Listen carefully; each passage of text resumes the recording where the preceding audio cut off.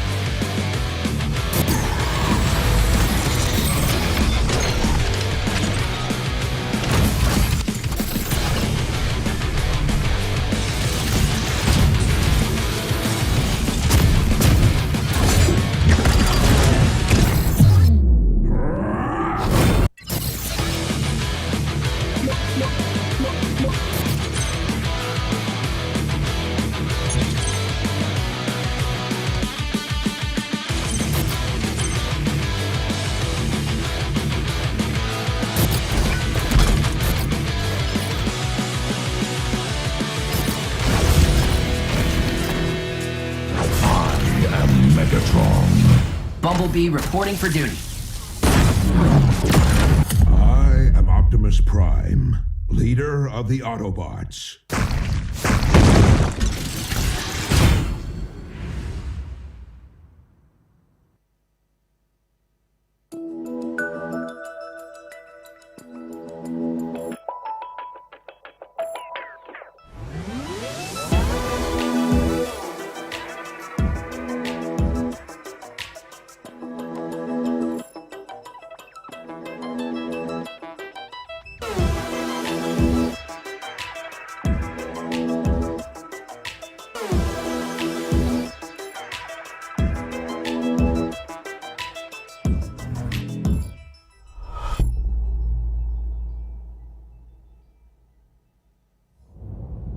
EPOS, the power of audio.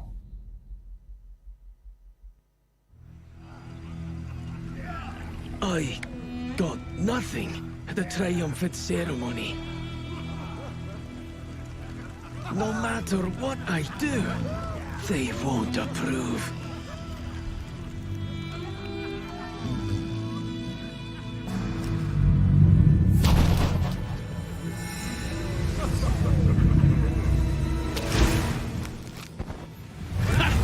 Just in time.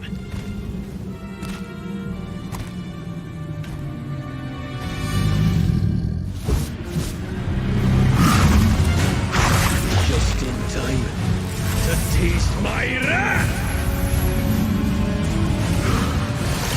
I was always on the front line. I deserve the honor.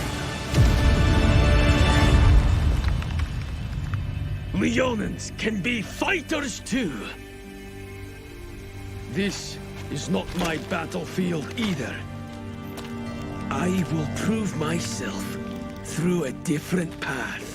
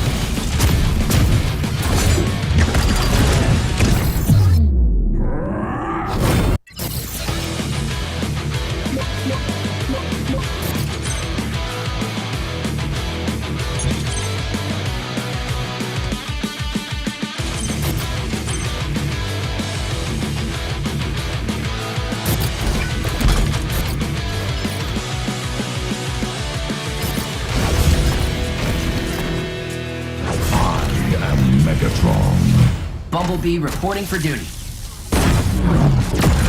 I am Optimus Prime, leader of the Autobots.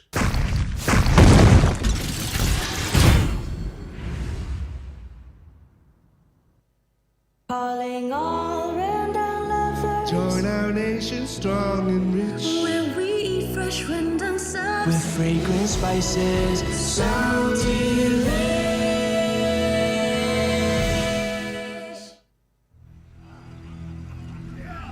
I got nothing at the Triumphant ceremony. No matter what I do, they won't approve.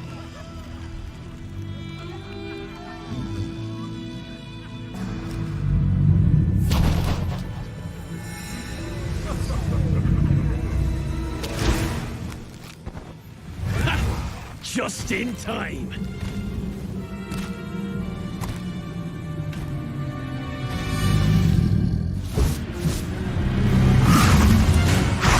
Just in time to taste my wrath. I was always on the front line. I deserve the honor. Leonins can be fighters too. This is not my battlefield either. I will prove myself through a different path.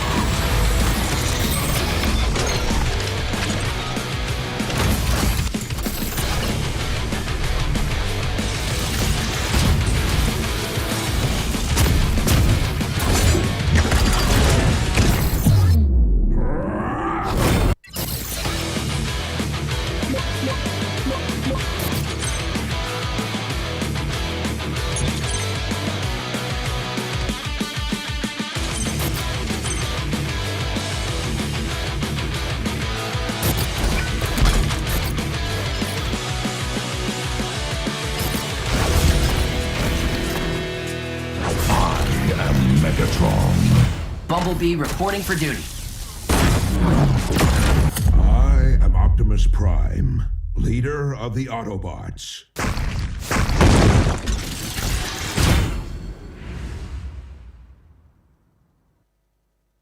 Imagine waking up to a world where you can do more at once, with data speeds that are 10 times as fast. This is the connectivity that 5G delivers. Tomorrow begins here. Experience ultra-fast 5G with Singtel. I got nothing at the Triumphant ceremony. No matter what I do, they won't approve.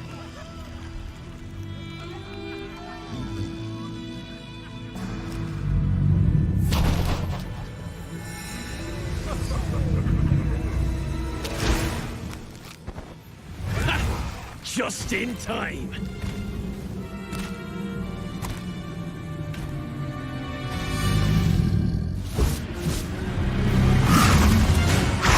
Just in time to taste my wrath. I was always on the front line. I deserve the honor! Leonins can be fighters too. This is not my battlefield either. I will prove myself through a different path.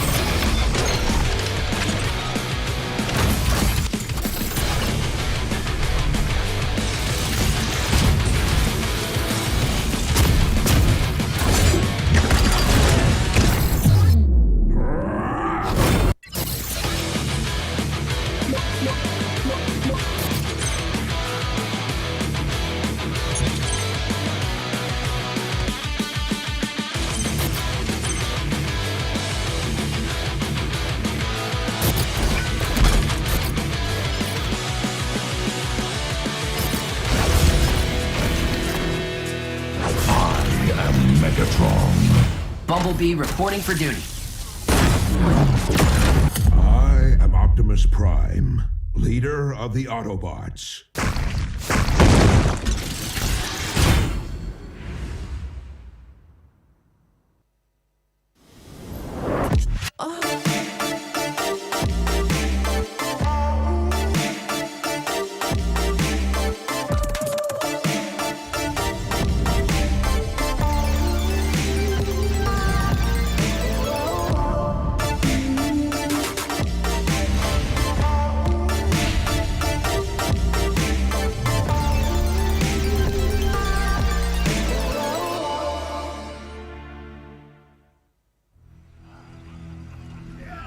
I got nothing at the Triumphant ceremony. No matter what I do, they won't approve.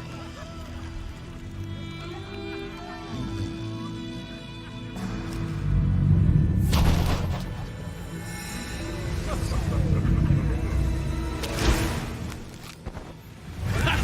Just in time.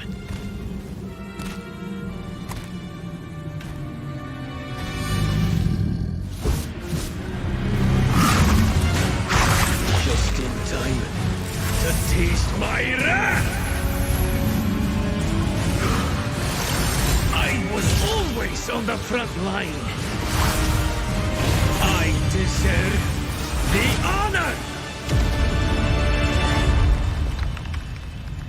Leonins can be fighters too.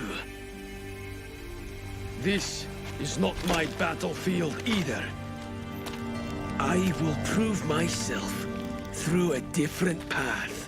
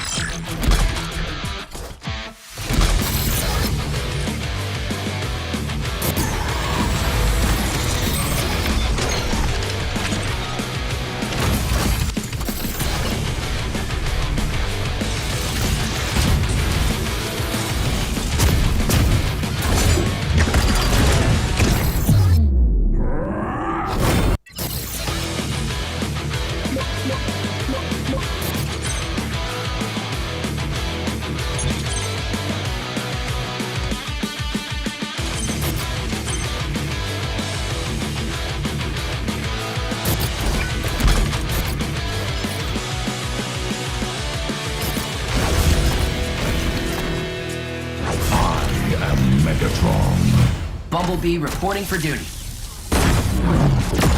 I am Optimus Prime, leader of the Autobots.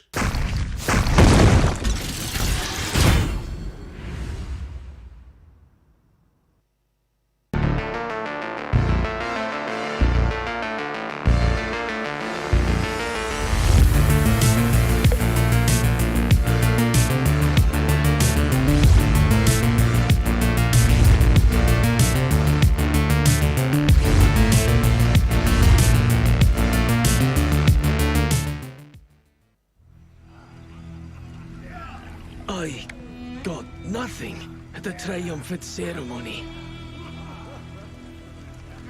No matter what I do, they won't approve.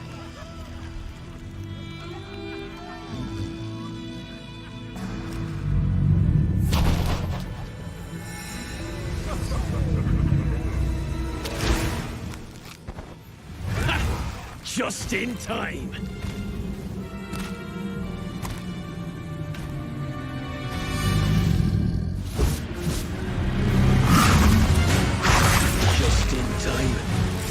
Taste my wrath! I was always on the front line. I deserve the honor! Leonans can be fighters too. This is not my battlefield either. I will prove myself through a different path.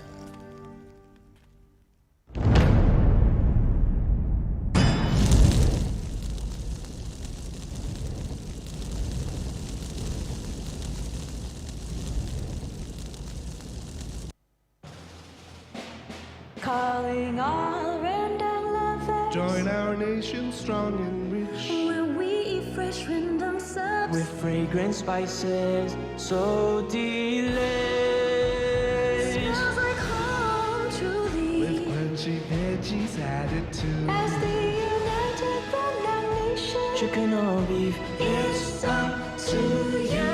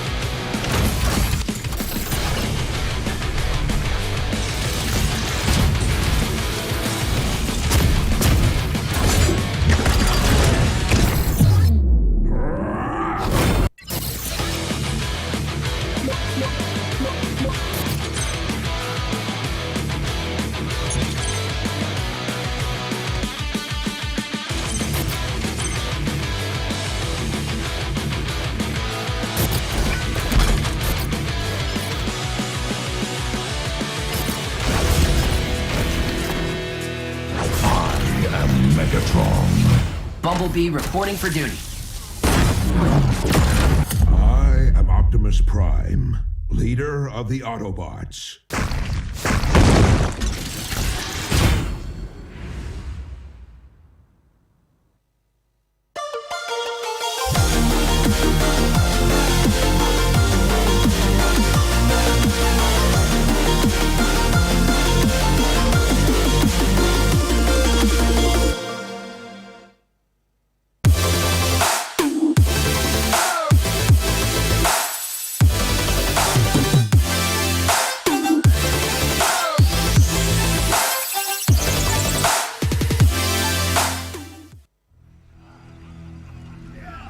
I got nothing at the Triumphant ceremony.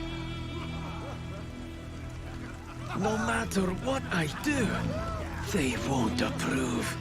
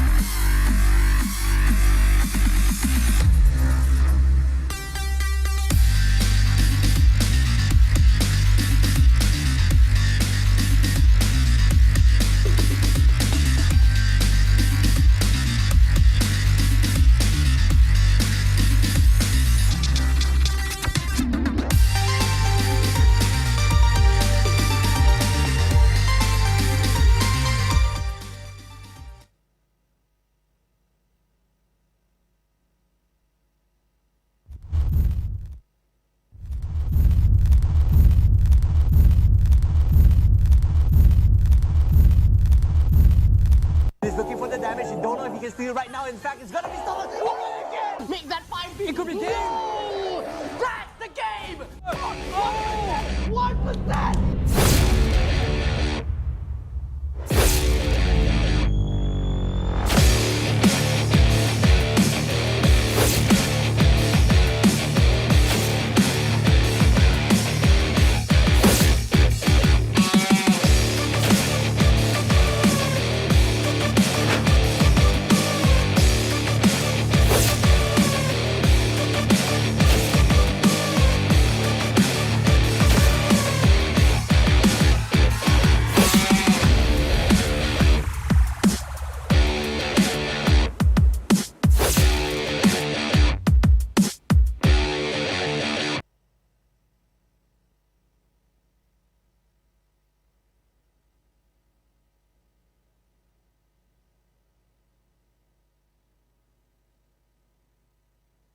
All right, ladies and gentlemen, after a long time, we are finally back in here again for the MPL Singapore Season 2.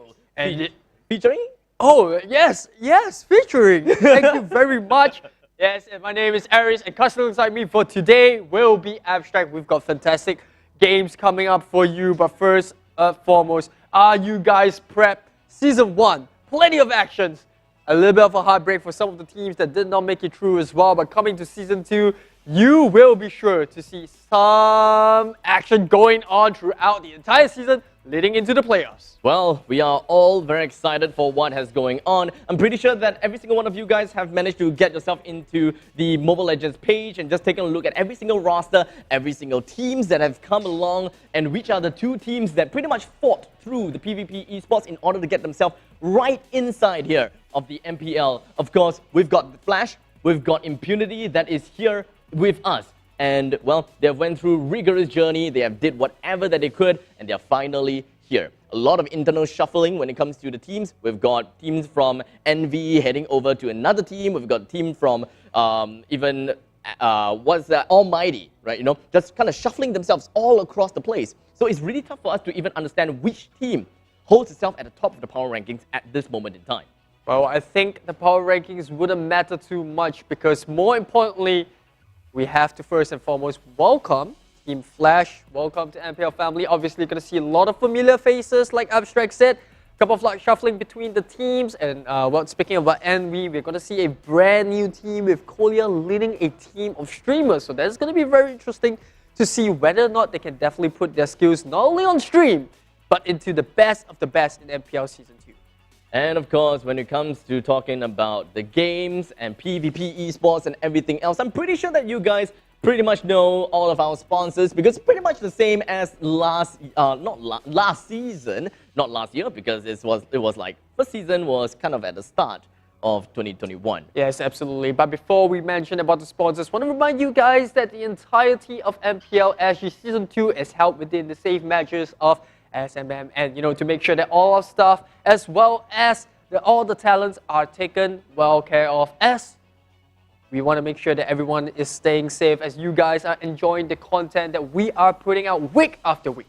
Well, now that the cases are unfortunately rising up, and well, it is not exactly a very nice sight within of Singapore, but don't worry because we are making sure that everything is well contained. We've got all of the safety measures coming in, and we ensure that, and we hope that everyone behind the screens, of course, are watching it in some great comfort within their own homes and, well, not getting themselves too far out and all the kind of stuff. So make sure you guys are safe, make sure you guys are home and well protected. Yes, and with that being said, I want to give you guys a little bit of a recap as to how our format is going to be. But before that pops up on screen, like Abstract mentioned, I want to give a big shout out to all our sponsors, starting off with Singtel 5G. You can unlock ultra responsive gaming with 2 times lower latency on Singtel SG, Singapore's most powerful 5G network. You can get all the edge that you need while gaming on the go with Singtel's 5G. Did I mention it's Singapore's most powerful 5G network? Yeah, so when it comes to playing on Singtel's network, you know that you will have games that are fast, 10 ms pings. Why start at 10? 10? 5 ms pings. And because of all these pings, I'm pretty sure that you guys will be able to play Lancelot to your best. Like, you don't even have to care anything about playing too laggy or sort of stuff. So I'm pretty sure that every single Singaporean Lancelot players are pretty much happy because of the new Lancelot M2 skin, which is Brand Esports. Woohoo! Officially online now. First month, 30% off to players who are just joined in with the pre-order event. So, I mean, for those people that join the pre-order event, gets like 45% off. Yeah, well, unfortunately, if you're too late, don't worry, the bundle is still available. I know that there is the avatar border, there's the recall, the respawn, as well as the hero itself. So you can always check that out via in-game. And for those who don't play Lancelot, don't worry, there is also the special Bruno skin that was just dropped a couple of months ago. I think it's like a couple of months old, but it is still looking fresh. You can always achieve the final victory together with that skin. So head on down to the MLBB store and take a look at those sweet, sweet skins. Well, chef's kiss. That is what we are looking for. Mwah. But, well, I'm pretty sure that you guys have a scene of the nice set. Yeah, it looks super cool, right? Like this futuristic landscaping. Yeah, it's like it's such a breath of fresh air. Yeah. Yes, great. I was going something different, but it works. It works, you know. And well, talking about being in a fresh environment, you can always come and join the fray of our realistic 3D world at the PvP MPL Arena, where you can explore new possibilities and perhaps even find yourself a treasure or two in our treasure hunt contest. The treasures refreshes every single Friday, so get on there and quickly get hunting because you never know what you may find in the pool of treasures. Well, all those treasures are pretty much what you guys have been looking out for since last season. Don't worry, this season we've got some nice little treasures just hidden inside of the AR/VR view inside of PvP Esports platform. So make sure you head on down and take a look at the platform itself at pvpesports.gg and, you know, have the fun all to yourselves and maybe, you know, kind of share around with your friends as well because their treasures are ultimately your treasures in your heart.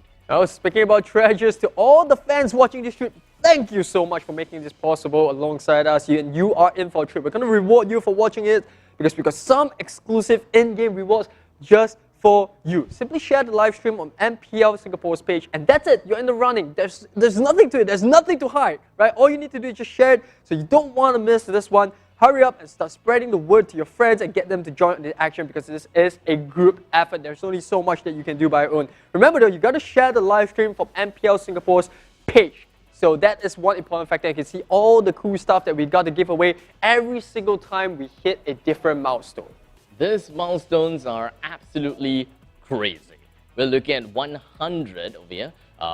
Once we reach the milestone of 100 shares, we'll have quite a bit of things going on about. But why stop at 100? Because we've got 250, 500, and 1,000 to give away. Or rather, once we hit that milestone of 1,000 shares, it is. At the top of the list, it does seem like we have quite a lot of Saber skins that can be thrown over to you guys. That is a lot. So yeah, the entire Saber series, I think we've got the Venom Angela there as well, alongside with those who are newcomers. You definitely want to get your hands on those fragments. But remember, this is only exclusively possible by sharing the page, or rather sharing the stream that's on MPL Singapore's page. So quickly smash that share button so we can get those milestones in ASAP. Well. Speaking of ASAP, one thing that we wanted to happen fast is definitely first blood within the game. We all know and we all want to see massacre, blood, cold blood all over the floor. Metaphorically speaking. Metaphorically speaking, theoretically speaking, and hypothetically speaking. And once we get first blood, that is where not only the players themselves get the first blood, you guys get the first blood as well for each first hero takedown of the series. You too can be a winner after all. After the first draft phase of each series is done, just comment down below on the comment section on who you think will get the first blood. Who you think will get the first blood, remember.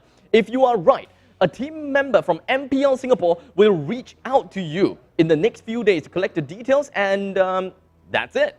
You can expect the prize in your account. So comment away. Don't be shy. Let us know who you think you will win and make sure that you pick the right one. Yep, definitely. it's tough to say, right? Because you look at the draft and you always think, it's going to be the Hyper against the first skill, but you never know. An early rotation, an early gank, maybe the mage, maybe the tank, who knows? But, well, you never know unless you try. And, well, with all this live stream giveaways happening, what are you doing? Quickly smash the share button. Share who you think is going to get the first blood, and you never know, you might find yourself a lucky winner for today's stream. I'm pretty sure that we are more than ready to take a look at what these teams have got to say for one another as we go for a hook uppercut between Kingsmen versus EVOS. Let's roll the clip.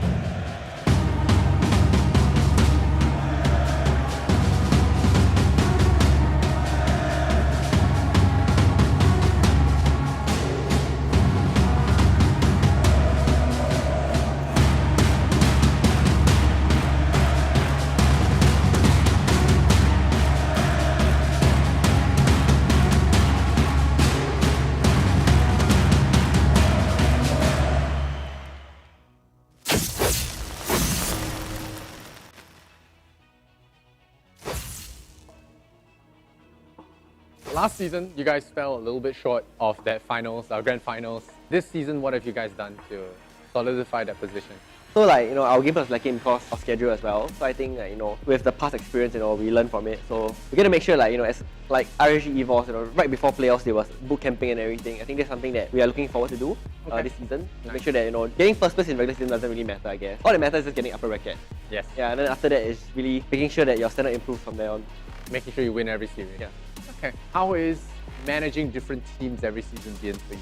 It's back the same as the season 1 with new players coming in, teaching them, guiding them, basically teaching them all the fundamentals from the start lah. But it's good now because we have a coach coming in, so the coach will be guiding them more. So I'll just need to input some guidance on them, then the rest will leave it to the coach to do. Very nice. It's always going to be EVOS versus oh dear Bambi. That rivalry will always hang in the air. And seeing as your possible last season, how do you think they're going to be as opponents this time around? I think EVOS, in terms of changing our lineup, they had quite big change as well. But as compared to Almighty, it wasn't that big because I mentioned Almighty was a 2 key player thing, right? But in EVOS there was no key players. 5 of them, they're all 5 strong, And 2 of the key players left are 3, Girl, Soul, and Pokemon. These 3 are quite key players that we left. But I think with the experience that Potato and JPL have, I think they can be quite strong. I mean, they can guide the new players and lead them. Oh, Adamant as well. Yep. He went over from Almighty. So I think they are quite strong. Probably top 2, top 3. I think top 2 will be us and EVOS. Individual-wise, all of them have good mechanics, some good macro plays as well. So individually, such as Bumblebee, Jay, Forza, Azura as well. So each of them are mechanically good lah. I would say they are the team that threatens us the most. I'm glad to see you guys. Last season Kingsmen and EVOS, there's a little bit of that friction. This season, Bambi's cleared the air and said you guys are chill now. Yes. That's nice. You'll go out for dinner and shake it out. Just no hard feelings, bro. Let the past be the past. True. Let the past be the past. Right.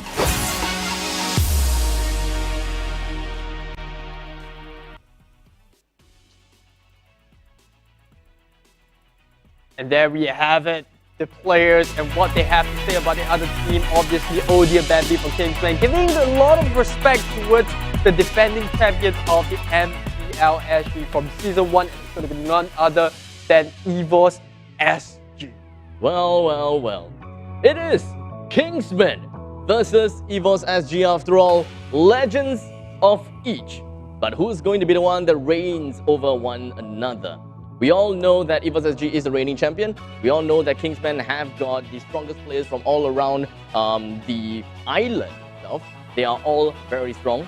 And it's very tough for us to even understand which team will come up against one another. This is still, after all, the regular seasons. There's still a lot of experimentation that can be done. Yeah, and talking about the regular season, here is the format of how we're going to get it down and how they're going to lead into the playoffs. We're going to have 8 teams placed into one group. That means all 8 teams in MPL SG Season 2 will be playing a round robin of one best-of-3 match with the other 7 teams in the group. And there we have it, the points and how the teams will get it. If you get a perfect 2-0 in the series, you get 3 points. If you lose one match but you still take the series, you get 2.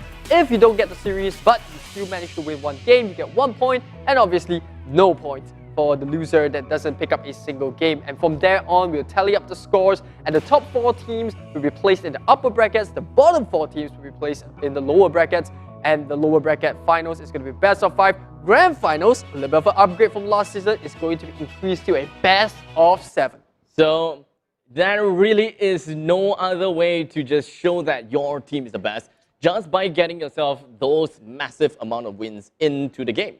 Yep, and obviously you don't want to be in that lower brackets because it's going to be tough, it's going to be muddy, you don't have a second chance unless you are able to pull a miraculous performance like how RSG did in the last season. That being said, like I mentioned, none of these teams want to take the risk. I don't think they'll be looking to put themselves in that bottom half of the bracket because you never know, you might have 1 or 2 bad performances during the matchup, and there you go, you're home. I'm really interested to find out what and who are going to be playing for this game, right? It is Kingsmen versus EVOS SG. A lot of internal reshuffling. I wouldn't say internal, it's more of like external reshuffling. So internal within the professional scene. That is right. So we've got some teams and of course some players that you recognize, but you don't kind of match their faces with their jerseys. And this is where we can find out a little bit more about these players. Who are going to be where? Of course, the first things that we're going to be looking at first is probably going to be Kingsmen themselves. And Bumblebee has been the face of Kingsmen for the longest time ever. Yeah, and for those who are not too familiar with the teams, here is the player lineup for both sides, with Kingsmen being represented by Bumblebee himself, like Abstract said, the captain, OG, and then followed by Azura X, Jay, Forza, and Chu, whereas EVOS SG is going to be fielding Potato, JPL, Gear, Adamir, and Sailor. So, looking at Kingsmen's lineup, right? We do have Azura X, we do have Bambi that stayed within of Kingsmen. We do have Jay as well as Chu that came from Almighty, and Forza that came from RSG, at least when we're talking about Season 1. But when we are looking at MPL Season 2, they all have joined hands with one another, and we are definitely going to be looking at quite a show here. And as for EVOS SG, we do have a little bit of a change as well. Adamir that came in from Season 1's Almighty is now here on to EVOS. So a little bit of a change when it comes to jerseys.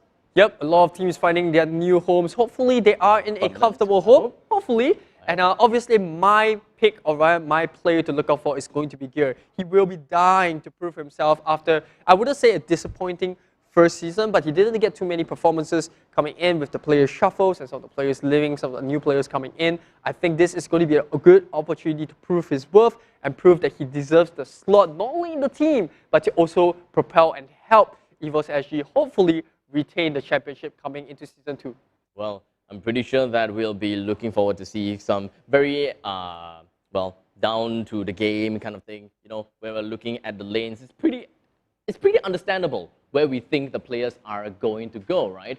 So understandably, it does seem like for the side of Kingsmen, we should be looking at Forza that heads over to the gold lane. We should be looking at Jay over to the EXP lane, of course, against Sailor on the EXP lane, and Potato heading over to the gold from the side of EVOS. Middle lane with Bambi together with Chu. They'll be fighting against JPL as well as Adamir. While in the jungle, well, Azura X will be making himself at home over there together with Gear on the opposite end.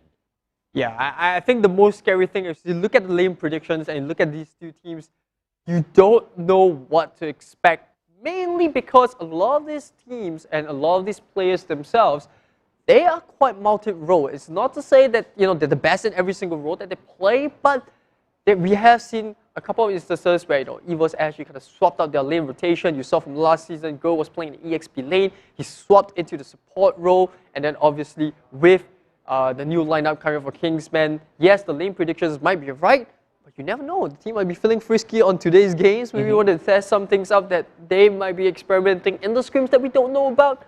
So we have to keep our eyes peeled out for that. Yeah, when it comes to lane predictions, right, one thing that we can pretty much say is that if it goes towards the lane prediction, that means that everything may be kind of like going according to the meta, right? Everything is going to be as per normal, but with the new changes here and there, we've got Natan coming in, we may be expecting, mid-mage Natan, we should still be looking at marksman Natan. It's very unfortunate that we may not be able to see the Natan after all, but, I would love to see Singaporean players try to change things up a bit. Because we know that most of these hyper carries, when it comes to like Azura X or perhaps even Gear, mostly they are on marksmen. Singaporean are always known for their marksmen. Yeah, I think it's more of the players that they play with as well. It depends on their comfort pick. But we are starting to see the jungler assassin meta come back into play, as with the MPL from the other regions. You have your Lancelot as well as your Hayabusa coming back into the meta. You mentioned about Link. So these are some of the heroes that I think I would love to see. If they don't pop up, that's fine. They might even be banned out, because I'm sure that some of these players, in fact all of these teams, maybe the coaches specifically, might be watching the games coming out from the other regions and they don't want to take the risk. Like I said, it also depends on what they've been experimenting in the scrims and what they feel works best. So let's hope that the teams will put on a show, as we would like to put on a show for you guys as well. So we are going into the draft pretty soon. What are your predictions, even before the draft? Well, I'm pretty sure that all of the casters' prediction will be opened up soon. You guys will be able to see all of the other casters that is not with us on this table and see what their prediction is. But for mine, I'm putting in a 2-1. I think, I can't remember, I 2-1 for whom? Well, I think I 2-1 for EVOS. Well, you got to keep the viewers guessing, I guess. I guess so, to the point that I'm even keeping myself guessing. Yeah, that's a good way to put it as well. But I do believe that the draft between Kingsman and EVOS SG is about to begin really soon. And ladies and gentlemen, are you ready? Because they are going to be kicking off your first game of the MPL Singapore Season 2. And we are live here, right onto the drafting screen. We're going to be looking at a couple of changes here. I'll not say changes, but I guess that we have got a Selena ban as well as a Popol and Cooper ban. So nothing too out of the ordinary when we're looking at the bans, with a Hayabusa being thrown right in, as you talked about him previously just now. So Kingsman and EVOS, they definitely know what's going on. Most of the time, we may be looking at some direct bans. I wouldn't be surprised if an Xbox ban comes out as well, just because Kingsman is on his first pick. So if EVOS SG, I think, Xbox, yes, he has kind of been rebalanced. He gets less energy charge for his Farragut armor on his passive, but he is still a pretty sustainable fighter. That being said, he takes quite a bit to come online. He's very resource heavy, very resource dependent. So not the best early game, but once you get him to the late stage, when he builds up his Bloodlust X into the War X, that's where the bulk of the damage and the sustain comes in. So EVOS SG, what are they going to be taking out next? They started things off with a Popo and Koopa ban, something that's very meta. If you look at both sides, you ban away both the Selena and the Popo and Koopa, which are heroes that provide vision. There are not a lot of heroes that can do that in Mobile Legends Bang Bang, and taking these two out kind of takes away a threat of being exposed constantly by these two heroes. With Xborg as well as Barats being thrown into the banning pool, we won't be looking at these heroes anymore. And I wouldn't, to be honest, it's nothing surprising so far, right? We are not looking at very direct bans when it comes to banning out specific heroes that the opponents love. These are all very meta picks, as you can pretty much talk about the Popol and Koopa as well as the Selena. One thing that we should be looking out for, it does seem like Matilda is being thrown into the banning pool as well, right? So Matilda being thrown right in, we should be looking at less of the early game fights. No Selena, no Matilda. Early game fights are pretty much thrown right off the roof. It is kind of tough, but the amount of mages that is currently available for both teams has been shifted down to an all-time low. The two mages that I'll be looking at, and they would probably want to fight for, is probably going to be Kagura, is probably going to be Fasa as well. Yeah, I think the bigger threat here would be the Esmeralda and Phoveus. Because of all these supports getting banned out, you've got the open league.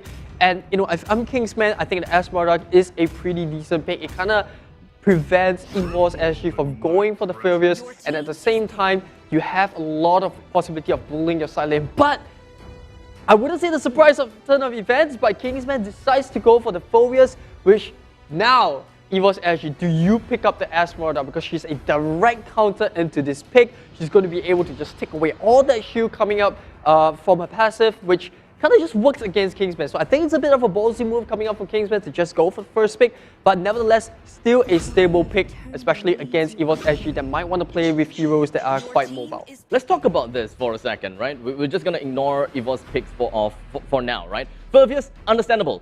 He's strong. He's got great initiating ability. He will be able to shut down whichever team, the opponent side, whenever it comes to mobility, right? So it will stop the opponents from using any mobility skills when they are initiating or engaging, because you don't want that free ultimate from the side of Phoveus.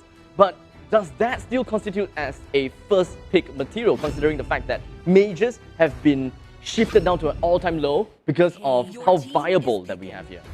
But it's hard to say. We'll see what the game plan is as the draft kicks on. But EVOS actually picking up the Lunox as well as the Jawhead. Two very strong heroes in the opening stage of the game. Obviously, Lunox hitting that level 4 does have an ultimate, so that's where the spike will kick in. We have seen JPL play the Jawhead time and time again. Jawhead being one of the most consistent bans in the previous season, so I'm quite surprised that Kingsman decide to not let EVOS SG take it for themselves, but hey, we'll see how it goes. Kingsman though, they pick up the Farsa and the Cho. I think it's going to be very interesting about how Kingsman want to play around this Farsa, because the rotations of Farsa just helps escalate the team's growth in the first few minutes. It's going to help the team get a lot of resource, a lot of gang potential. You add a Cho into it, which could possibly go into the EXP lane, possibly even to the tank. So I think it's a very good flex pick that Kingsman pick up the Cho, because they don't review too much of the draft in the meantime.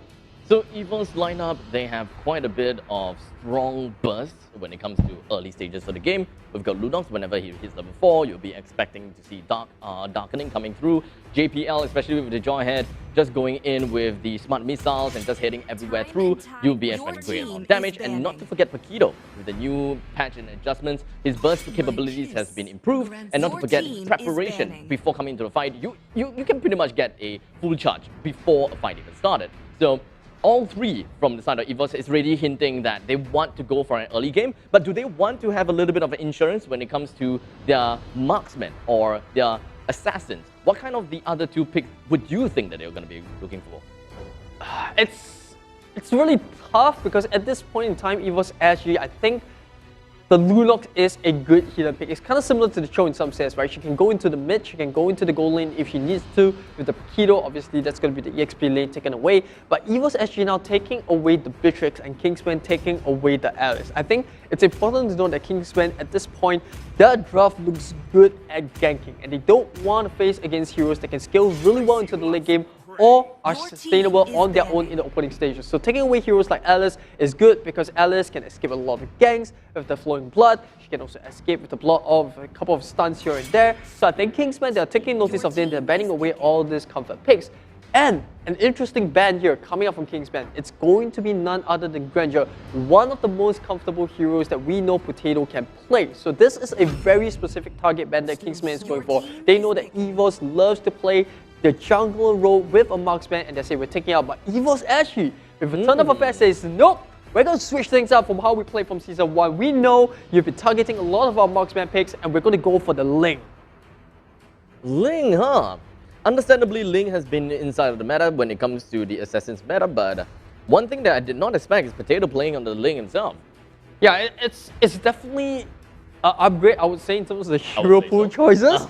And obviously picking up the Ling is also going to be a benefit for EVOS SG, because now this deters Kingsman from picking up any of the marksmen that they want to pick.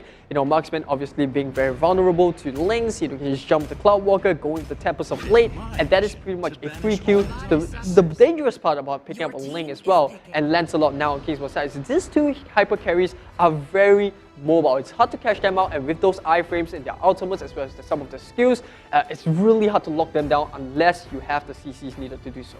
So the scaling from the side of Kingsman is relatively scary when we are looking at Lancelot as well as Benedetta.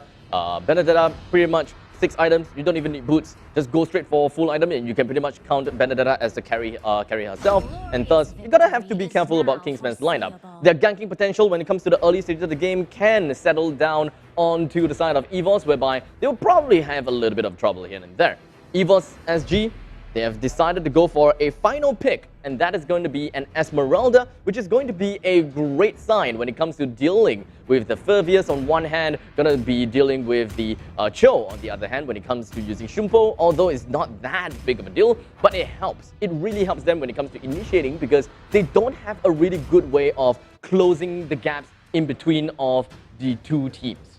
And yes, and that is going to be the first draft of the MPL Season 2. Very interesting picks throughout. I think obviously the most surprising one is going to be the Link, which we never ever saw Potato play anything other than Marksman in the first season.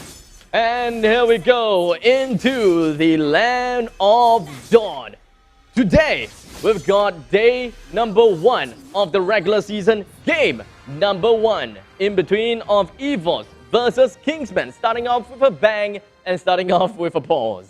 Yeah, I think they're just going to make sure that both teams are connected properly. But going back to the draft, I think EVOS SG, they look slightly better just because of the matchup between the Esmeralda and the Furvius. She's going to be a lame bully against the Furvius. She's going to be a nuisance to deal with. We have seen a lot of players use Esmeralda as kind of like a pseudo thing in some sense. And with Fevers feeding all the shields, if he's not too careful about how he wants to go in, especially with the Demonic Force, I think it's something that Kingsman need to be wary about, especially when they are committing to those 5-on-5 fights. I think that Kingsman, the one way that can help them snowball themselves completely out of control, it really determines down to the early game. If they're able to bring down an aggressive front onto EVOS, it's really tough for EVOS to even come back into the game anymore. So this is the game whereby if you win the early start, you win big at the end. But if you lose at the start, then you're going to have kind of a tough time to kind of climb yourself back up. Because their scaling, yes, is scary. But when it comes to getting yourself the farm and the goal and everything else, Benedetta relies quite a bit on farm, right? Odia Bambi relies quite a bit on farm. The only ones that we shouldn't be looking too much of is Azura X amount of damage when it comes to her ultimate, and Chu with the tanky potential. Yeah, but it is going to be Benedetta cutting the mid wave. Farsa on the side. Very, very interesting lane competition coming up from Kingsman, but we are going to be kicking off an early engagement in the jungle of EVOS SG. It's very understandable that they would want to go for aggressive, and it doesn't seem like it's too much of a vertical jungling, which we kind of seen from the other regions that often. But Jay started it off with a bang, getting himself with the first blood right on top of JPL. So a little bit of a shout out to those people that have called out for Jay to get himself the first blood. If you call him out, and if you are the one who said that he is going to get the first blood, then you are in for quite a treat. More aggression coming in from the side of Kingsman. They would still want to put in a strong front onto the side of EVOS. They try to discourage them to take the blue buff, ensuring that that Potato that's playing on Link don't get the purple buff, and that is one of the most important things. They managed to do that, and thus extending the time that Link takes to come online. Yeah, a little bit of a small misplay coming up from EVOS SG, giving away the first, but I think JPL felt a little bit too overconfident. They were trying to bait so that they could use the ejector to bring the Benedetta into the tier 2, but unfortunately they did not expect, Jay to call their bluff, goes in, and well, we all saw what that happened, giving away the first blood. Not the best stuff for EVOS SG, and Kingsman on the other side going to be very happy about that. Of course, are going to be babysitting on this tank Cho. I don't think it's going to have too much problem just because Paquito is able to generate the shield with the knockout punch. Yeah, so instead of typically seeing a Farsa in the middle lane and Benedetta over the top lane constantly just cutting lanes, we are seeing more of Benedetta onto the middle, and thus that's going to help Benedetta get himself into a team fight a lot easier, and thus aggression is all over the place. And not to forget, Wings by Wings from Farsa can help her get to middle lane as fast as possible as well. And with that all said and done, the turtle is going to go straight down over to the side of Kingsman, and they're pretty happy with what they have got. But unfortunately, we do have Farsa that found himself in the midst of a pickle as EVOS took themselves another kill, or rather the first kill, onto the side of the Cho. EVOS SG now trying to find as much farm as they can on the map, while JPL is trying to be the nuisance that he can. The ejector is going to land Jay right on the Odia Bambi, but better airstrike comes up. 2 shots is not enough, but it nearly brings JPL for his second time from EVOS. Well, here, he knew that he's not going to be that safe if he just continues himself at the top lane, especially how pushed up the lane already is. So whenever possible, they will want to get some nice little coverage throughout the river and ensuring that they have got some mobility as well as visibility throughout the map. They need to make sure that they don't get ganked down by Kingsman. As I've said, the aggression is going to be key from Kingsman. You can see that they have been moving quite a lot. We've got Jay that just constantly just going in and then just getting himself out completely unscathed. And that is the power of Benedetta. He needs to know when is a good time to go in, when is a good time to come out, and just completely ensure that the Ling don't get a peaceful farm. Now, I have a little bit of a small issue with Ling, right? I think he's absolutely great, don't get me wrong. But the thing about Ling is that he's very resource heavy. He's this late game assassin that if he does get a good early game, yes, he can carry. But you can see that, Kingsman, they're just putting a lot of pressure onto Potato's jungle every single time that blue buff is up, because that's just how Ling is. He needs that blue buff, he needs to get an energy regen, and that is sort of a weakness that KGM can look to exploit. But it doesn't seem like things are going to be working well for the start of EVOS, as you have JPL going to be the first one to go straight down from that team fight, as Jay takes himself one. Gear gets another one on for the side of Forza. Most of the members from the side of EVOS have decided to turn tails and run, ensuring that they don't lose any more valuable heroes over to the side of Kingsman for a hurdle after all. So they understand what they should be doing. They decided to just ignore the objective all in all, because they also kind of know that they aren't as good in the early stages to just kind of fight it out. As Sailor is still somewhere around the map. Okay, so he's in mid, right? He doesn't seem to be available to go for the darkening, but EVOS, they're not exactly prioritizing the one hero that they want to bring down. Oh, it's kind of pretty tough when you look over the side of Kingsman, who are going to play a little bit of a siege. They try to dive near the tier 1. Astorius Eye will not land, but the Demonic Force will be able to connect. Here nearly goes down, and now Sayla's going to try to juggle some damage, some key items coming up for the members of EVOS SG. But look at JPL, he wants this gang. The members of EVOS SG follow up as well. The Injector onto the back line. Will Potato be able to get this kill? Yes, he will. Q will fall in the top lane. That's not going to be a good sign for the side of Kingsman after all. They tried to go aggressively over to the top lane, almost getting a kill down onto Paquito, but it doesn't seem like they are going to let him run away that easily after all. I mean, he did try to go for Demonic Force. There was just a sliver of health onto Gear. He just kind of casually walked away, as I believe that it was Sailor that was kind of pretty close. But all in all, it was a good run. It was a good effort from the side of Chu, but yikes. That's a big yikes. Yeah, he kind of overstayed his welcome, and now Kingsman lose another member in the form of Odia Bambi in the middle of the lane. And you can see Kingsman now starting to lose that momentum that they had in the early after that first blood. And EVOS actually, they lost both turtles, but you can see them now starting to regain quite a bit of farm. They're using the mobility to strike. Now Jay caught in a very bad position. Will he be able to get off this alive? I don't think that EVOS will be able to get a kill here. Chu, he's still staying himself up to the top lane, trying to defend his turret as much as possible, because that is going to be the key detail for the side of Kingsman, right? They managed to bring down the turret, the first tier turret in the top lane. That is going to enable quite a bit of mobility and just kind of gank potential from the side of Fervius. And as long as he's unlocked there, he should be pretty much good. They kind of trade themselves with one turret for 2 kills. In my opinion, it's not that bad. They're still kind of relatively balanced. But one thing that's not balanced is the very fact that EVOS, they are still holding themselves out pretty darn well, right? It kind of seems as though the winner is the EVOS when it comes to lane domination as well as the map control. But it does seem like things are going to be chasing out real soon. As Chu goes straight down, we're going to be looking at the side of Potato currently being kicked right into the air, but swiftly get himself right out of there as Adamir follows right through. He does have the Stardust Dance. It's just going to be bringing him right in, getting killed down onto Odia Bambi as well. 3 member down from the side of Kingsman, while Kingsman, they didn't even get a single member down. And that is what I mean by the domination that EVOS have got onto their feet, as well as the map control that they've got.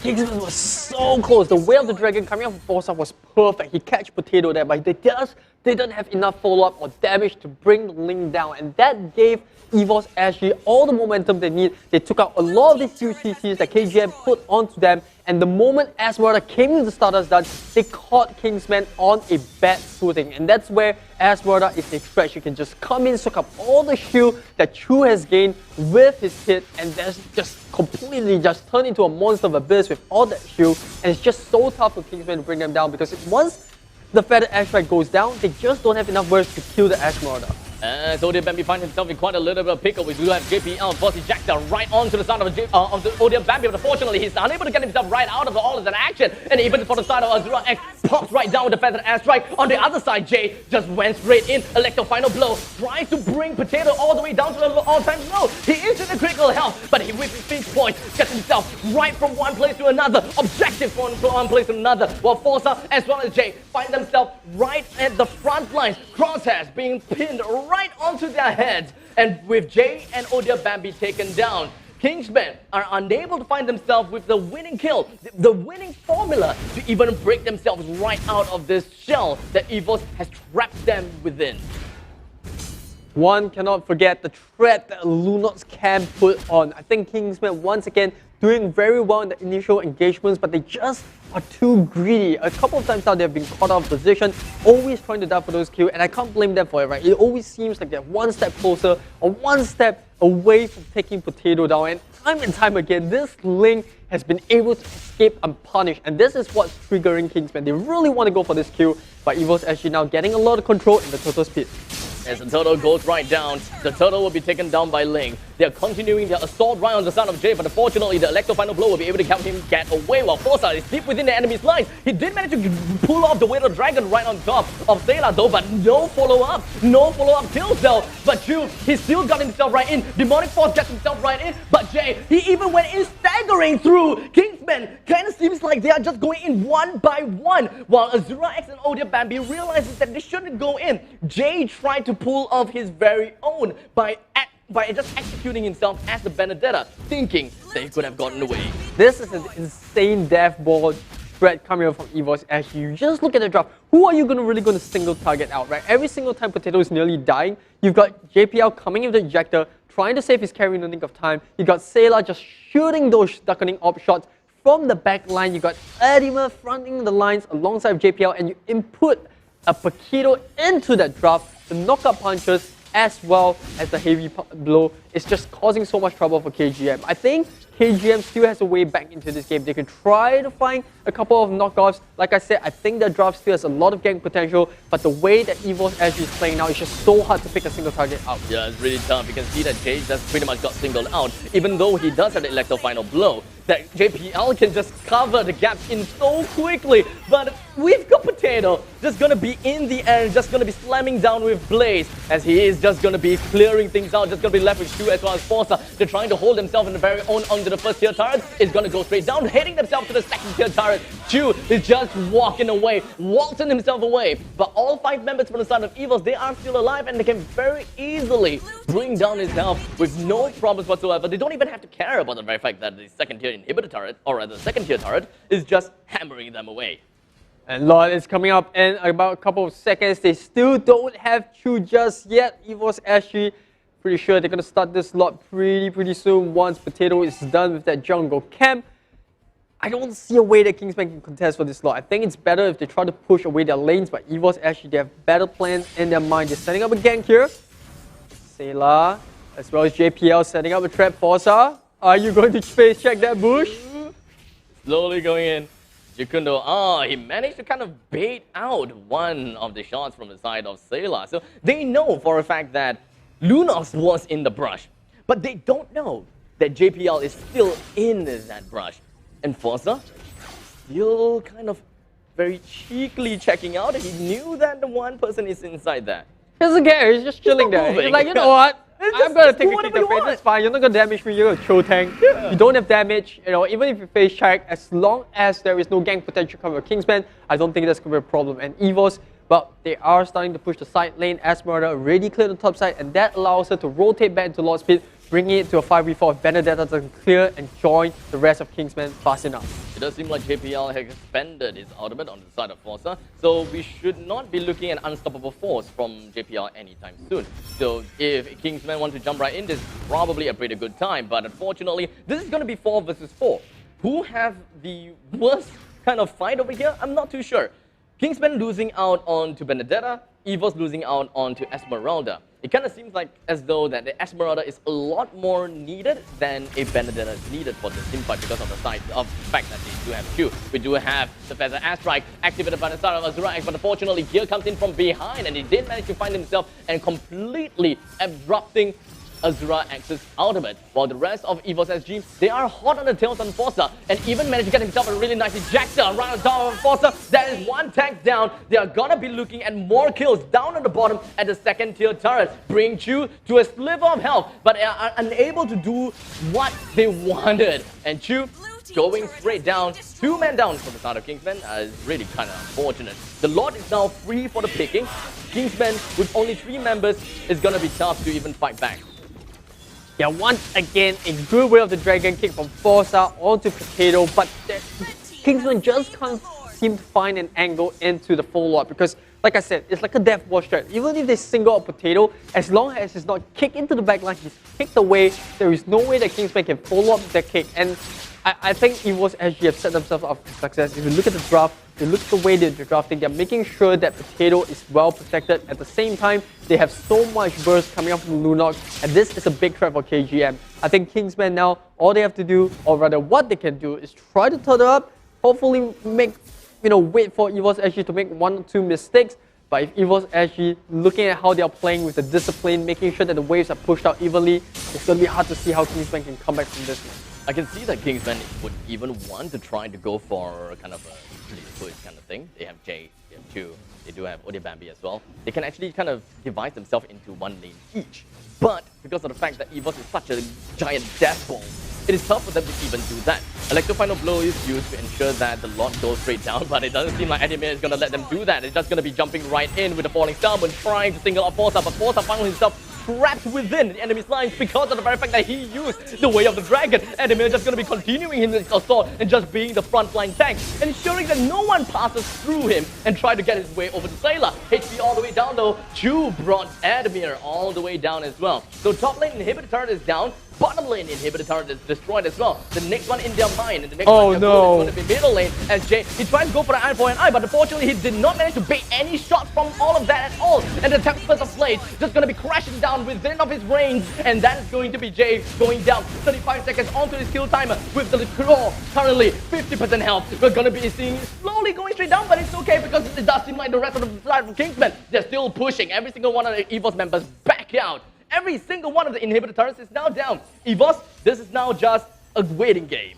Well, that was the best result that EVOS SG could have asked out for the fight. Yes, they did lose Adimir for pushing in too deep, but they managed to get all 3 tier 3 turrets like you mentioned. And from here on, it's more about just starving out Kingsman farm, making sure that they can't step out, soaking away the jungle farm as well. And every single time that Kingsman wants to step outside the base, they're going to have to be risk getting paused by JPL's ejector. If not, Adimir goes in the Falling Summon, catches 1 or 2 members out. You can see, even with Jay trying to use the I-Fire to dodge, Potato comes in, the Tempest of Blade. It's just so tough to catch a single member of EVOS SG. But moving forward, I think EVOS SG will be looking to just methodically starve Kingsman. I think Kingsman now, they know they need to take a fight outside the base. They can't afford to just give all this space to EVOS SG because that means it's going to be a free lot, and eventually EVOS SG will just hammer down their base, just chip down that turret bit by bit. It does seem like the starvation is really what is holding Kingsman back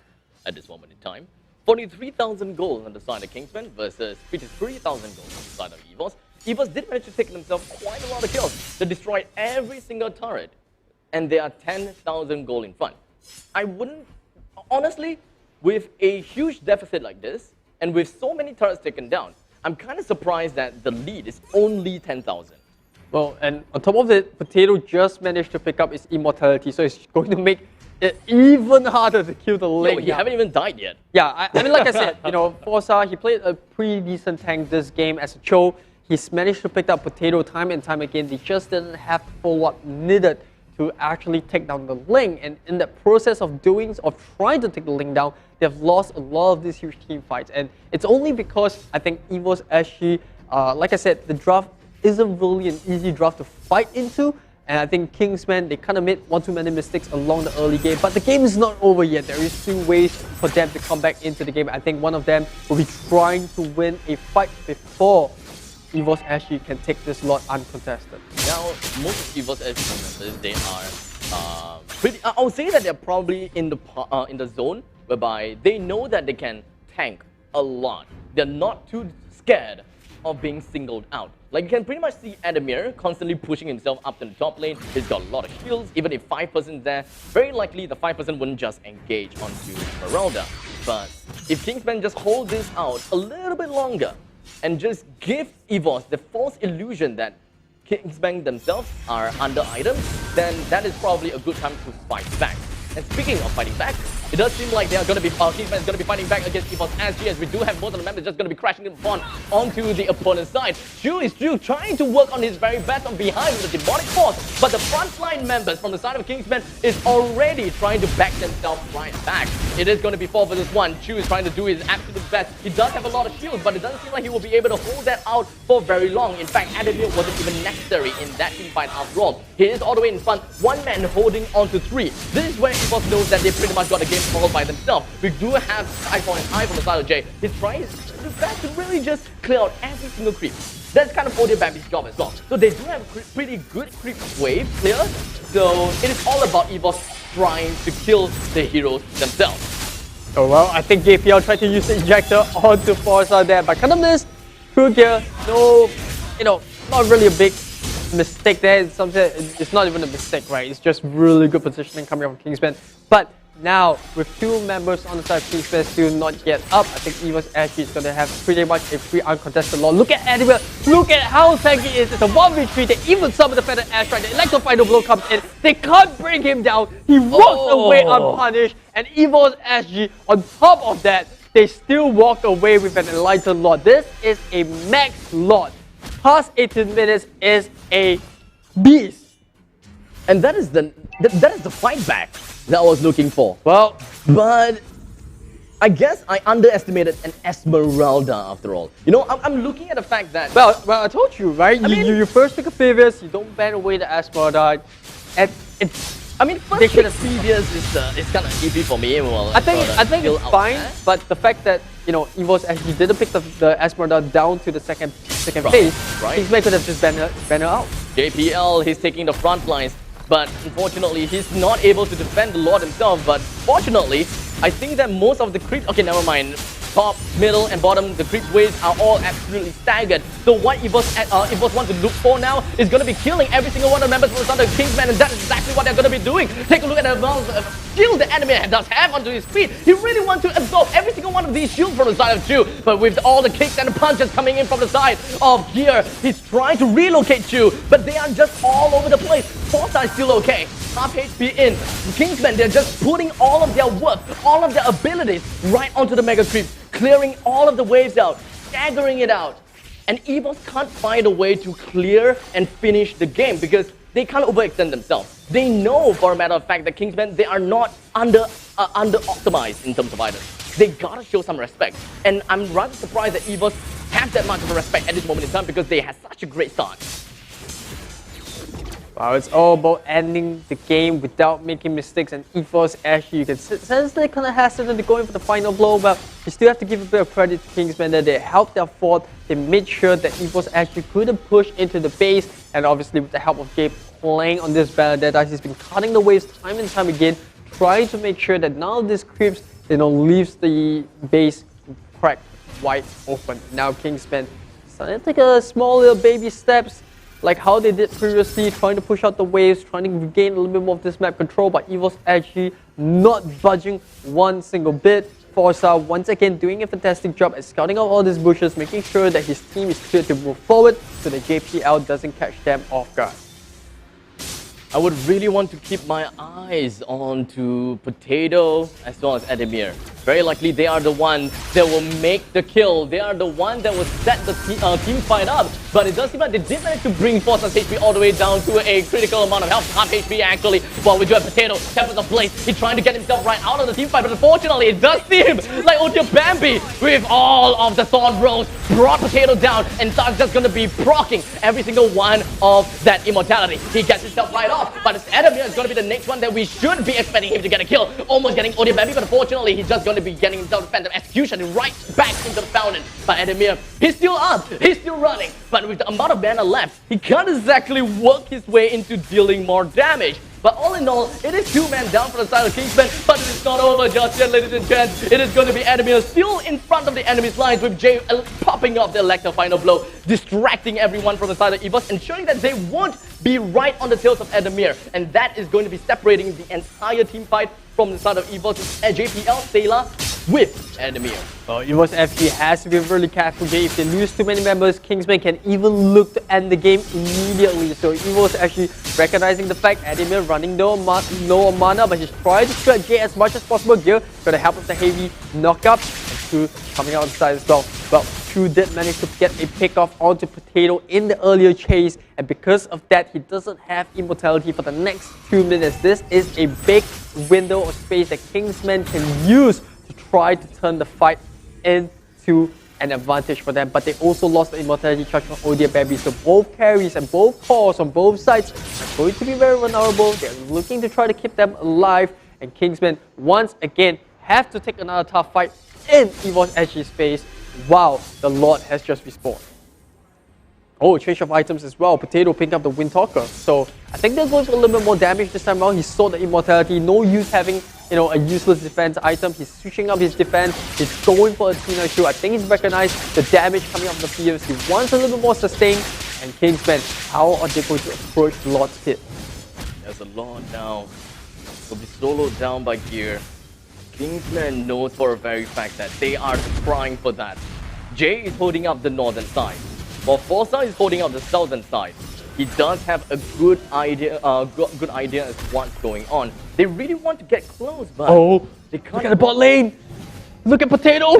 He might just try for the back door! It might be the case, but it does seem like Bambi as well as Azura X will get their way in here. So this is going to be a 2-for-1 trade. They're pushing 1% to the bottom lane for the side of EVOS, while Kingsman is pushing 2% to the side of the bottom lane. And this is going to be opening up a lot of the opportunities for the side of both Kingsman as well as EVOS. He just goes straight for the fight. The Lord is just going to be taken down by the side of Link, going on through the heavy artillery from the side of Azura X. Unfortunately, just going to be abrupted down by JPL and Amir following through. Most of the members from the side of Kingsman are just going to be down to a low amount of HP, but EVOS SG, they don't really want to go for an enhanced fight because they know that they already gotten the Lord. They don't have to push for it. They don't really have to go for it. They just have to wait out until the Lord marches down the middle lane, stagger things out for a little bit, and ensure that top, mid, and bottom marches together. But I don't think that it is gonna be that easy. Well, we did ask for an exciting game, and this is only the first game. The very first day, the very first matchup of the MPL Season 2, and this is what we asked for, and this is what the teams are delivering. EVOS SG now trying to end the game through the mid. They still don't have the Lunox alongside that. True trying his best with the Hypnotic Force to shred the HP of members of EVOS SG. And I think EVOS SG, they get the hint. They're most likely just going to back off because this is going to be a tough fight without their bursty mage. The Lord taken down before you can even touch anyone at this moment in time, but it does seem like when we are talking about touching, Adamir has been touched ferociously from the side of Kingsman. They're just trying to push every single one of these frontliners away. But where's the backliners? Where are all the artillery barrage? Where's all the damage coming up from? It does seem like it is going to be Potato, but he is just a little bit too, well, busy down in the opponent's orange buff. Yep, and with the 2-minute countdown of cooldown, Potato's gonna sell away Athena. She's swapping once again into the immortality. Bambi refreshing, going to be doing the same thing as well, picking up the immortality. So immortality charges available now on both cores. We're starting to see a little bit more of the itemizations coming up from both sides. Some of them going for a little bit more sustain. We're starting to see this fight stretch out even longer and longer and tense. EVOS actually, like I said, yes, they are still in the lead because of the super minion waves, but they cannot afford to lose too many members at one shot. JPL now walking into dangerous territory, gets the toss. And it doesn't seem like things are working out well for EVOS. They immediately expanded the flicker, and that is a good flicker, by the way, as Azura X even pops down onto the feathered airstrike. No one is there that can abrupt him to just stop him at the point in time, but Gear almost getting cucked by Forza. Almost, slightly, but good escape route. Forza trying his hard, and he didn't expand his flicker, so this is going to be an exciting next fight. Meanwhile, top lane, once again, it is going to be the Benedetta against the Esmeralda as they both try to push their lanes out. Adivir, obviously, like you said, being a little bit more needed in the team fight just to deal with the Phobias. Well, Kingsman, they really want to make sure that this lot... It feels like deja vu all over again. This is the fourth, fifth time that we're seeing this. First game of the season. Well, we asked for it. First game for the season. I mean, this is tough for the side of both EVOS and Kingsman. You may look at the scoreboard. 6-25. Oh, yeah. What is EVOS doing?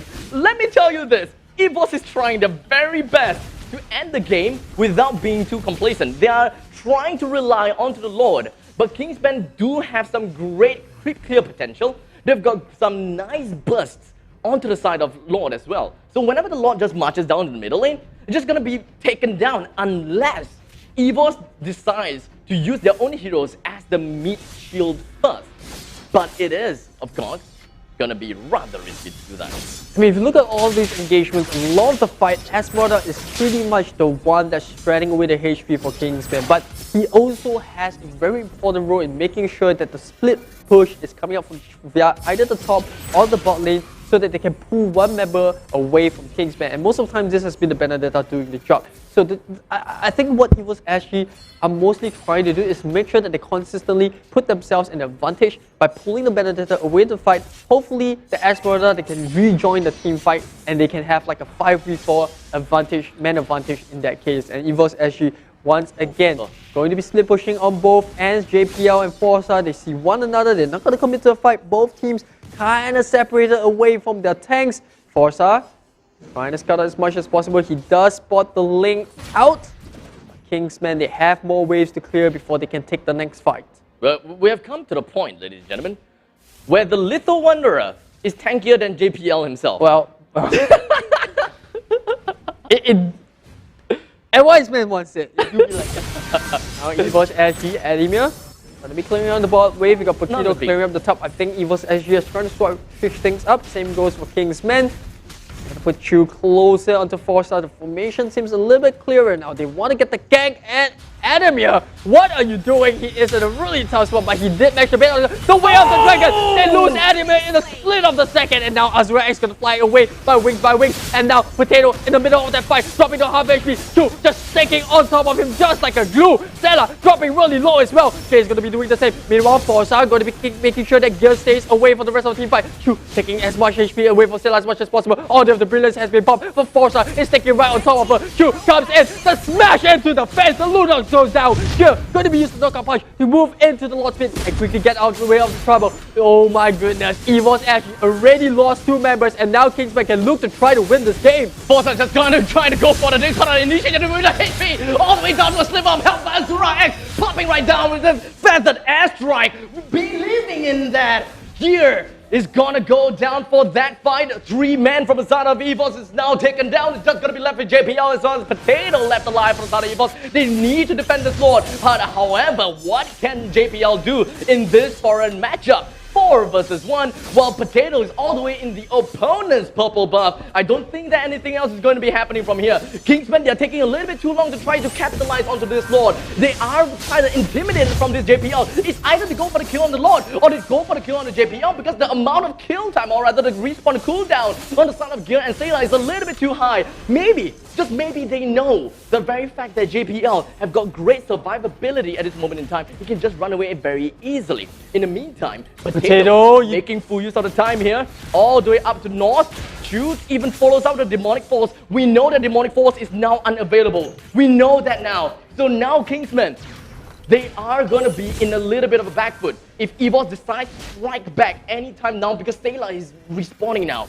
they can try to take one person out. Well, that was 70 seconds 70 of the most antagonizing seconds that EVOS SG had to live through, but they survived it all. They didn't even have to do anything. Yep, all they had to do was just make sure, JPL's presence alone was more than enough to push Kingsman off, taking away this Lord. And now we are back to square one. Kingsman this time around having a little more control of the turtle speed. JPL sticking real close, making sure that he spots out members. I think he spotted out the Lancelot going in there, but it is sort of a bait. Forza now coming in. If they can pick JP off here, it is going to be a good pick off. The way of the dragon comes up. Oh, a good green stop of a boss actually stops the Cho's ultimate. And now KGM losing 2 of those huge CCs. This is a good window of time. EVOS SG, are they going to start the lot instantly? JPL going to record immediately back to base. They get the toss out to Forza as well. But Forza using the Shimpo as well as the Chuno to get out of trouble. And meanwhile, top lane here also making sure that he scouts out Odia Bambi to try to steal these blue buffs away from the Lancelot. But he will secure it with the Retribution. 30 seconds without Retribution. And these two teams, neither of them are willing to give way to one another. No way. You wouldn't want to give way to anyone. 1 hour, let's go. 1 hour, let's go. Let's go. Let's go. Kingsman versus EVOS, the battle of the legends. Who is going to get the first game? To be very fair, this is just the first game. So okay. We really cool down. We hyped ourselves too much. All right, now EVOS SG, once again, they managed to get the control back. They're trying to split push with different heroes this time around. Link onto the top side. Kingsman sticking to what works best for their Banter pushing on top lane. I think the key thing that EVOS SG can try to do, perhaps, is try to get a pick off onto Odia Bambi, but he's playing so safe behind his own team's lines, and they're constantly having Forza scout this out. Meanwhile, Admiral choosing to go with the Falling Star Moon. I don't think they will be able to achieve much out of anything. Both teams, neither side really want to commit to the fight, but Banter going in, doesn't have the Immortality charge, will take a couple of damage, back to half HP. But he's dead-y, he's just going to go back to heal all the HP up.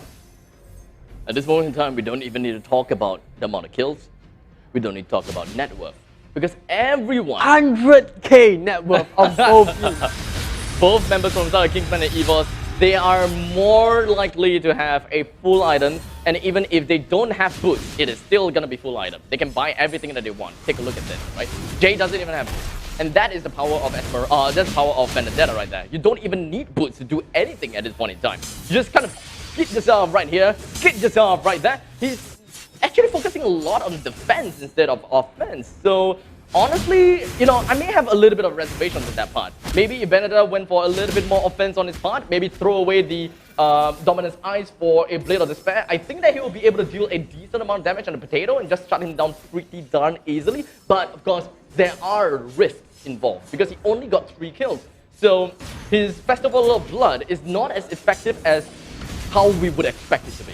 Well, like I said, Kingsman, they don't really have to take too much of a risk here. All they have to do is constantly put pressure on EVOS SG. Every single time they want to go for the lot, Forza goes in, he puts the threat there. This time around, Link on top side, they manage to spot 2 heroes of Kingsman on the top lane. This is going to open the map up for them. Animal once again dancing with death, but he will get punished this time around. JPL goes in for the toss.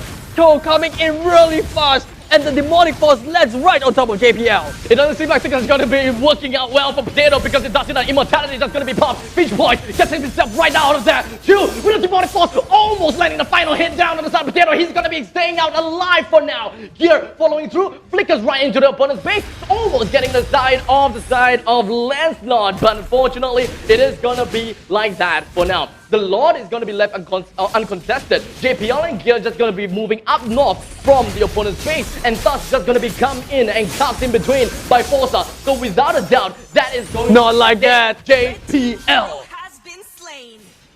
KGM, they have weathered the storm.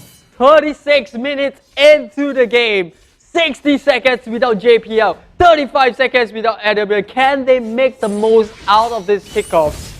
But it doesn't seem like they want to take the risk. They're just trying to hang it on, trying to irk EVOS SG, making sure that EVOS SG is so frustrated they will make more of these mistakes. But now, it looks like they're gearing up for this lot.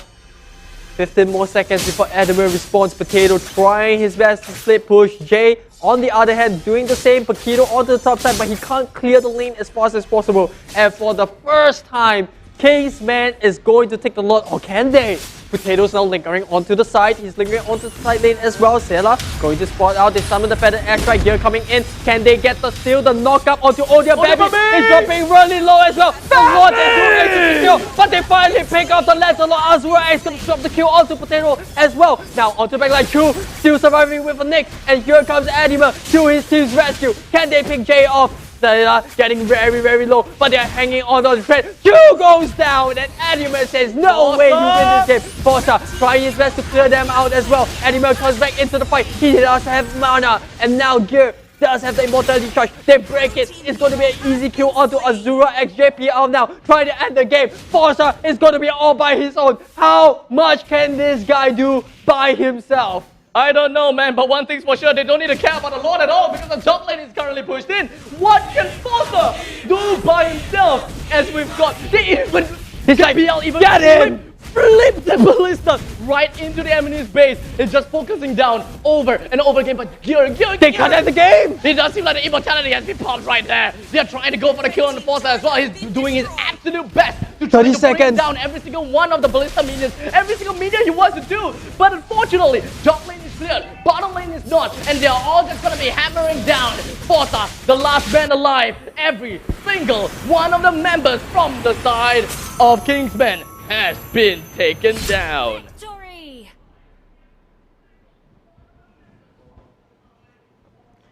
Absolutely insane of a match opener. Well, Abstract, are you ready for this? Because this is only the first match, and we broke past the 30th minute mark. EVOS SG, excruciating off and half an hour for them, but they finally walk away with the first game. Now, back to the drawing board. You pour a heart and soul into the game, and you walk away with the loss. Can Kingsman bounce back from this defeat? What happened?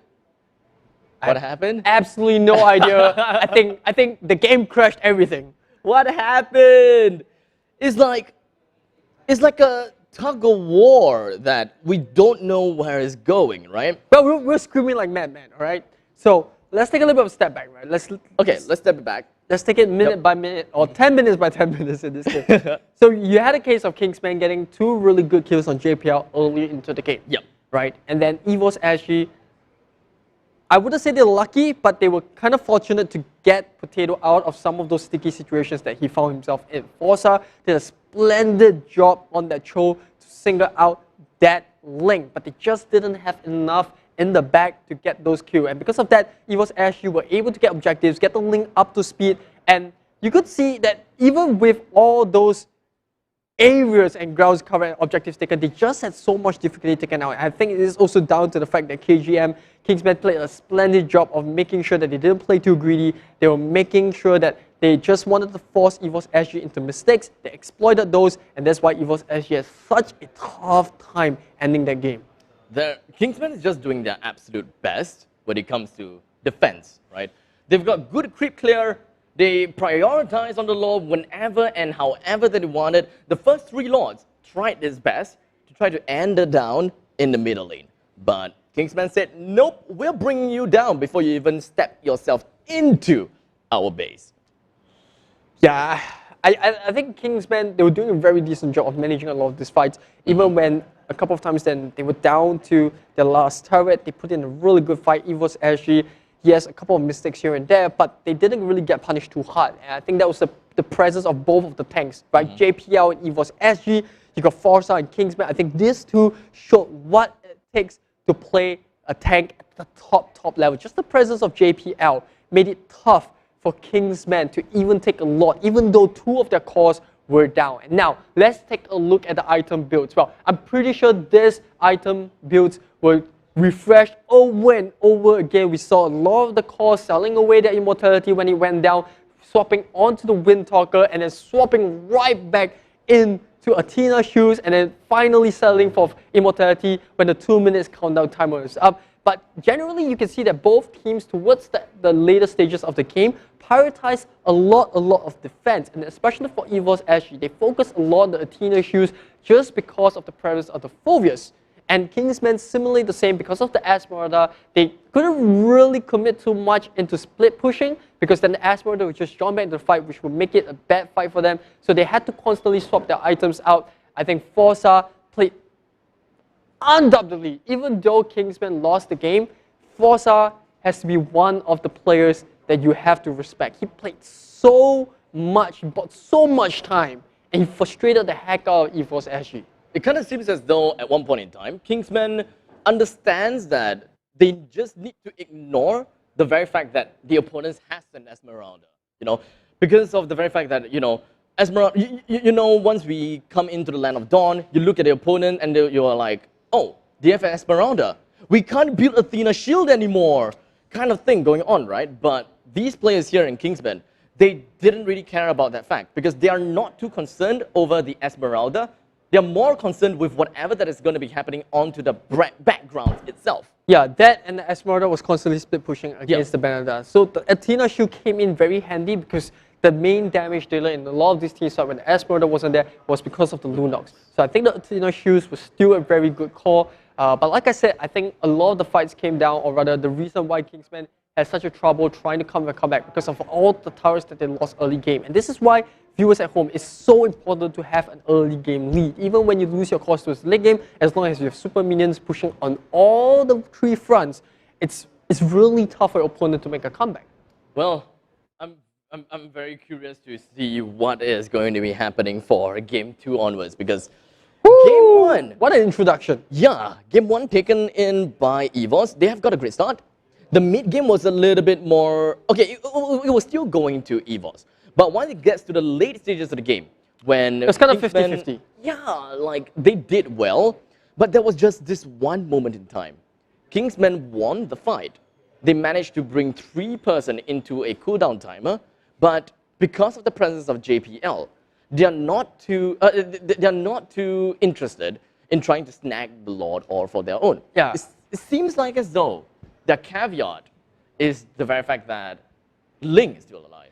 I think a bulk of it was also the fact that they might have been using the Lord to try to bait JPL into defending it, and then hopefully if we take JPL down, then we can look to end the game without the Lord. So there can be a lot of possibilities there, right? If I'm Kingsman, there's so much options on the table. I have 3 of the cores down, but I think either choice they made, they had to commit. I think that's where they failed to kind of just end the game, that they didn't really commit. Well, talking about committing, it is going to be none other than Gear on the Paquito. A little bit of a surprise for me, but went unnoticed as well. 4 kills, only 1 death and 18 assists. And you could see the importance of all those knockups coming in constantly time and time again to just disrupt the phobias. And oh my goodness, Chu, he hit like a tank. You could see when he used the demonic force onto Potato. Potato was running for his life.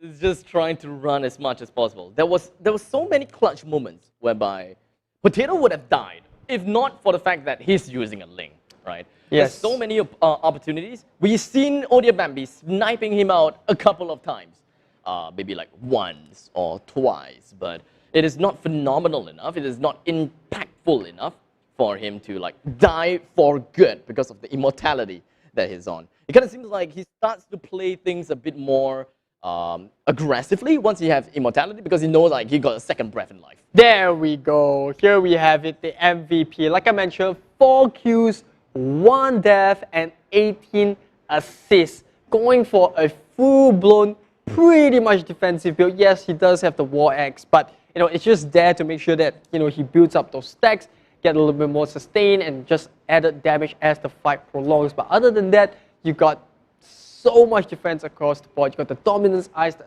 Athena Shield, and it's just so tough to break a Paquito down when there's so many other heroes that you need to prioritize. You have the Esmeralda you have to worry about. You got this Lunox that's providing a lot of burst damage, and most importantly, Potato constantly escaping the grips of death. And I think a lot of frustration on both sides, but obviously EVOS SG going to walk away the happier team because they won that game 1. Yeah, so right at this moment in time, right, I'm still kind of like thinking about the Athena shields being built up from the side of King. We're past that chapter. No, I still want to think about it, right? Is it really about the Lunox? Because if it's really about the Lunox and the Esmeralda, it would have been it would have been Radiant Armor all the way. Well, Radiant Armor only works if you kind of stay in the fight for a really long time. But the thing is, Athena Shield... It kind of bolsters you for both physical and magical once the shield pops up. Yes. So doesn't that mean that it is a more all-rounded defense item and just proc because of the magical damage that just coming out from the side of Evos? I think the threat of Lunox Ultimate is a bigger threat in a lot of these team fights, right? If you build a Radiant Armor, yes, you do have a lot of the physical defense as well, but you look at who's putting out the most amount of damage in the shortest amount of time. Yes, you can argue that Esmeralda being one of them, but like I said, Esmeralda is constantly being pulled away from the team fight. And a lot of these fights are very prolonged, and you could see these heroes constantly, and players are like constantly switching up their builds, finding out what works, and it's rarely a case in MPL that we see games stretch as long as this. So is that kind of like an experimentation phase? I wouldn't say experimentation. I think it's more of prioritizing and identifying who is the biggest threat on your opponent team, right, and then building for it. I think in that case, they felt the threat of the Lunox more than the threat of giving the shield, because Esmeralda's just gonna get shield either ways. Yeah. The Phoebus is there already. You already know you got counter pick. There's nothing you can do. So no difference, right? Let's try to soak as much damage from the Lunox as possible. We try to take out everyone but the Lunox, and then we can like collapse on her. I think that was the game plan. But unfortunately, the Esmeralda snowballed a little bit too much. And obviously, from what we saw, MPL SG was doing really well at taking away all these turrets in the early game. So much so that by the time Kingsman started to feel a more confident team fights, and like you said, in the case where they took 3, they just didn't dare to commit. Well, I'm pretty sure that at this moment in time, a lot of us has been staring at a screen for pretty long. Well, I know we both did. Yeah, so I suppose that it is a perfect time for us to kind of get a little bit of a drips from the side of Sustain, because, well, one thing's for sure is you wouldn't want your eyes to be dry and irritated and just kind of put you off your game, So just use Sustain complete eye drops for unstoppable vision. And get dripping. Yep, absolutely. Also want to give a big shout out to Secret Lab for being our official chair partner as well, and we'll see you right after the break. Oh, we're back. Ta-da! Hello, did you miss us yet?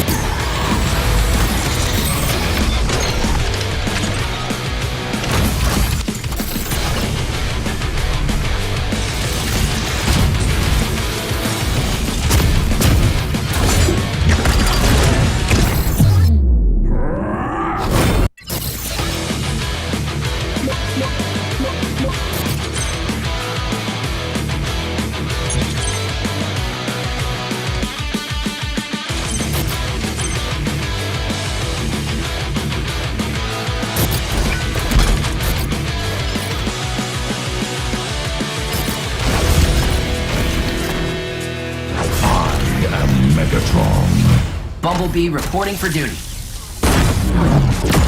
I am Optimus Prime, leader of the Autobots.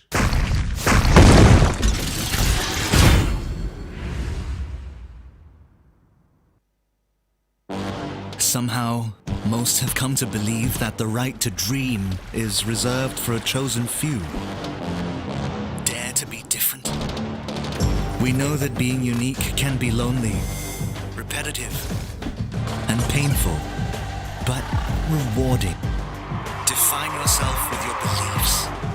Demand determination to be the only constant.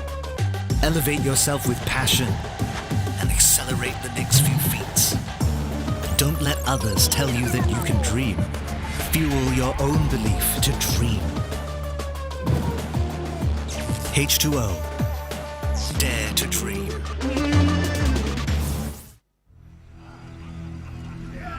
I got nothing at the Triumphant ceremony. No matter what I do, they won't approve.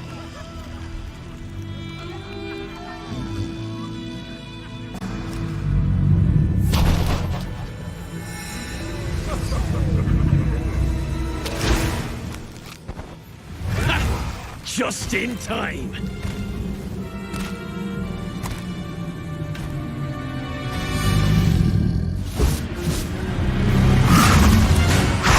Just in time to taste my wrath. I was always on the front line. I deserve the honor. Leonins can be fighters too. This is not my battlefield either. I will prove myself through a different path.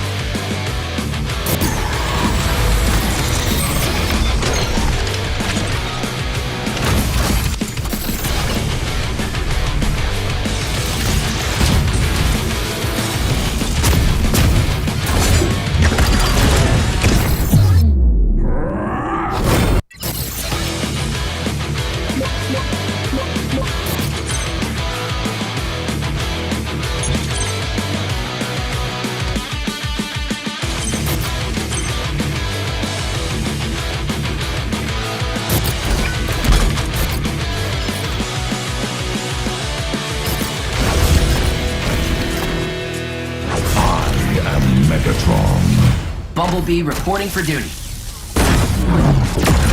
I am Optimus Prime, leader of the Autobots.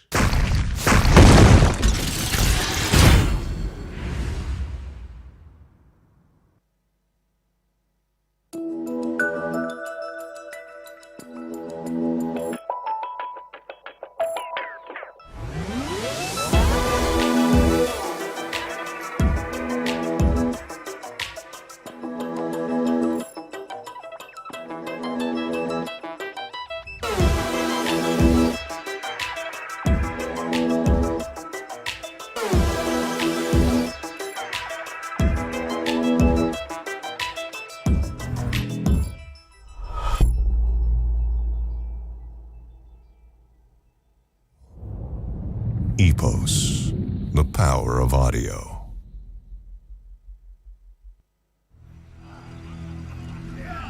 I got nothing at the Triumphant ceremony. No matter what I do, they won't approve.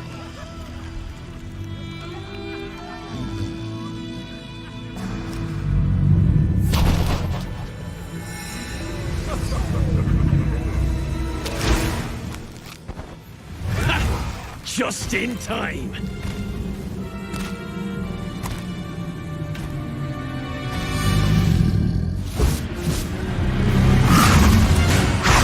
Just in time my wrath! I was always on the front line. I deserve the honor! Leonins can be fighters too. This is not my battlefield either. I will prove myself through a different path.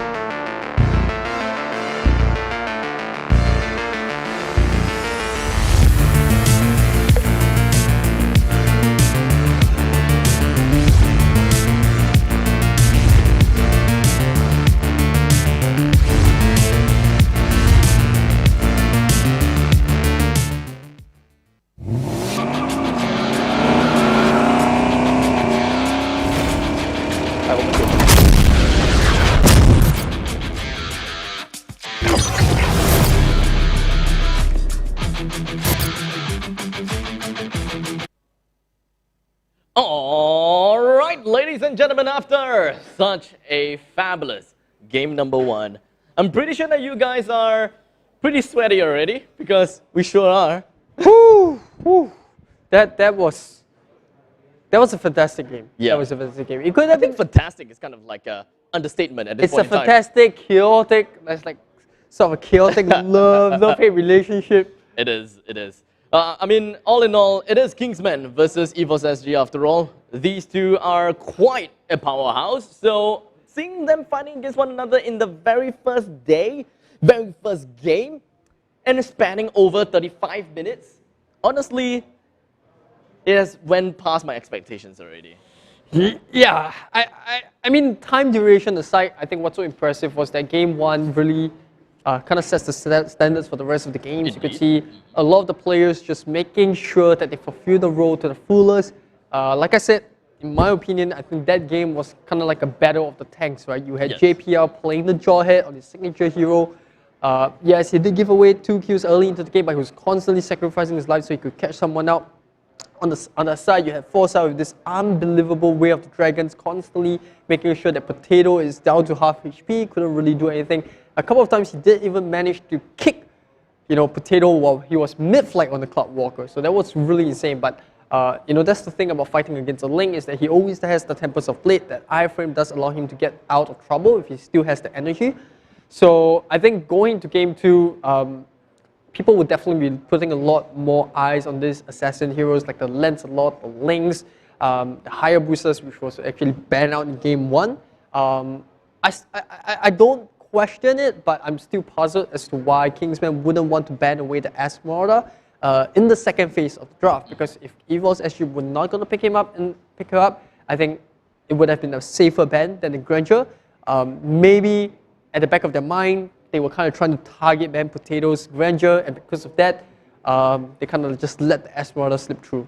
Yeah, I assume that at one point in time, like at the back of their mind as well, they were thinking if they want to pick up the Esmeralda, they would do it now or within the first 3 picks. But that didn't happen.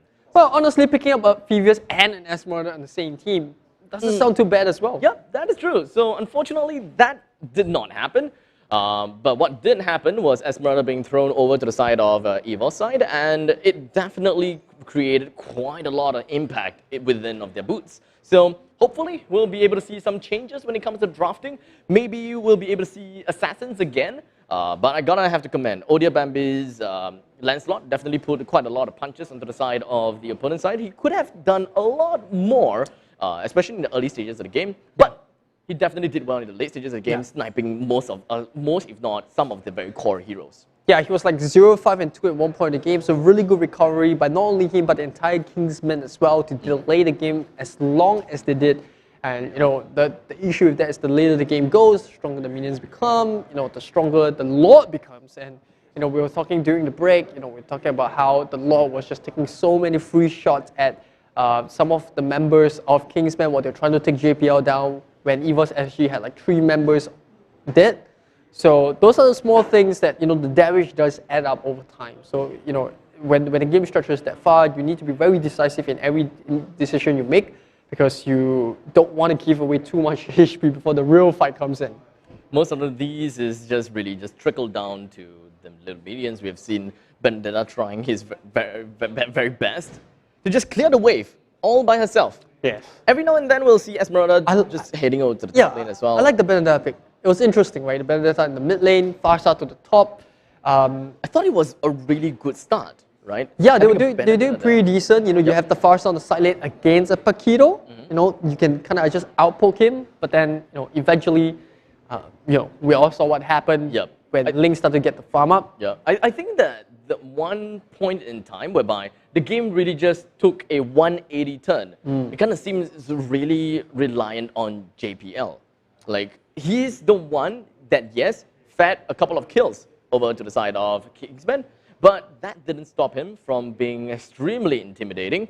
And ever since then, he has always been hot on the opponent's tails and always just there to ensure that the opponents can't be overly aggressive. We've got a great amount of rotations on the side of Gears Paquito as well, constantly just heading himself over to the pit, even though there's no turtle. He's just there for the visibility, letting the opponents know, like, hey, I'm here. MVP, most valuable Paquito.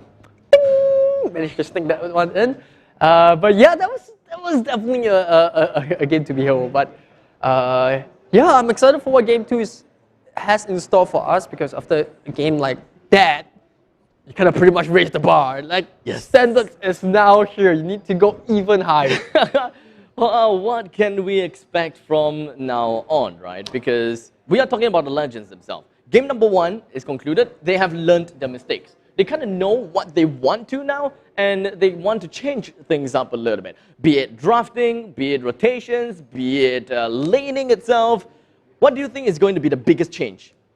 Or do you think that Kingsman is just going to be doing what they did before? Just kind of roll the ball and just let it go.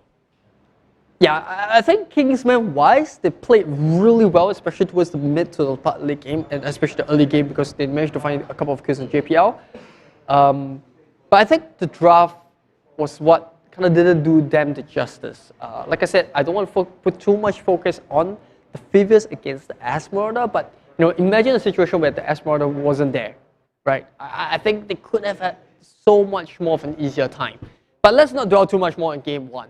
Let's focus on what's to come, and it's going to be none other than Game 2 between EVOS SG and Kingsman. Well, will Kingsman be able to tie the series to 1-1 to bring us to a fantastic Game 3? We'll have to see, because it is going to be EVOS SG that is going to be on the first pick this time around.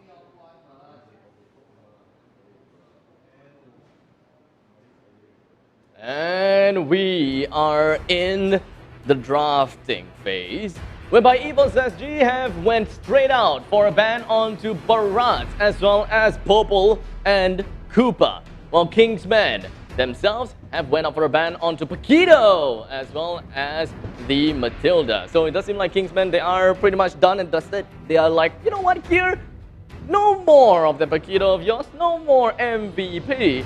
We want something a little bit different. We want a breath of fresh air. Selena is still available for the picking. We do have that at least, but I'm not sure whether EVOS is going to let that flip through with, well, maybe they are, with a ban onto that Axe Ball. Yeah, very similar draft to what we saw in Game 1. Obviously, Paquito being a pain in the neck a lot of the times for Kingsman, so they decided to take that one out of the hero pool. And not only that, because EVOS actually does have the first pick. So Kingsman, now they're going to have to consider, are they going to be giving away that previous that they picked as the first pick for themselves? So it's kind of a tough spot. I don't think there is a best solution here. You either ban away the previous, or you just pretty much expect to draft a Esmeralda into the previous to make the job a little bit easier.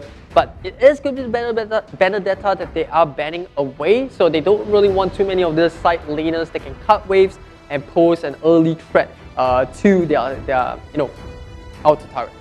So a lot of early game heroes from the side of Kingsman that they have drafted and banned right out.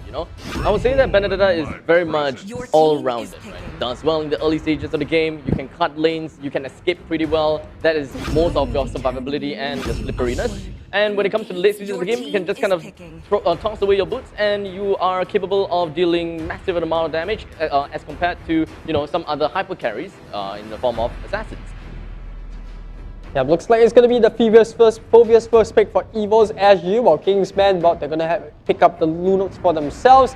And you mentioned about the Selena. I think that is a pretty decent early game pick when he hits that level 4. That's when Azura, or rather not Azura X, but the Lunox will start to pop off. That Selena is just going to make things a little bit more dicey for EVOS SG, because they will now be a bit more wary about the potential threat that the Selena can pose on the ganks. But as we mentioned, it is going to be the Assassin metas coming back into this season. So we're going to see the Jawhead still picked up by EVOS SG. JPL once again on his signature hero. Don't see why EVOS SG has changed too much about that. They're also going to be settling on that Hayabusa. Well, will Potato be playing a Hayabusa, or will it be a gold lane? Yikes, it's going to be tough for us to even find out what exactly will be going on. Kingsman, they have drafted a Roger for themselves. So I do see a little bit of problem here and there for Bambi's Roger. Number one, opponents does have a Pervious, so Lycan Pounds and Transformation is going to trigger out most of that ultimate from the side of Adamir. And not to forget, we do have Potato. He's pretty well versed when it comes to assassinating, as the names kind of suggest, and assassin. Yeah, I think in the case right now, EVOS actually kind of lacking a mage, so while Kingsman banning away the Kugura, they could also consider banning away the Farsa. Farsa is also one of the other heroes that we saw had a lot of impact in the early game. The Feather Airstrike, definitely not an ultimate that you really want to mess with. You have to be always aware when it comes off cooldown. It's another tool of a gank, if I put it that way. And EVOS actually, I think they can now focus on to the side laners. Barad's already being banned out. I think they do want to take away Esmeralda, which is what I felt like Kingsman should have done in the first game.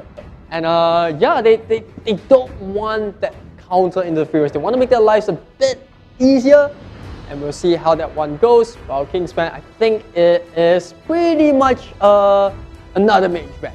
Yeah, it should be mage.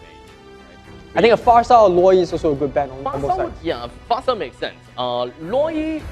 Loi would be... it will be okay, right? I'm expecting that EVOS themselves would want to go for the Loi, so actually it kind of works well, right? EVOS for the Loi, just so that they can kind of go for the wombo combo unga bunga just for the Pervious. Yeah, so that's why I think Kingsman can consider banning out. But Kingsman, like I said, they don't want heroes that can cut the side lane. Tamus seeing a lot of popularity now, coming back into the Indonesia MPL. Yep. You know, being able to cut those waves, being able to sustain heroes that can sustain and cut waves. Always a threat early game, because they can then, rotate around the map a lot quicker, and that just adds to the body count in team fights. So I think Kingsman, they have a game plan here. They ban away these heroes, and for EVOS SG, well, I think you can sort of expect a tank ban this time around, and it is going to be Cho, that was played by Forza in the previous game. My internal MVP for that game. A lot of the reasons why Kingsman did manage to secure a longer fight, or secure a fighting chance in game 1 was also because Forza was constantly being able to pick up Potato, and that is a threat I think EVOS actually don't want to deal with. You have a Hayabusa that's very prone to getting bursted down if the Cho does catch him out in a very bad spot. So, well, if you don't really want to face against him, you know that Forza is really comfortable on that Cho, might as well just take him out the hero pool. Yeah, unfortunately, I think that Cho was the pick that Kingsman was looking for, because of the very fact that ganking potential in between just works perfectly. Yeah, works perfectly together with Selena and Roger. So now they're gonna have to think of another tank. They kind of is either gonna be a hybrid tank or some tank that is just gonna be working towards their advantage. It's a little bit unorthodox, and it's definitely a tank that has kind of phased out a little bit. I would say the Grok probably comes in pretty nicely, especially since that you can out aggro against the opponent's Jawhead, because you know how JPL has constantly been playing the Jawhead. He's always in front of the enemy line. So if your opponents kind of have a Grok in front, it's gonna be tough to work with. And as Aris has kind of hinted out, it is going to be a Loi for the Wombo Combo Unga Bunga together with the Furbius, and to add solid to wound. It does seem like we do have Ruby that could extend that CC moment. Very similar draft to what they had in the first game, right? A Death Ball strat. You risk taking too much damage from the Loi if you stay away, because then they can loop to try to take turrets. If you go in, there's that Ruby that has the stuns. You have JPL that can single someone out, and then you got obviously the Fevers that can just slam down with. It's so tough to drive up against this particular roster, but I think for Kingsman, what they have here is a lot of burst damage. They already have a fighter. They need someone that can provide a little bit of crowd control, and Tigreal suits the bill. Tigreal is definitely the other tank that we can be looking at. And in fact, you know, playing a couple of ranked games together with Aris made us realize that the Tigreal is really one heck of an annoying tank. One heck of an annoying tank, trust me. Absolutely. The charge is going to be something that I think Kingsman might want to utilize to disrupt the jungle farm of the Hayabusa. And not only that, I think this is where we're going to see a bit of another tank fight. A lot of focus is going to be a tank fight in game 2. It's all over again. I'm kind of at a loss of words, but EVO's lineup looking pretty darn scary as we head on down to the Land of Dawn. As we take a look at every single sponsor out there, of course, we're going to have to thank all of the sponsors for coming right in. But for now, just going to be focusing down onto MPL Season 1 regular season, day number 1, game number 2 between EVOS versus Kingsman. Or match number 2 actually. Game number 1, match number 2. Of Season 2. Season 2.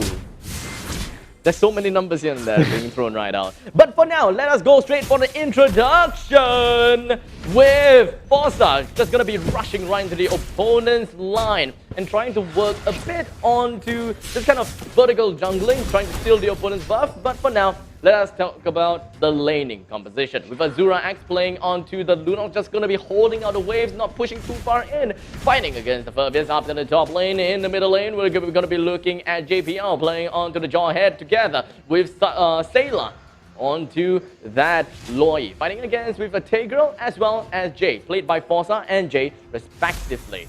And following down onto the bottom lane, it is going to be a Ruby played by Adamir fighting against the Lapu Lapu that you will be rocking on. And finally, the junglers themselves with Potato on the Hayabusa and Odia Bambi onto the Roger. Yeah, I can see the impact of the Abyssal Arrow followed into the Abyssal Trap. A lot of damage already done to JPL, but it's going to be fine.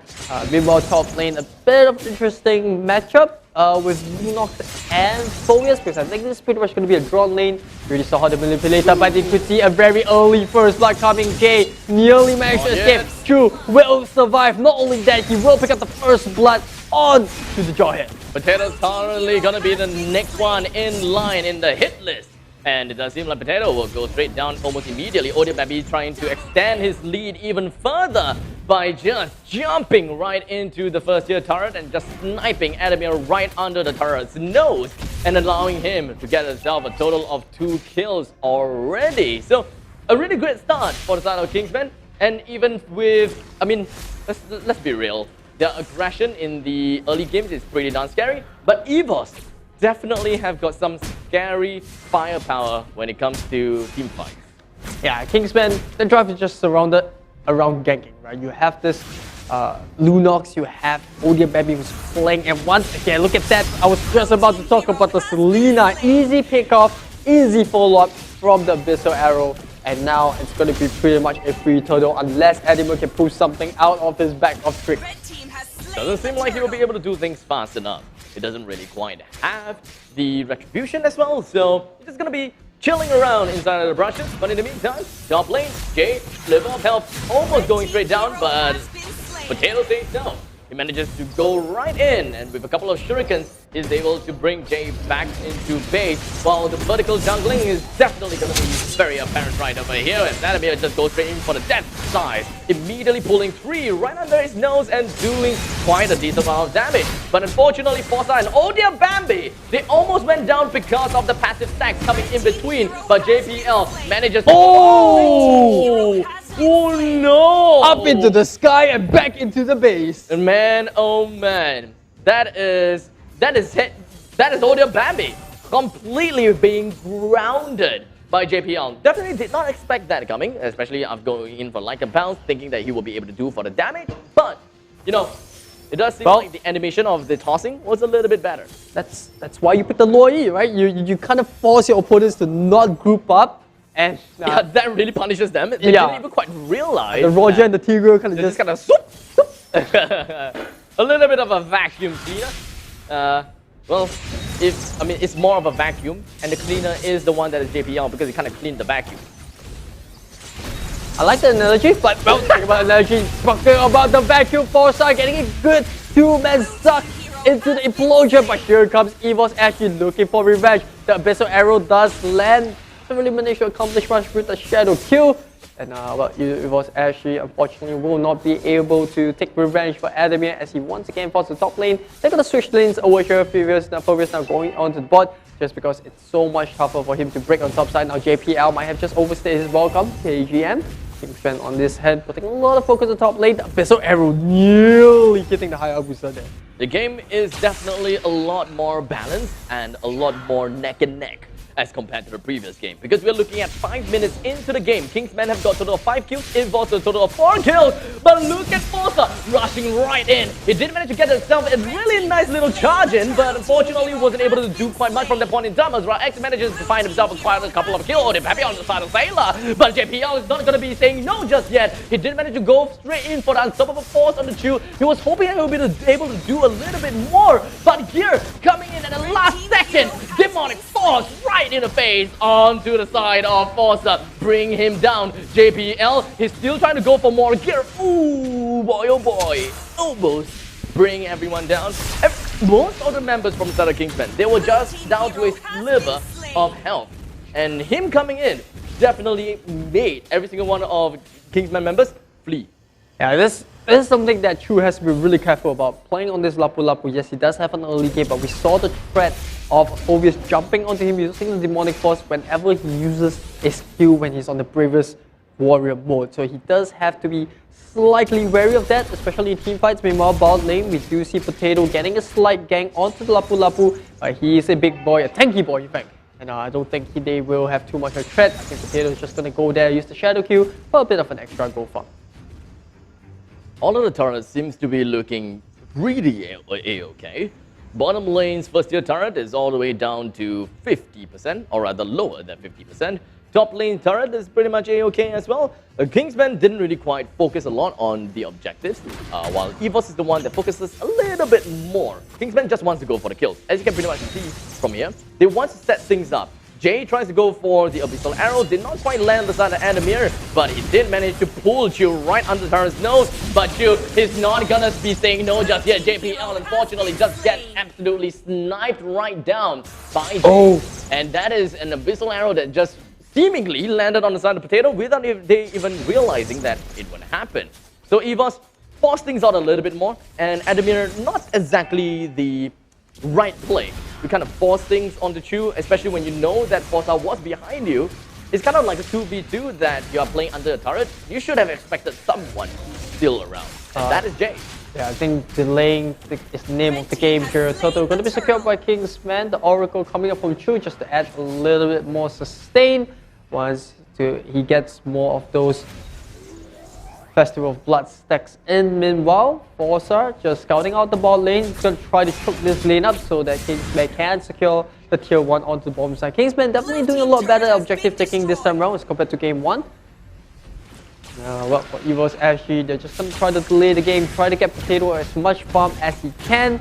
And like you said, team fight is going to be the modus operators that EVOS SG wants to operate on. Meanwhile, for Kingsman, it's all about the gangs, all about the fast-paced game because of the hero spikes that they have at this point in match 2. Ooh, just shaving by the hair.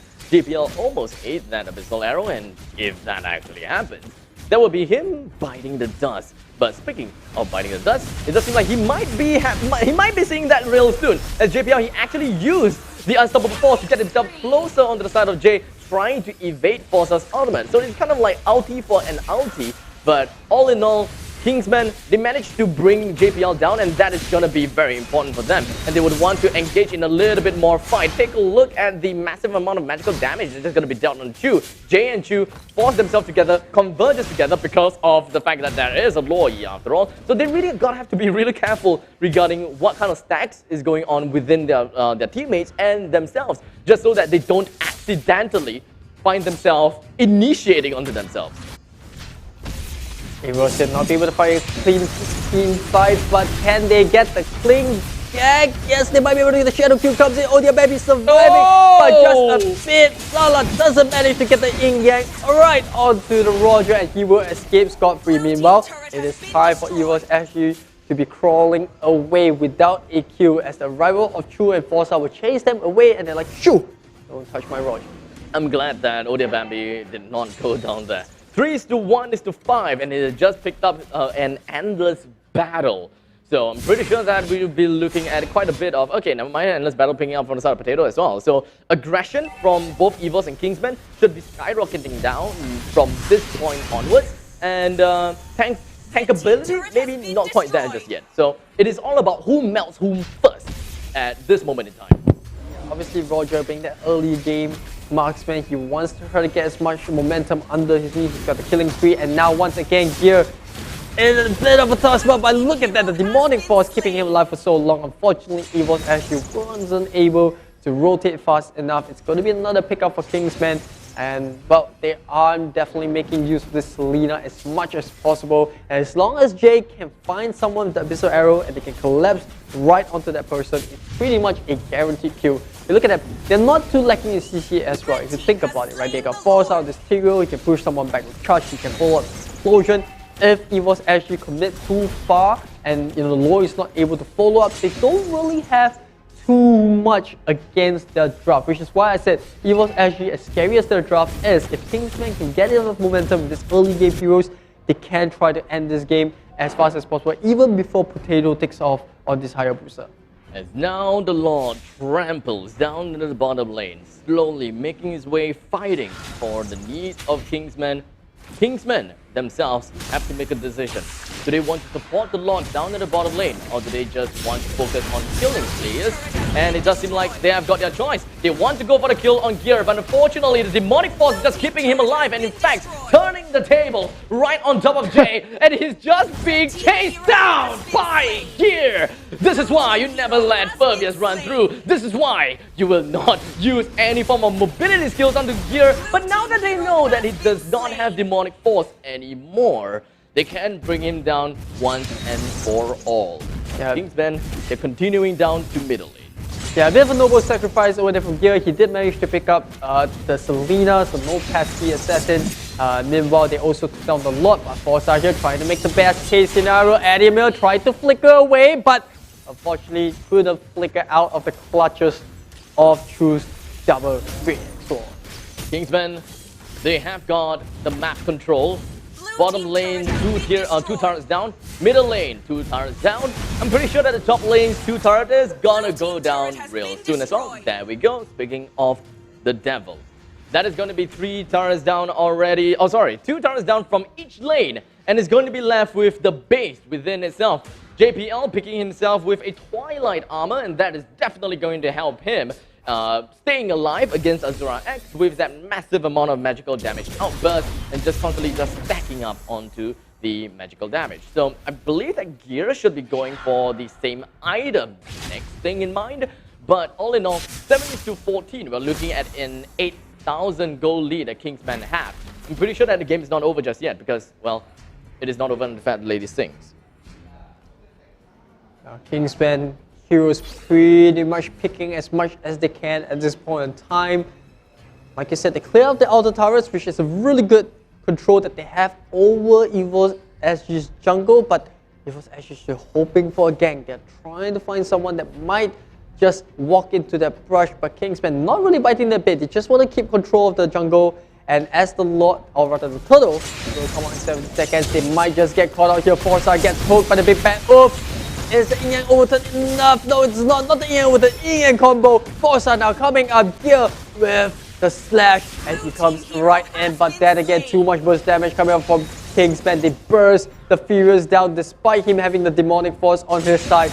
And now, without the Phobias, they don't really have a front line alongside JPL to do the DPS other than Ademir, who's really just there for the CC. He's not really going for tank damage. I think he might just soon go into even more defense. As we do have Sylar immediately being bursted right down, but we can pretty much try to see that Sylar is trying his very best, putting on his second skill in the middle, just trying to work on some diversion damage. But Kingsman, they did everything. They done the deed almost instantaneously. Sylar didn't even see the light of the day after putting down diversion. So Kingsman, they were very decisive with who they want to focus on.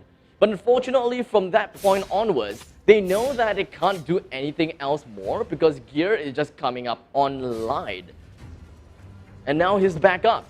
All members from EVOS, they are now alive. And not to forget, the Lord is available for the picking too. Kingsman, they've got the control. They have got the dominance. And they are just going to be trying their very best to flush every single one of the EVOS members out as they slowly make their way through to the southern side of Lord, with the Lord down to 50% HP. JPL does have a little bit of invisibility, but I don't think that is going to help him too much. All eyes onto Forza. He should be the one that engages the fight.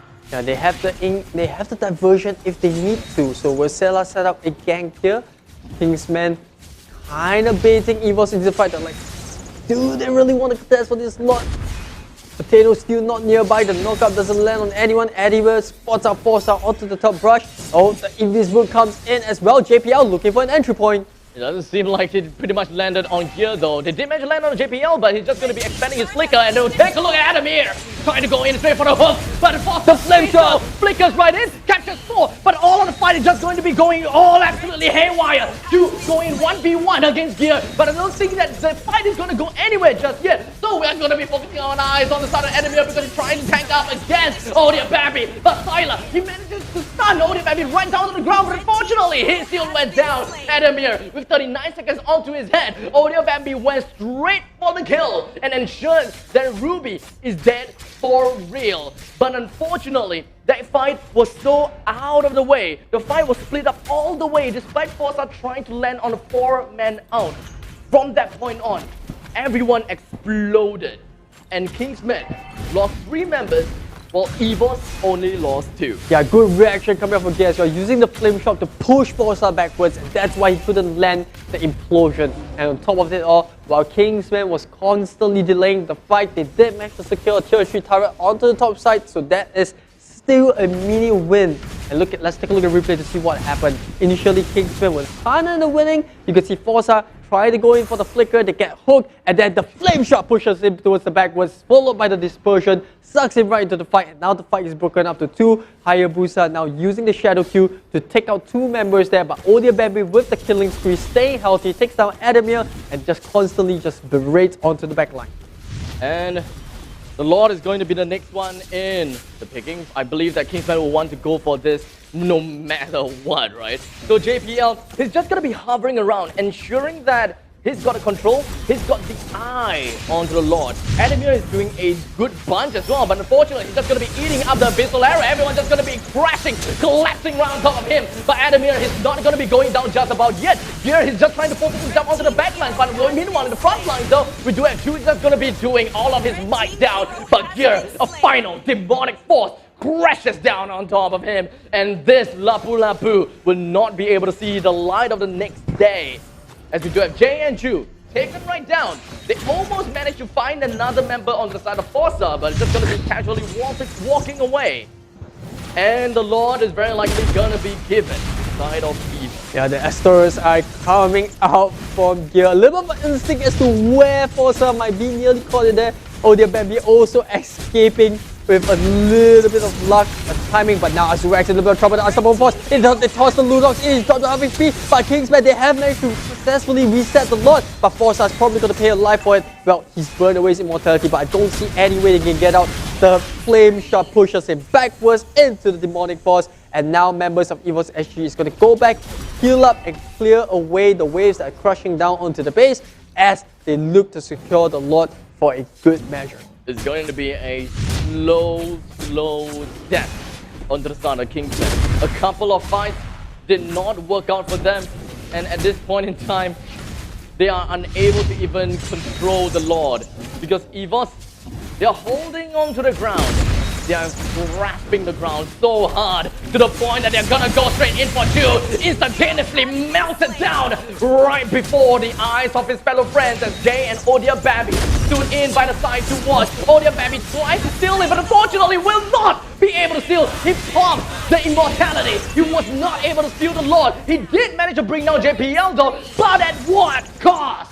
3 members down from the side of Kingsman and 1 member down from EVOS. This is going to be a very decisive push right through to the middle lane, while EVOS's base is starting to see a little bit of a push down from the northern side as well. Yeah, don't run Oof King coming out from Admiral to stop Odia Baby from stealing away the Lord. The knockout from the Lord kind of gave EVOS actually a bit of a luck there as well. But, well, EVOS actually, they'll take whatever they can, and in this case, it's going to be the Enlightened Lord. Once again, a maximum time Lord. 19 minutes into the game, EVOS actually finally starting to hit the pick. The Hayabusa starting to come into play. They're starting to see the impact of trying to hold on to the game, and this is where things look really scary for Kingsman. This is really going to be the same as the previous game, because telltale signs shows that it's going to be the same, but Kingsman is just going to do their absolute best to try to defend. Okay, you know what? Maybe things are going to be a little bit different, because Kingsman, they don't have very good wave clear. Yeah, they do have a lot of gank, but no, not tanky enough to soak up the damage coming out of this lawyer at JPL. Looking for a target. The Lord's being held onto the corner. The rotation will suck Forza in. He's gotta quickly go back to base to heal. But look at that. Adamant now going to assist Potatoes. He's already cleared up the tier 3 lane at the top. The Lord's gonna push down the mid as well as the bot. Well, middle lane turret almost going straight down.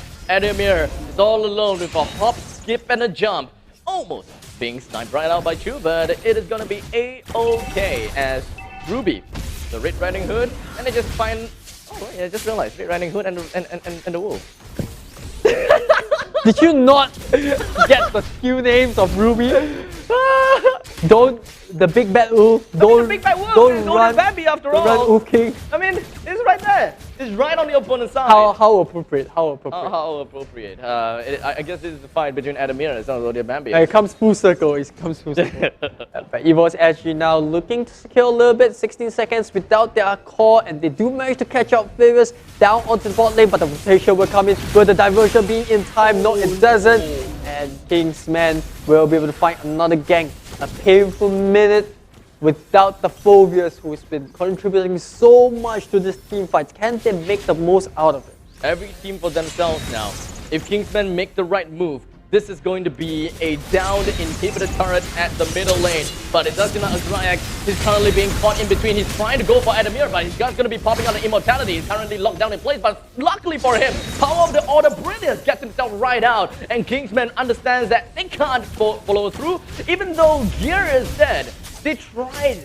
They really tried to jump right under the turret's nose and try to snipe Adamir out. But never did they realize that this Red Riding Hood is just a little bit too tanky for them to deal with. Well, and on top of that, they did manage to burn Azure X Immortality. So that is still a mini win for EVOS SG. Big win, yeah. And more importantly, they also kept their tier 3 mid standing. So that is going to be a huge, I wouldn't say huge win, but it is a kind of like a major victory if you think about it. It would have been a bigger win if they actually expended the flicker as well. Yeah, well, but it's kind of like an overkill. Like I said, you take what you can. You take what you can. You know, just kind of like go out with the Power of the Order Brilliance. Oh, can I still get away? If I can't, then I got a flicker. You know, kind of like a backup upon a backup upon a backup. It's a backup city. EVOS SG back things up. Starting to push out the base right now. Kingsman trying to set up a gang. Forza going to be in the front line. Okay, if he can get a Abyssal Arrow here, that could be the signal to try to dive in. But Forza's dragged a little bit too deep. JPL using the injector to push him to the back line, but this Tigger is too tanky. Can't really bring him in time. While EVOS actually also has to be wary about the top lane pushing in. So they're going to get the higher boost at the top side. Meanwhile, Kingsman still not committing to a lot of fight just yet. They'll have a nice stealth boots in order to get that quick burst of movement speed to get away. Kingsman, they still have the control, right? Down onto the 50 line. EVOS, they're still playing it things relatively safe, but they're just going to be going straight in for a 2 versus 2. But unfortunately, Force is just going to be pushing right onto the side of Adam here. Really nice hook, but unfortunately, he's just locked down right on the place. Everyone else just going to be eating the Hisashi shadow kill. Here, moving on with most of that demonic Force. Moving up onto 4-star next. He's unable to find where Odia Bambi is, but they don't have to care about that because as long as they bring 4-star down, melt down the immortality, that is going to be a big win for them. But one of the problems is that they didn't get themselves the Lord. They managed to bring 3% down in a cost of 1, while the Lord is taken by the side of Kingsman. If they're able to stop this Lord right here, right now, one thing that can happen is that, they stabilize the game and nothing is going to be happening for the next 5 minutes. Yeah, the diversion came in just a tad too late, but I don't think EVOS SG will bother too much because ultimately they managed to take down the Lord for free. And let's take a look at what happened. So I think it started out with a diversion, but by then, Kingsman already managed to take the Lord, like you said. Good implosion to stun JPL out, but not enough burst damage at that point in time to take down this Ruby. And then the rest was just pretty much Loy dispersing all around and Gear just creating havoc. The demonic Force are really nowhere to run. He's pretty much just going to burn his immortality and lose his life there. So a bit of a painful pinch for Kingsman given that they started the fight pretty well by taking the Lord for themselves. This game, 35 minutes in. Will we see a repeat? I don't know. I would say yes, except for the fact that this game is a lot more neck and neck because Kingsman, they did manage to bring down 1 inhibitor turret at the top lane of EVOS. So honestly, there is a bigger fighting chance in this game as compared to the previous one. In fact, I would say that the balance is tilted more towards in favor of Kingsman rather than EVOS. It's just that EVOS is doing so well in team fights because that is what they are geared for. Yeah, I think Kingsman have done a pretty good job of getting the early game lead, and that's why they were able to take the Lord, get a little bit more map control. But I think it would be a lot easier for them if Jay was the one to start the fight by getting an Abyssal Arrow. A lot of these fights that Kingsman are committing into is actually using Forza's Implosion to start the fight. Now, that isn't really a problem if you think about it, tank going in to initiate the fight. But the biggest issue now is that you're kind of like a standing target for the Luo E. So whoever wants to come in, especially the Roger, when he gets the Yin Yang combo in, you kind of get locked in. Yes, and then you follow that up with a Ruby hook, and then Phoebus just does what he does best, goes in, smashes the Astoria's Eye into the demonic force, and your whole team just gets obliterated. And that's what we saw happen to Kingsman there just now. They started off with a good Lord. I think they could have backed off, but they saw an opportunity to catch the Ruby out of position. But then the Loy was just so far behind. And this is what Kingsman lacks in the draft. They're really good at picking a hero up front, but they don't have someone that can dive onto the back line unless Roger is able to single someone out. But Loy is constantly protected by JPL. He's ensuring that the Loy doesn't get caught off guard. He's trusting both the Ruby as well as the Philvis to dive onto the fight, and then that pretty much just makes a lot of moving targets that Kingsman can't lock down in the single spot. It kind of seems like this is like a game of rock, paper, scissors, right? To a certain degree, yes. Yeah, you're kind of, you want to bring your opponent's back lines down, but you're gonna have to deal with their front lines, and then in the meantime, your own team is finding some problems with dealing with the opponent's team because of the Law E, for example.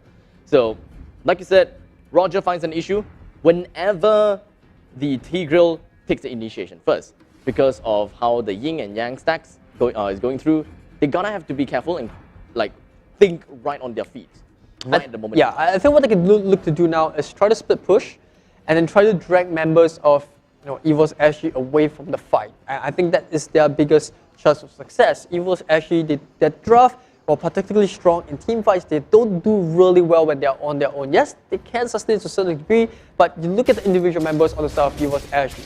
Ademir, if he gets powered upon, there's really nothing much you can do. JPL is obviously the tank. They're not going to try to target him. Potato, as well as Sela, who's playing the Loy, are realistically the only two players and heroes that they look to gank with. So if they can look to maybe catch a gank out by setting up a trap, I think that's Kingsman's best chance of trying to end the game. There is quite a lot of thinking that needs to go through within every single fight that happens, you know. Well, I think one of the most biggest momentum that Kingsman had obviously is the draft, right? You have the Lunox as well as the Selena when they both hit. For Selena, obviously at level 2. For Lunox at level 4, that's when they started to look for ganks. They were doing really well with that. They have a front line in Lapu Lapu.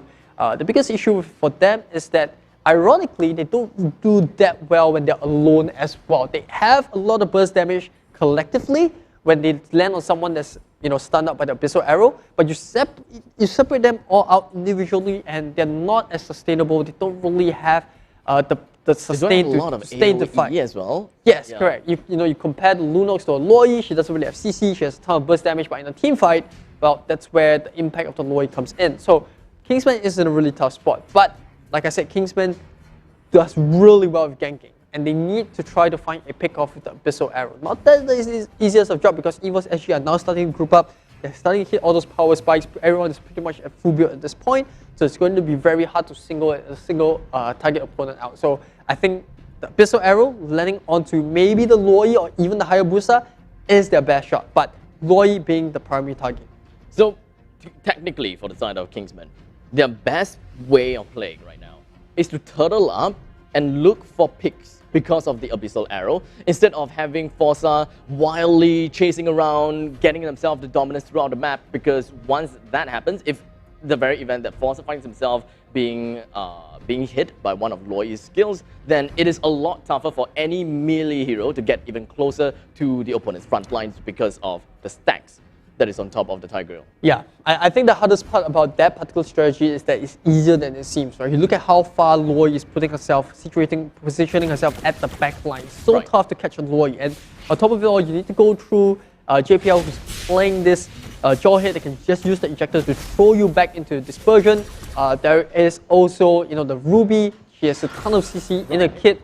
So it's, like I said, it's easier said than done, but that I think it's one of the ways that Kingsman can look to take a fight. But for EVOS SG, it's a lot more clear-cut. We try to just get JPL to single anyone out of the ejector, throw him into the lowest skill, and then just burst him down. And there's really nothing much that Kingsman can do because Kingsman, if they really want to commit into a fight, you got Lapu Lapu, you got Roger, as well as Tigo, 3 heroes that to make full use of their potential, they need to be up close and personal, and that works in Loi's favor. A lot of intricacies on the side of Kingsman's roster as compared to EVOS's straightforward engagement style, right? It's kind of like EVOS collapse onto Kingsman. But Kingsman have a lot more thinking that they need to do. And with the fact that they only have a single inhibitor turret left in the middle lane, they don't have a lot of leeway of flying around the map either, because they're gonna have to put up a decent amount of defense all across the board. If they go a little bit too far with great neglect onto the lanes, they may be expecting quite some split pushes from the side of EVOS. And that is definitely possible because of the fact that EVOS has Potato that is playing onto Hayabusa. EVOS actually looking to get a little bit more control of the Lord's Pit. They want to push Kingsman's away. Like I said, they're looking for team fights. They're not really looking, And they do spot the Hayabusa down bot lane. So Kingsman, I think they're fancying their chances in this fight. Try to initiate a fight before the Hayabusa joins in. And you can see the Abyssal Arrows already starting to launch, but they do have the Lethal Spirit in EVOS SG's favor. So that is sort of an added vision. If Azura X even takes a step outside of the bush, well, he's going to reveal himself by using all the Brilliant Charge, but nothing really much that EVOS SG is going to do there. They can't really start a fight without the Hayabusa. I think it's more about maintaining the momentum as well as the pit. And you got to remember, EVOS SG does have 2 super minion waves pushing down on the top as well as the bottom lane. Whereas for Kingsman, they only have the top side, so they kind of cancel out each other. So Kingsman now will have to get the Roger there. If EVOS really wants to, I think now this is where they have to give up a little bit more space in the side of Kingsman. So EVOS actually playing it safe, once again pulling Kingsman members apart. And Hayabusa does have to be a bit wary because there are a lot of heroes on the side of Kingsman that are missing. One wrong rotation and that could cost them the game. So they need to be very, very careful about how Potato wants to rotate back to his team. It is that rotation that we are talking about that Kingsman is betting on as well. They do have a lot of people that have decided to just kind of camp inside of the brushes down in the southern side of the map, as EVOS, they have taken a little bit too much control over the northern side. Because in fact, well, they there cleared is all the Lord. bush. Yeah, there is a Lord. There was a little wanderer around the vicinity as well, so it kind of makes things tougher for Kingsman to even stay inside of the brushes. But now that Lord is going to be picked off by EVOS, I'm not too sure whether Kingsman realizes that just yet, but it's kind of like a go and a take and a go. They don't want to fully commit into a Lord fight, as EVOS, they're very careful.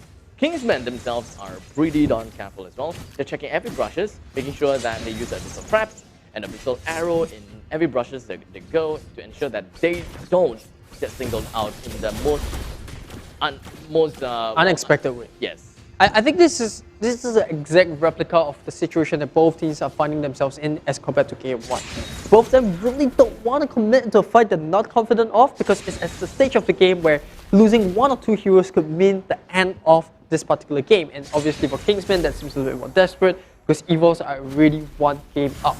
So for EVOS SG, it's a lot clear cut. Let's just put Kingsman constantly under all these waves of pressure, and they have to split up. And Kingsman on the other side, you can see the strategy coming out. They're trying to get more control of the red buff's jungle. When Hayabusa goes in for the red buff, they might be able to get a pick off, and then that's where they can go in for a fight knowing that there is no Hayabusa in the next team fight.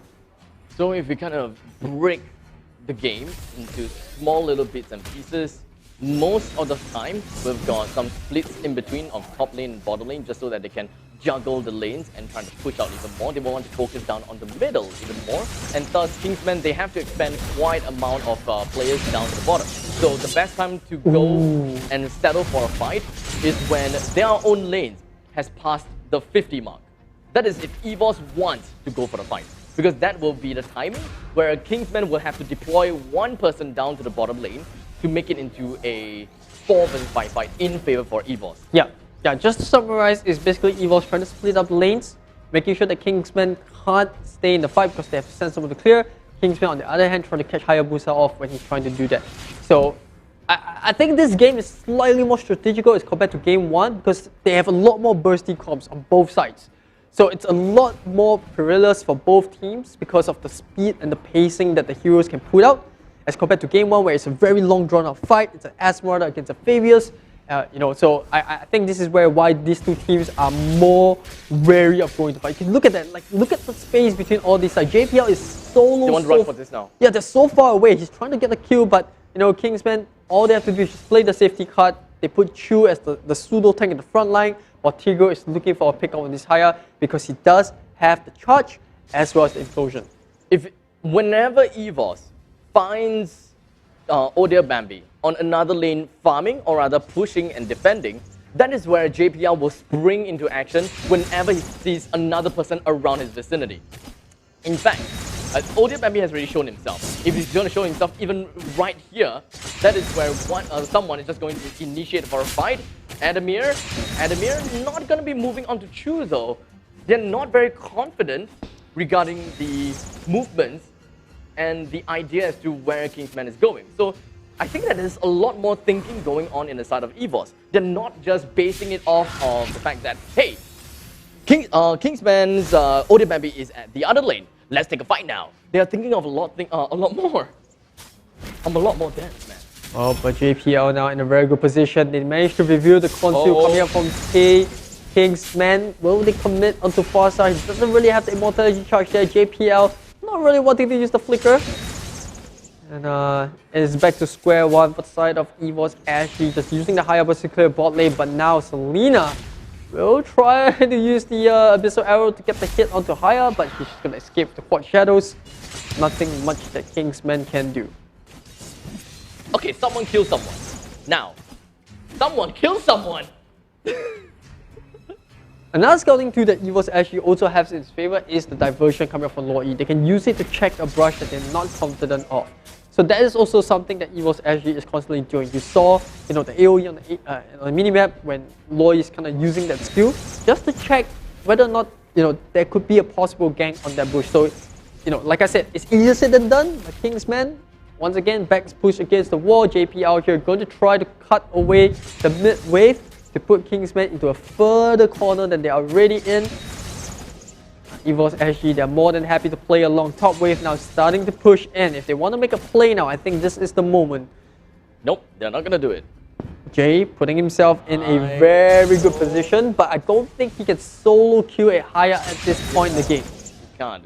In fact, I think that at this point in time, that is where Selena has started to scale off of the charts already. You don't really have that massive amount of burst damage into anyone right now. You're more on utility. Yeah, like the stun is still a huge attribute that Kingsman can put to use, but she's no longer that bursty assassin that can go in, burst someone down on her own, and then get out. So it's all about, you know, playing that waiting game, waiting for the right time. And these two teams, that's why they're one of the best, right? They're two of them, of the favorites, one being a defending champion and one looking to prove that they are worth, and that, you know, last season was kind of like a fluke. So it sets a big tone. Two titans going head to head with one another. Yeah, honestly, they know that their pride is in the line. That's history between the two teams as well. Exactly. So I'm just very curious as to what is going to be the objective of their game in here, right? What's the caveat? Well, to win. The caveat it is, right? Like, what is standing in between of them and the goal? Like, not just because of like, oh, because EVOS is in the way or Kingsman is in the way, but what is really stopping them from the fight? We talked about Loi being one of the key reasons why Kingsman can't move up onto EVOS. But on the other hand, why is it that EVOS can't move up onto Kingsman? Well, like I said, I think it's at a stage of the game where both teams don't really want to make a mistake, which is why I draw reference a lot to game one. It's kind of like an unknown mystery for EVOS. They can only make hypothetical decisions as to, okay, if we do this, something's going to happen to us, and we don't want to test that. Well, a lot of the gameplay that you're seeing now coming from EVOS SG is just ensuring that the Loi is not in danger. They need the Loi in a lot of these team fights to set up the ganks, to set up the CCs, and make sure that they group up so that the Ruby and Favors can do what they do best. Right, right. And I think that's where things get a little bit tricky, because they need to clear out a lot of these bushes that Kingsmen are playing. And Kingsmen, you still have to give a lot of respect to Forza on Tigreal as well as Lapu Lapu. They are two very tanky heroes that are not easily taken down unless you really commit into a fight. And commitment means you put yourself at risk of getting taken out, because there is still Roger on the other side that can quickly take down a Loi if she's not too careful and not protected by a teammate. So that's why I think there's that tango that these two teams are kind of like playing with each other and just dancing around. Well, it is a very, very long game. I know you guys at home, thank you so much for being very, very patient with us. And here we go. We are about to begin once again. Let's see who will be able to get game 2. Will it be EVOS SG that cleans out the series, or is it going to be Kingsman to prove that they are not going home without a fight? It does seem like a fight is what Kingsman is looking out for. In fact, they are very aggressive on the side of Forza. They just pushed Endermere right out of the brush. No respect. They're kind of just coming in, stealing the kennel away from the dog, and just be like, this is mine now. And now Kingsman, they have the control of the map. The 50 line is all for them. Forza is right behind the tail of JPL, and the rest of the members from the side of Kingsman, they are just going to be choking up onto JPL. But unfortunately, just a single win force gets him sliding right past of Kingsman's main line. And we are back to square one. Yeah, but this time around, there's a huge minion wave onto the bottom side. They spot out the Roger, they spot out the Lapu Lapu. Are they going to commit to this fight? I don't think they will. It's going to be pretty much the same. Drag the Lord out, reset it, go for the split push, annoy Kingsman, and then hopefully look for another opening. It's deja vu. It's just game 1 all over again. I think that is longer than game 1, if I'm not wrong. Thankfully, we are sitting on our Super Lab test. Indeed. So our butts are comfortable. Very comfortable. Our back is very comfortable because of the lumbar support as well. I'm pretty sure that you guys will want to get yourself up with some Secret Lab chats, so make sure you take a look at secretlab.co for their new 2022 EVO series, whereby you've got some magnetic cushions right for your neck. And not to forget some adjustable lumbar support with a dial that's just going to be onto the side of your chair. One on the left, one on the right to adjust the tilt and to adjust the pan. And then most importantly, you can move it in and up and down, in and out, so it sits perfectly against your spine. So podcasters that are casting 1 hour matches like this, no problem for us. Now, moving back into the game, EVOS SG once again sticking to what they know best, split pushing with the Hayabusa, and then trying to hopefully push Kingsman into a bit of trouble, but gear dropping very, very low. That could be the opening that they want, but Oldia Bambi taking the safe route out. They know gear looks very tasty, but that is a risk they cannot afford to take. Yeah, that would have been a tough call for Oldia Bambi, because Adamir just literally just went in. He was ready to go in for the hook, and that would have put Oldia Bambi in such a precarious positioning. In fact, I do see a diversion. They are moving down to the bottom lane. Take a look at the massive amount of damage that's going to be tossed right down to the side of Potato. Potato is going to be the first one to go straight down. Forza just getting himself away with just a sliver of health. Unfortunately though, because here with the Demonic Force, he's just going to be gearing up to go for the main lines, and that is going to be Oldia Bambi, going to be next in their eyes. But Oldia Bambi though, is just going to be safe and sound in the moment in time. Two with just a sliver of health, and he does have a couple of shields right on top of his side as well. Almost going down, but Adamir, he does have a lot of mobility right on top of him. He's just going to be sliding right past the Jew, and he's just going to be pushing every single one of the members from the side of Kingsman away from the main line, and JPL manages to get one to side onto the side of Jew. The 1-for-1 trade. And Potato is the one that went straight down, but EVOS did not want to back down, even though their Hyper is the one that have been destroyed. But all in all, that was a lot more worse for the side of EVOS, because they have lost their middle lane inhibitor turret. And to make matters worse, Kingsman is about to take the Lord, or are they? Because JPL just going to be going straight in with that unstoppable force, as well as the... Oh, they stole the Lord! The Lord is going to be taken down by the side of Loi. Forza is going to be going straight down as well. I believe that he does have immortality though, but Gears is going to be shifting gears right on top of the side of Azura X. Yet another one bites the dust. But Gear is not stopping just yet. He still have a lot of health right on top of him. They have the Lord. They have a couple of kills. Forza's about to go down. In fact, Forza's going to go straight down right here. And Oldia Bambi just going to be eating up the Astaros' eye. His movement speed has been dropped all the way down because of the Ice Queen one. Will JPL be able to get a land on? No, he will not. But all in all, it is a 3-man down from the side of Kingsman. They have a Lord marching right on the top lane. Bottom lane just going to be pushed right in. Bottom middle lane is almost in as well. This staggered minion camp is not going to end the game, but it is going to push Kingsman all the way to the back against the wall. And now, EVOS SG with the super minions down. 60 more seconds. Can they buy time? Oldia Bambi, he's going to lose his immortality. But the flame shot comes in from downtown. He's right on the mark. And they are going to end this game right here, right now. EVOS SG completes the 2-0 win.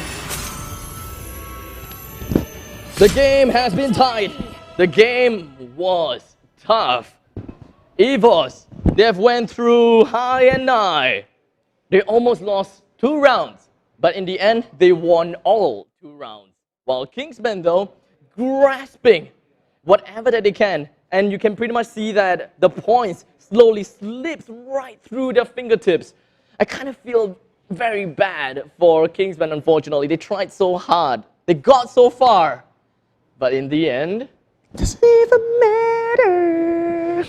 Oh, man. Kingsman. But what a game that was. No higher, no problem. It all started with Kingsman finding a good gank onto Potato, onto the bot lane. But unfortunately, like I said, the key target is the Loi. The burst damage that Loi brought to the table, the rotation into the diversion, and then eventually just shredding the front line down. And from then on, it was a case of EVOS SG just hunting down the members of Kingsman one by one. And yes, you know, they did manage to have the bigger number of people there at the lot, but then again, Loi coming in once again to save the day, stealing away the lot. Boom, boom, pow! And then the flame shot at the very end to use the flame shot to take Oldia Bambi down onto that Roger pretty much sealed the deal. But I'm pretty sure even without the Roger, it was also pretty much GG because they had the lot on the top side. They had 3 super minion waves. The Tiger was off cooldown. And they didn't have much that they could deal with. I mean, Kingsman well fought, but EVOS actually showing the rest of the competition. Even Who's though boss? Yeah, even though we had a roster shuffle, it doesn't matter. It really doesn't seem to matter Yeah, at we all. are the champions of MPL SG Season 1 and we are here to retain the title. I'm kinda, I can't do this. This is only the first game of the day. Well, I gotta say, I'm really impressed by Gear. Coming into Season 1, not exactly the best of performances, but Season 2 he has shook all the doubts. Yeah. And he's shown why he deserves that slot. Like, he played a perfect back-to-back game. Game 1, doing really, really well on that Paquito, and then coming into Game 2, playing that Furious, not dropping a bit, constantly hunting down members of Kingsman, making it so tough for their life to split push, and well, I think EVOS SG, they definitely do deserve the win. Indeed. Yeah, and I think that at this point in time, this is where we kind of crack a cold one for the boys over at EVOS. So honestly, this one's for you guys. Well played. Well played. It is definitely an amazing game. I think both Game 1 and Game 2 had a very, very, very similar flow of the game. The momentum was very similar. Kingsman controlling the earlier parts of the game, but eventually just not enough, just falling short.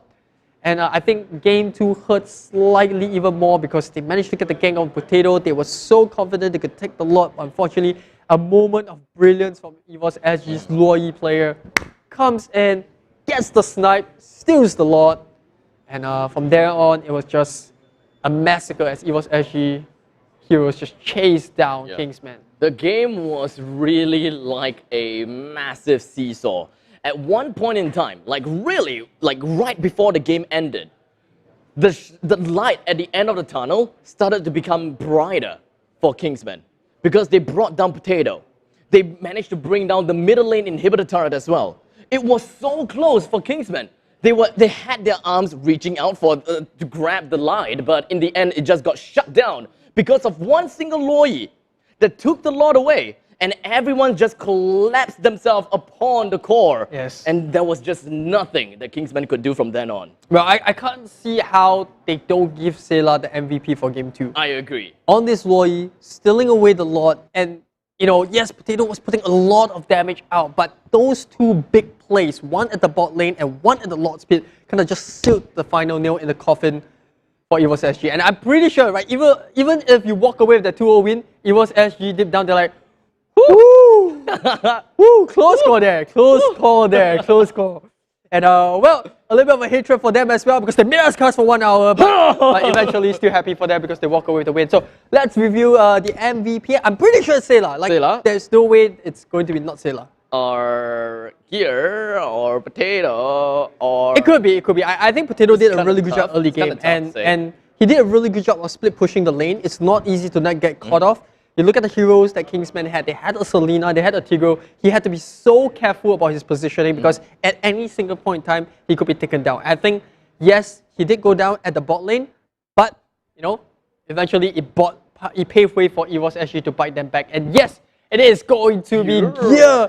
Oh, I mean, I'm still happy. But deep down, I was kind of hoping Sela would get the recognition just because for his play. Yeah, I mean, we are anchoring a lot on the Sela because of the anchor player that Sela is as a Luoyi. It means a lot as a it means a lot to put up the yin yang stacks onto the enemies. Yes. But it's because of Gear that make things so tough on the side of Kingsman. When it comes to mobility, right? Moving from one place to another, your wind chant wouldn't help you at all. That small little wind force wouldn't drive you anywhere.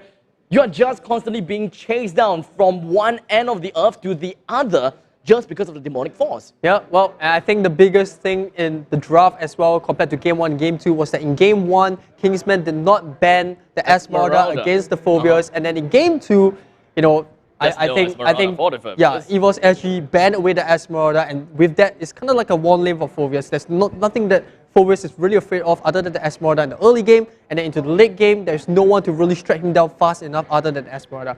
So I think that's pretty much about it. We spoke a lot about the draft on both sides. We spoke about it. Once again, a big shout out to Secret Lab for being our official chair partner. And you gotta check it. You gotta check out the new Secret Lab Titan Evo 2022 for powering the MPL Singapore season. So thank you so much for giving us the chance, because we would not have lasted those 2 games without them. It comes with magnetic memory foam head pillow. It was like this. Yep. So you don't have to bother about fiddling with the adjustment straps. All you need to do is just snaps in place in your backrest, and it stays there, and it supports your back as well, because it goes up, down, left, right, in, out, wherever you go. With that being said, let's take a look at the highlights from Game 1 and Game 2, and let's just see how EVOS SG managed to clinch that 2-0 victory.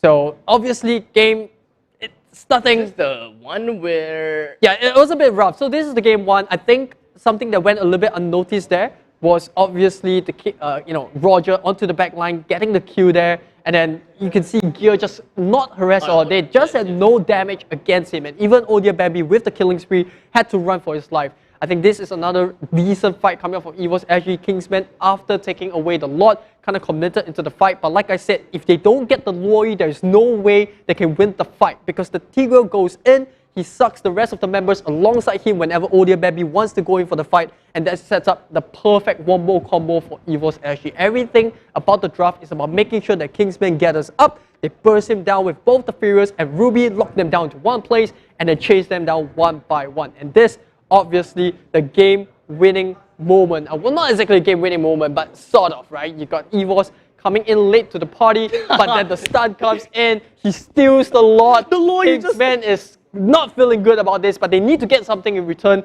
so they try to get the kill onto the Ruby. They succeed from there, but from then on, it's all Gear show. Demonic Force after Demonic Force after Demonic Force, and just rip them apart. Eventually, with the Supreme Minion waves and the Lord pushing on top, they didn't even need the Lord, but for good measure, EVOS actually closes that game out. One thing that I didn't quite realize was the fact that Loi was actually waltzing her way over to the Lord's pit. Yeah, it's like a red carpet. Please take the Lord. She wasn't there, kind of dancing around, waiting for the perfect time to pop right in. No, he was just walking right in and just perfect time, kind of thing going on, right? Well, with that being said, I really want to hear what the members of EVOS actually has to say about that 2-0 victory, starting the entire campaign off with a perfect 2-0, the best start possible. Lysander, take it away.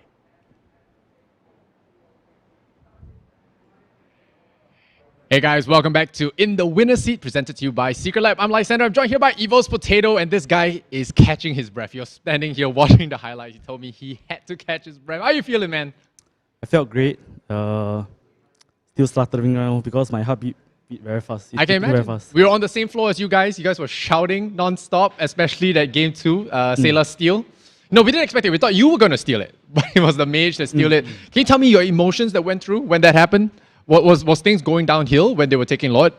It was because there was a 50-50 Lord fight, because all we can hope is to get a steal from there, because at that point of time, at the very late to the game, anyone could steal the Lord, because retry tax is just 2000 plus, just 2000 plus damage. So with a Loi combo, it can hit more than 2000 plus. So I would say mages or anyone can stand a chance to steal it. So why not just try a 50-50 Lord steal? Yeah, okay. Tell me, okay, so both games actually went really long these 2 times. Both teams exceeded 100k net worth. Tell me, why were these 2 games so stalled out? Why were they like 30 plus minute games? ML games usually aren't that long. For the first game, we were supposed to end during the Luminous Lord, which is the second Lord, but we didn't plan the wave out properly. We didn't manage the wave properly, so they have a Fasa backline, and we have no marksman, and we have no one to catch the Fasa or stop the Fasa.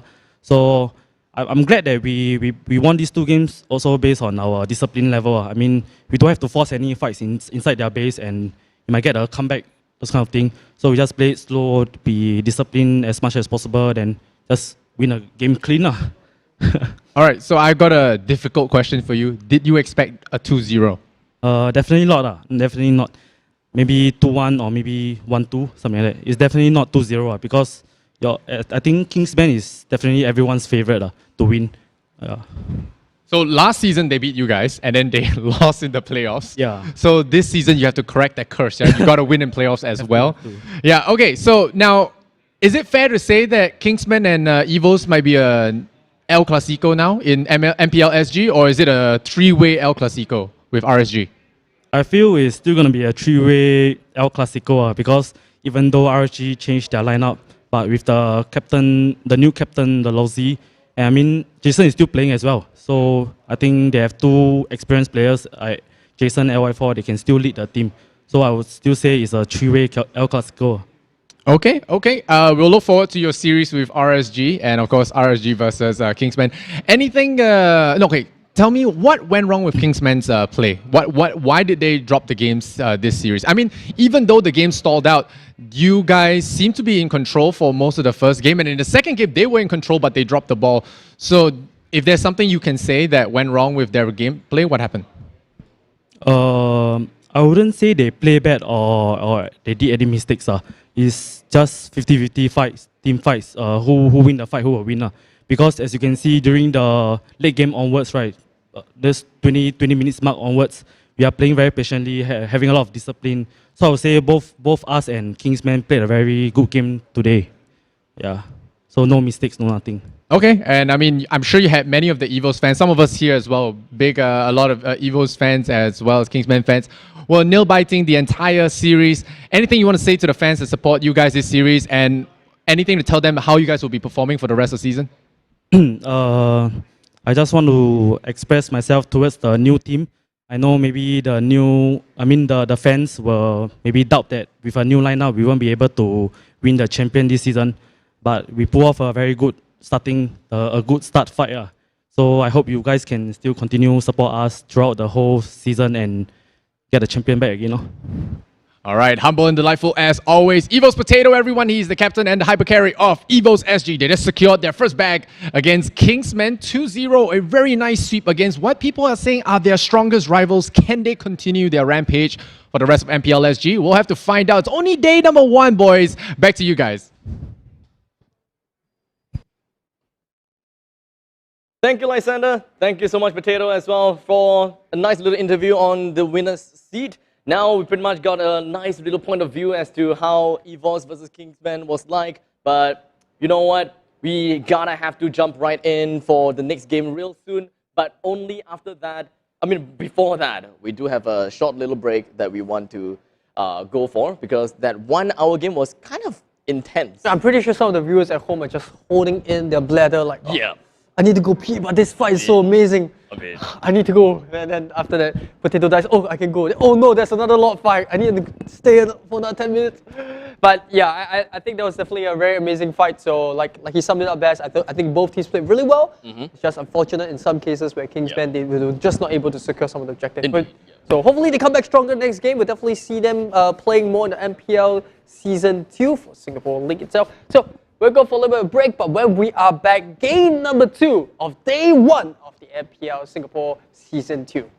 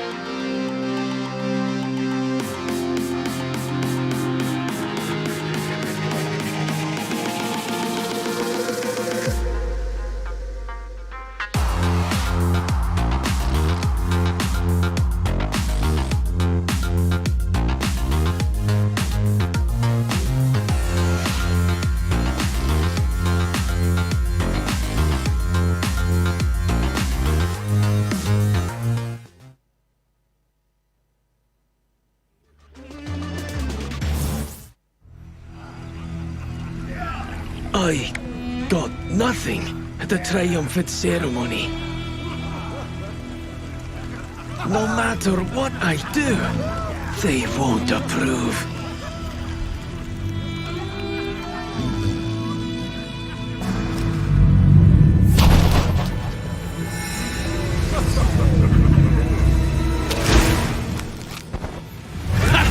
Just in time.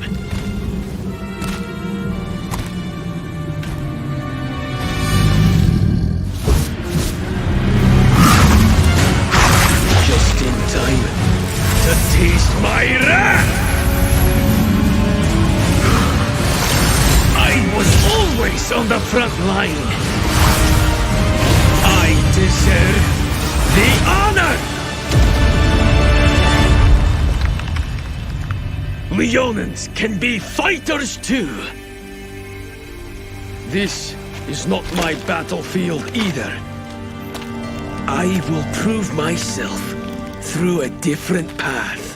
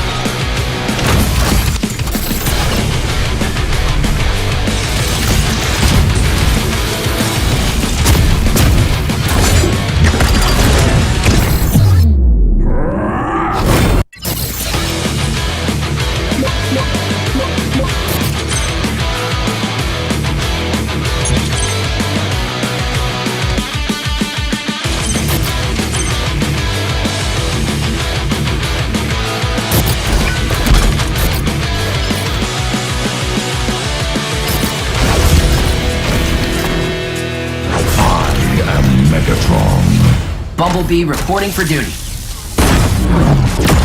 I am Optimus Prime, leader of the Autobots.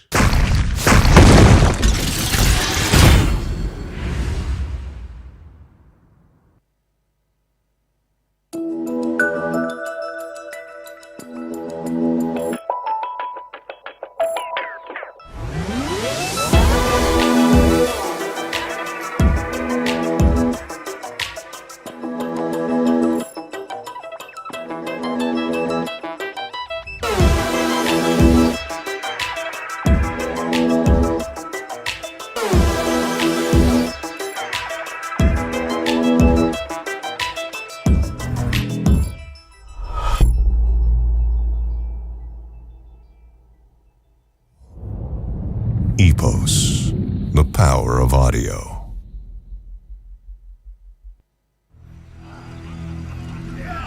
I got nothing at the Triumphant ceremony.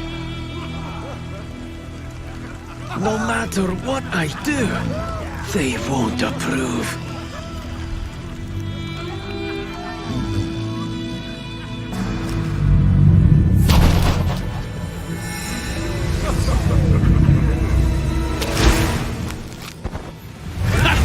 Just in time.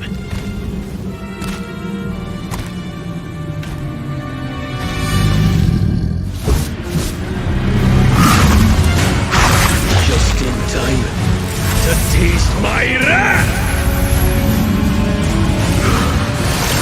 I was always on the front line. I deserve the honor. Leonins can be fighters too. This is not my battlefield either. I will prove myself through a different path.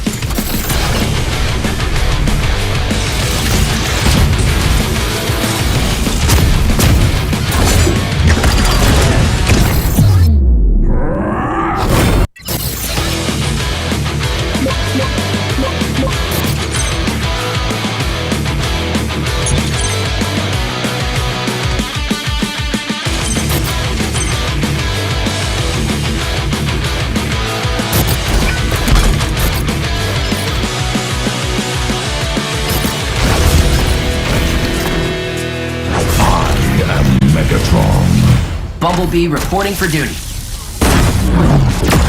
I am Optimus Prime, leader of the Autobots.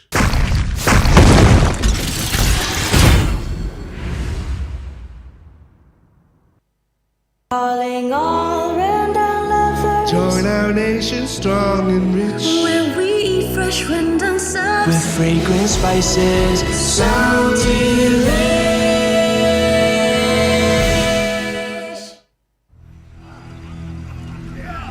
I got nothing at the Triumphant ceremony. No matter what I do, they won't approve.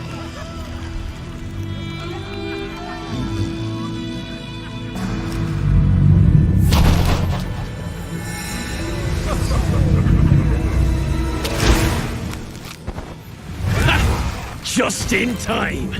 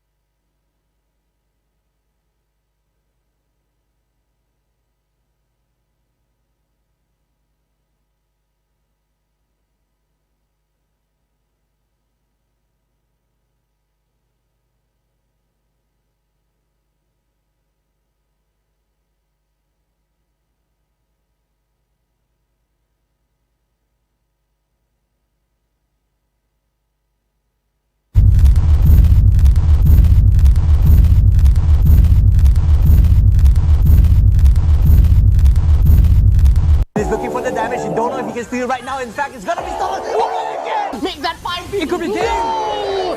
That's the game! Oh! What was that?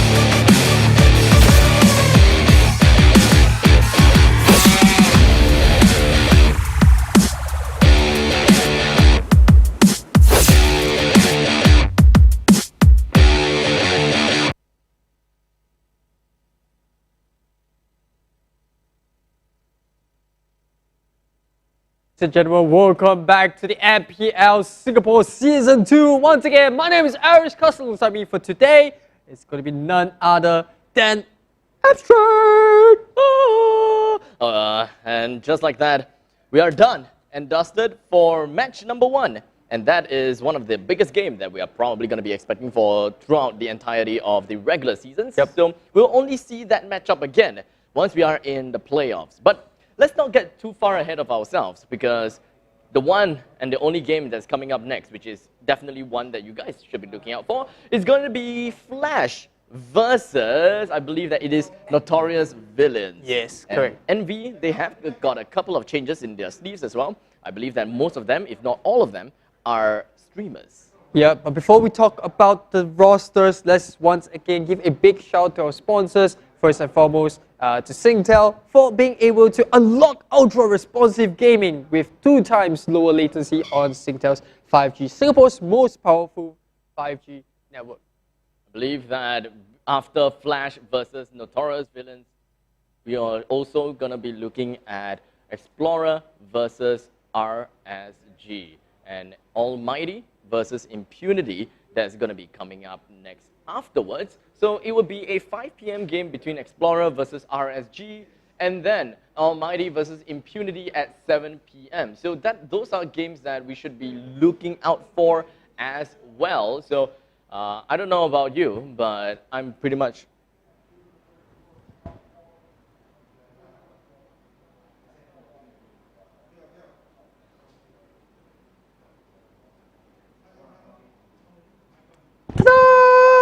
magic.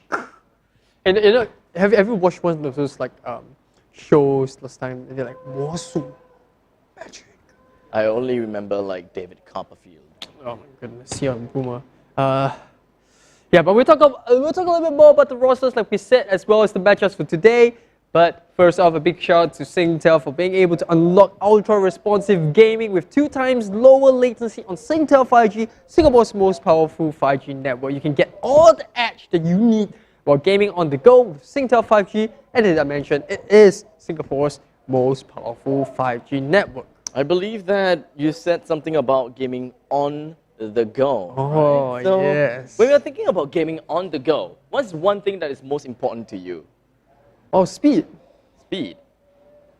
EPOS have got you covered with all that speed that you want to, because of the short latency that these beautiful earbuds have got for you. So you've got the magic of audio, you've got the magic of speed as well, because of one very important thing that EPOS delivers in their packaging, and that is this small little dongle. Yep, and most importantly, there is no latency on Android, Switch, PlayStation, or PC. So it doesn't matter what platform you're playing on, as long as you're using the EPOS GTW270 hybrid earbuds, you're about to be taken care of, because it delivers ultimate sound excellence for the gamer on the go. So this dongle is definitely one thing that I absolutely love. Yep. Something that I didn't quite expect will be coming out for earbuds, but this is an amazing creation. Like, it's really well built as well. Like the material, that you can really feel the hardiness of it. Yeah, it's solid. Solid. So even if you like just kind of yeet, I wouldn't suggest. I wouldn't suggest it, but if you happen to yeet it, I'm not gonna guarantee it. I'm pretty sure that it's pretty hard. knocked and it will not go anywhere. Not saying that you should, but in the very event that you happen to accidentally yeet it, then I'm pretty sure that it will cover you guys no matter what. Yeah, and speaking about getting you covered, guys, please do remember to check out the MLBB in-game store because the Lancelot M2 Champions gift for Brand Esports is now officially online. If you missed it already, there was actually a first month 30% off for players who joined the pre-order event, and they can actually enjoy the 45% off here if they actually completed all the tasks. And not only that, there's also an exclusive bundle that's discounted for a limited period of time as well. So do remember to check that out. And alongside with that skin, there's also a Bruno special skin that was released around the same time. And as they always say, you can achieve the final victory with the Falcon. And I believe that since we are going to be jumping into a new series of the game soon, I believe that for those people that in the previous game, you kind of, if you chose, I think that it was JPL, was it JPL? No, I can't remember. I'm really bad at numbers and remembering names. But the first blood rule applies for this series itself. Because whenever you call out someone that gets the first blood, you will have a chance to walk away with some amazing prizes. Because for each first hero takedown, you too can be a winner after all. So make sure you comment below in the comment section, either below or over there. You know, you can just let us know who you think will be able to get themselves first blood, and a team member from MPL Singapore will reach out to you within the next few days to collect more of your details, and that is pretty much it. You will expect the prize in your account. Yeah, and to all the fans that are watching this stream, you are in for a treat because we got some exclusive in-game rewards just for you. So not only do we have the first blood rewards, we also have this giveaway, and all you have to do is simply share the live stream. That's it. It's no cost at all. All you have to do is just click one button, share it on your page, because if you share the live stream on MPL Singapore's page, you are in the running for the giveaway. So hurry up and spread the word to your friends, because if you get them to join the action, there are milestones that's there. And remember, you gotta share the one that's on MPL Singapore's page, because nowhere else will we unlock these rewards. You can see it's gonna take quite a bit of a team effort, because you need 1,000 shares to get those milestones unlocked. Like, you know, Abstract said, he's gunning for those Saber skins. I think the Venom Angela looks really sweet there. All of them look fantastic to me, so just go for it because it's absolutely free. And you can also join in on the fray of our realistic 3D world at the PvP MPLI Arena, where you can explore new possibilities and perhaps even find yourself a treasure or two. Who knows? And well, the treasures are actually refreshed every Friday. So head on down and to make sure that you are taking part in the hunting. Happy hunting! And at this point in time, I believe that you guys can't wait for us to jump into the next game. And that, of course, will be Flash versus Envy. Let us roll the clip and see what they have got to say for each other.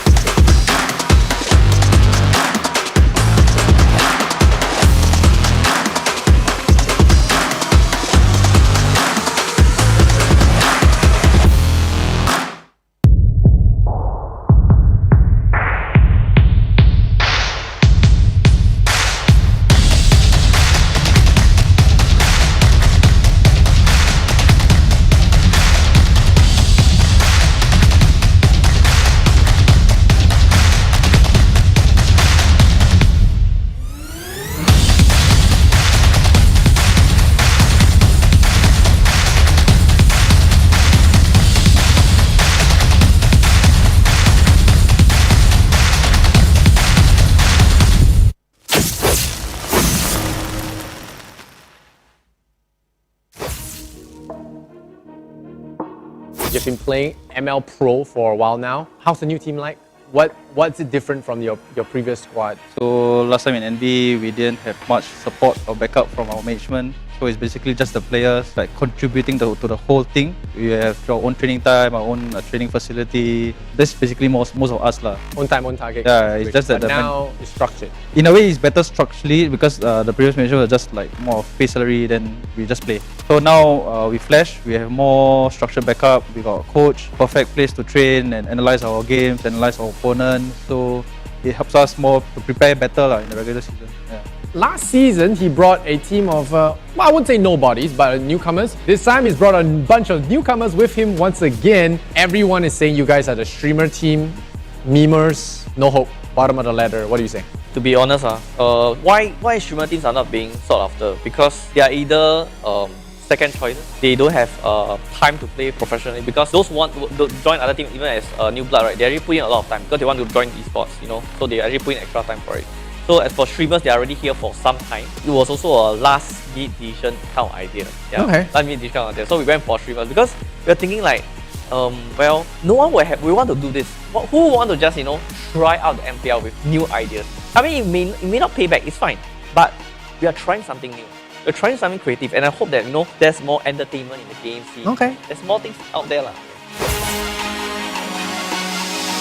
I think definitely we would plot to face Envy lah.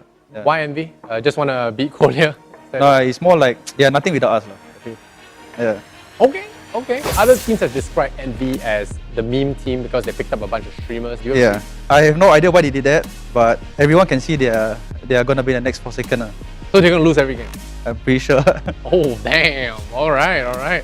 A lot of players from your team went over to Flash. Yep. So, do you have any thoughts on that? I mean, it's good that there are players actually move around because it just shows that, let's say they are not comfortable in one organization, they may want to move.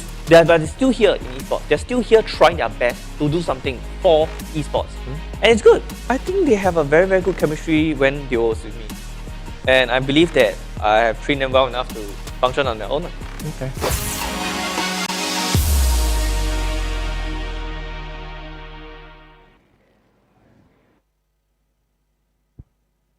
And there we go. Flash versus Notorious Villains. That was quite an interview from the side of Fenrir. I mean, he personally was from the side of Notorious Villains, but now he's going to be on the opposite end, fighting against Notorious Villains themselves. And I believe that he quoted, they are going to lose every game. I don't know about that. Like, as much as they are a streamer team that, people brand them to be, I think with the leadership of Kolia, they might be able to bring something to the table. I know they've been training really hard during the weekdays as well, not only the weekends. So I'm pretty excited to see what they're in store. Who knows? They might have some, streamer tips and tricks that they can show and bring on board the MPL scene. And obviously, Kolia did say, he's happy that players do move around. Kind of shows their so it's kind of like a well-wishing, right? Like no hard feelings. Yeah. But we'll see. I'm pretty sure there's going to be a bit of that feeling getting mixed up in the next matchup, We know.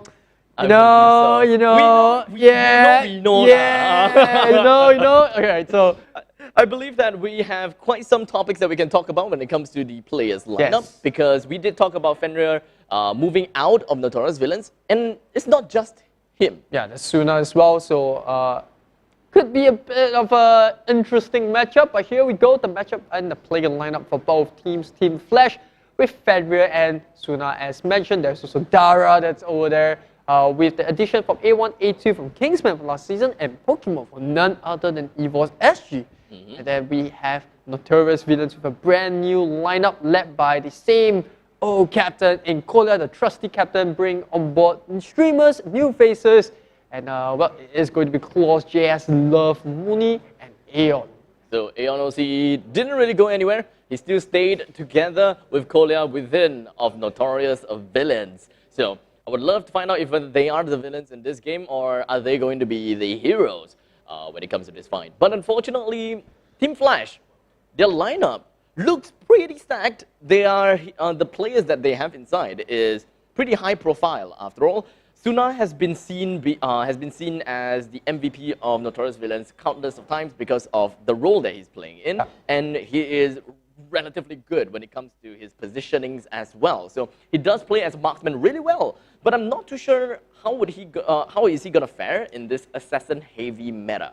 Yeah, we'll have to take a look at the lane predictions. It looks like we're gonna put A1, A2 up against JS Love in the top lane.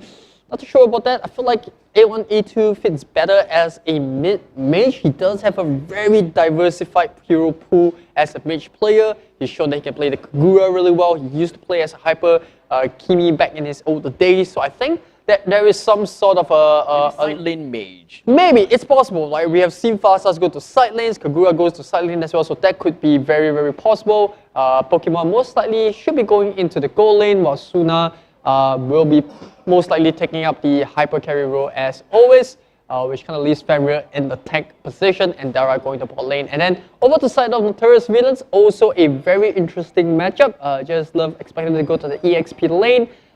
Pretty much the same, I would say, but obviously more eyes onto Notorious Villains because it is a brand new team after all, other than, you know, those two faces that we have seen coming from MPL Season 1. Exactly. So for the side of Notorious Villains, most people are just looking at their individual performance as to how they play mechanically and how they kind of play together as a team. But for the side of Team Flash, it's really more on the ladder that I talked about just now, how they play as a team. Because we know that they fare really well fundamentally, as well as mechanically, right? They know what they're doing. When it comes to their roles, they know what they need to do. But do they gel together well as a team? Will they get their communications down? Do they have the chemistry? Yeah, on paper, they definitely look really strong, right? You pointed out they're strong mechanically, individually, but obviously if you follow up accordingly with the PvP qualifiers, where, you know, obviously Impunity as well as Team Flash qualified into the MPL Season 2, or MPL Singapore Season 2.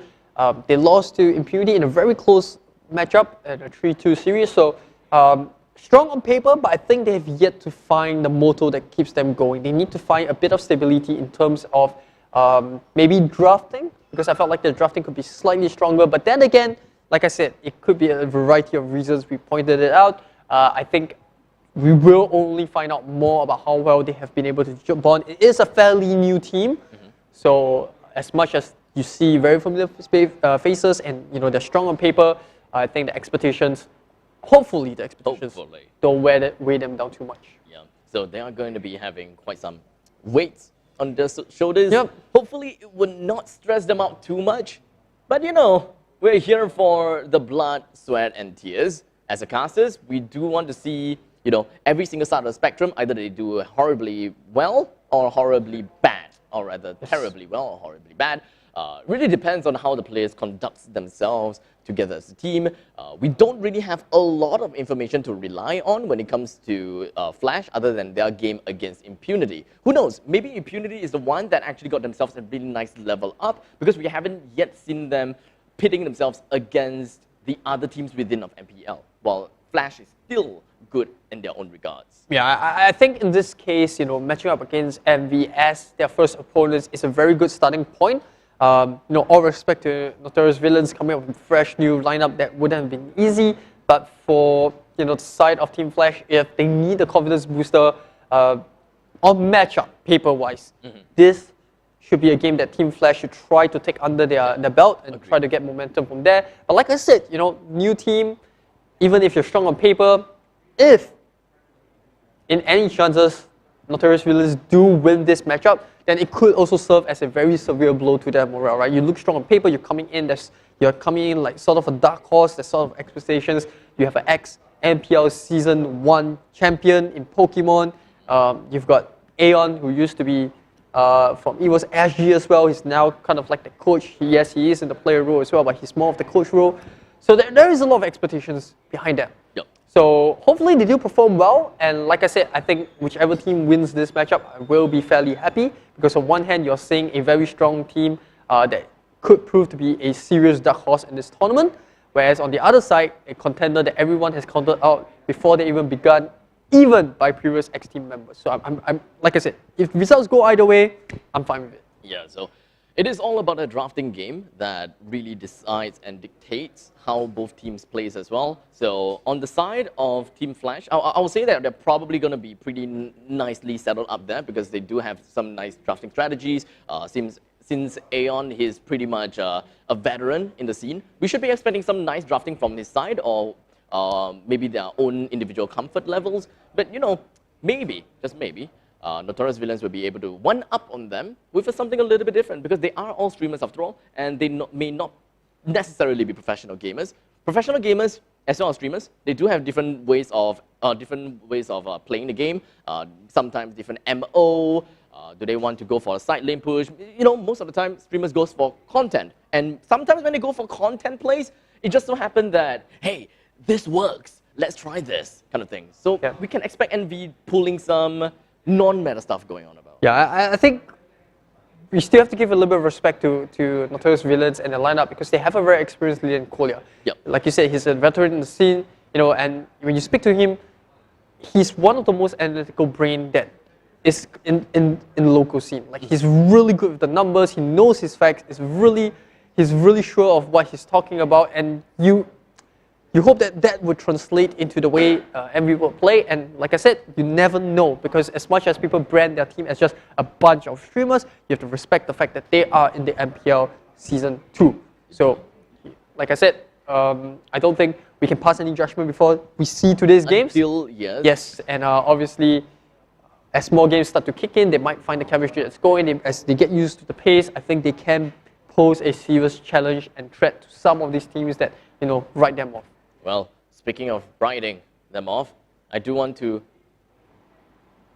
not write myself. I'm trying to think of some nice little segue, but unfortunately I can't think of anything that connects it well. So in the meantime, I'm just going to hydrate myself with a couple of H2O, and hopefully that my segue game is just going to go right up, because, well, one thing's for sure, a single drink off of the 100 plus is definitely going to bring you some top of the game line, top of the line kind of gaming values and just all the kind of stuff going on about, because I gotta have to replenish my lost fluids, minerals, and electrolytes for the top performance.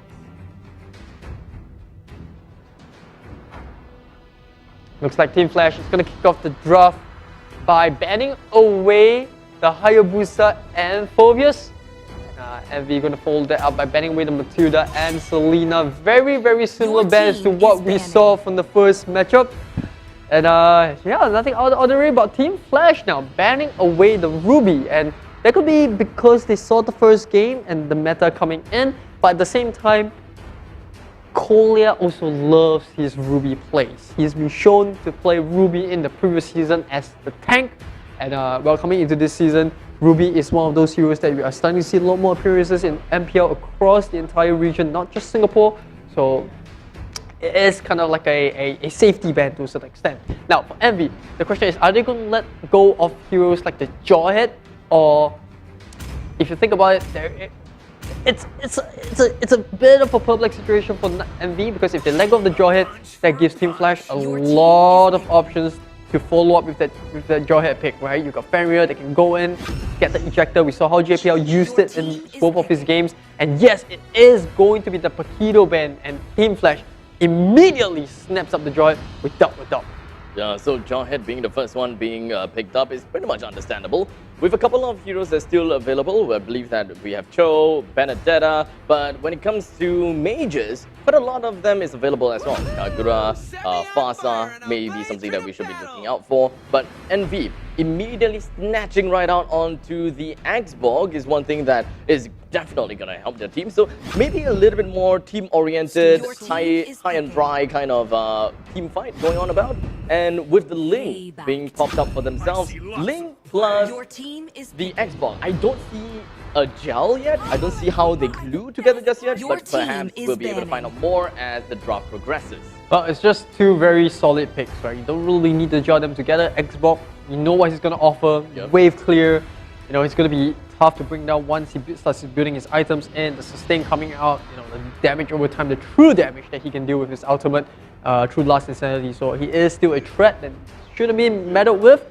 And obviously Link coming back to meta, so I think those two are a pretty decent pick. I think what's scary is Team Flash looking for a very, very robust early game draft. They pick up both the Farsa as well as the Roger, so it looked pretty scary. We saw a similar draft coming in from Kingsman. They had the Farsa, and they also had the Roger in the second game. You know, Farsa in first, Roger second, and they saw a certain degree of success in trying to ramp up the early game once the Farsa hits the level 4, once Roger hits his first major item, which most of the time it's either the Wind Talker or the Endless Battle. That's when he can really start to pop off at a very dangerous pace.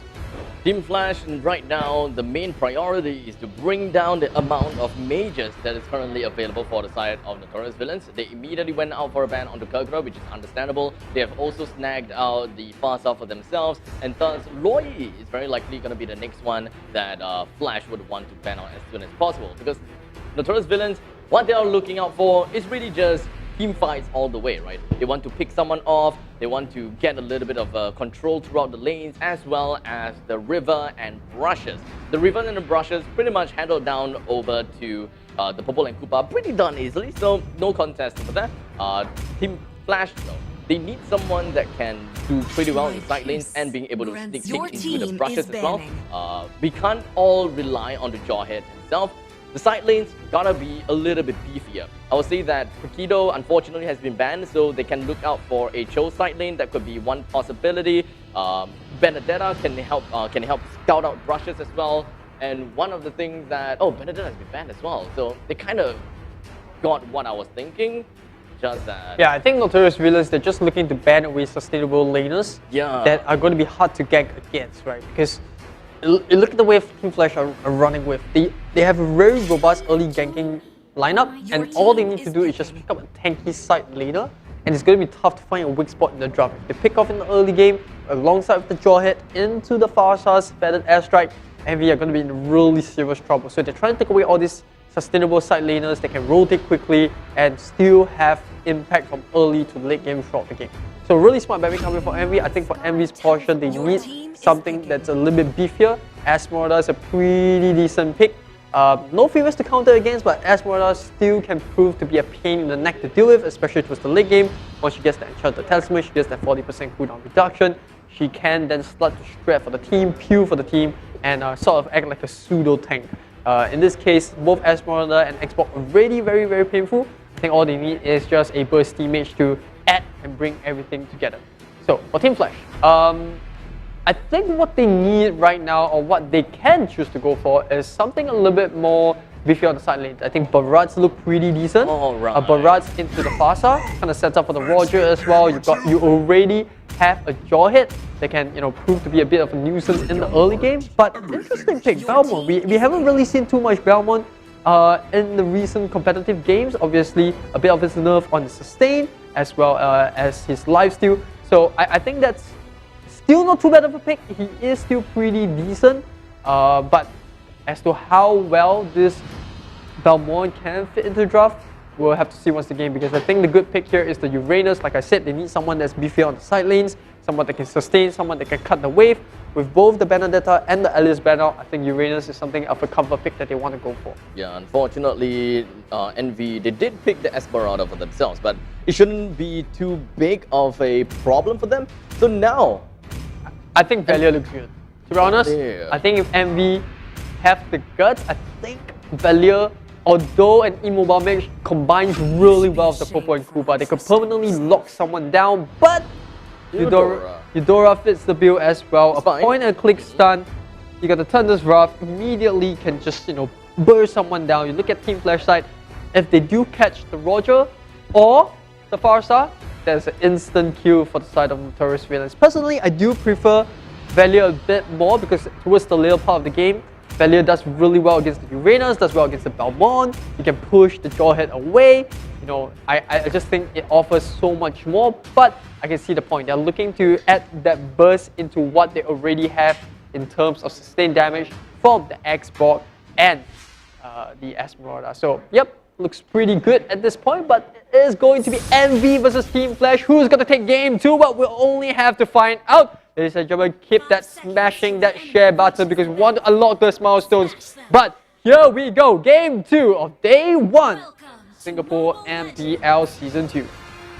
We're going to be looking at the laning potential coming in from both sides. Team Flash and Team Notorious Villains. All the way up in the northern side. In the top lane, we're going to be looking at Bowman, played by Pokemon. That's going to be fighting right against Claws, that is playing onto the Esmeralda. Right here in the middle lane, it is going to be a Fenrir playing onto the Mecha. As long as with A1, A2, that is onto the Fasa, fighting against with quite a lot of a little bit of hard counters right here. We do have Kolya that's going to be onto the Purple and Koopa, as well as Gas Love playing onto the Eudora. Down south is going to be a Dara. Yes, okay, so Dara is going to be playing on the Uranus, fighting against AONOCE onto that Xbox. So I'm really much interested into Pokemon that's playing onto the Bowman, right? Like how much of a bully he can be against Claws, or the other way around. Who's going to be the one that gets on top? But I think it's kind of like a draw lane for now. Obviously, if they do trade blow for blow, Esmeralda's going to do pretty decently. But you can see Pokemon using the wave clear speed try to rotate early into the game. But Mooney playing very aggressively. He nearly got the kill there. Claws trying to follow up as well, but Claws, unfortunately, still level 3, doesn't have the forward Star Moon, so Envy will have to walk away slightly disappointed, but still dominating most of the lane. Yeah, that was a very aggressive stance coming in from the side of Pokemon, thinking that he could just, you know, kind of poke out Kolya just by a little bit, but didn't really quite realize that Mooney can just come right in and snap right onto the opponent's side, and just like out of absolutely nowhere. But things are looking pretty darn good for the side of NV. They managed to return the favor onto the side of Pokemon. Instead of Pokemon trying to push Kolya back home, it is Mooney pushing Pokemon back home instead. And now that the turtle has appeared down south in the turtle's pit, that is going to open up some avenue for Notorious Villains to get themselves a couple more gold and EXP to their names. And alas, it is going to be a simple one for themselves, and that is going to be a small little lead in favor for them, but not like it's going to be extremely huge for now. Yeah, Team Flash, a lot of their heroes do need quite a bit of farm. You think about it, there is the Roger, there is the Uranus, as well as the Belmont, heroes that thrive off the late game. Not so much for Suna playing the Roger. Roger does work pretty well early, but there is still the impact that he can bring to the table, especially with the killing spree. If you don't finish him off fast enough, it picks up your members one by one. He becomes kind of a monstrous machine that can just clean the team fight up. And we, on the other hand, having the early game lead, can Fenrir get the ejector? No, the Fog Lightning. It's just simple stuns right in the face of Fenrir. He doesn't really want to go all too comical on the opponent just yet, but speaking of comical, it does seem like Pokemon is a little bit committing a little bit too much right onto the side of MV. They're gonna go straight in for a 1-for-1 trade. Pokemon for Mooney. And obviously, that is going to be a lot more favorable for the side of Flash. They did manage to bring down that hyper carry on the side of NV after all, while Pokemon is just kind of like a side laner. But it does work for both sides in some sense.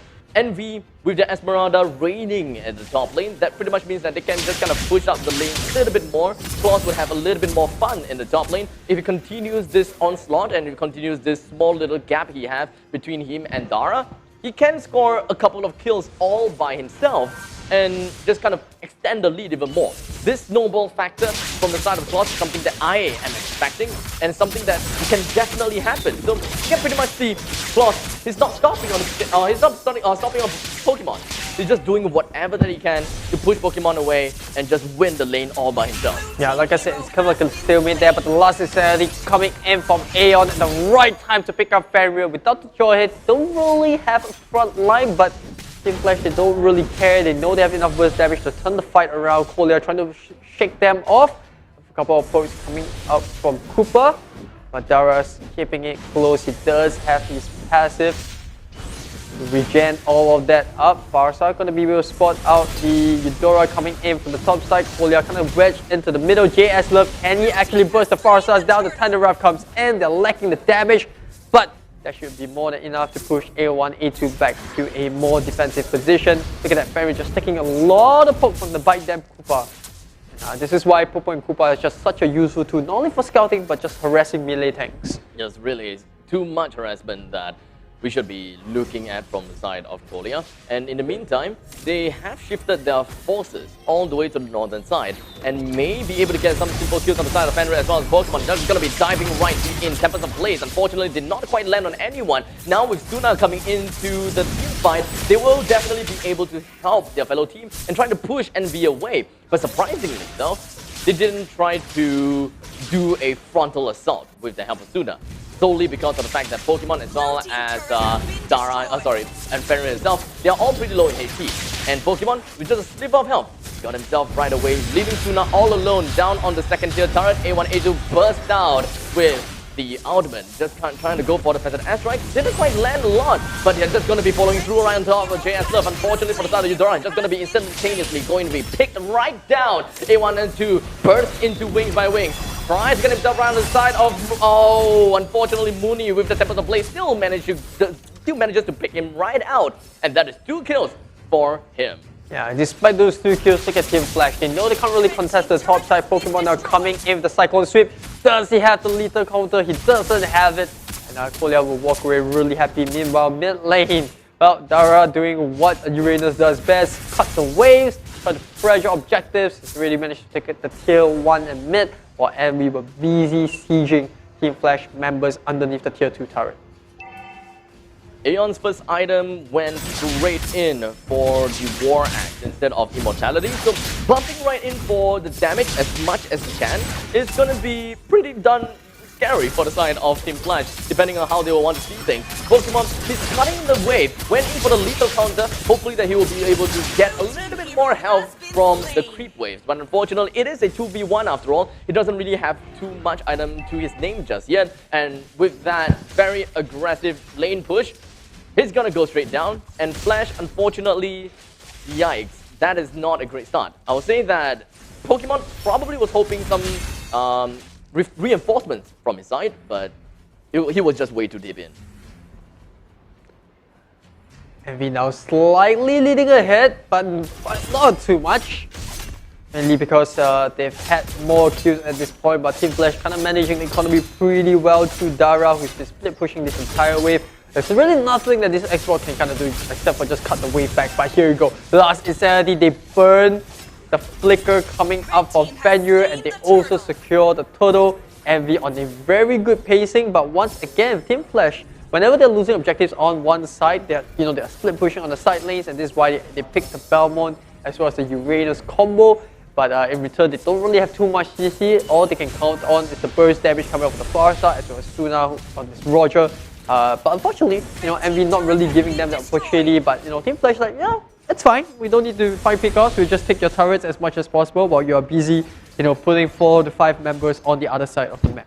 The Esmeralda is doing a pretty good job at the top lane though. He's having a lot of fun. But maybe this is a time where his fun is going to be stopped, because it is going to be a 3 versus 1 take, while Claws goes right in for the Falling Star Moon right under the turret's nose. And that 3-man gank on the Claws did not happen favorably for the side of Flash. They expended so much. They used a couple of Ultimates onto their side, but unfortunately, that's no kill.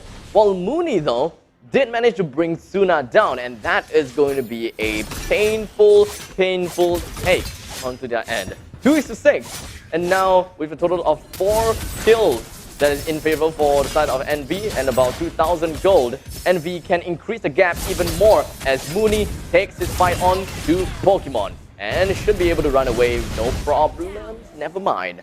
Fenrir, with the unstoppable force, takes him right down. Yeah, unfortunately, didn't really have enough energy to use the Cloud Walker, gets caught up, but MV did manage to find 2 kills earlier, especially onto Pokemon, so that's gonna relieve a bit of that split push and the cutting of waves coming out from Team Flash.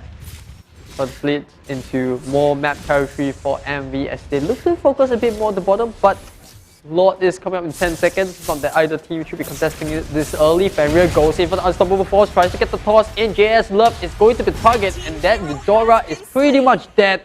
Nowhere to go, no mobility, and with the mage down for 20 seconds, Team Flash now says, okay, we can start pushing in.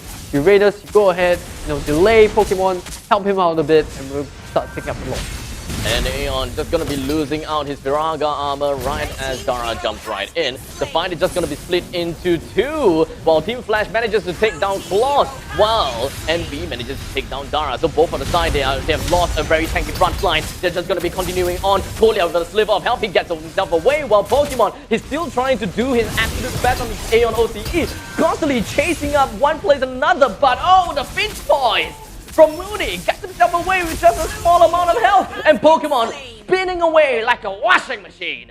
But this washing machine is now broken, as it does seem like the Eudora came in right in the nick of time, and the Thunder is the one that short circuits that washing machine. It's kind of awkward because when they show the Jawhead trying to push the ball, Fenrir was just kind of scratching his head like, where did they go? I swore they were in the bush, but yeah, coming back to the game, well, MV got a little bit lucky with that. They kind of lost Kolia early in the fight, but they did manage to get back a couple of kills. Fortunately for them, Mooney also survived that gang, so that was pretty decent. Didn't really get too punished for diving too deep. And Dara, look at the punishment he's taking. He's taking so many of this. Will Mooney play for the greed? No, he won't.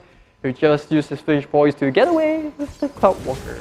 Well, it's pretty simple for him to get away very easily. 5 kills, 2 deaths to his name. It is still pretty early for us to even dictate how the game is gonna be like. For now, it is still too early, as we will all say. It's not over until the family thing. Fenrir actually just walking downtown. I'm not too sure what is going on for Fenrir. In fact, I'm not too sure what's going on the Team Flash. No one came to his aid until now, but it's a little bit too late. Pokemon did manage to land the lethal counter on the side of JSLove, but unfortunately at what cost? They didn't bring anyone else down on that moment in time, and A1, A2 popped the Feathered Airstrike with no other frontliners to kind of hold them within the AoE of the Feathered Airstrike. So unfortunately, Team Flash, it kind of seems like they are extremely staggered. Yeah, I mean, the name of the game for them would be to just try to split push as much as possible, right? You pick up the Uranus, you pick up the Belmont, you know what you're going to put on the table. But speaking about the table, look at Tuna diving in. I don't think he's going to get out of this one alive. The Tempest of Blades will pick him up. Dara now trying to strap Mooney as much as possible, while A1, A2 tries to get Fenrir out of that position. The ejector comes up as well. Mooney dropping low on energy. I don't think they're going to stick around for too long. They want to focus on the Lord, but Kolia has reached down to 4 of HP. How far can they push it? A1, A2 still lingering nearby. Doesn't have the ultimate just yet, but here comes Pokemon. He's going to soak up the damage as much as possible. The Feather Airstrike comes in. They pick up the kill onto JSLove, and they're diving in for more. Look at Dara. He's taking up so much punishment, but the Consecration is keeping him alive. They inject onto Mooney. Oh, the Lita counter will pick up the lane, and they are chasing for more. Pokemon right on their butts as the rest of Envy will be sent running towards their base. As Dara's still gonna be hating himself right inside the brush, while Aeon OC gets himself smashed right into the ground by that Feathered Airstrike, and the Immortality has now been popped. No scope. Flash, yep. 180, boom! And that is going to be the Lord that is going to be free for the taking for the side of Team Flash very easily. This is where things are starting to get a little bit different, right? Because now that they have the Lord, Team Flash knows that they don't necessarily have to play individually. They gotta have to play things together as a team, and that is where their team kind of resonates with, right? They are really strong when they come in together, but so far, like Team Flash's members have always been taken out because they are by themselves. We have seen Fenrir trying to flee for his life alone, no one came to help him. We have seen Pokemon pushing the lanes alone, no one came to find him. But from now on, I believe that Team Flash will be able to huddle together, convert together, and bring down the world of pain onto the side of Notorious villains, as now the Lord knocks right onto the middle inhibitor turret, only for him to get busted down instantaneously. Team Flash slowly hammering down the base of Notorious villains, and like you said, Pokemon and Dara both playing on their own, and this is why they are doing so. They're just delaying as much time as possible, and they do manage to catch Flush Esmeralda down, and now Kolia, look at that, they're struggling to bring Dara down. He hasn't even used his ultimate at all, just popped the Purify, but Purify having one of the shortest cooldowns as compared to the other battle spells. I'm pretty sure Dara wouldn't mind. He also does have the support emblem, so he's just gonna, get the cooldown reduction up as soon as possible. We know our Pokemon does manage to get the dash out of trouble. The Feather Airstrike comes down. They only managed to find the Koopa, but you know, Popo and Koopa, there's a reason why there's two parts to the name. No Koopa, no Popo, and now they get the dash as well. They get the injector onto JS Love, gets saved in time by Kolia with the Popo surprise. But is there more? Do they really want to dive after Dara? Do they have the damage? No, they don't. They are tickling Dara onto his back and he's just laughing at them as he heals all of that up. And now they manage to get Aeon as well. No Fragile Armor, feathered airstrike onto the back. They get the kill. Claus comes in, but where is the sustain? Where is the damage? Dara, he's still hanging down, but he will eventually go down. But Pokemon takes over the spot. There's just too many of Team Flash. You take me down, there will always be another. Intense fight coming in from both ends. NV did relatively well when it comes to defending their middle base, or rather, they kind of lost the inhibitor turret, but hey, it is not bad considering the fact that they did not let the game end by itself, because let's be real, Flash could have ended the game if they really wanted to, and if they just kind of commit into it, since they almost got JS Love down as well, so that is going to be one of the parts. The top lane, second tier turret, unfortunately a little bit late on the side of Pokemon. So NV trying to kind of shorten things out, trying to get himself a little bit closer to the side of victory by bringing down some of the exterior turret, you know, kind of shaving it down by a little bit by bit. Yeah, I think it's important that, you know, Notorious villains still retain a bit of a map control in the jungle, because that's where Mooney can strive as a Link. This is the weird thing about Link, right? He works really well in every single part of the map except for defending and sieging the opponent's turrets, because there's not really a lot of walls he can play with. You know, he doesn't really have a lot of cover. He relies on his teammates to create the opening. So I think that's where MV really wants to thrive. They want to make sure they get the map control back that they have lost to Team Flash, and they managed to do so. But here we go, Pokemon kicking things off with the Cyclone Sweep. They're coming from the back. Oh, the Conceal. Defenria trying to get the toss onto JS Love. The feathered airstrike in a perfect spot. His three members, the flicker from A1, A2 dodges the Tempest of Blades. He gets a throw right onto Mooney, dropping to a quarter of HP. Oh, Suna, he can't really pounce on him, but it doesn't matter. They've already picked up two members for themselves. They only lost A1, A2. Can Mooney TP out of time? No, he can't. A1, A2 gets the Lycan Pulse in real time. And now Fenrir just delaying the TP. The unstoppable force onto the back. But Mooney somehow still surviving because he has the immortality. And look at this. Dara and Claus just punching each other to no avail. Both sides just pretty much just delaying the time, while Mooney still on the run, still trying to survive. Slightly out of reach for Fenrir. How frustrating it must be for that jaw hit. My oh my, hey, at least the consolation is that he did manage to pop the immortality, and they bought a lot of time in order for Suna as well as Pokemon to bring down the Lord, and indeed it will be. A1A2 has finally bought the Winter Truncheon. It's going to help him tremendously after that great, amazing race that he has done against with two other members from side of NV. This pretty much means that Team Flash, they can be a lot more sustainable in the upcoming match, and they won't be too worried about A1A2's positioning anymore, while Pokemon is all the way alone up in the top lane. We should be A-okay. The rest of the members from Team Flash are just going to be getting their way right onwards. But unfortunately, Fenrir, it does seem like he's currently caught in the middle of it. His speed all the way down low, his movement speed is all the way down low as well, but it doesn't seem to matter at all. A on OCE, he's just going to be whittled down by the Lord as he slowly marches right in. Claus goes in, falling downward in the middle of anyone's midst, but unfortunately, Winter Truncheon is just going to be popped in by the side of A1 and A2. He stays alive, Pokemon goes in, he's still alive, 50% health, but unfortunately, just going to be instantaneously just popped right down to his shoes. The Lord is still alive, but unfortunately, he's just going to be hammering down every single one of those creeps. A1 OCE gets himself away with just a sliver of health, and NB manages to clinch themselves in this game, even though they have lost the top here in the top lane inhibitor turret, and this is where the defensive fight would now begin, as NB is not over just yet. Claus steals one more onto the side of A1A2, but with a quick little flicker and Dara going right in, that is going to be the real part where they actually end that fight.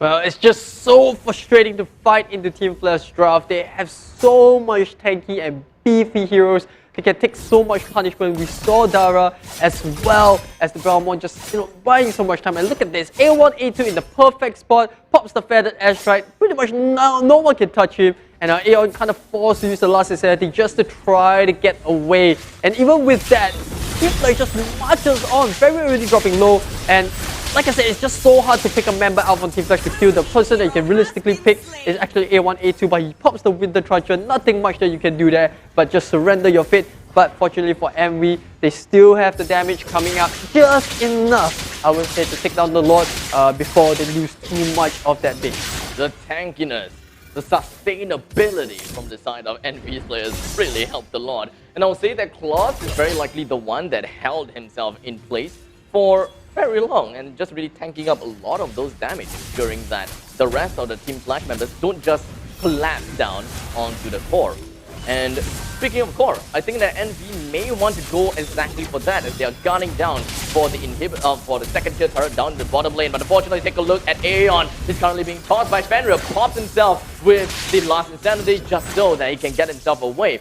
Good thing is that they are all safe and sound.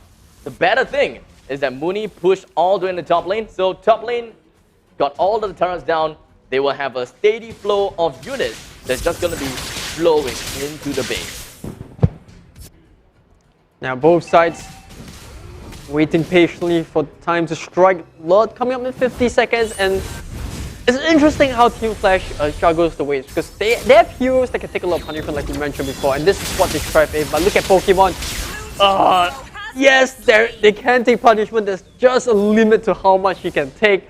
4 heroes just pummeling right on top of him.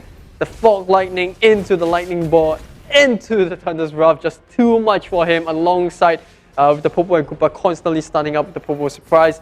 Just too much for that Belmont to handle. But we are starting to see defensive items come up. There is going to be a gank here. Claus ran into the wrong bush. And he goes down. One more hit. But the Ball Lightning comes out in the nick of time to get Claus to safety. Boy, oh boy. Team Flash went all out for that one. But it did not bear any fruit. Very. We are now 22 minutes into the game. Deja vu! It's like I've been this.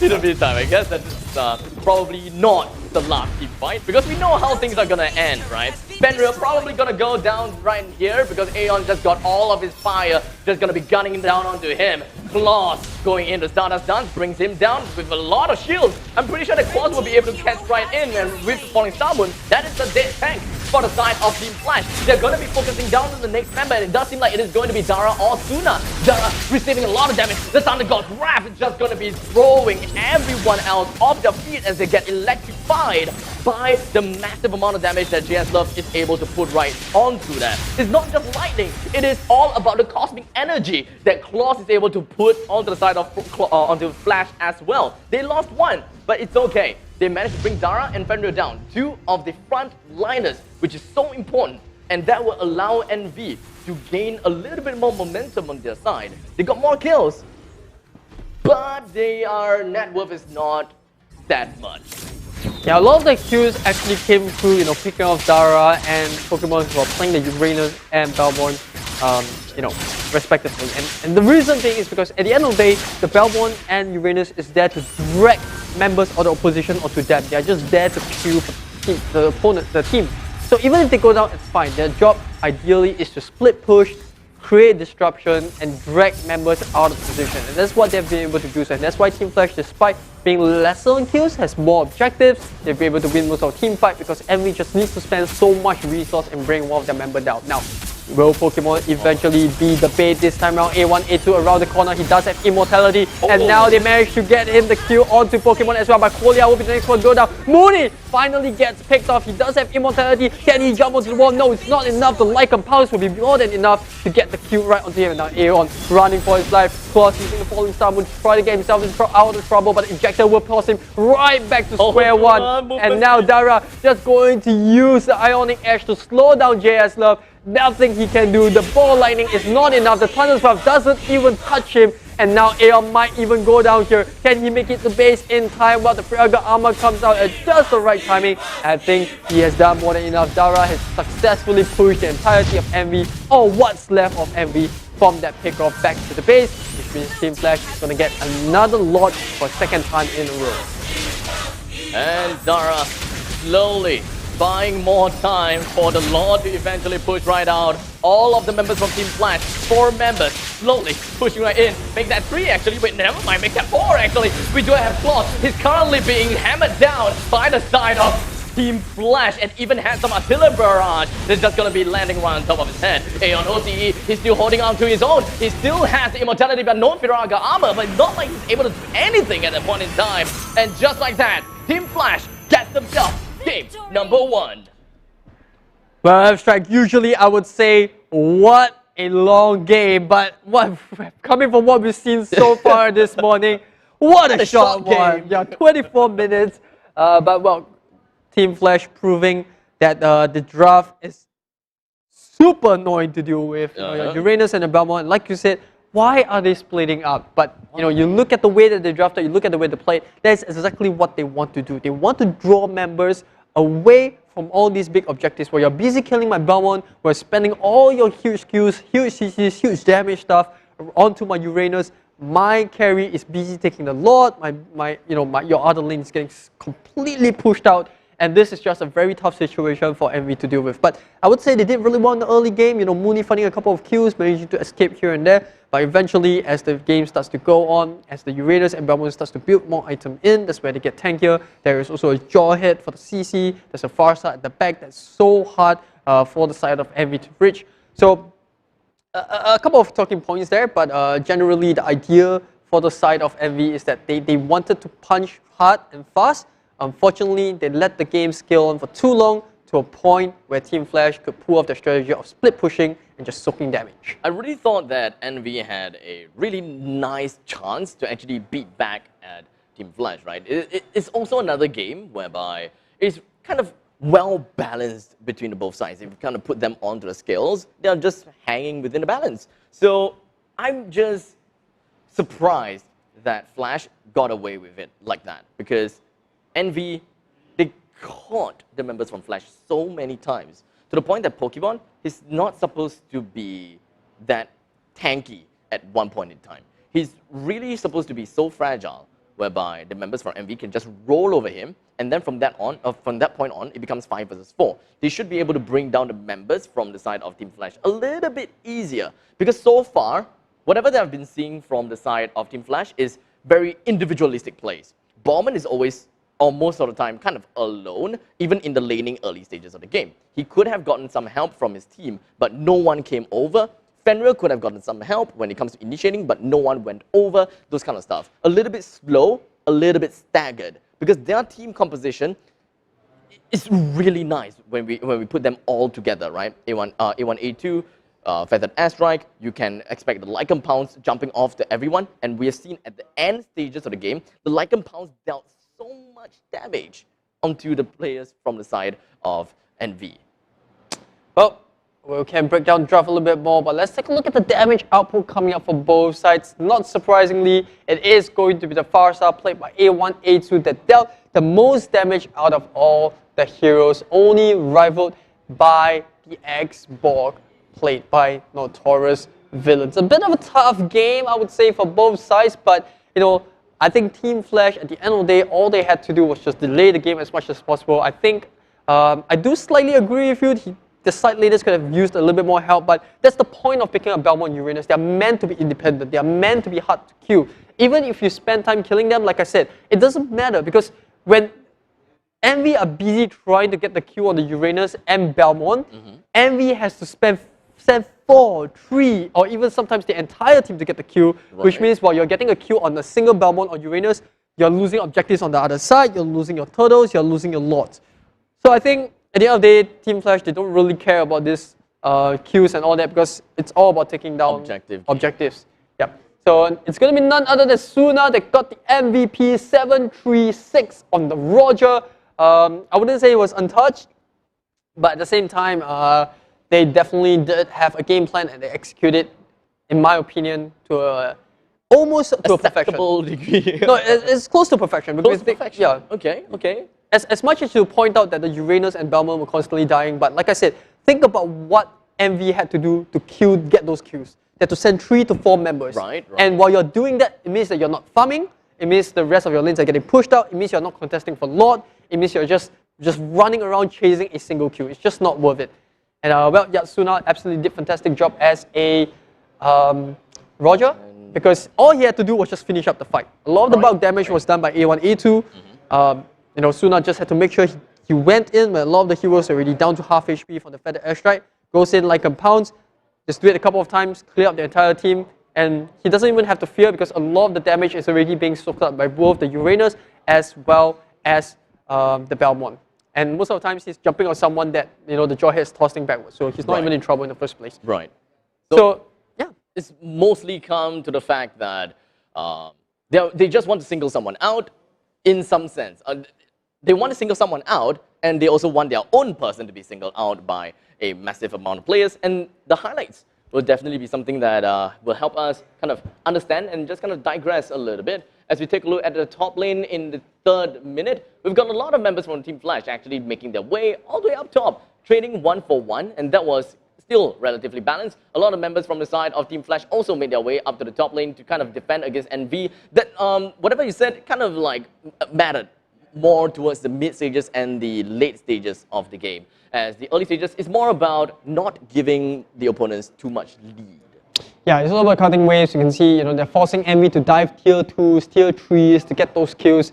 And look at this. Look at how much time, you know, that Belmont is kind of just buying the team. While split pushing on the top side, you got Dava, the split pushing. Yes, individual play, but it's all for the same goal, to drag Envy all across the map, looking for these solo kills, but they're achieving so much more on the other side of the map. And eventually, you know, with the waves down, with the Lord, they just slowly crack Envy one by one. And like I said, it doesn't matter how much kills you get. At the end of the day, as long as I bring a throne down, I walk away the victor. And that's what Flash did. Methodical, disciplined, and just dragging Envy along for the ride. So it's kind of seem like they are slowly like cutting small little thin slice of the skin instead of just chopping. It's kind of like, all right, I'll give you 1 kill, but I'll take 1 tower in exchange. And, you know, I'll take the deal any time of the day. Kind of like a slow, painful death. Yeah, and you're not taking out my core. You're taking out a side laner. Right. And eventually, as the game goes on, his net worth is still going to be increasing because he's split pushing means he's getting all the solo gold,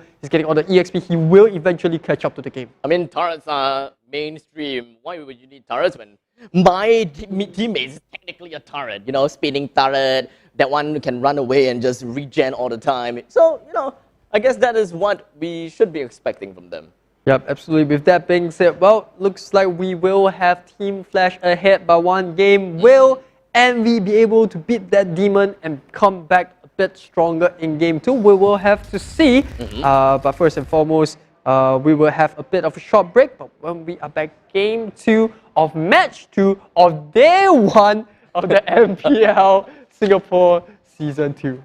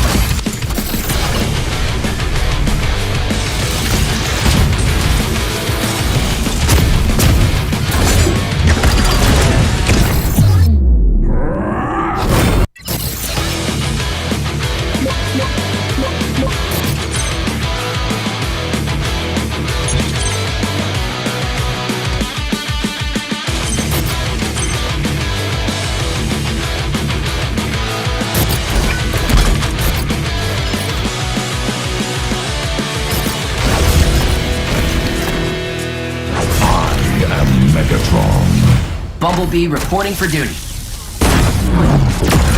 I am Optimus Prime, leader of the Autobots.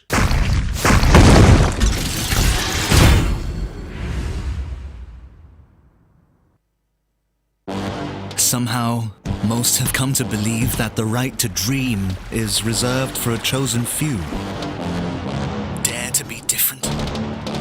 We know that being unique can be lonely, repetitive, and painful, but rewarding. Define yourself with your beliefs. Demand determination to be the only constant. Elevate yourself with passion and accelerate the next few feats. Don't let others tell you that you can dream. Fuel your own belief to dream. H2O. Dare to dream.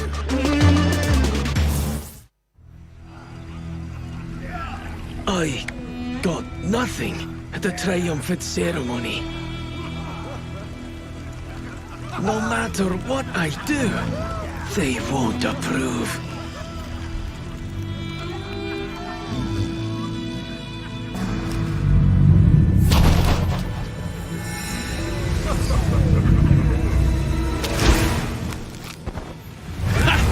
Just in time.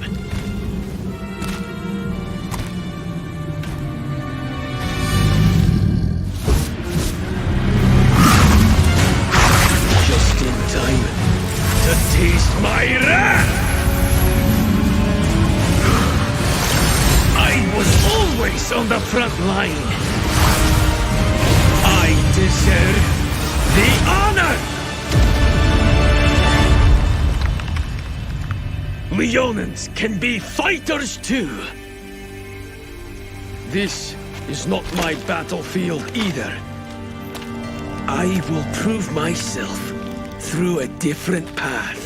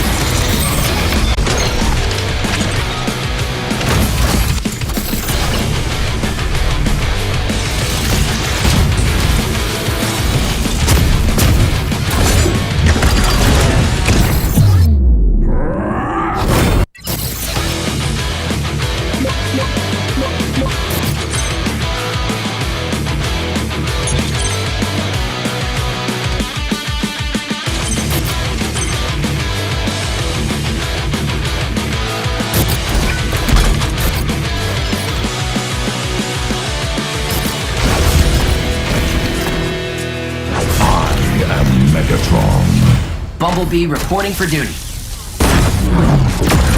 I am Optimus Prime, leader of the Autobots.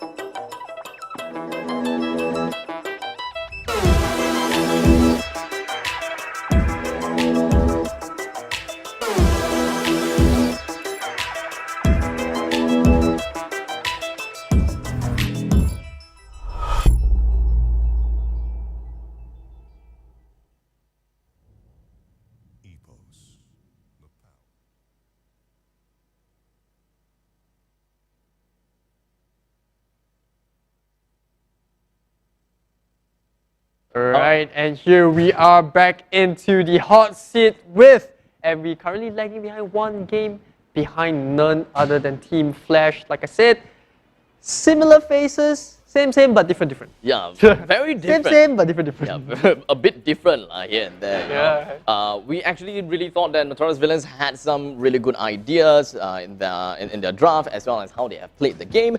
Initially, you know, they have got some great ganking potential throughout the board. You know, they have kind of tossed themselves, like literally throw their bodies over to the top lane, diving onto the first tier and then diving on the second tier every now and then.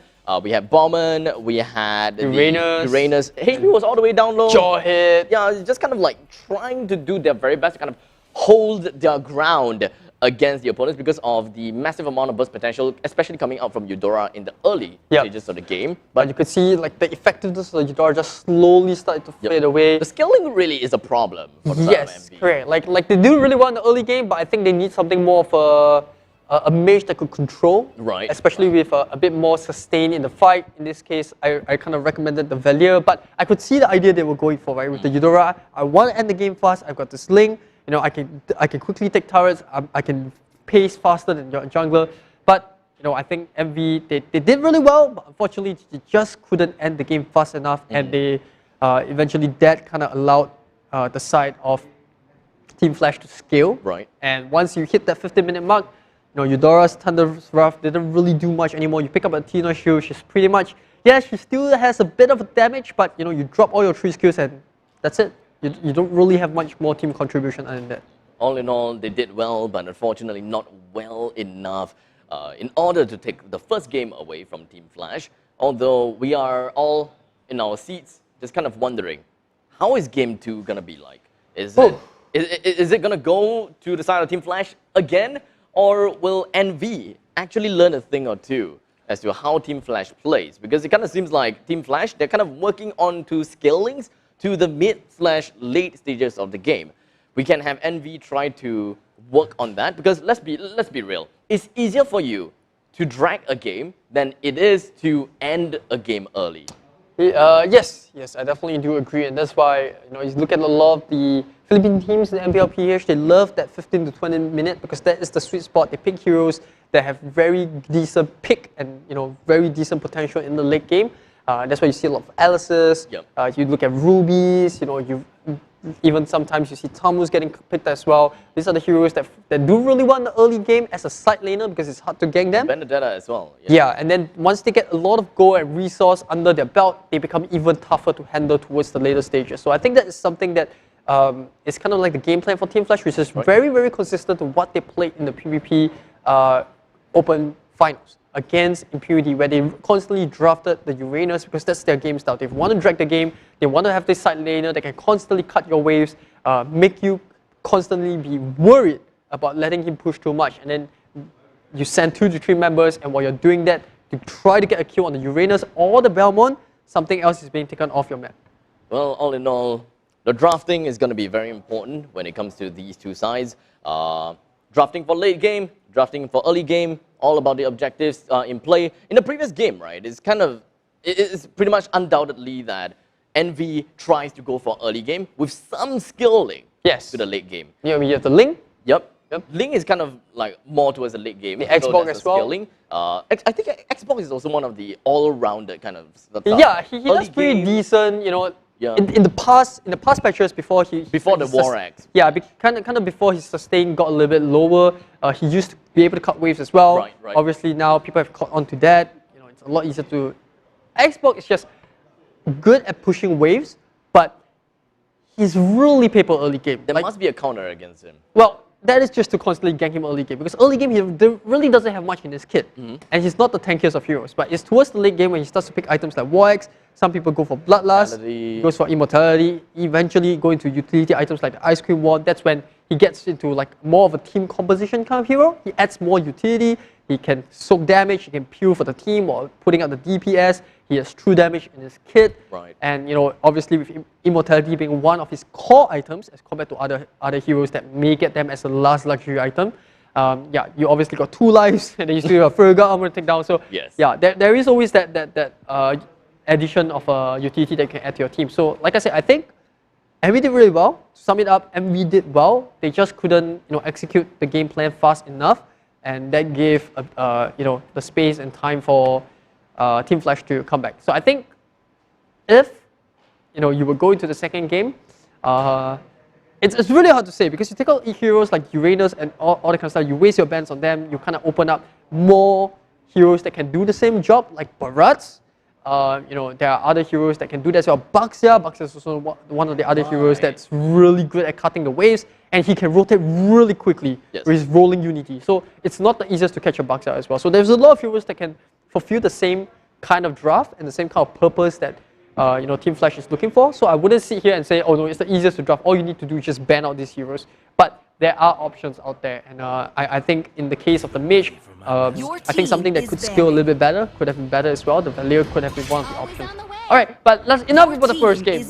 We sound like nagging granddads here. Let's jump straight into Game 2's draft. It is going to be Team Flash still onto the blue side, or the first pick side. They're going to ban away the Failures as well as the Hayabusa, whereas Notorious villains are going to be banning away the Selena. I'm guessing the Matilda is going to be a ban as well. Yep, pretty much. Immediately being thrown right in. So Xbog currently still available. Benedetta is available. Fasa, Paquito has been thrown right in. At this point in time, right, when we're looking at the meta, there's a lot of heroes that are ban-worthy. Popol and Koopa are still available too. So it's really surprising that Popol and Koopa is kind of left all the way to the final ban. And it's kind of wondering if whether he's even going to be thrown into the banning phase just yet. Yeah, well, Envy did manage to pick them up for Game 1. Yep. So but Envy didn't really quite make full use of... It's tough. Against heroes like Uranus, Balmond, yes, you can kind of perma-stun them. Right. But if there's not enough damage to back up the CC, then that's all to it. You're like stopping a rock, but you're not chipping it away. It's just gonna stay there. Once your skills are done, he's done. But good ban here by Envy, taking out with Jawhead being one of the very monumental heroes for Team Flash in the first game. Open a lot of the map for them. Early game rotations, you have the toss. And now Team Flash, instead of banning away the Ruby, because they banned the Paquito, they get to pick up the Farsa for themselves, but that throws the Ruby comfort pick over onto Envy. We've got Kagura as well as the Ruby being available for Envy. They're just going to be snagging that right up pretty fast. And now Flash do have a couple of choices that they will want to make go for. I would say that Popol and Koopa very likely is going to be one of the choices, and then another side laner, possibly, they still have a lot of ambiguity that they would want to put onto their side, and it does seem like throwing out a Benedetta would be able to help them, kind of settle down with the ambiguity. So they do have a mid mage, they do have a roam, they have a Benedetta, which typically plays on the side lane, but if they want to throw a curveball at us as well as the opponents, they can kind of throw the Benedetta to play onto the Hyper. But very unlikely, I would say. But Envy finishes off with a Ling pick. Yeah, Flash, like I said, I don't think that's a shift in the way they want to play. It's yes, you don't have to draw hit, but a Grok kind of fulfills the same role. You can roam early game, has decent amount of damage. The power of nature, and then obviously you can use your Guardian's Barrier to block and choke the waves coming up from the opponent's side, and then you can still kind of push the turrets. So it kind of achieves the same goal in a different way as compared to the Jawhead. Instead of kind of zoning your opponent out for the fear of getting caught, it's more of just pushing them backwards with a physical barrier that they can't cross. And I think obviously Benedetta, enough said, she's going to be able to cut the waves early. There really isn't a decent matchup in Envy's draft. At current point, they can deal with this Benedetta unless they pick something, someone that can kind of counter cut as well. Uranus for themselves looks pretty good, not gonna lie. But Envy this time around, they banned away the Roger. So they want to take away this early game carries that can come online really early and look for team fights. Bruno can be another possibility that Flash could work out for themselves, unless they will want to go for assassins after assassins after assassins. But it's kind of tough, right? Because Envy, they have gotten Ling for themselves. So, every now and then, not picking up the marksman may be a wiser choice. In fact, putting the Benedetta onto a Hyper may not be a bad idea as well. Because coming up next, we do have two side laners that they can look at. Barats may be one of them because they do need a specific lockdown onto their own front lines because they don't have much lockdowns. The only thing that they have is a wall that Grog is able to put right out. He can go for a straight rush in front of enemies. Yes, nice knockup, small little stuns, but not enough for A1, A2 with the Farsa to just kind of melt everyone down into oblivion. So I would say that for us, maybe one choice, that is if they would want to put the Banter onto the hyper carry. What's your thoughts?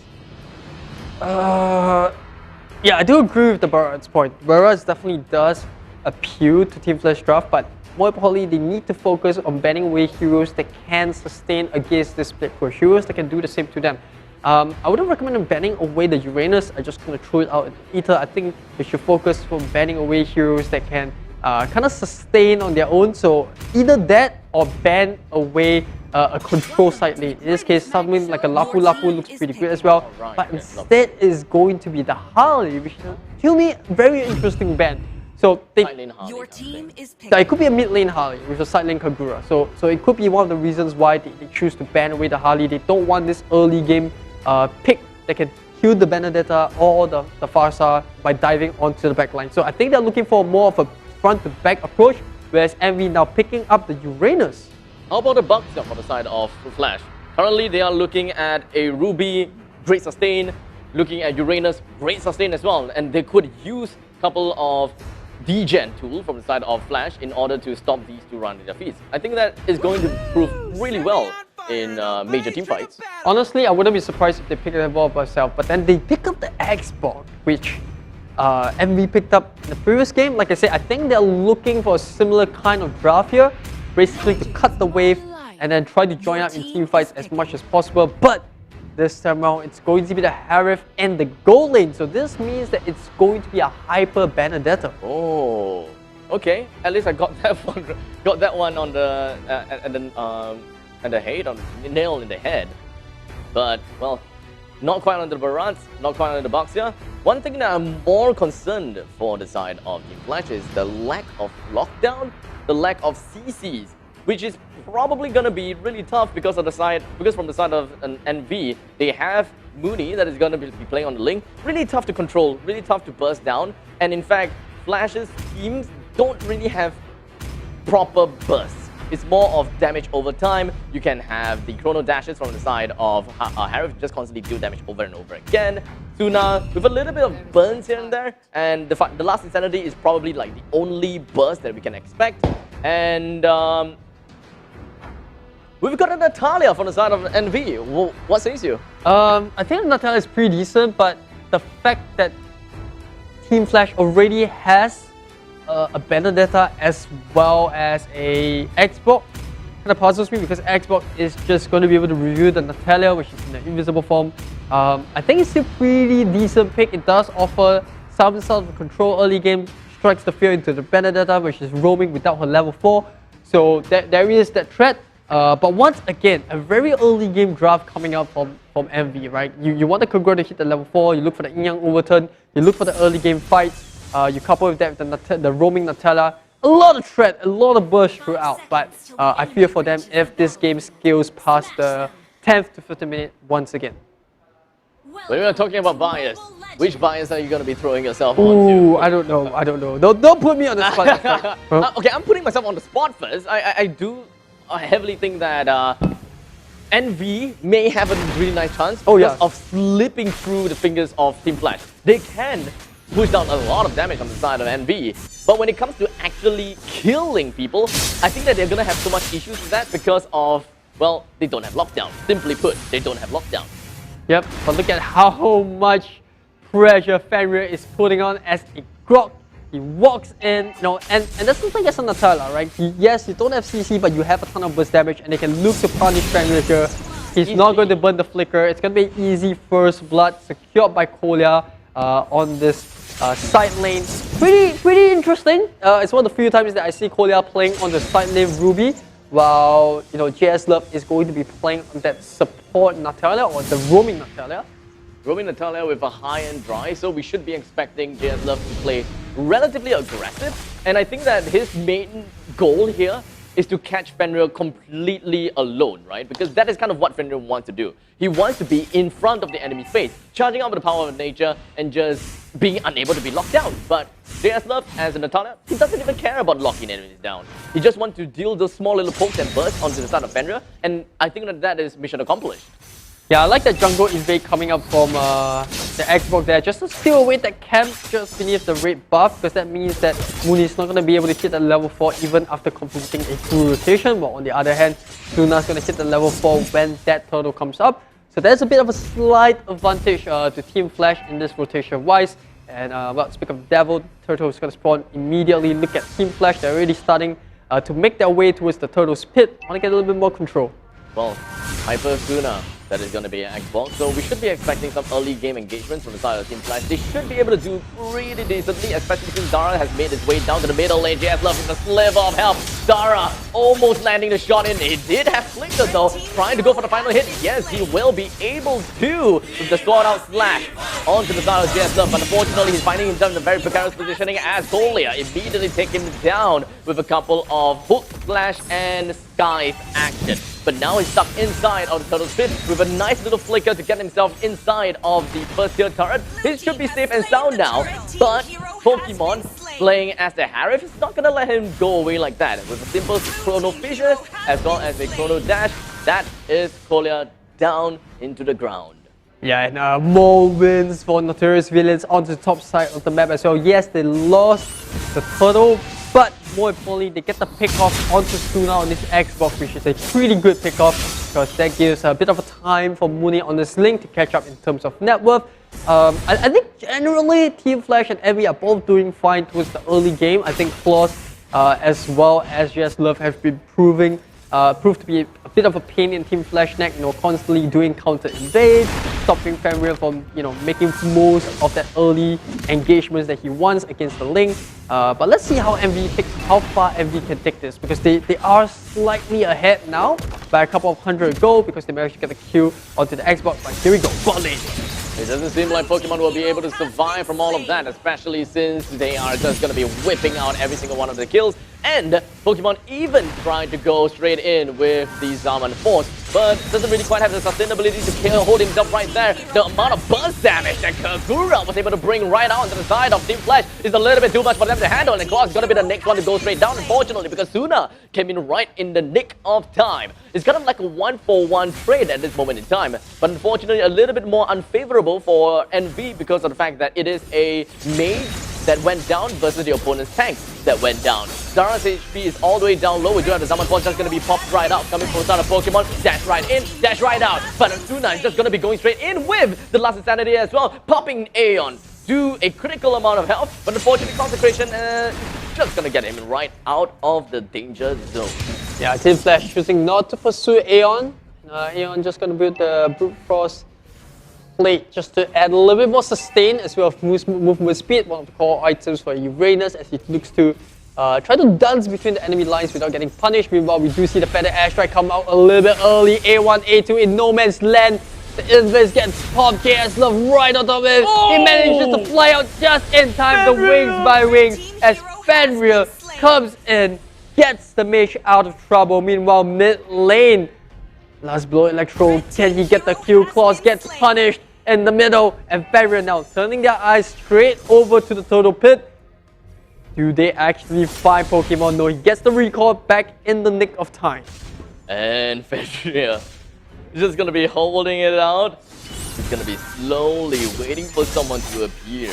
But it doesn't seem like much is going to be happening. Mooney made his way to the middle lane, trying to clear the waves just by a little bit, but unfortunately Darn is just doing what he can. That is just the power of Benedetta at this moment in time. Just clears waves really fast. But in the meantime, that's going to be a nice stun, a follow-up stun from the side of Fenrir. Well, I was talking about the fact that they don't have any lockdown, but it does seem like they do have a small little bit of lockdown if they time it right. Correct? A1, A2, smaller stuns from his part, and Fenrir with a nice little charge right through. The charge is definitely going to help quite a lot. But unfortunately, A1, A2 has found himself in a very precarious positioning twice. This time, Fenrir is not around to help save him. Red team turret has been destroyed. Team Flash using one of EVO's Legends playbook, having the side lane Harif. and having a secondary carry in some form of secondary carry while you have the Xbox farm up in the jungle as well. So on the mid queue, and now we do see Dara dancing between both the Ruby and Natalia, escaping the hunt as well as the smoke bomb just to escape out, and now they might be able to find the Kagura down the mid. The feather airstrike comes in. Dara using an eye for an eye to just dash past the wall, but I don't think they will be able to find the Q there. Meanwhile, Fenrir posing to be another problem. They get the invade, and they also manage to steal away the blue buff, which is going to be a big detriment to the side of MV. Mooney without blue buff, Pokemon going to join as well. Does he have the Zama Force? Yes, he does. He pops up the zip, zap, the zoom. That he get him more. The Circle Fusion does pick up the Q right onto the Natalia, and they want more. Kolia will run back. Will cook him back right underneath the tier 1 turret, and they will get the return kill onto Pokemon. Team Flash playing a little bit too greedily underneath the tier 1 turrets, and they get punished for it. But here comes Barrier. Oh, good nature's Barrier, but unfortunately Kolia will just get away with the second steal. This game is quite a seesaw that we are looking at. At one moment, Team Flash, they have got nicer kills, and then NV comes around having the nicer kills. I'm really surprised with what this game has been offering us so far.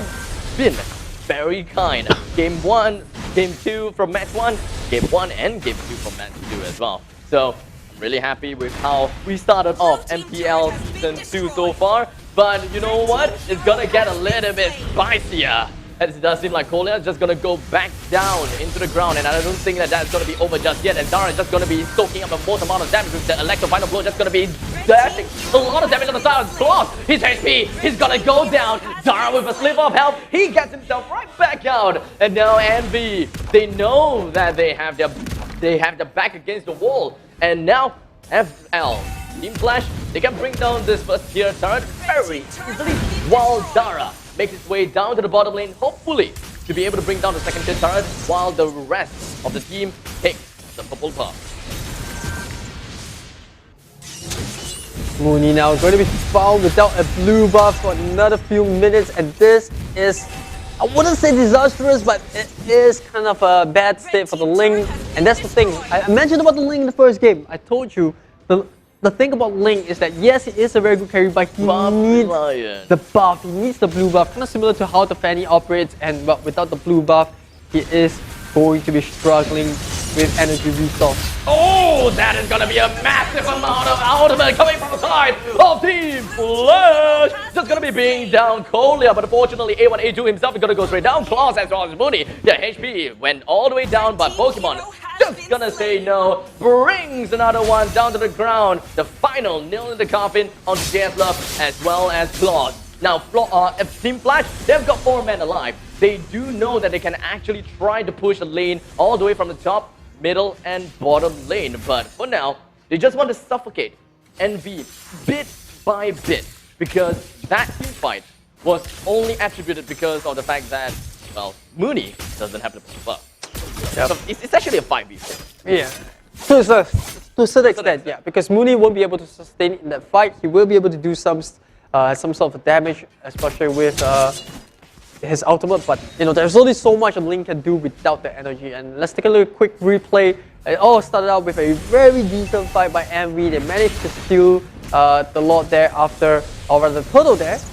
Well, after that, it just went completely downhill. Not enough burst damage. JS Love just getting taunted by the fire missiles coming from JS Love. Everyone's speaking about getting taunted. Kolia trying his best to hold 3 members of Team Flash. But meanwhile, Pokemon just wrecking havoc with the Zama Force onto the back line. Aeon now in a little bit of trouble. They don't have the CC to lock him down, and Aeon will walk away pretty happy, but this means that they're going to give away a bit of the Lord's control. Well, Kolia, he cannot die here because Lord is just about to come up in a couple of seconds. Kolia doing really well with the don't run cry just to hook himself across the wall. He's buying so much time, but look at Team Flash, they don't care. They're just going to get Luna to burn him down bit by bit.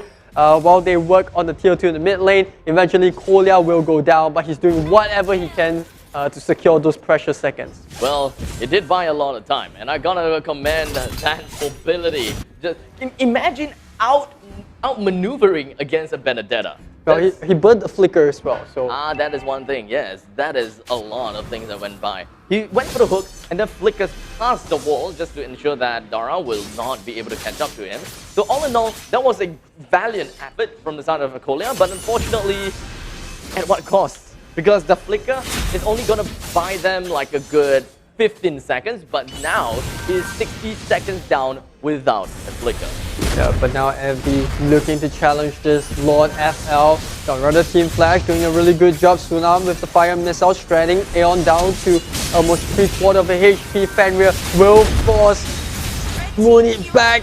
But Kolia trying his best. I don't think this is a good fight for MV at all. They get shredded down, but Suna might just go down, but he comes back, tries to get as much regen as possible. He does have the War Axe. The Hunt will secure the kill, but the Lord has already been secured by Team Flash, and now it is all Dara's show. He's got a triple kill under his belt. Is he going to get the 4th kill? No, Pokemon. It's like, we are a team. We're going to share the resources. You have to give me that kill as well. Dealers, yeeters coming in from the side of Pokemon. And, well, a team play is a team play after all. We've got the Lord marching right down from the bottom lane. Middle lane and top lane is well pressured from the side of Team Flash as well. So this is going to be a 3-way road split from Team Flash, and this is going to be tough for the side of NV. If you're looking at the lanes and we're looking at the heroes, it does seem like Kolia is one of the members that will do a pretty good job when it comes to clearing the wave, but unfortunately it doesn't seem like he will be able to stay alive for long, because take a look at Pokemon just doing an absolute best with the Summon Force being dropped right down, trying to go for the synchrovision as well, as the Chrono dashes brings Kolia right back into the base. He brought in on his HP all the way down to a half as well, and he has done his job. Bring down the inhibitor turret in the bottom lane as well as push everyone else away, ensuring that they will be able to push right in for the middle lane. And he's coming out on the top of the Summon Force again. He's trying to zigzag the ball around the place, trying to get a kill down and right on the Kolia. But Suna is the one that manages to get the little kills right over there. The fact that Ash-Right, A1, A2 blast everyone into oblivion. But unfortunately, JS Love, he was trying to go behind of A1, A2 to snipe him right out. But A1, A2 said, no, I don't care, because I'm gonna be dealing the artillery damage onto the rest of the team while you deal a tiny lick of pecker of a damage onto me. Well, another 2-0. Two teams getting the perfect win of a matchup this time around. It's going to be Team Flash taking that 2-0 victory over Notorious Villains. But second game, not so clear-cut, but you know, the moment the link constantly got invaded, Fenrir kind of showing the power of the Grog, using the Nature's Barrier time and time again to push him. We saw at level 1, Link nearly gave away the first blood as well. And the Link without a blue buff, like we said, it's kind of like us without our mouths. I would say so. Yeah. How long was this game actually? Because this was pretty short. I would say a lot shorter than the rest of the games. Yeah. Something like that. It kind of feels weird that we kind of ended this game under 15. Yeah, I would say that a lot of it came down to Team Flash being able to snuff out the effectiveness of the Link. Right. And well, a lot of times when Mooney was trying to sustain the fight because he doesn't have the blue buff, all he can do is really just use the Tempest of Blade. Yep. And that's a pretty much about it. He has to go back. Yeah, he definitely did not have the items and the optimizations in order to stay alive in fight. He doesn't really quite have the damage that he was looking out for as well. Being starved out from damage, starved out from farms all around the waves, as well as his own purple buff and orange buff. I would say that Mooney definitely did have some problems farming, not so much on survivability, especially since, you know, the teams from the side of Team Flash, they don't have a lot of lockdowns. They did have a little bit from the Fasa as well as the Grog, but hey, they made full use of that so little amount of lockdowns, and they still managed to burst people down as fast as they wanted it to. Yeah, so looking at the item builds coming up for both sides, pretty standard throughout. Team Flash going for a little bit more sustain, a couple of Winter Truncheons here and there. Dara built a Winter Truncheon on his own as well. The Xbox eventually went for the Ice Queen one. It's a pretty early Ice Queen one if you think about it, right? Completely immortality straight away, you know, going for the slow. And this is why I think the effectiveness of the Natalia also dropped by a bit, because when she's using the Hunt, she doesn't want to get revealed. Xbox, plenty of AoE damage, especially when he uses the last Insanity, so there's really nowhere that, you know, the Natalia could have ran. And yep, it is going to be the Harith, like I said, you know, starts out as a secondary carry and then eventually moves into the main damage dealer of the team. Once the Xbox comes online, he moves into that utility role, and well, Team Flash obviously made it work, whereas for Team Notorious Villains, unfortunately, a bit struggling in the early game, and that kind of just snowballed a little bit out of control as Team Flash just closed it out clinically. how familiar when it comes to that, Harif? I mean, you did talk about it right off of EVOS's playbook. It did kind of work out pretty darn well for them. I would say that Pokemon is like, hey guys, let's do this. You know, the integration from all the different teams coming in together just kind of melts them all pretty darn well as well. So I gotta say congratulations over to Team Flash. They did manage to hit the expectations of many. I really darn well hope because of, well, they are pretty high profile players by themselves, and watching them while going right in, the ex-EVOS players here, Pokemon, taking himself the MVP of this match with a total of 10 kills, 2 deaths, and 4 assists. Yeah, one interesting item that I would like to point out as well is that the Harif actually went for Thunderbelt. So he's going for a lot more sustain, but it still applies to his kit. It works well with his kit because he's going to use the Synchro Fusion. And you know, every time he's on the Zaman Force, the Synchro Fusion is removed, the cooldown is kind of removed. So he constantly procs the effect of the Thunderbelt. And alongside with that, you add the Corrosive Scythe in. That's double the amount of true damage that he's dealing. You add in the Holy Crystal, it scales with his magic damage, and you add in the Divine Glaive for extra penetration. And that is just powerful Harif onto the side of Pokemon, right? Yep. It's just, no matter what you do, and even if you build up a couple of Athena shields, a little bit of a magic resistance, the Divine Glaive just kind of whips you right back off. And not to forget, the Thunderbelt is the one that really just deals an AoE slowdown effect. And I suppose that is one of the reasons why we have seen the players from MV having so much issues trying to get themselves away. yeah, Thunderbelt is just a very cheap item that's really good. It offers cheap stats, and it's not an expensive item build. It offers mana regen for Harif, reduces cooldown, increases HP, procs really well with his kit. You add that with Corrosive Scythe, even more mana regen, adds magical damage, adds true damage as well. And then you add a Holy Crystal to just triple the effect. So it's just fantastic coming out from a fantastic item build. Nothing too surprising in some sense, but eventually, you know, all of these small little details adds up to slowly compounds into the final result. Absolutely, I definitely agree with that. So going into the more of the analysis for second game, I think it was pretty much straightforward for the second game itself. First game was a bit more draggy because of the meta as well as what Team Flash wanted to put on. So I think it will be interesting to hear what Team Flash members will have to say coming into the second. But what do you think about the rest of the matches? I mean, does this now then affect your power ranking in any way? Unfortunately, not yet. But for now, let us just push right into the highlights and take a look at what Team Flash did correctly. Because I'm going to be honest, I saw Team Flash's lineup and just going to be like, yo, these are all high-profile players. But listening to the fact that they kind of lost to Impunity and the PvP esports, it just kind of surprised me quite a bit. So I really don't know what to expect. But looking at their games against MV, they did have a little bit of troubles here and there. But all in all, it is still a clean sweep of 2-0. Yeah, I mean, the first game, they faced a little bit more troubles of closing the game out early, but they acted accordingly to the plan. They stuck to it. All they had to do was delay as much as possible, and that was what worked out for them. Now in game 2, look at a lot of these fights, right? Fenrir is just constantly in the face, and there's really nothing that MV could have done against the Benedetta. They tried to burn her fast enough. The Nutella, while, you know, one of the more bursty assassins, just couldn't get onto the main target, which is A1, A2 playing on their far side. Every time he wants to do something, there's Fenrir nearby, or, you know, there's an Xbox that's using the fire missiles to reveal her position. So it's a really tough position, or rather tough entry point and the execution point for the Natalia himself. Now, moving on to the later stage of game, from then on, it's really just Team Flash making sure that the fights are all clean, making sure that they don't commit to unnecessarily, making sure that the A1, A2 playing on the far side is protected. As long as these win conditions are fulfilled, Team Flash generally didn't find too many fights that was against their favor. I'm not too sure whether this is a coincidence or not, but every single one of the heroes that's being picked by Team Flash are all zone-denying heroes. Yeah, which is kind of even weirder as to why Natalia was being picked. Like, I understand the concept of it, right? You picked on Natalia because you want to burst out the backline. You wanted to find the far side when she's using the fire airstrike. Technically, I don't have a place to run because... Yeah, it just didn't work out as well in this round. You've got the Zaman Force, and whenever there's Zaman Force, you know that you wouldn't want to be around it. When there's the flight feathered airstrike, you wouldn't want to be around it.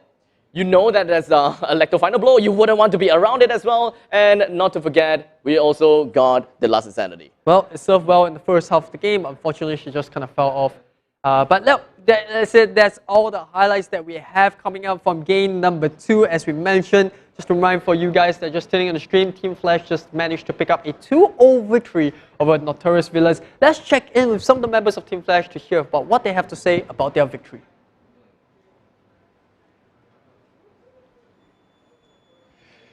Hey guys, welcome back to In the Winner's Seat, presented to you by Secret Lab. I'm here with Pokemon from Team Flash, and yes, of course, you saw him. He's the MVP. How you feeling? You know, you look pretty chill. Expected result here? Feeling good. The 2 definitely puts us at a very good, advantageous spot. So we feel good lah. Yeah, 2-0 is always good. Very nice points for that regular season. Now, you were MVP in game number 2. You know, your Harif, just tore through the entire NV roster. I want to talk a little bit about that game 2. The draft felt a little weird to us. Was it weird for you guys? As in our draft or their draft? Their draft. Yeah. So the Natalia pick, a lot of people like, So what do you think? What was your... My guess is that they were trying to pick a lot of flex heroes, so much so that they lost track of their initial drafting plan. So I think Natalia was quite a last minute thing for them, which didn't work out for them lah. Okay, and for game number 1, you say you was comfortable, but the game number 1, you didn't have too hard a game. You got caught out a couple of times. Yeah. And I think Envy had you guys on the ropes for a bit. Yeah. Until you guys secured the 3rd Lord. Tell me more about that game. What did they do right, or what went wrong in your comps? I think for game 1, because we have one player, Suna, who isn't playing with us on the spot. So the comms with him is we're using Discord to communicate with him. So it's quite we weren't used to it, because every time he speaks, there will be like 1 or 2 seconds mini delay. So then that also affected the morale of the team. Then I think it's also been 2 months since we last played MPL. So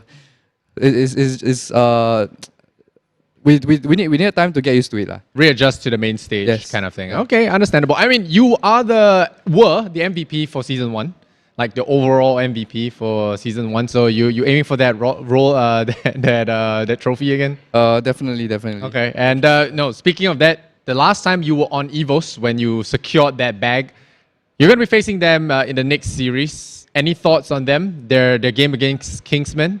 I think after this game they need to rest a lot lah. Very tiring mentally. Even as a viewer, I watched it. I was so tired.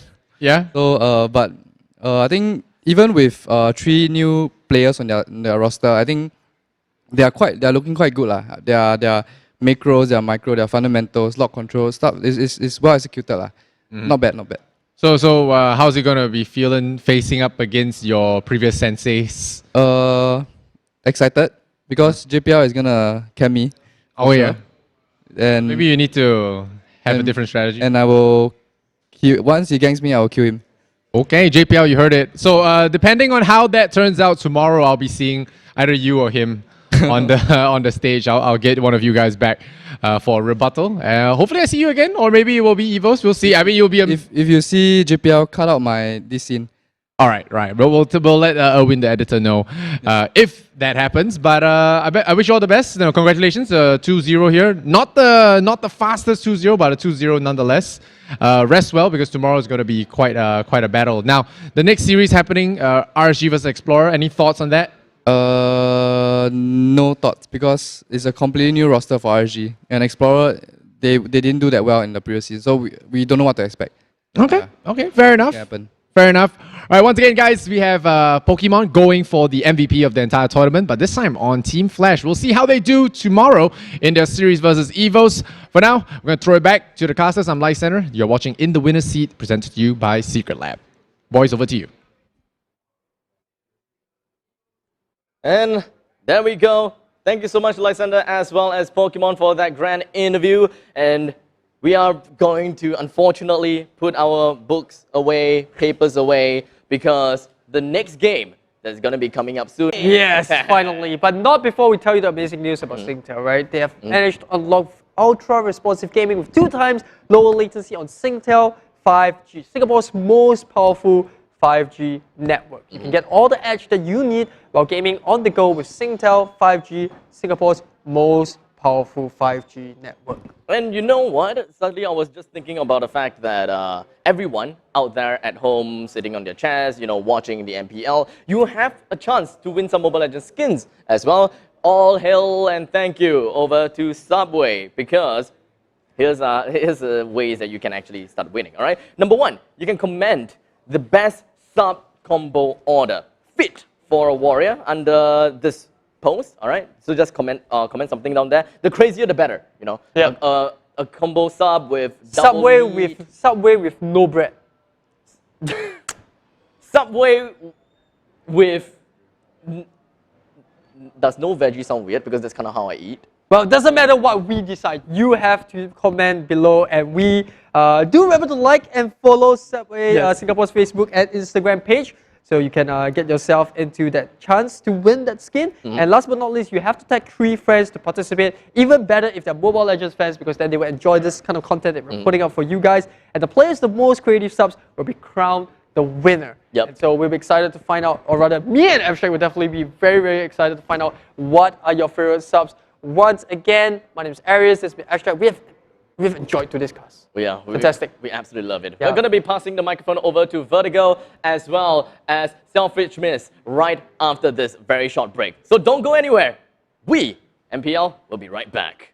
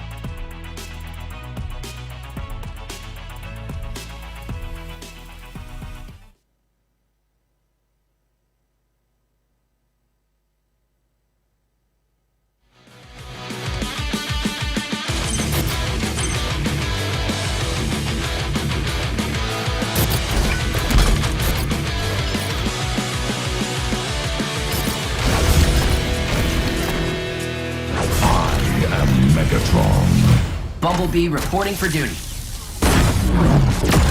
I am Optimus Prime, leader of the Autobots.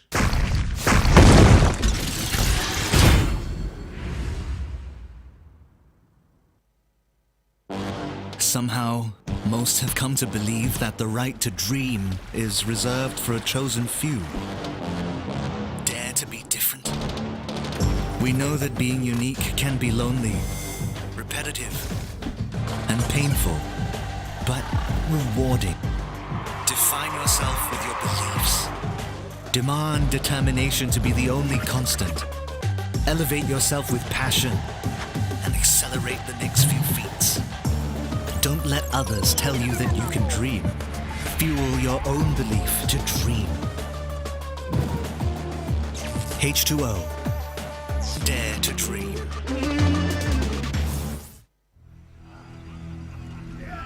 I got nothing at the Triumphant ceremony. No matter what I do, they won't approve.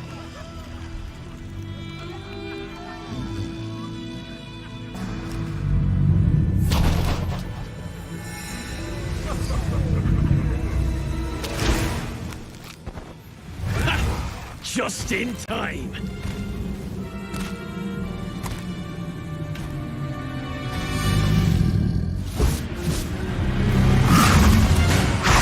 Just in time to taste my wrath. I was always on the front line. I deserve the honor.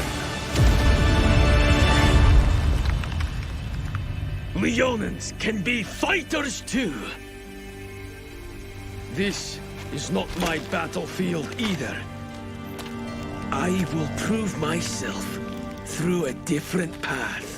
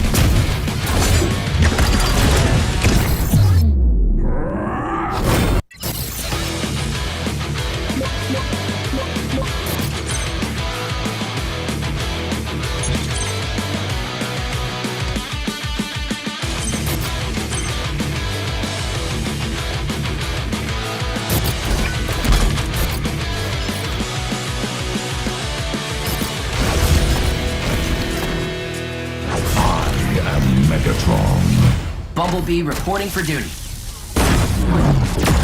I am Optimus Prime, leader of the Autobots.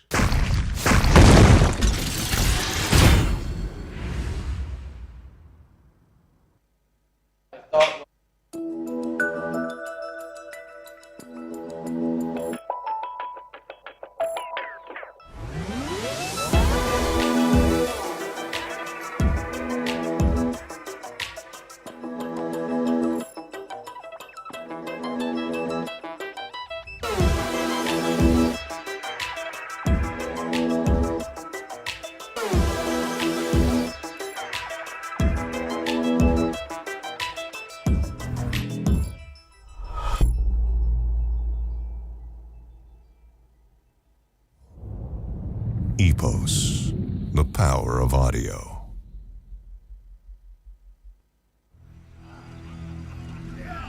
I got nothing at the Triumphant ceremony. No matter what I do, they won't approve.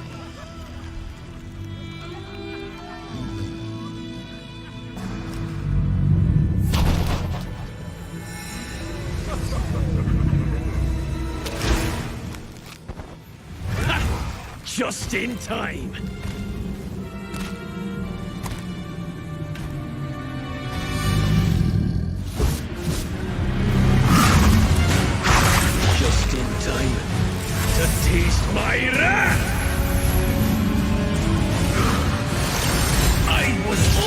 always on the front line. I deserve the honor! Leonins can be fighters too. This is not my battlefield either. I will prove myself through a different path.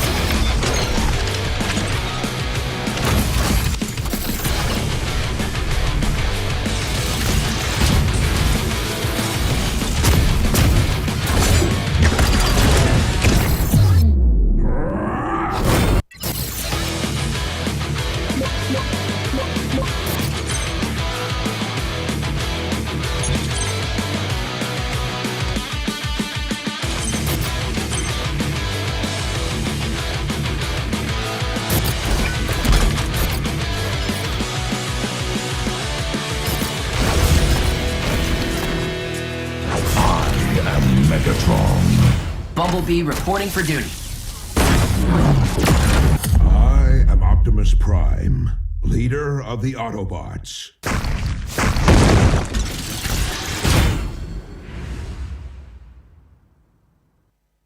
Calling all random lovers. Join our nation strong and rich. Where we eat fresh random stuff. With fragrant spices, so delicious.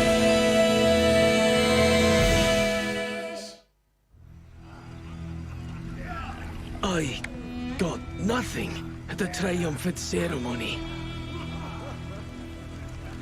No matter what I do, they won't approve.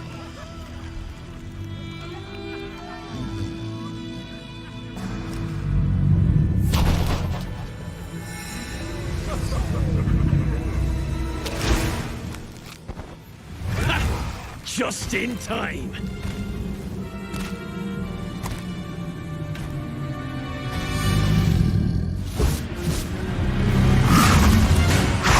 Just in time to taste my wrath.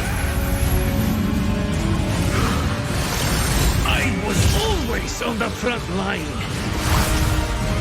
I deserve the honor.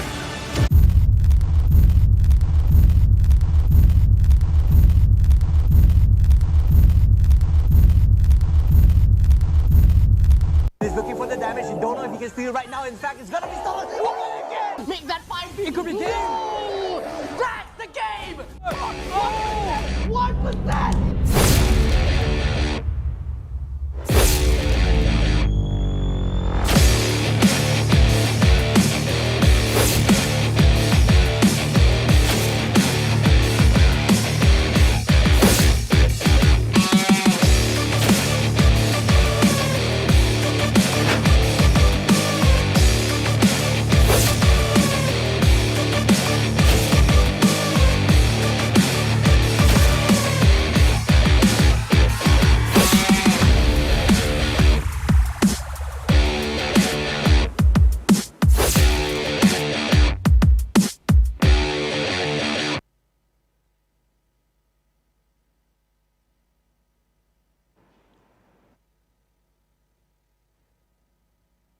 Oh!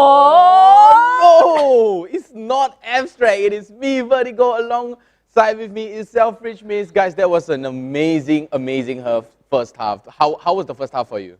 I mean, for me, it's definitely so exciting. The first match itself, 40 minutes, showing so much tenacity and fight in the first match. I think me and Resh, we have been talking about casting. So first and foremost, I'm so excited to finally be casting with, my buddy here. And it was a very exciting first half, I think, for most of us as well as all the fans watching at home. But it shows that the teams this time around coming into Season 2, it is that much intense, that much challenging, that much more difficult for the title. I mean, it's only the first day and suddenly so many things are happening, especially with the hot weather. I think it's got to do with the hot weather today. Today's weather is crazy, but enough about that. If you're suffering from the crazy weather, don't forget to hydrate yourself, guys.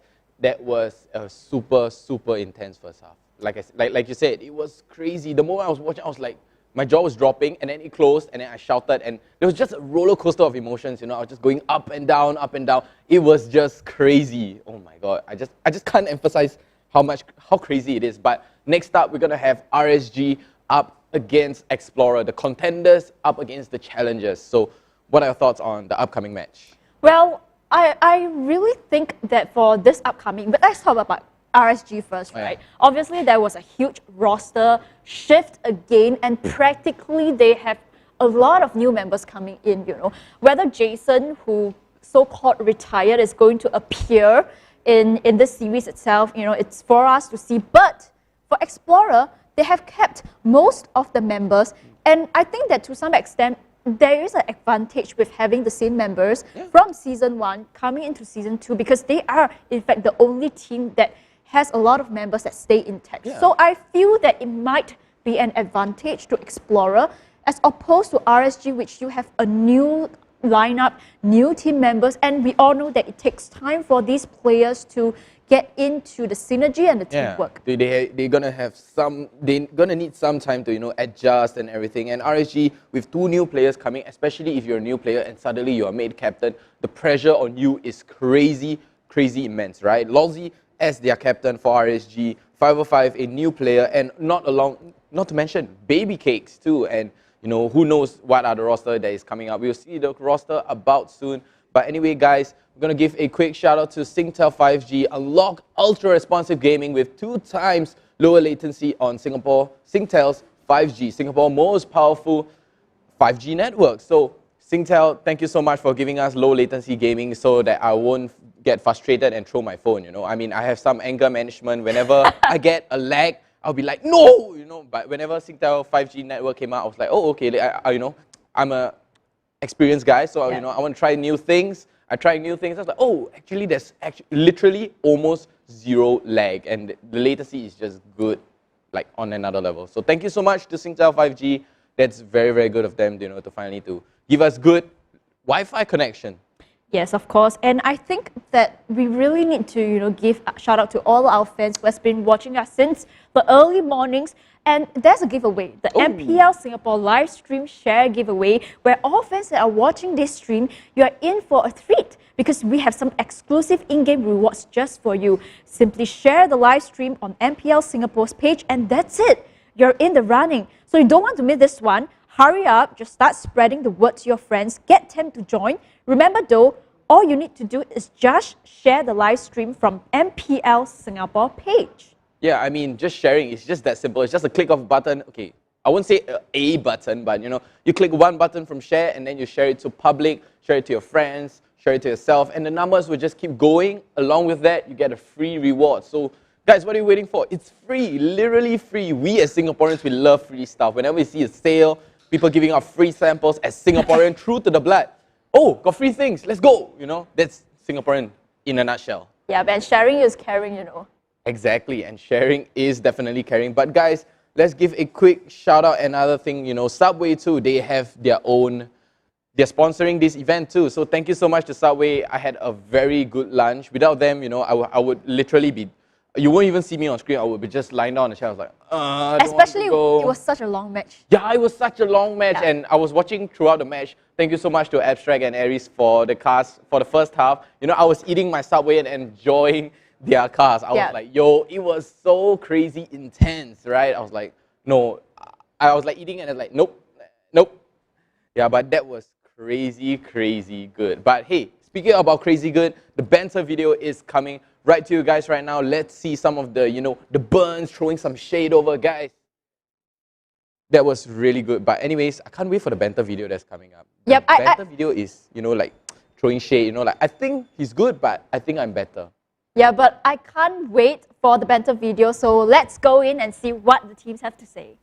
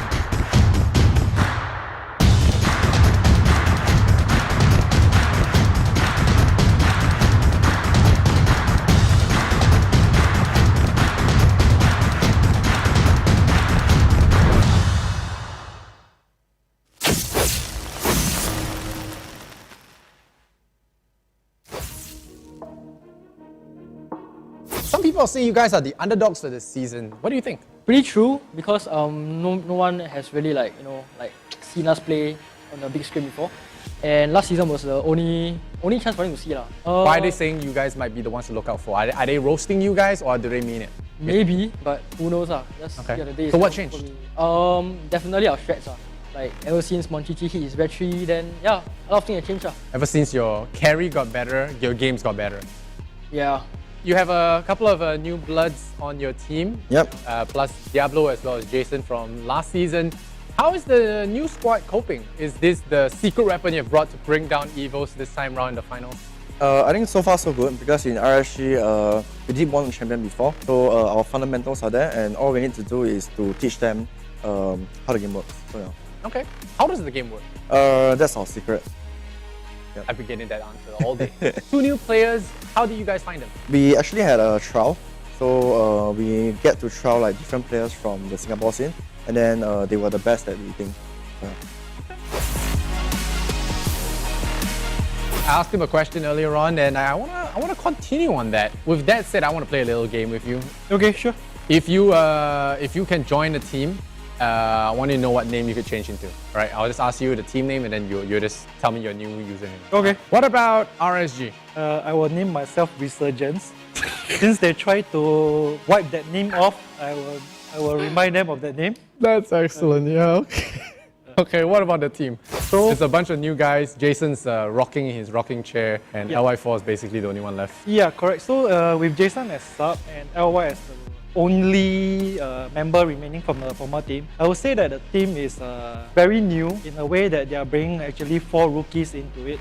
And I'm not sure if they can pull through with that. It's not easy to bring rookies in to get result immediately, as you won't know if they have stage fright for issue, or maybe on games day they will be super nervous and they can't perform.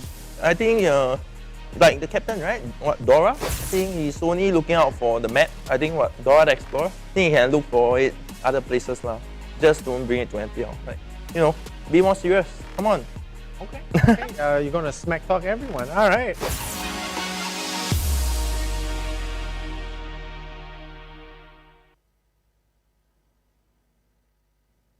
Wow, that was a great Banter video, both from Explorer SG along with RSG SG. That was crazy intense. So, veterans versus the Dark Horse. What do you think? Well, I think that it was a really good Banter video. And speaking of which, you look at RSG. Is that Jason? Yeah, it is Jason. So it's a fake retirement, guys. It's not a real one. He juked everybody. He's like, am I here? No, it's a fake flicker. He flickered into retirement and told you, no, actually I flickered the other way back. I'm back, guys. So that's what Jason is telling everybody. Well, it's definitely interesting. And you know, just now, right, we were talking about the lineup. Yeah. Explorer, they kept most of the members, in fact. So there might be an advantage in terms of the team chemistry since Yeah. they came from season 1. I always liked when a team really stays together, you know, it shows the teamwork, it shows the chemistry. But as opposed to that, like we were saying, you know, now that we look at the RSG lineup, there are only 2 veteran members Yeah. in the team itself. And remaining 3 of them are completely new. They have never been in the MPL scene. This is the first time they are debuting. Expectations for this match? I mean, they could have, you know, first match jitters, or maybe the cameras are just, you know, making them a little bit shakier on the side, you know. So I think that Explorer has a good chance to take advantage of that. But at the same time, we do have to remember, since they have their old teammates, you know, they might stick to old tactics, old synergy. So that could be an advantage. Pros and cons, right, for both Explorer and SG, along with RSG-SG. So RSG-SG, I think they might have a slight edge just based on the skill gap. But Explorer has a higher chance than before. I definitely have that. Yeah, I do agree with you. And I always like having the same old team just because, you know, you have built so much of the team chemistry over. And for me, I think I'm looking forward to see how RSG-SG will be able to integrate with these 3 new members. And interestingly, do you know that Lozi was from Almighty? He almost made it to MPL Season 1 in the Almighty lineup. Okay. But at last minute, he was being swapped out. So then, you know, in Season 2, that's where he came to RSG. So that was Lozi. And I'm super excited for his debut this season because I think that he has a lot to prove to himself. He was supposed to prove himself, but then he's like, oh, I just missed the chance just a little bit. But like you said, I think Lozi actually has the potential to, you know, explode or rather implode onto He has everybody. to prove himself, especially to his old teammates from Almighty. You know, the reason why he was not on the official list finally in Almighty. But, you know, let's look at the official lineup for this match itself. Alright. It's going to be Lozi, it's going to be 505, Baby Cakes, LY4, and Jason. And for Explorer, we're going to have Dora, Bento, Monchichi, Swirled as well around as with Raibi. Yes, correct. So Explorer, they have kept all of the players, and it's going to be interesting, especially we have Jason back, you know, that fake retirement. There, he's going to be back with LY4, and they're going to guide these 3 members into the first match. Yeah, I mean, 3 new members up against 1 new member for Explorer. What do you think? Swirl going up against Lozi, 505, and Baby Cakes. I mean, I've seen Baby Cakes play. You know, he's around the community. His face, his name has been lingering around, you know, in Singapore. I've seen his face a lot of times too. But, you know, who knows what they could bring to the table. What do you think your prediction is for RSG up against Explorer? Well, I'm more inclined towards, I would say, for me, I feel like I totally do not know the 3 players of RSG-SG. Yeah. Of course, I know LY4 and Jason, and it's really up to the veterans whether they are able to guide, you know, the new members into integrating. You said a bit about jitters, first match jitters. I know how it feels, you know. Very shaky. So I really hope that the team will be able to adjust. I mean, the first match, you know, give them a bit of time to adjust into this. But I think that predictions, we do have our casters' predictions. Predictions of the lanes. Where they're going. Yeah. Let's look at the predictions lane and see what will the team RSG versus Explorer be in the line. Yeah, I mean, LY4 should definitely be playing your main hyper role, if I am sure of that. Oh no, yeah, he's going back. Yeah, he converted in Season 1, right? Halfway throughout Season 1, he converted. He's back as a core. Right? Yeah, I mean, he's always known as a core, but, you know, instead he went to the other way. So maybe he's going towards the EXP lane most probably. But look at this.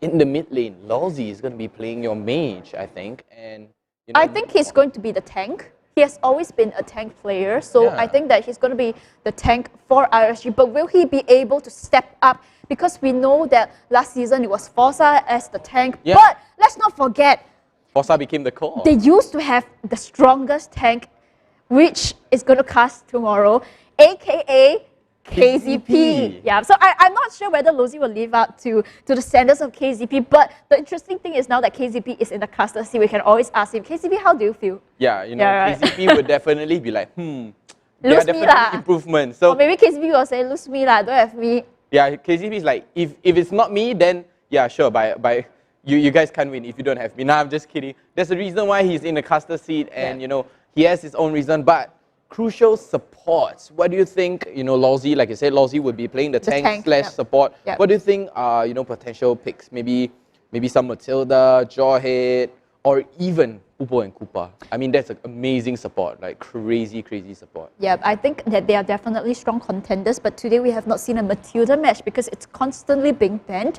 And I think that it will still continuously be banned unless for the side of RSGSG or Explorer, there are some crazy metas that come in. You know, we see in the PvP qualifiers that there was a Bane, being as the Hyper, anything can happen, but that's what's so exciting about these matches is because we really hope that there will be some out of the world meta. Something weird, something different from everything. Maybe a Faramis, you know, who knows? A Faramis Bane. You know that Impunity is coming out next, right? So maybe that Faramis might come up that later, but I don't know what RSG is going to draft. I'm super excited.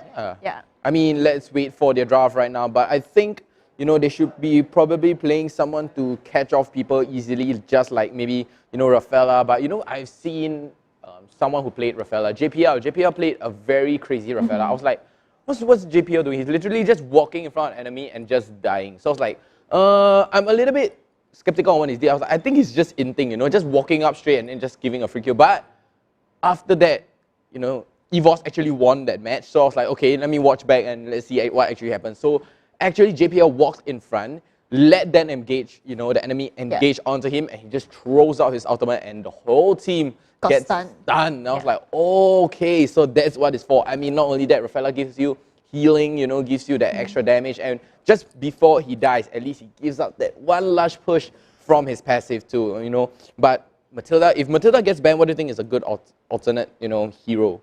Maybe Estes, Angela. I think Angela is good. Well, I think that since we're in such an early, you know, this is practically the first day of the MPL, I don't think that the teams are going out too crazy because they might want to hide some cheese threats or something. So I don't think that they will show that out that much early. So I think that you're right. It may be the typical picks that are strong contenders like Jawhead, like Popo and Cooper. And I think that Fovers, we've seen make a debut, really high pickup rate. In fact, always the first pick. Paquito, very strong. So that's something that I would definitely see. But most interestingly, I'm more excited to see will the team that kept, you know, their roster be able to win the series, or a new team, you know, consisting of 3 members, 2 veterans, be able to take the series. I mean, what are your predictions? I think, you know, skill over family. No, I'm just kidding. Skill over? Family. Family for sure. I mean, if so you are stick that Explorer? long, yes, I am Explorer. I'm on Team Explorer. I always love, you know, everyone's like, oh, RSG is going to win. I was like, no, you know, you got to always give stick hope. Together. Yeah, stick together, you know, for family. Literally for family. Are you like quoting the Fast and Furious? Yes, I'm quoting I Dom knew Toretto, it! for family. So I anything knew it. for family. So they stuck together all this time from season 1 all the way to season 2. So Explorer, I think they have so much thing to explore. No pun intended. I agree with you, no. I think that I always admire when teams stick together through thick or thin, and let's not, you know, let's have a little jab on the other teams that they always have new players that shuffles out. So super excited for this match here, ladies and gentlemen. It's going to be RSG versus Explorer. The first match here, immediately there's a ban onto Xbox. Ooh, Xbox getting banned. I mean, after the recent nerf, I'm looking a little bit a bit unsure onto Xbox, you know. I mean, after the nerf, Xbox is still a little, I don't know, I'm not a big fan of Xbox, but using that last insanity is gonna be so crucial to the game. I mean, I feel that Xbox is still viable. It's just that he's more suitable as an off lane than in the mid lane itself. I think he takes too much to scale in as a core, but I think he's still viable in the off lane. And I think that RSG, they have a draft in mind. They immediately ban out that Xbox. Explorer, meanwhile, on the side, speaking of which, they have Wasabi as their coach. Any thoughts on that? I'm not very well versed on coaches, you know, because I'm not a coach myself. But yeah, I mean, it probably brings new hope, you know, to the team. Like, you know, Explorer actually managing to beat out Impunity last season was a really huge shocker. But let's talk about the bans real quick right now. Matilda getting banned off along with Cho, Selena, and Phoveus. Like you said, Phoveus and Matilda is going to be such a huge, annoyance, disturb in the behind, if you will. But it's definitely good to ban these two out. But on the Selena ban, I'm not really sure, but her stance, her Abyssal Arrow is really, really annoying. If you get hit by that, I'm just going to put my phone down and just walk off. I'm not going to play the game anymore. I eat that arrow, I'm just like, nope, I'm done. Yeah, Ben, I think that they definitely don't want that early game, especially that's why they ban out that Selena.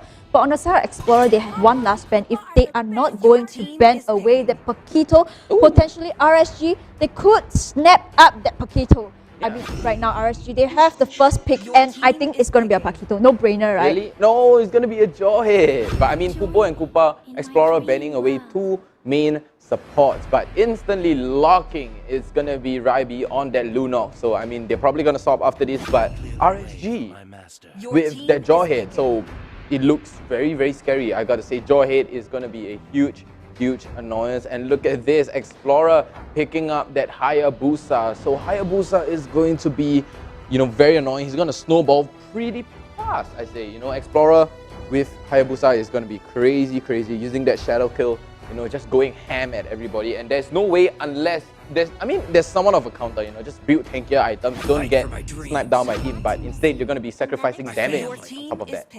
Yeah, then RSG going into the second picks itself is going to get that Kagura as well as the Paquito. Really strong picks for the first phase, and for Explorer, they're going to go in with the Uranus. Wow, my favorite hero, my main hero, Uranus is the crazy health regen robot, I say. Because the regen on him, the moment you get that Oracle, the moment you get Enchanted Talisman, he's gonna go crazy. The mana means nothing to him. He can just jump at you, shield, spin. Jump at you, shield, and spin. That's it. That's all he's gonna do. And the moment he pops his ultimate and he has that huge amount of stack, he's just gonna go crazy. But look at that ban right there. Esmeralda, Beatrix, along with Rafaela. Okay, all makes sense except for Beatrix. I'm not sure why banning Beatrix away is, might be a problem, but Beatrix has the potential to snowball. Her damage is crazy. And RSG banning away one of my main heroes actually, Kufra, the crazy utility tank. What do you think of the bans here? Well, I think that they are trying to propel Explorer from their tank picks. You see, essentially, they ban out Rafaela, which is one of the kind of a counter towards Jawhead, and then also the Kufra, so kind of crippling Explorer's hero pool for the tank side.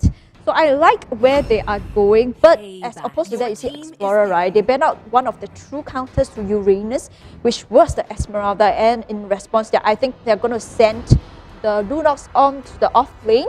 Yeah. So it's going to be that Farsa being picked as the mid mage. Yeah, so definitely the mid mage, and the Uranus probably going to go off lane too. I mean, as Uranus as a roaming tank, it's going to be very difficult because he does not have much. He's going to be so far behind, and that's where you're going to be giving away kills so easily as a Uranus main myself. So Uranus is very, very important. And look at that, a mage meta pick right there. Harley is left open along with Roger. Okay, so I think Roger is going to definitely be hyper along with Harley in the goal lane. Yeah, it kind of makes sense, right? Don't you think? It kind of makes sense that, Harley is definitely going to go off lane rather than Roger. It could go both ways. I feel that Harley is going to be in the mid lane as the mid mage, while they're going to send Kagura off lane. It makes no sense for Harley to be in the off lane for me, I feel. But I like where RSG is going. You look at their draft, right? They have a lot of bursty heroes, and I think it's really to counter against Explorer, especially in the mid part of the game where they have a tankier lineup, especially with the Uranus. So it really depends whether RSG can snowball from the start of the game, because essentially they drafted really kind of really burst heroes. So they definitely have to play the aggro, I think, game in the first half of the series. But the last pick Explorer going in, they're going to go for a tankier lineup. They're going to pick up that Ruby. I like the Ruby. Yeah, I mean, honestly, I've got to say, Ruby, I was just about to say that Explorer looks very squishy. You mean, you have Farsa, you have Hayabusa, you have Lunox. They look super duper squishy, but it's okay. A Ruby will make up for that with her crazy, insane lifesteal. So, I mean, look at RSG too. RSG, they have the squishy heroes. You have Harley, you have Roger, you have Kagura. So, I mean, they look pretty scary. you know, RSG looks very bursty, like I said. So Explorer, they look pretty okay, I would say. Well, like you say, it all depends on whether keeping the same team makes an impact, or will the veterans RSG, LY4 and Jason guide them to the first victory. As we go into the Land of Dawn, it's going to be the first match, RSG versus Explorer. We have Monchichi on that Hayabusa. LY4, he's going to keep on to his core role. He's going to use that Roger to snowball. Surprisingly, it's going to be a Ruby as the tank.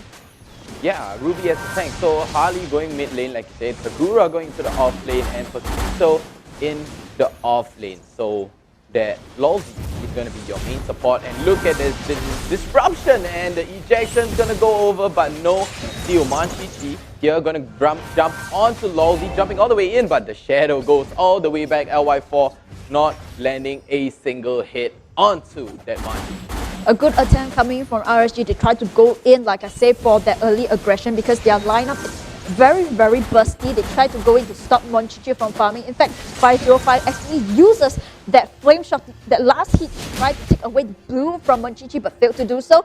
In the bottom lane itself, it's going to be Banter against Baby Kicks. A Paquito versus Uranus, while we have that Harley 505 early rotation going down, trying to help on to clearing that crease, but will rotate back up. Exactly. So Uranus up against Paquito. I think it's going to be a fight that goes on forever till the end of time, because none of them is going to give up, and the health regen on Uranus is crazy because the more you hit him, the more he regens, right? So he's basically a punching bag, but he looks very, very low right now. Paquito jumping onto that Uranus, so Uranus at a quarter of a life, not even close to a single bar of health. So he's going to be receiving some hits there. Alright, Baby Cake. Okay, so Bento on playing very, very safe, but the mid lane. Bento, LY4? he's going to get in, and LY4 jumps in. The first blood going to LY4. Early rotation coming in for RSG. Crazy, crazy dive on the bottom mid lane right there. It was crazy fast. And I thought, you know, I saw the rotation coming in. I was like, nah, he's not going to jump in. And then just like that, Dora in the meantime is going to push some aggression onto Lolzy. Lolzy flipping ejection all the way back, but Harley lands the magic trick right there, and it is going to get busted down. But instead, they're going to be trading Lolzy back for Dora instead. So it is a 1-for-1 trade. Very well fair. It's just a fight and go, right? So like that, it's professional. RSG, Explorer, they're like, okay, you take one, I take one, done. That's all. Don't fight with me anymore. Yeah, but I mean, a trade for a tank that is worthy because we have that turtle being spawned onto the bottom lane itself. But both teams, they're not going for the contest just yet. But I think that Monchichi and Ruby on that rotation, they are going to connect into the turtle lane, going to start on the turtle. Meanwhile, Lolzy is right at the mid bush, is where he spots that potential catch. Can he go in for the flicker, being zoned out onto the side of Explorer? But 505 and Jason, they are in there. They are going to contest for this turtle. Bento starting up that fight itself, but so far no engage. It's going to be Paquito onto the knockout punch itself, punching onto that, and LY4 takes the turtle. Better airstrike going in, and will they be able to punish the side of RSG? They have to disengage for now. Oh, they should have committed to the fight. Explorer should have committed to the fight, instead giving away the turtle to LY4, the man himself, timing the retribution. Well done to the team of RSG, zoning the rest of Explorer away. That was just crazy, crazy communication coming out from RSG. RSG is like, okay, zone them off, I'm gonna get this. LY4 is like, you know, LY4 is definitely giving the shot calling. He's like, you know what, zone them, let me do this. I confirm with you that I'll be able to take that turtle, you know, with ease. Well, it's also because Baby Cakes actually uses the Paquito knockout punch onto two members of Explorer, zoning them out of the turtle pit. Meanwhile, Dora actually used unoffended with the hook itself, managed to hook onto the side of RSG, but no backup coming in here. What a PT! Wow, that hook was so well timed, but LY4 jumping away just in the nick of time, but Jason jumping in all the way, but just in time, the pause comes out, and that was crazy, crazy intense. I mean, LY4 was crazy. And Jason on that, Kagura though, lands the umbrella, jumps back in, gets the stun. That was crazy, crazy fast, right? And even went for the turret dive and took the turret aggro. Jason's like, you know what? I can take this. Watch this. Let me dive you, right? He's just dissing the opponent right there. He's just going in and, you know what? Let me go into your turret and let me take care of you. Yep. Wipe you off the map. Yeah, I mean, so far, the first few minutes of the series itself, RSG is looking really strong in their rotation. Very and strong. in fact, I think that most of the time, their communication seems to be really amped on point. But I think that Explorer, they have a chance to go back into the game because let's not forget, they have that Ruby and that Uranus as the kind of the late game policy tankiness. But like I said, RSG, they need to play the early aggro game because they have a very, very bursty lineup composition. And let's not forget that Harley, even though the deadly magic is really detrimental, I would say, but when Explorer starts to build, for example, Radiant Armor or Athena Shield against Harley, I find that Harley in the later part of the games will start to fall off. So I think that RSG has to capitalize on that bursty lineup and end the game before Explorer is able to build back that item.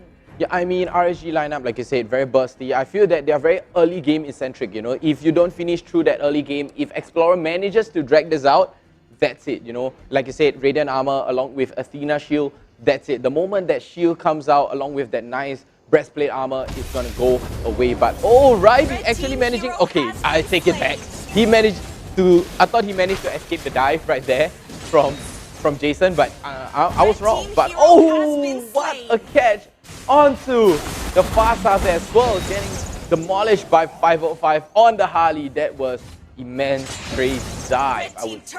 Yeah, but I think that, you know, Harley, it's expected that in the first half of the game, he with his deadly magic will be able to aim onto the mage, but I think that RSG, the lineup is on a timer and they have to be aggro enough to end the game before Explorer even has a chance to come back. Meanwhile, in the bottom lane, Banter is still surviving by defending on his lane, but you look at the position of 505 as well as that Paquito, they are in the mid-bottom lane itself. They want to go on the side of Paquito. Jump all the way in, but Bento there to save him, but he's not enough. Zora and Monchichi manages to get away. Flame shot goes wide. That was a crazy engage by Baby Cakes, but that was a great disengage by Explorer themselves. That was crazy good, but at the same time, it gives more space to RSG to get that second turtle that they need. And Explorer, you know, they have a loss, but I mean, Bento, I've got to say, going for the dominant side in the first half, instead of getting an Enchanted Talisman, that's why he's so low on mana right now. So going for the dominant ice, he's opting to go for the slightly tankier side there, even though he's just a solo offlaner. But LY4 jumping all the way in, trying to get Bento. He's gonna get ejected. Logi going. Oh, look at Bento. He's gonna jump in, he's gonna get stunned, and he's killing Tree right there. That was crazy, and Zora gets down too. That was crazy intense. Look at LY4, hungry for more. Swirl, along with Ryby, is there to help, but they got zoned back all the way by Lolzy. That was crazy fast. They do not have that answer to that early game aggression coming in from RSG, and somebody has to aim on to 505. Essentially, you look at 505, he's just going in whenever he has his daily magic and actually bursting so much onto Explorer's side. And I feel that Explorer, they have no members to catch on to the Harley. You look at Harley, you look at 505, he's in position, he goes in for that daily magic, he goes in again for that Farsa, but Farsa will be able to escape, but only for now. Yeah, I mean, look at that. They tried to jump on Bento, but Bento tells them, no, I'm going to use my ultimate and just walk right out of your face. So the whole of Explorer right now, they are crumbling pretty hard. 7-1, a very big 6,000 substantial lead. That is very, very big. Yes, and we look at Monchichi, who's playing onto that core Hayabusa.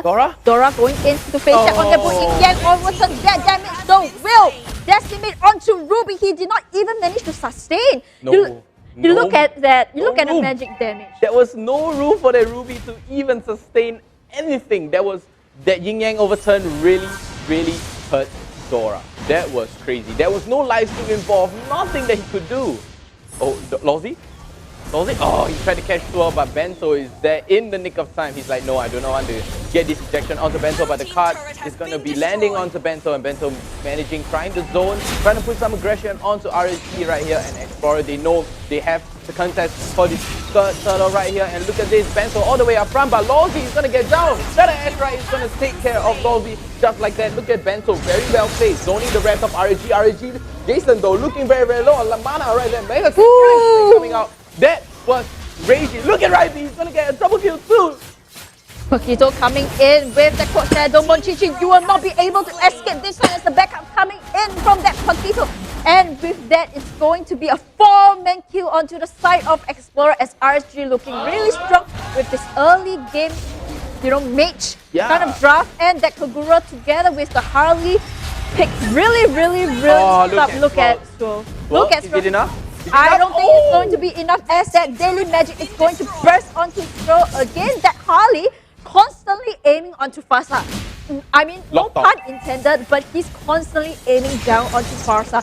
Somebody has to shut down that Harley. 508 onto that Harley. Wow, 5-0-3 on that Harley. He is crazy on a spree along with a flame shot too, just in case, Daily Magic is not enough. So you're going to use that card, push him onto that Farsa. So locking onto that Farsa, that was crazy play. So technically, it was kind of an ace. It was a nice little wipeout, somewhat, but that was a very good catch and engagement. Look at this. Banter tried to zone the rest of RSG. They managed to secure Lolzy here. Look at this. Better airstrike gets secure. Banter engaging onto Jason right there. But look at Dora taking so much damage from the umbrella. Megatron coming out.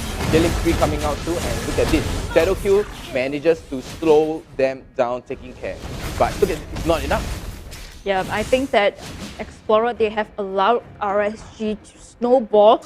And like I say, if no one is able to catch on to that Harley, so you look at the Begin picks just going into the back line, but over aggression gets paid the price and will get paid a price onto the top lane. But meanwhile, Mochichi, he has nowhere, but he's going to choose to go for that split push instead. He's so deprived of his items, and as a core, he's way far behind. And the only key for, I think, Explorer is to drag that game enough for Ruby as well as Uranus to be able to snowball into the later parts of the games, but no better airstrike comes in. They want to get onto Lolzy. Yin-Yang overturn coming in. Dora. The damage coming in with the flame shot. One last hit. Double flame shot, trying to catch out Dora, securing, but not enough. But in the meantime, Benzo looking very low here. Roger is going to take care right of that. Lolzy is going to get that shadow kill, shut down onto that Harley, finally and getting down Lolzy in the meantime. But a double kill from LY4, taking down Monchichi along with Bento right there. A 2-for-2 trade for RSG alongside Explorer. That was crazy intense. Look at Jason. Look at Jason. Throws out the umbrella, but no, nothing much. They're trying to just zone out Explorer. They're trying to secure the law. Look at LY4. He is so far ahead. 6-0-4, way ahead of Monchichi if you were to compare the hypers. Yeah, I feel like Monchichi is so far behind, and that Uranus pick though, I would have preferred if the Uranus would be cutting lane at this point, to kind of stop the minions from coming in. But I think that he chose to join the team fight, and sadly, that Kagura and that Harley has proven to be such a nuisance for Explorer, and they don't have any kind of heroes that they actually will be able to catch on to them.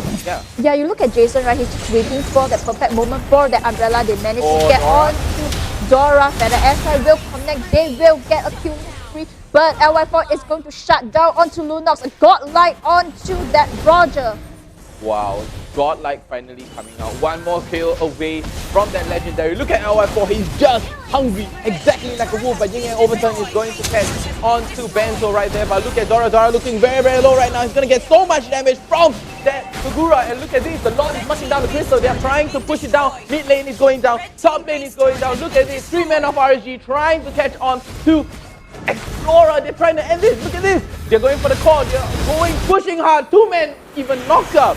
In the end, what? 2-man knockup. That was crazy from RSG. Like you said, RSG needed that early game snowball or not, it would be over. So I've got to say, your prediction was correct. That was pretty good. Well, someone should clip my predictions through this season, because I'm pretty sure I make some really good predictions. Okay, but I mean, back to the game itself, I think really GG to the first game. RSG looking really strong in that draft and also in that teamwork. I think Explorer definitely put up a fight, but unfortunately, they did not manage to snowball into the later games. Yeah, I mean, like you said, Hayabusa, Monchichi on that Hayabusa, his standard stuff. Monchichi loves to play the core. He is your main core for Explorer, but there was, like I said, the skill gap was just too big. There was a difference, and Monchichi's farming rate compared to, LY4, there was just a huge gap. LY4 was already reaching level 15. Monchichi was still, around the 11 or 12 mid-range around there. So, I mean, that's where your main damage come from, right? Along with that Harley. Yep. And that Harley, I feel that that pick itself, like I say, when you pick onto a mid-mage Harley, you really have to be very aggressive in the first few minutes of the game to help your team to snowball, because we know that Harley is kind of on a timer, and as soon as Harley reaches the later part of the games where they build out on their itemization, Harley will kind of fall off. But I think that insurance policy in Jason, we know that Jason is a really good kind of a mage player. He used to play the support, that Kagura in the off lane together with the Yin Yang overturn and that Kagura itself, the magical damage is just too much for Explorer to take. And with that, you know, RSG takes a convincing first win. I mean, it looks like, you know, personally, I feel Kagura is a better Eudora. No pun intended. Their name kind of rhymes, but Kagura comparing to Eudora. Oh, it's so hard to say it. You know, Kagura, Eudora. Eudora, say it 10 times. Kagura, Eudora, Kagura, Eudora, Kagura, Eudora. But I mean, that's hard on itself. But let's take a look on the item build right here. And an immense snowball. Wow, that is a crazy amount of snowball. 12-1. Wow, that's got to hurt Explorer. So it definitely gave Explorer a wide opening, you know. But I've got to say, the build on that Uranus, he decided to go for the Dominance Eyes first instead. Probably he's trying to slow either the Harley or the Roger down. I'm not sure. You know, honestly, I would feel better with Radiant Armor or even with, you know, Athena Shield, even with that. But look at this, the amount of damage dealt from that Kagura, like you said. Look at the amount of damage, 36,000. That's crazy. Do you see these kind of numbers on the daily? Yeah, I mean, Jason, you know, I mean, it's expected of him. He's an excellent mage player, and it has proven that that Kagura itself paired with the Harley, in fact, really, really excellent. And in fact, for LY4, I feel that his team allowed him to snowball that much into the game. Roger, in fact, I think that he has not died, you know, in that game itself. Yeah, really, really exactly. strong onto that Roger pick itself. Not a single death. So that was crazy. But look at, comparing the damage, look at this, 43,000, 36,000. So that's so much magic damage right there. So as a, you know, tank / support main myself, I would definitely opt for a Radiant Armor first, or even better, a Athena Shield, you know, or even a Guardian Helmet, you know, build up that tankiness a little bit. So, you know, look at the builds and look at the damage taken. There is so much. This is why they are professional players. Yeah, and I think that for the side of Explorer, it may be their first match, you know, first match jitters. Like I say, it does happen. But I think that the second game itself, now that they have faced RSGSG, they definitely, when they draft the next round itself, they have to draft a little bit. I think for me, my biggest issue was that the far side was constantly being aimed by Harley or Kagura, and I feel that Dora did not have that protection for especially and allowed Monchichi to snowball. But you know, we are going to go in for our MVP. Who do you think it's going to be? It's going to be Jason, LY4, Baby Cakes, 505? 505. I think it's going to be Jason. No, actually the stats says it's LY4. I think the stats says LY4, but I think it's 505. Really? No, honestly, as it's a personal MVP for me. He's a personal MVP for me. 505, I think 505 should be the main MVP, you know. There was so much good ejection, engagement, unstoppable force from 505 himself. That was crazy. You meant Lozy, is it? Oh, Lozy. Oh my Lozy God. play onto the tank, right? Yeah, Lozy was the... Oh my God, what's wrong with my brain? My brain is not working today. I think it's because of the hot weather. I think I need to rehydrate myself with some H2O. Yeah, exactly. Okay, wait, let me pull it up right now. Look at this. So there is two versions. There is the canned version, which is the carbonated version, or if you're like me, you do not like carbonated drinks, you can drink the non-carbonated version for H2O, and it has a very nice, where is it? The tiny little nice MPL logo, right? So the other day I was like walking, you know, in my nearby, you know, supermarket. So I was like, hey, what? Oh, MPL logo. And I was like, okay, I'm gonna buy this. And then I was like, oh, they actually have it here, and I can just, you know, get it for free. But instead, I can't remember how much I spent, but I still bought it. You know what? Later after you drink, right, maybe you go down, you get RSG signature, you get Explorer signature, and then you will be like, you know, who wants the signature of RSG? I can sell it. I'm gonna sell it on eBay.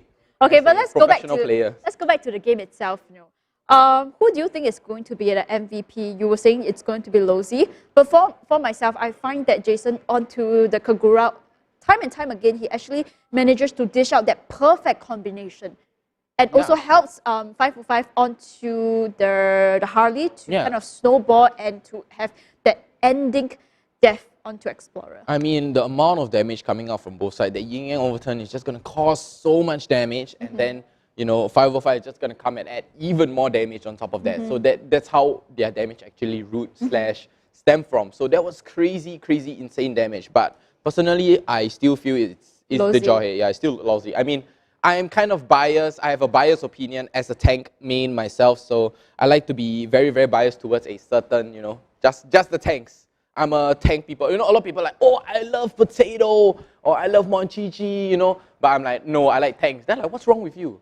You know, everyone's like, what's wrong with you? It's like the Frank OCBC card, right? The moment it came out, I saw it. I was like, I kind of like the Tigro one. But hey, let's take a look at the MVP right now. And it's LY4. LY4 onto that Roger has proven to be such a pivotal moment in the team fights and getting the objectives. You look at him, right? He only has essentially 2 items. Yeah, I mean, he has the War Axe and the Endless Battle, and that's all he needs to dish so much damage. I mean, he has 2 swords, so definitely he's going for a BOD for his third item. So that was crazy amount of kills. 14, 3, and 6 for LY4. That was crazy. 14, 3, and 6. I can't even achieve that as a tank. Okay, I mean, I'm a tank. I definitely can't achieve that. What am I saying? But you need a strong mage. Mage. I need a mage. I think I need a mage. Kog'Maw is a crazy mage, but I think I have to agree with you. Jason was a pretty good Kog'Maw. I mean, I've casted, you know, for Jason before. Let's take a look at the highlights right now. Jason with the very clean snipe right there. Yeah, let's look at that. I believe this was the first part of the game. The Feather Airstrike managed to connect onto Lozit itself, but you look at that Harley constantly going into the back lines, and this was the match which they tried to defend onto the bottom lane. But the in-game overturn, you look at the perfect in-game overturn coming in, the umbrella pulling onto the members of Explorer. Yeah, the damage magical stack is just non-stop. All right, just over here, look at this. Banter trying to zone the rest of RSG away, putting aggression. You look at Jason going in with that yin-yang overturn again together with that flame shot, a mega kill coming in. That's what I say about the teamwork onto RSG, right? I find that this teamwork itself, this composition from the team looking really strong. Mochichi ultimately gets paid the price, especially with that Paquito pick, that knockout from Paquito. Exactly. Look at Bento trying to get away, but just not enough tankiness coming out from the Uranus. Shadowkill manages to take down that Lolzy. But you know, in return, they got traded back 2 for 2 right here, RSG and Explorer. Wow. I mean, it was an intense, you know, they traded here and there, but like you said, very busty hero, early game eccentric. So they capitalized on that early game snowball and just literally snowball. I don't have another word for snowball.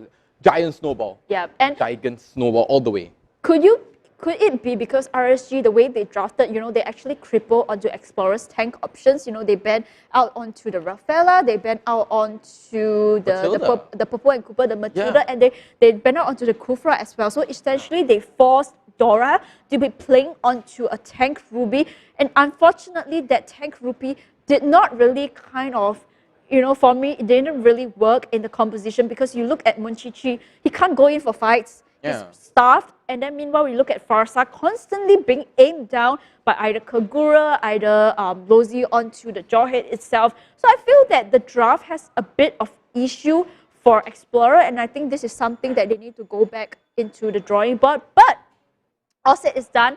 I think that, you know, me and Rice will definitely be going in for a short break before we go back to the second game. Yeah, like you say, going back to the drawing board. I'm going to my drawing board right now. I'm going to go for my drawing board. But anyway, guys, we'll see you guys real soon. Let's go for a quick break right now.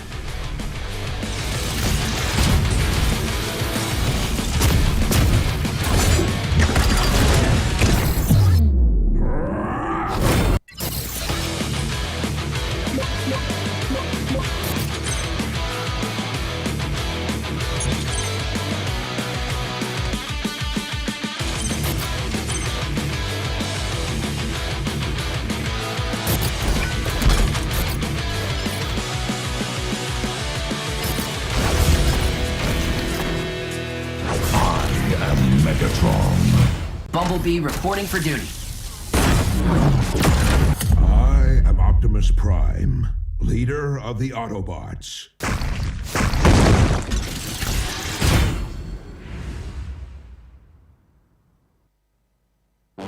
Somehow, most have come to believe that the right to dream is reserved for a chosen few. Dare to be different. We know that being unique can be lonely, repetitive, and painful, but rewarding. Define yourself with your beliefs. Demand determination to be the only constant. Elevate yourself with passion and accelerate the next few feats. Don't let others tell you that you can dream. Fuel your own belief to dream. H2O. Dare to dream.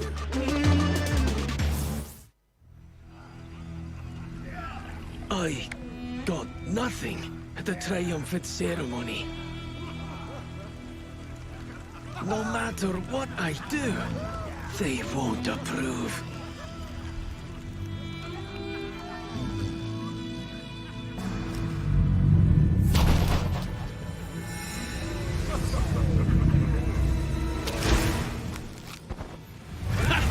Just in time.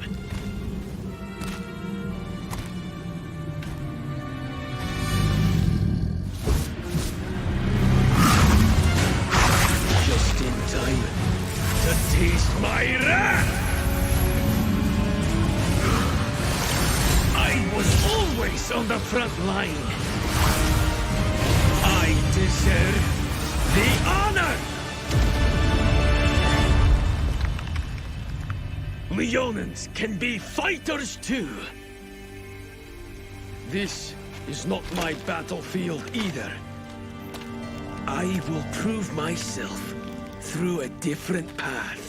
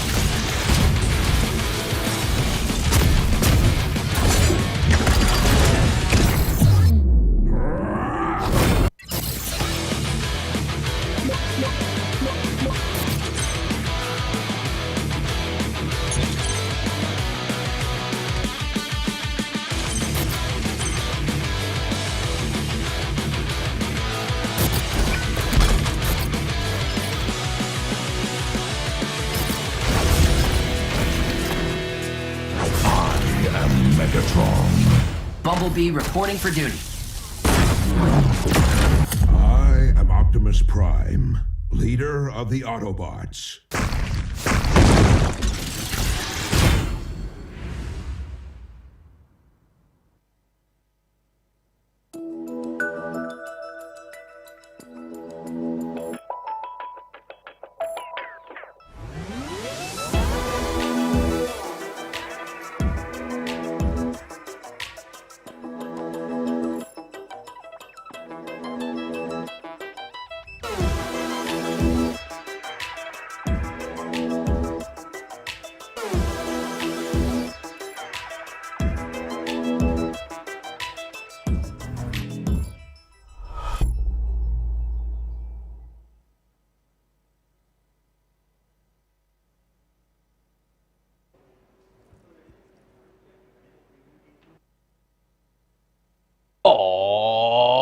No, it's not abstract. It is Lee Vertigo and Selfridge Miss. I like that. I like that. That was good, right? That was good. Sorry, but it's copyrighted. Yeah, I've got to give... Copyrighted by Abstract. Yes, copyrighted by Abstract, the main man himself. So that was a crazy, crazy first match from RSG and Explorer. That was, like I said, it was a snowball.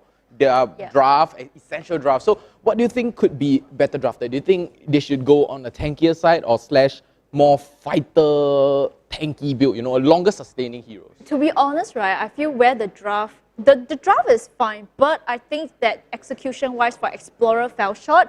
I felt that Ruby pick itself as a tank did not kind of help Explorer to snowball in any shape or form. So it's a bit of a pity because we all know that Ruby potentially as a tank could do so much, but I really feel that it was the execution of that draft itself that led RSG to the snowball. So I think Explorer definitely will go back to the drawing board to adjust a bit because I feel that Monchichi onto the Hayabusa has no impact in the early, late, or you know, the ending game. Anything. Yeah, because that Hayabusa, which was such a strong pick, did not manage to kind of execute it at all. So I feel that they should definitely go back to the drawing board and draft a little bit better in terms of what the heroes can play. That's what I feel personally. Okay, honestly, I think, right, Monchichi, if he were to pick a different hyper, the whole game would have changed. You know what I have in mind?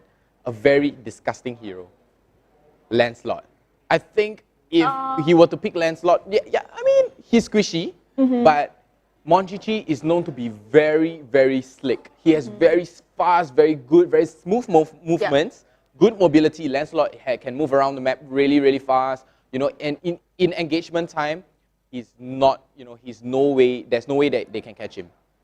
Yes, I definitely agree with you, but let's hope that that second game itself, the first game might be a kind of a warm-up for both Explorer and RSG, but what we can be for sure is that RSG, they are warmed up, then they are ready to take that second game, but will Explorer stand in their way?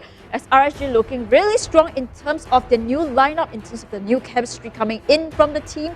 But meanwhile, Explorer, they're going in for the first ban. They're going to ban out that Phoveus. No Phoveus at all for this game. Yeah, I mean, Phoveus is very, very scary. Like you said, look at this. Phoveus and Paquito, they're very afraid of getting disrupted. So they probably might need, you know, they're probably going to be drafting somebody very fast who has very good movement and, you know, they do not want to be disrupted whatsoever. So Paquito is more of a alternative to Cho, maybe Cho, but ooh, look at that. RSG is so afraid of Selena. Are you afraid of Selena? I would be personally afraid. Yeah, but I'll tell you what hero I'm afraid of in this patch, right? And it is that Paquito. Just now in the first match itself, Explorer had the chance to take that Paquito, but they chose not to. So for me, I feel that that was a kind of a mistake onto them. If they can't take onto the Paquito, it's worth the ban. But now they know, you know, onto the side of the baby kicks playing onto the Paquito, constant knockout punches onto the side of Explorer, and now they're finally going to ban it. Yeah, they're going to ban it away. They learned their lesson from the first game. They're like, we had enough of this. Stop this. No more Paquito. No more Paquito. And look at this. Pupo and Koopa banned off by Explorer. So all the bans coming out is basically disruptors. RSG here banning disruptors away too. Abyssal Arrow, Circling Eagle, along with Projection from that Jawhead. So they are afraid of, you know, disruptors, you know, anyone who can stop them in the tracks or even disrupt the combo slash rhythm of everyone. And here, Explorer picking up Xbox immediately for the first pick, but RSG has their reply. They're like, no Speedy Fireball, no Last Insanity. We're going to pick off Cho and Jason. Ooh, Jason on the Farsa, I've got to say, during Season 1, when I see Jason play Farsa, I was, you know, dumbfounded. The moment I saw that flame shot, you know, he finishes off with a flame shot, it is crazy. He has crazy aiming, sniping skills. I feel, you know, maybe in the army he's a sniper or something, but he is dead on. He is the dead eye of Mobile Legends Bang Bang. Yeah, I like that Farsa pick, like you say, you know, whether they choose to use that Farsa in the mid lane or at the off lanes, you know, it's up for discussion. They're going to grab that Farsa first. So that Cho, especially also, you know, you can be a tank Cho or you can be an off lane Cho. So two different kinds of depending on how RSG wants to play. But Explorer replies that they're going to go back to Monchichi or Monchichi's signature heroes, and that's going to be onto the Granger, and they are going to take on that Bill as the mid support. And interestingly for RSG, they're going to get the Hayabusa, which was left uncontested in the first draft. Wow, so you know RSG is like RSG is giving Explorer a slap to the face. They're like saying, you know, oh, let me show you how to actually use Hayabusa. But Explorer's like, nah. Let me show you how I play, you know, Granger. So let me show you what's the true meaning of Hyper. And Explorer banning out in the second phase that Kagura because they are so afraid. And RSG banning away Kufra again because they know it is going to disrupt Fasta and Cho in their tracks. So Explorer, I've got to say, the Veil pick, it's a very, I wouldn't say it's questionable. I understand why they pick it, but it is a honestly very good pick. I mean, it's somewhat of an off-meta kind of pick, too, in my opinion, purely based on my opinion. Well, I like that Veil pick. I think that Veil is a really strong mage in the mid lane. However, he can be a little bit squishy, but they have that Xbox as well, you know, to help him to peel. I mean, hopefully the Xbox will be able to scale by Explorer. They had enough of that Kagura as well as Harley. Really pivotal in the first few minutes of the game, just constantly disrupting Stro from being able to dish out any damage. And this time around, they're going to ban out their Harley. But in response, RSG, they're going to go for Benedetta, which I think that for Stro, if he doesn't really have a tank to peel for him, that Benedetta might be in the back lines to look for him. And speaking of which, Explorer, they're going to go for an unorthodox pick as a tank. They're going to go for a Carmilla. Wow, unorthodox pick. Really is so unorthodox. Like you said, you know, I was writing, you know, during the first match, I was writing, I think, you know, nobody will pick Camilla, you know, don't bother. And Explorer out here bringing out Veil and Camilla. I thought to myself, you know, these are off meta, you know, nobody would actually want to play them, but suddenly, here comes Camilla. You know, they Explorer might pursue the scene again, who knows? But for the side of Explorer, the last pick itself is going to be the Saber. I like that pick itself. Saber can choose to be that mid lane support. I've seen Saber being that mid lane support, or he can choose to go to the off lane itself. So you look at Explorer, I like a refreshing draft. It's not the same old draft that we are seeing, but a really refreshing draft. But new. But in response to RSG, they have that the last pick itself. They can choose to go for a mage again, which means to say Jason will play that Farsa in the off lanes, or they can choose to go in for a tank. I feel a tank would be optimal right here.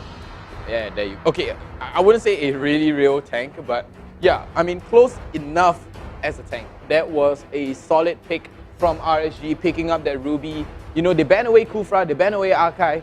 You know, those are legit just straight up disruptors, right? They will disrupt the heck out of you. That is crazy amount. But instead, they ban away the two disruptors, and you know, their answer for it is like, oh, the only disruptor left for you is going to be Ruby. And you know, since RSG was locking onto them, onto Explorer, I think instead their answer to that is, no, we're gonna use Saber and lock down onto that Hayabusa instead of you locking me. I'm gonna lock you down instead. So that's Explorer's reply towards RSG. Well, it all depends if that Saber will be able to stop our 4 from being able to snowball into that game. You know, essentially Saber is one of the direct counter that burst damage coming in from Saber.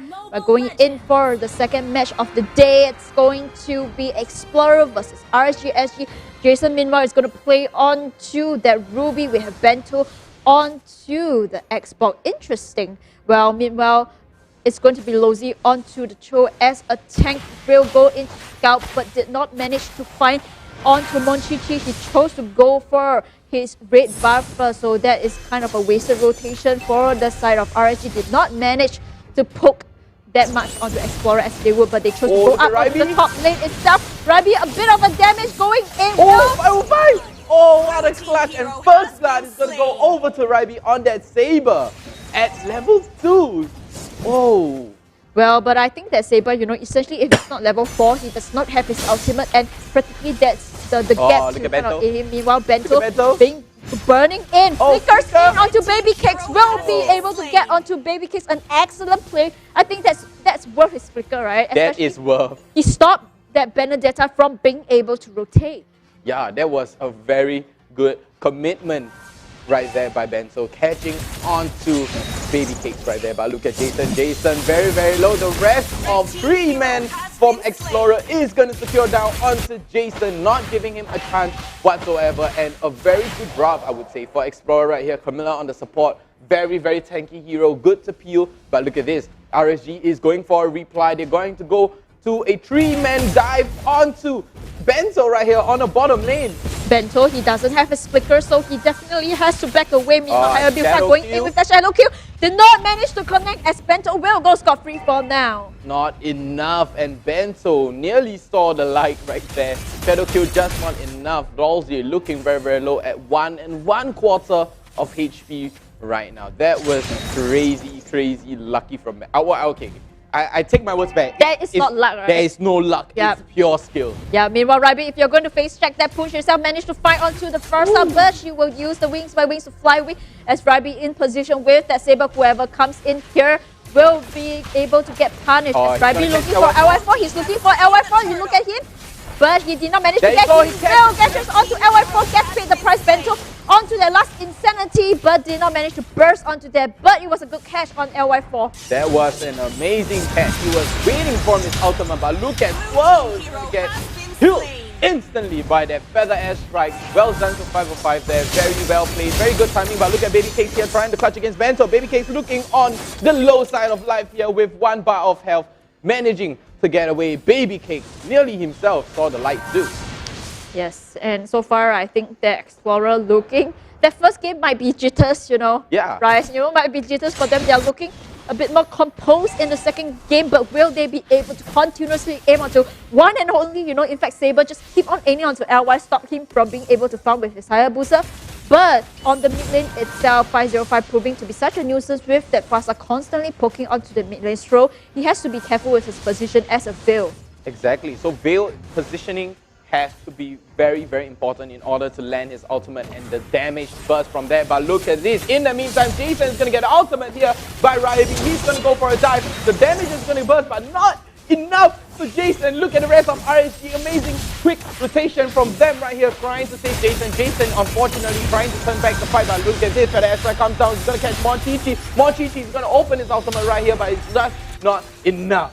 You look at Lozy, he's in position ready to use the way of the dragon to kick onto anybody, but Lozy going into cutting the back lines, but did not manage to hit and slam. Way of the dragon goes in, and this time round throw bad positioning coming in will get second time pay his price. Like I say, Veil is a bit squishy, but I find that in the later part of the games, he can choose to scale back into the game, but for now he has to be wary of his position as the mid mage itself. Exactly, that is the game actually kind of revolves around you as a mage. They're basically depending on your magic damage right here too, along with Bento. But look at this, Bento trying to get a little bit of aggression down onto Baby Cakes. Baby Cakes signature hero, Benedet's up. Look at the mid lane right here. Zora's gonna get stunned up. Look at Way of the Dragon kicking Soul all the way back. He's gonna flicker all the way back, but just not enough. No follow-up. Rhapsody going to be coming out right here from Manchichi, but it's not enough. But it gives them some sort of place to zone. But look at Baby Cake. He's gonna jump, he's going in all the way, but no Electro. Okay, Electro finally coming out. Baby Cake gets demolished by Bento right here. Bento looking very, very low though. Look at that shadow kill demolishing Bento. That was crazy, crazy messy. That was below, that was on top, it was everywhere. Yes, meanwhile in the mid lane itself, Jason just split pushing. He decided to start an opening and went for that mid tower. Yeah, the tier 1 mid tower taken down by Jason, but in the meantime, Ryby on the top lane is getting, Turtle finally getting secured here by LY4, but sorry, I was halfway speaking, and Ryby managed to, trade that 1 mid tower back. So look at Explorer trying to trade it back, but after the airstrike comes down, wings by wings, he's going to go away, but he's going to get an emote in even BMing. Explorer right there, 3-man BMing by Jason. Crazy, crazy. Ryby going to go in, but did not manage to connect. A really, really good killing spree coming in. Managed to shut down onto that Saber. So many fights going on in that fight itself, but LY4 gets stuck in between and it's going to shut down onto LY4. A really, really good start for Explorer as they managed to get onto that bottom tower. Wow, 3-for-1 trade here for Explorer. Very, very worth as of right now, Explorer is just a little bit ahead in front of RSG, and Baby Kicks here trading back one turret that Explorer took from them from the top lane. So look at 505. He knows Ryby is there. Ryby himself is waiting. Here comes the spin. Here comes the... Oh, he cancels his ultimate, staggers it, and Ryby here taking a little bit of damage from the Feather Airstrike. Baby Kicks here trying to touch against that Ryby, but look at the ultimate. He's going to secure him instantly, but gets traded back by Jason. You know what? Jason. 505. That's a 2v1, and I think that before right that he's like, you want to aim onto me? No, I'm going to take one down with me. You're coming with me. He's a suicidal bomber. He's a kamikaze, if you would say. But look at this, Dora with Nerves of Steel right there. Crazy. Look at him. He's not even doing anything. He's just walking up towards Lousy and, hey, yo, let me get right in your face. You know, you are nothing to me. I may just be a Camilla. So what if you're a Churro? So what if you can use Way of the Dragon on me? That's nothing to me.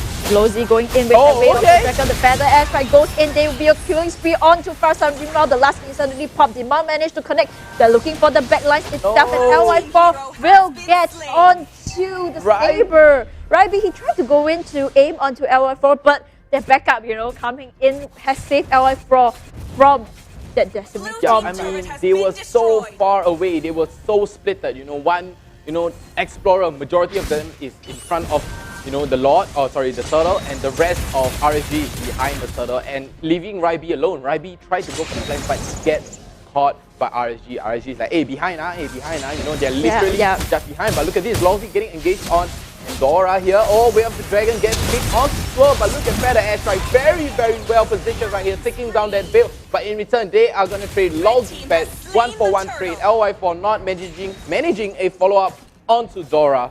Dora gets to see another day on the Land of Dawn. Well, it was really a good engage coming in from Lousy. Managed to kick on to Swirl, that right member. And Swirl, he's not having a good time as that Veil did not manage to skill into the game, constantly being picked off as a kind of a victim, you know. He's practically like a victim in this fight itself, constantly being poked either by the Farsa or by the Cho. Yeah, I mean, he's constantly getting murdered over and over the whole time. Look at him.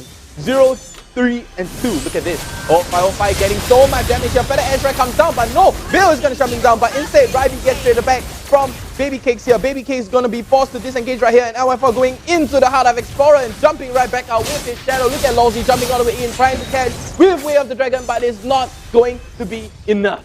4-man is going to disengage onto the side of RSG. They're not going to go in for the fight. Meanwhile, Jason looking for a perfect initiation will camp down into the bush itself. Whoever comes in here will get the unoffended as they go in for that pound itself. They'll manage to get onto Lousy. Meanwhile, they're chasing in LY4. Banter shuts down onto that Veil. LY4 connects onto Ryby. Can he go in? It's a double kill onto Monchichi. They shut down on Monchichi. Jason coming in again. That Feather Airstrike though. That was crazy, crazy messy, but a 2 for 4 members here. RSG with a successful trade right now, turning the tables, gaining the lead over Explorer. That was a crazy gameplay, messy gameplay. Baby K is jumping all the way to the front, but instead the rest of RSG is focusing everybody, even Monchichi, Bento, along with Ryby and Swirl, you know, further up in the lane around the tier 2 area, tier 2 turret area. But look at this, 505 waiting for a jump. They know Dora is there, but you know, look at Dora, it's so tanky. I like how 505 is standing in a position and giving that thumbs up. It's like, you know, come and catch me. Thumbs up! Right. Right. He's telling you, thumbs up, man. Thumbs up, trying to get me on that first one, right? That was a perfect kind of beat coming in from 505. But meanwhile, the Lord has spawned. Jason, 505 already in position. 505 continuously with the thumbs up. It's like, yeah, man, the Lord is here, come. Try me. Look at the Lord. I'm trying to catch you, but Bento getting a little bit of stun here on the 505, even with the VM. Wow, 505, you gotta stop this. Someone has to catch onto 505, right? That Saber has to use that ultimate onto 505, finally starting him down, but it's not going to be easy. It's 525 onto the Farsa. Meanwhile, they're split pushing in the bottom lane. Benedetta choose to split push onto the bottom lane. They're going to try to go in for that camping. Dora! Jason catching onto Dora, but he's too tanky. Yeah, no, they're like, let's not waste our utilities on Dora. Bento using his ultimate with last insanity to get right out, but flickers over the Feather Airstrike. But look at Lousy, he's gonna get a position to kick him all the way back, but no, Dora is up there to peel everything. So Lawsy still has his ultimate now. Way of the Dragon is... Oh, okay, never mind. Way of the Dragon is gone. Immortality just coming right up right here. And it gives space for RSG to secure the normal Lord right now. Yes, right now they force Explorer back into the bases. They cannot contest onto this floor, but they have to left defending. Meanwhile, the Explorer is going to try to clear off the creeps before the Lord comes marching in. Lord immediately slain by LY4. Baby Cage just being a bit of a tease of a nuisance, will just continue to use their Benedetta to juke and clear them. I mean, Baby Cakes is a naughty, naughty boy there trying to steal the red buff away from Monchichi. What a naughty little fella. But I've got to say, that was a very, very good play. RSG and Explorer both on edge, literally on edge. Monchichi, they're like, oh, you know, I'm going to get the red buff from you. No, you're not. Then after that, you know, they're like, oh, no. Instead, I'm just going to get it back instead. But anyways, back to the game. Lord marching down the bottom lane right now, and Explorer, they are just waiting for an opportunity to bounce onto RSG. Yeah, if you look at the items coming in from Jason and the LY4, they actually picked up the Dreadnought armor, which is a direct counter to Saber. The burst damage coming into Saber to actually deal with the physical penetration damage coming in. So they're already built onto that, so it's not going to be easy for Rhea playing onto the Saber for that one combination to any members. But they can choose to still target that Farsa.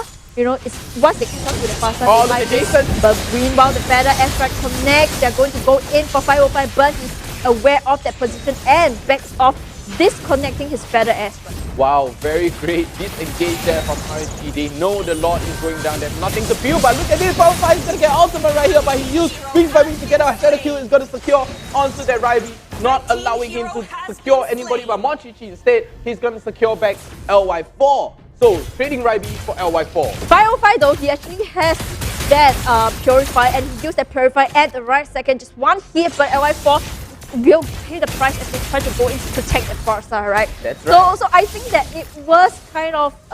Baby Cakes? Well, Baby Cakes going in with the Benedetta, trying to tease on to that Belfire. Meanwhile, already in position, has the Feather Airstrike. Will go in, Jason looking out for that perfect Denise Satan. Meanwhile, Lafaldo connects, going in. Can they kill off Banter? No, he's too tanky. Oh, look at this, and a secure from Bento right here to secure off Baby Cakes. Baby Cakes over pushing. He's like, you've been a naughty boy. Let me punish you, you naughty Baby Cakes.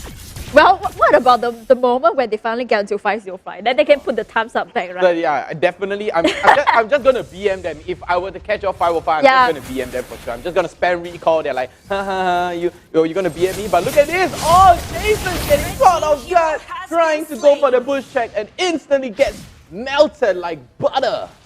Well, this game is close enough. You look at Explorer, they managed to climb back onto the goal lead. In fact, they are around 2k. Last Insanity going into the back line. They managed to get onto Lozy, and Lozy will get paid the price with one last hit will do the trick. They managed to get onto LY4, forced to kind of doing the split push as he cannot go in. He lost Lozy, their tank.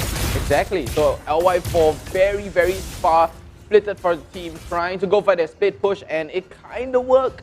I would say it kind of worked. Maybe he was just clearing waves, but that was pretty insane catch by Explorer themselves. That was a very well organized catch, you know, to catch onto Lozy. And look at this, Ultimate coming down onto Baby Cake. Rhapsody comes out, Electro to disengage from Explorer right here, so giving them space to take down the tier 2 bottom. The bottom lane. Look at the top lane.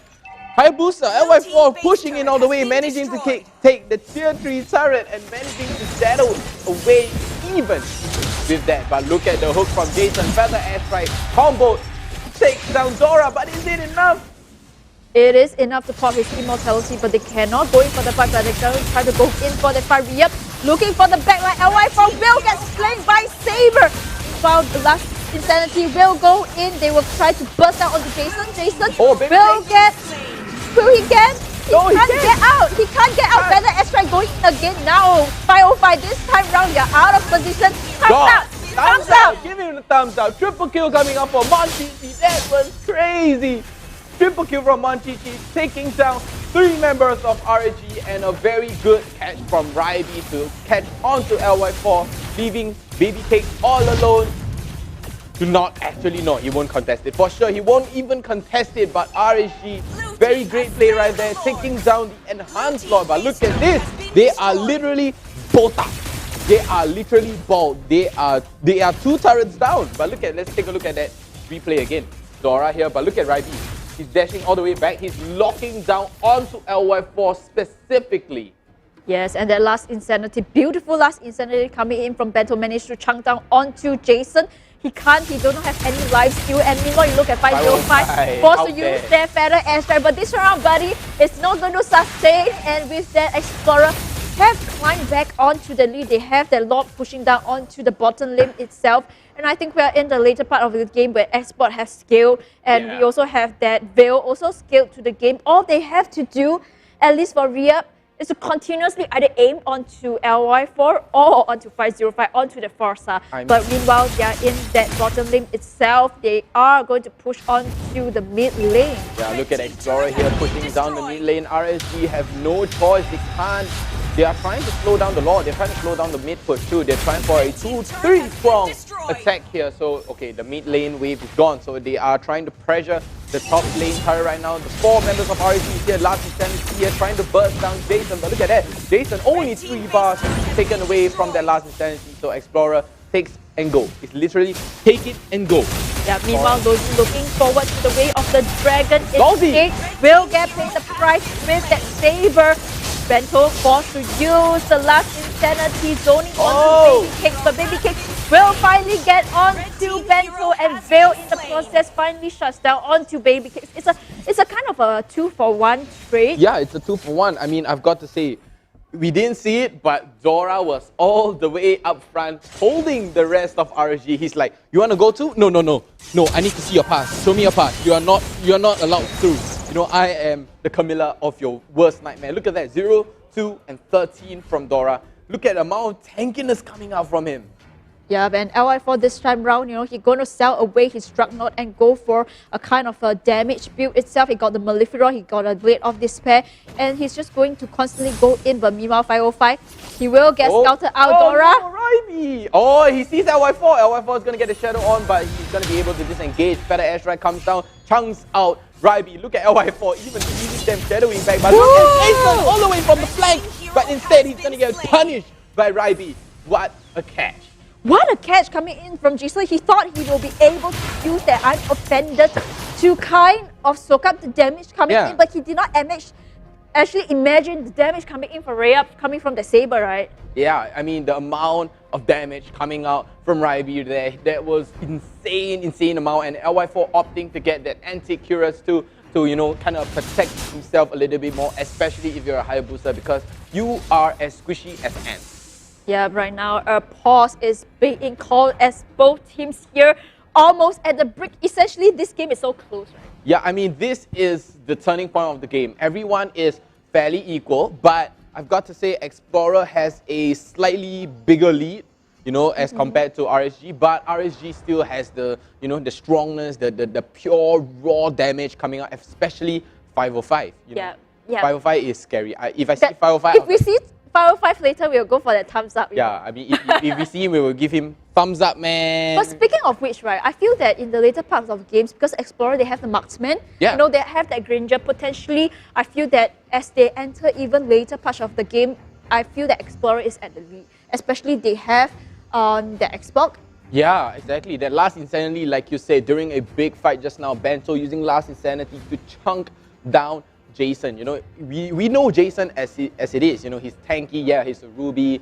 Yes, he can life steal, but look at the amount of chunk. He literally just snapped him in half. Yeah. Literally just. Yeah, I think that he did not expect that Saber to have so much damage. Yeah, right? he's like, he was like in the bush thinking that he can make the play. Yeah. And then unfortunately, he gets wrecked by that Saber. He's suddenly like, oh my god, that was just too much damage for me to handle. I'm just a Ruby. Leave me alone. But look at Dora face checking. Feather Airstrike comes down, but not going to do anything other than tickle Dora in the ribcage. Meanwhile, LF4 forced to disengage for now as Baby Cakes will go in for that split push. The Lord is going to spawn in the top lane in the next 30 seconds. And I tell you that next slot is going to be a hot contest because whoever gets this slot will be a Mega Lord itself. And you look at the base of Explorer, right? Almost there for RSG. Yeah, I mean, RSG is literally, both of them are at the brink even though RSG is behind by kills, but look at the network difference. It's not much. They're both thumbs up again by 505. He knows they're there. Riley's going to catch onto Baby Cakes right there, but the immortality is going to get popped. But instead, Riley's going to get punished. Dora, though, is going to pop that immortality too. And look at LY4. He's going to dash back. He's going to dash forward. Look at the move. Look at the play. Instead, he gets punished by Banter, popping the immortality too. But Monchichi, all the way up front, is going to get held down by RSG, saying, no, you do not go anywhere. Yes, it's the 2-for-1 straight onto the side of RSG. Meanwhile, they're going in. The Lord has spawned. Can they take this Lord without two cores? Because essentially, you look at Explorer and RSG, both cores are down. But what they can do is they can get Jason to start on at the Lord. And meanwhile, like I said, Jason is going to start onto the Lord slowly but surely, peeling for the team itself. Meanwhile, Lozi's in position, opening the map for the team. Look at this. Both of them looking very, very strong. Lozi here trying to face check onto the bush. It's going to be a bait, you know. I think it's a It's bait. going to be a bait. There's no way they can contest this lot. If they are going to contest it, I'd say that RSG is crazy because they have Bento. So that Feather Extra is going to go in the way of the Dragon, pushes in, manage to actually burst onto Bento, onto the Xbox Shield. Meanwhile, onto the back line itself, Electro Final Pro is going to go in for that. But can he be able to kill off the throw? He will not. Immortality will be popped as Baby Cakes try to escape from it, but instead as Dora comes back in. He's gonna get punished. Like you said, Baby Cakes is such a naughty, naughty little boy. He pushes, he overextends, he gives RSG, though, space to move around the map and potentially even giving a good split push or even a flank. Especially LY4 loves to flank, especially if you're a Hayabusa, you really, really need to flank. Speaking of LY4, you know, he changed his build again. He brought that Winter Triumphant onto Hayabusa. So I think he's sick of the S-Bob, or even Rhea playing onto the Saber. He's like, I had it, I'm going to go for Immortality, come again to outie me, and I will use that Winter Triumphant. I will freeze on the spot, not letting you touch me whatsoever, and not even getting ulted by, Swirl even. So the moment they have to plan it on time, but look at Ryby taking a little bit too much from that Feather Astra Explorer here. I think they're baiting this. I think Explorer is baiting this. Look at this. Lozi on the flank. Jason on the other side though. Knockout not gonna land onto Lozi. It's a field bait, you know. I think it's a bait. Bento was like kind of going in for the Lord. If it's a bait, the Lord is really low, and Jason has taken over to the lock pick itself, trying to zone out. Meanwhile, LY4 going into the back line. But Bill, that burst coming in from Bill, though, and with that said, two members of the side, both Monchichi and LY4 has gone down. Who got the Lord?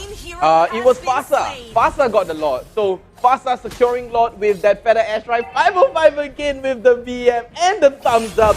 Still have that Immortality standing up right there, and Ryby taking a little bit of chunking here from 505. Yeah, so I've got to say, during that huge, immense fight, 505 manages to secure that enhanced Lord, using that Feather Airstrike, and it was a very, very good play. But instead, they are going to be losing away Lozi and LY4. So it's a 4 against 3 essentially, but look at this. The Lord is getting melted down by Baby Cakes again. Being a naughty boy, he's jumping in all the way to take Swirl down.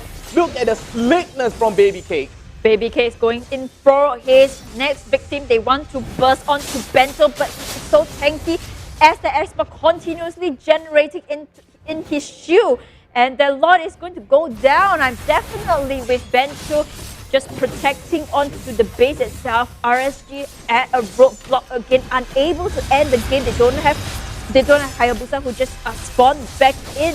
Yeah. But I think that, it was a good attempt.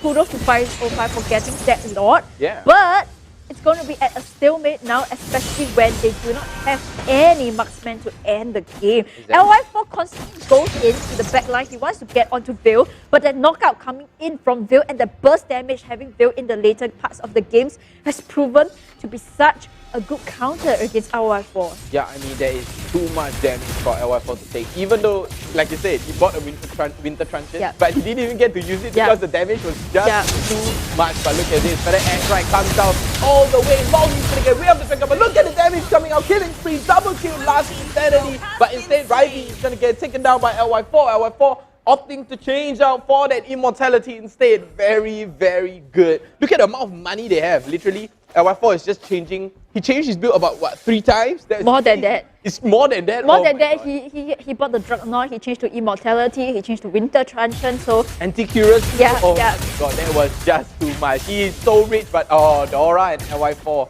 you know, they're just kissing in the bush. They are kissing each other in the bush. They're like, oh, you have Immortality? Me too.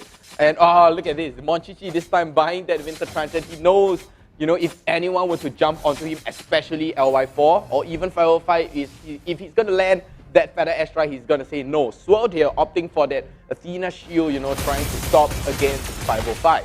Yeah, that burst damage coming in from 505 has proven to be a threat as Dora goes in to open the map. The Lord in the next 70 seconds will respawn onto that bottom lane itself. But meanwhile, both teams, they do not have any answer. And you look onto the side of Thrill. In fact, he's had full build. And meanwhile, LY4 managed to onto the blue buff of Monchichi. I was just about to say Monchichi is still an item behind, but then just as I say, he just bought a BOD. So that is going to be very, very, very detrimental to the fight for a Ranger yourself. I mean, Explorer up against RSG, you really need that damage, that raw power, base damage from that BOD. Yes. And with the side of RSG camping down into the mid bush itself, essentially I think all it takes, right, is for Lozi to either eliminate Monchichi out of the fight. Ideally, you know, Monchichi. Yeah. Because let's be honest, Banter at this point is very hard to kill. Very hard. So all you have to do is either aim onto Monchichi or essentially even Reup or Thrill. You know, any of these 3 members, and then it might be that secret ingredient to winning that match. But no, I think that for Explorer, all they have to do is kind of go into the fight itself and zone faster out of the fight. They have to catch on to 505, right? Definitely. They really need to capitalize or even catch on to 505. Kufra would be great right here. Very, very good. But instead, RSG was smart. They banned away that Kufra. So, you know, they're saying, no, no, no, no disruption for you. Instead, we are going to get that disruptor. And Lawsy here face stacking the bush. He's Dora. Monchichi not landing much of Rhapsody onto that Lawsy right there. And I think RSG is waiting the lot here. But look at the top lane. Ryby and Baby Cakes are going at it. Baby Cakes are deep into the base, but Bento is there to slow the waves down right here. Even though Jason and Dora are just going at it. Look at the health regen on Dora. It's insane. That Carmilla in the later part of the game is extremely tanky. You look at them, they do not have they have to really capitalize on all their resources to kill all that Dora. Just regenerating back for the side opening vision to RSG, but meanwhile onto that mid lane itself, Baby Cakes and Bento is just going for a tit-of-tat, trying to clear all the waves itself. I think essentially all it takes is just one good patch. Any team, you know, be it Explorer or RSG, anyone that makes a mistake in this crucial moment will kind of scale and get that Lord. So they're just baiting for the mistake. Dora too is just face checking for the team right here, looking around, just taking some hits, but oh, Lawsy is gonna get knocked out for the airstrike comes down. Dora is gonna be stuck in the middle of it all. Look at this, Baby Cakes jumping in all the way, trying to catch down Ryby. Electro comes out, but Immortality is gonna get popped right here. Shadow Q comes out, and Baby Cakes instead gets taken down. But look at LY4. LY4 is all the way into the heart of Explorer right now. So Baby Cakes getting punished again. It is a naughty, he's a naughty boy.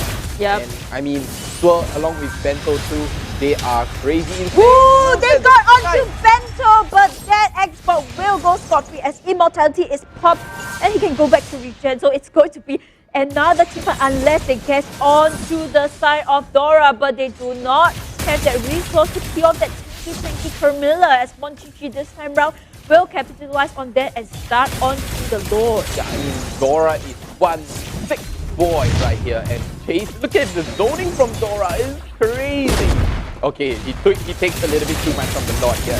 Look at LY4, look at LY4. He's going into the backdoor and essentially all RSG needs to do is to stop Explorer from going into the base. LY4, he's going to pop that backdoor onto the ulti. Oh, he gets it. Oh my god. LY4 with the crazy backdoor. That was insane. Explorer didn't even see it coming because the top lane was fully oh my god, I'm gonna die. Oh, that was such a crazy backdoor from LY4. I thought, you know, Explorer, I think they kind of tunnel vision there. Explorer's like, Lord. Yeah, I think, and Jason was like, I'm going to distract them. LY4, go in. Yeah. I mean, that was a very well orchestrated play, especially for RSG. You know, I really thought Explorer could, you know, get a comeback here to fight against RSG, but that was a very long game. That was a very, very long game. That was a really long game, but one very exciting game for me and Rice. You know, I think at some point we thought that Explorer is going to win the fight. They essentially, Baby Cakes was down. Woo! Baby Cakes was down. They're like 4v5. We are RSG. You are nothing to us. You know, and LF4 is just like, nah, screw you guys. Let you guys just play. I'm just end the game. I'm tired of this. I'm too old for this. You know, LY4 coming in as a veteran himself. That was a very, very well-timed backdoor by LY4 as a Hayabusa, because Hayabusa, you know, you have that quick mobility, you have that shadow, you can shadow in or even shadow out, you know, and he has that raw damage from BOD. He's basically, you know, he either depends on his shuriken or even his shadow kill, right? Either that, but actually, to be honest, the true damage where he comes from, where it actually stems from, it's actually his basic attack. Just like Granger's, you know, Granger, we thought his, you know, ultimate is the strongest one, but it's actually secretly Rhapsody. Yes, and let's look at the item build, which both me and Rice knows. The team has changed so much constantly onto the side, but, you know, take it away, Rice. That was crazy, crazy. Thank you so much, Sophia, for that. And look at Monchichi here with the Hunter Strike, Endless Battle, Malefic Raw BOD, and along with that Immortality. That was really, really good. And Veil here opting for a slightly tankier side with Athena Shield and Clockwork of Destiny right here. But, ooh, I've got to say, Camilla going for that Ice Cream wand. I call it Ice Cream, you know, because it's ice and, okay, that was a very bad pun. I take it back. That was a good attempt. That was good? Oh, attempt? Okay. Oh, I thought you were going to say good joke. I feel like, you know, for the side of Explorer, they have scaled, and Banter is at this point so hard to kill. So hard to kill, and I think the last fight for RSG, that decision that they're going to stop, they're going to distract the Explorer from being able to TP back, and then LY going for the back door. Essentially, it's very painful. Okay, for me, it's very painful to get backdoor. Yeah. Because I feel like it's kind of a disgrace in a sense. You know, you got that backdoor, and I'm just like, it's literally because RSG did a good job by using Explorer's tunnel vision against themselves. But it was good on them because they were, you know, Jason was holding them back. You know, Jason's like, go, I got them, go, LY4, go. Yes. You know, so it's a literal good, you know, good communication skills. But look at the amount of damage from Granger, 100,000. But in return, 126,000 from Farsa. That is crazy, crazy. There's so much damage. Yeah, we got to give it to 505 onto that Farsa, constantly bursting down onto the side of Explorer. And the positioning of 505, I think that he played really, really well in this game itself, really helped RSG to scale. And that damage coming in for Farsa, though, I mean, when your opponent actually buys the Athena Shield, that magical resistance against you, you know, is respect for the side of 505. That was crazy. And let's not forget his thumbs up. Oh no, the BMs. The BMs from 505 especially, the thumbs up keeps coming out, the recall keeps coming out, but I think it should be 505 for our MVP. Let's take a look at the MVP. Let's look at the MVP. Will it be onto 505, onto the Farsa? It will be. His thumbs up has proven to be a continuous highlight for casters. You know, later when we see him, we're going to be like, thumbs up. We're going to give him a thumbs up, but instead he's posing with a one finger signifying that I am the one and only best Farsa in the world. Don't try to touch me because I will BM on you and give you a straight up thumbs up. Oh, he's going to write. It's like, you know, Saber, come and try to get me. You know, I have that Purify to go in. Yeah, and Purify, no problem. But it's really good play onto him. Really, really high damage coming in from that Farsa. Critical moments that Feather Airstrike lands and bursts down to help to disengage the team away from the fight. And I think with that, you know, RSG looking really strong in the first season. Really convincing 2-0 for me. Pretty convincing, but Explorer put up a really, really hard fight for RSG. But let's take a look at the highlights of how hard Explorer actually fought back. So look at this. Was this the Explorer fight? Yeah, that was the fight. It was where Riyab go into the back bush to aim onto LY4, right? Essentially, the whole game itself, he's looking either for that Fasa or LY4. Yeah, I mean, right here, Jason getting a 5, okay, almost 5. Okay, 4-man hook right there, but gets punished for it. So Jason instead, actually Jason survived. He survived, yeah. That one, he survived. And I think that it was really, really a good fight for RSG. There were, essentially, that moment, there were so many fights going in. Everybody was getting slain, top left, bottom, you know. It's front and back, non-stop. But look at this. I think this was a very, very good fight. Lawsy here all the way up front, but Raibi managing to catch that LY4, and Baby Cakes here being a naughty, naughty boy again, popping that immortality down too. BOD coming out, just coming out for LY4. And this was the part where 505 finally get punished for his Fasa, you know. Because off position, he was so off position. He tried to go in for the feather edge, tried to help his team, but then unfortunately gets paid the price. But all is good from there. This was the lot bait that I don't understand from Explorer. You know, you say that they were baiting onto the lot, and then halfway Bento almost get the lot, he decided to back off, and then Jason is like, okay, now let me take over the lot. So I don't understand where the decision making from Explorer. Look at 505. He's all the way back here, right? He turns on feather. I think this was the feather airstrike steal. Yeah, look at it. Feather airstrike, steal it, chunks off Bento along with Monchichi too. So Bento popping his immortality here, and Lawsy all the way up front. But that was a very good zone from Lawsy though. As a child, you are supposed to zone it back. This was the painful backdoor coming in. Essentially, all they need to do is to stop LY4, but their minions come crashing in as RSG takes that convincing 2-0.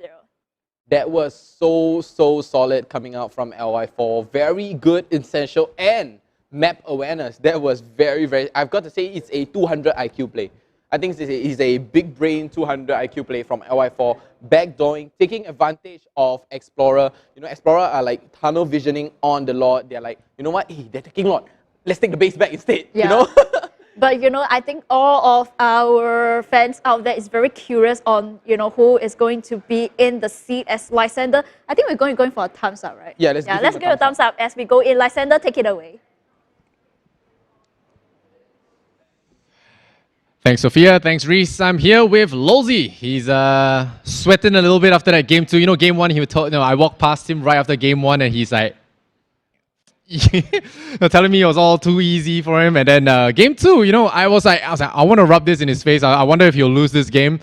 But fortunately, a little bit unfortunate, you know, for my joke. But fortunately for them, they won 2-0. That second game, you want to tell me what happened? That draft came out of nowhere, right, from Explorer? Yeah, that draft was pretty interesting. So they took the saber to, you know, one-shot one of our heroes. Then they had Veil and Camilla. So Camilla's ulti combo with the Veil might, you know, wipe our team. So it was pretty interesting. And it's the first time Camilla has been played, right? Yep. Yeah, I mean, I don't think I've ever seen her since the Sicilian release. You know, it's it feels like a couple kind of combo, but no, Sicilian wasn't even picked. It was just Camilla as a tank, and Dora actually soaked a lot of damage on that hero.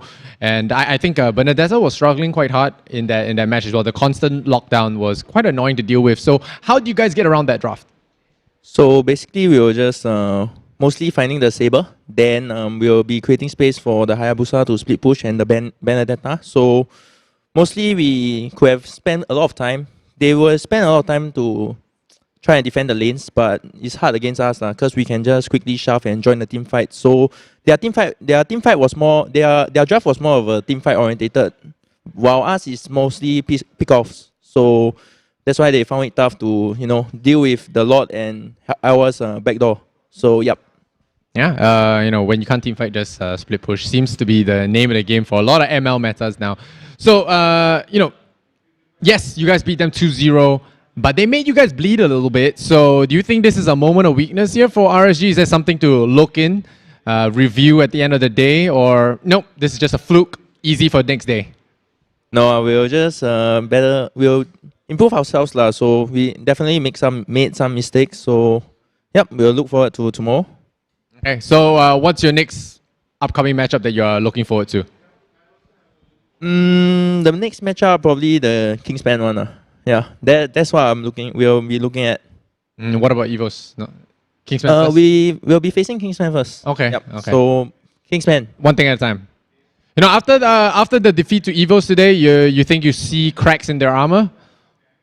I believe they'll come back even stronger. So we should not be confident. So we just see what we can do and improve ourselves for the upcoming weeks. Okay, Potato has agreed said that it might be a three-way El Clasico now. Do you agree with him? RSG, Kingsman, and Evos, or he said nah, it's a strictly Evos RSG affair. Definitely Kingsman is one of the favorites, obviously. So yeah, I'll cite the three-way El Clasico. But there will only be 2 victors, and RSG will be one of them. Okay, fair enough. We'll see what happens in the next matchup with Kingsman RSG. But for now, the delightful Lolzy, the captain of the new RSG squad, and they got a 2-0 for today, and job well done. We'll see how they do tomorrow. Back to you guys, Reese and Sophia.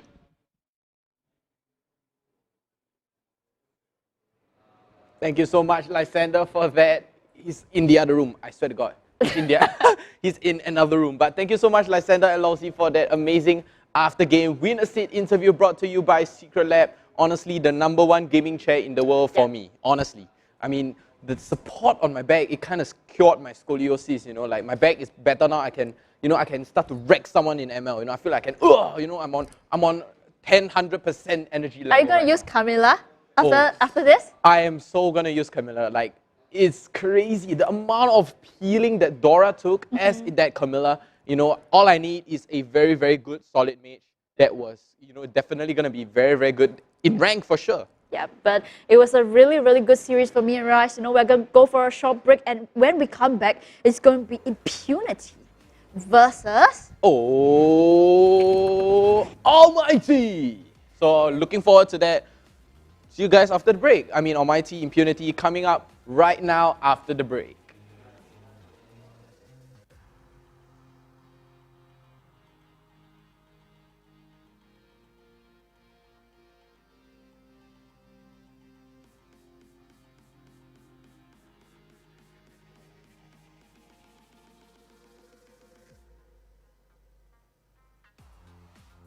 Data speeds that are 10 times as fast. This is the connectivity that 5G delivers. Tomorrow begins here. Experience ultra-fast 5G with Singtel. I got nothing at the Triumphant ceremony. No matter what I do, they won't approve.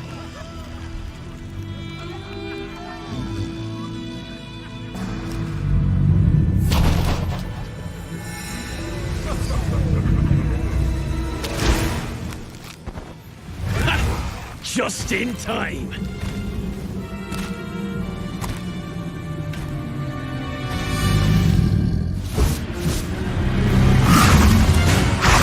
Just in time to taste my wrath. I was always on the front line. I deserve the honor. Leonans can be fighters too. This is not my battlefield either. I will prove myself through a different path.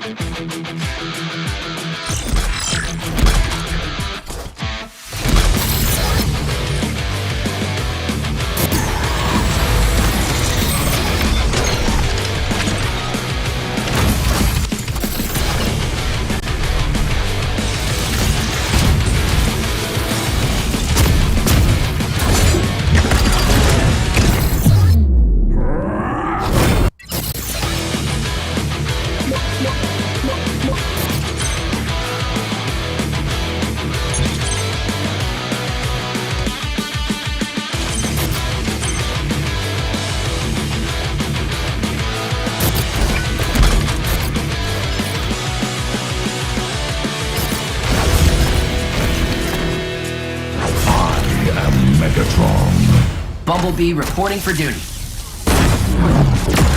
I am Optimus Prime, leader of the Autobots.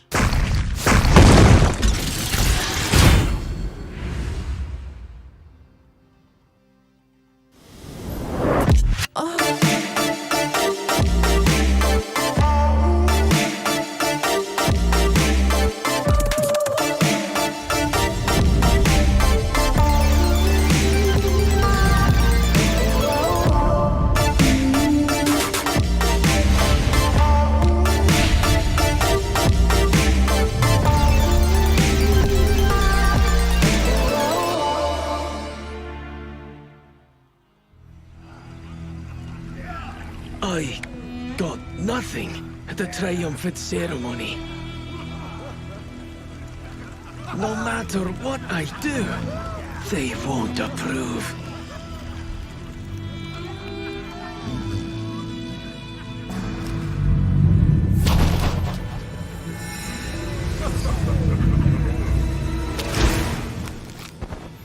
Ha! Just in time.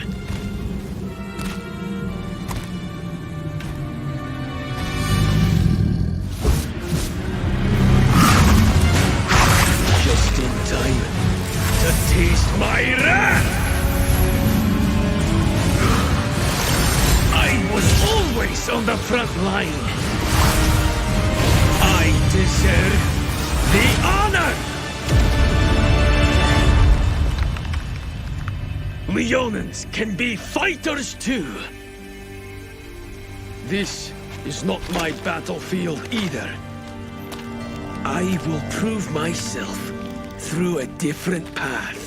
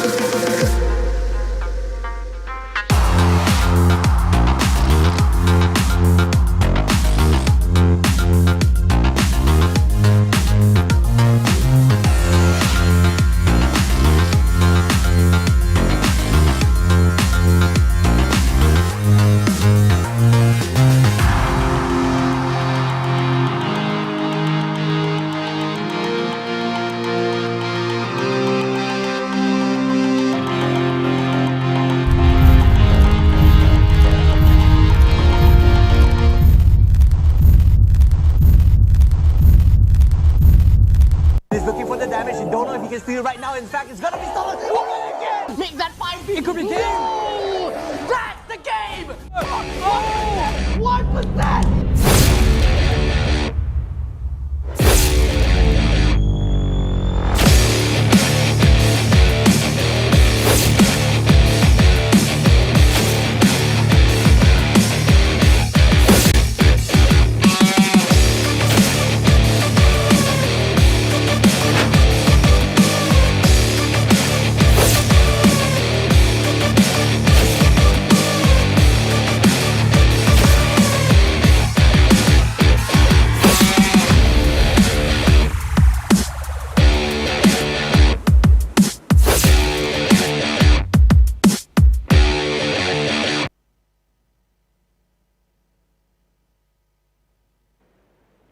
Wow, what an amazing, amazing lineup and a perfect match from just now. Welcome, ladies and gentlemen, welcome back. My name is Buddy Go. And I'm Sophia for this season, Rebranded. Rebranded, like Jace, Oh, Jace has rebranded to Jace07. Yeah. It's no longer Jace or people like to call him Jay-Z because, he literally, I think he shouldn't just capitalize that last letter Z.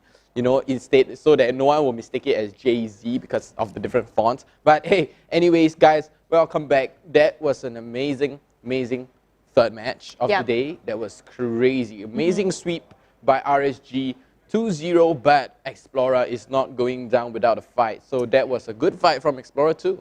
It was a good attempt coming in from Explorer, and I think, it's only the first day of this season. But let's not forget that whoever wins this season of MPL, the winners of MPL will go into M3.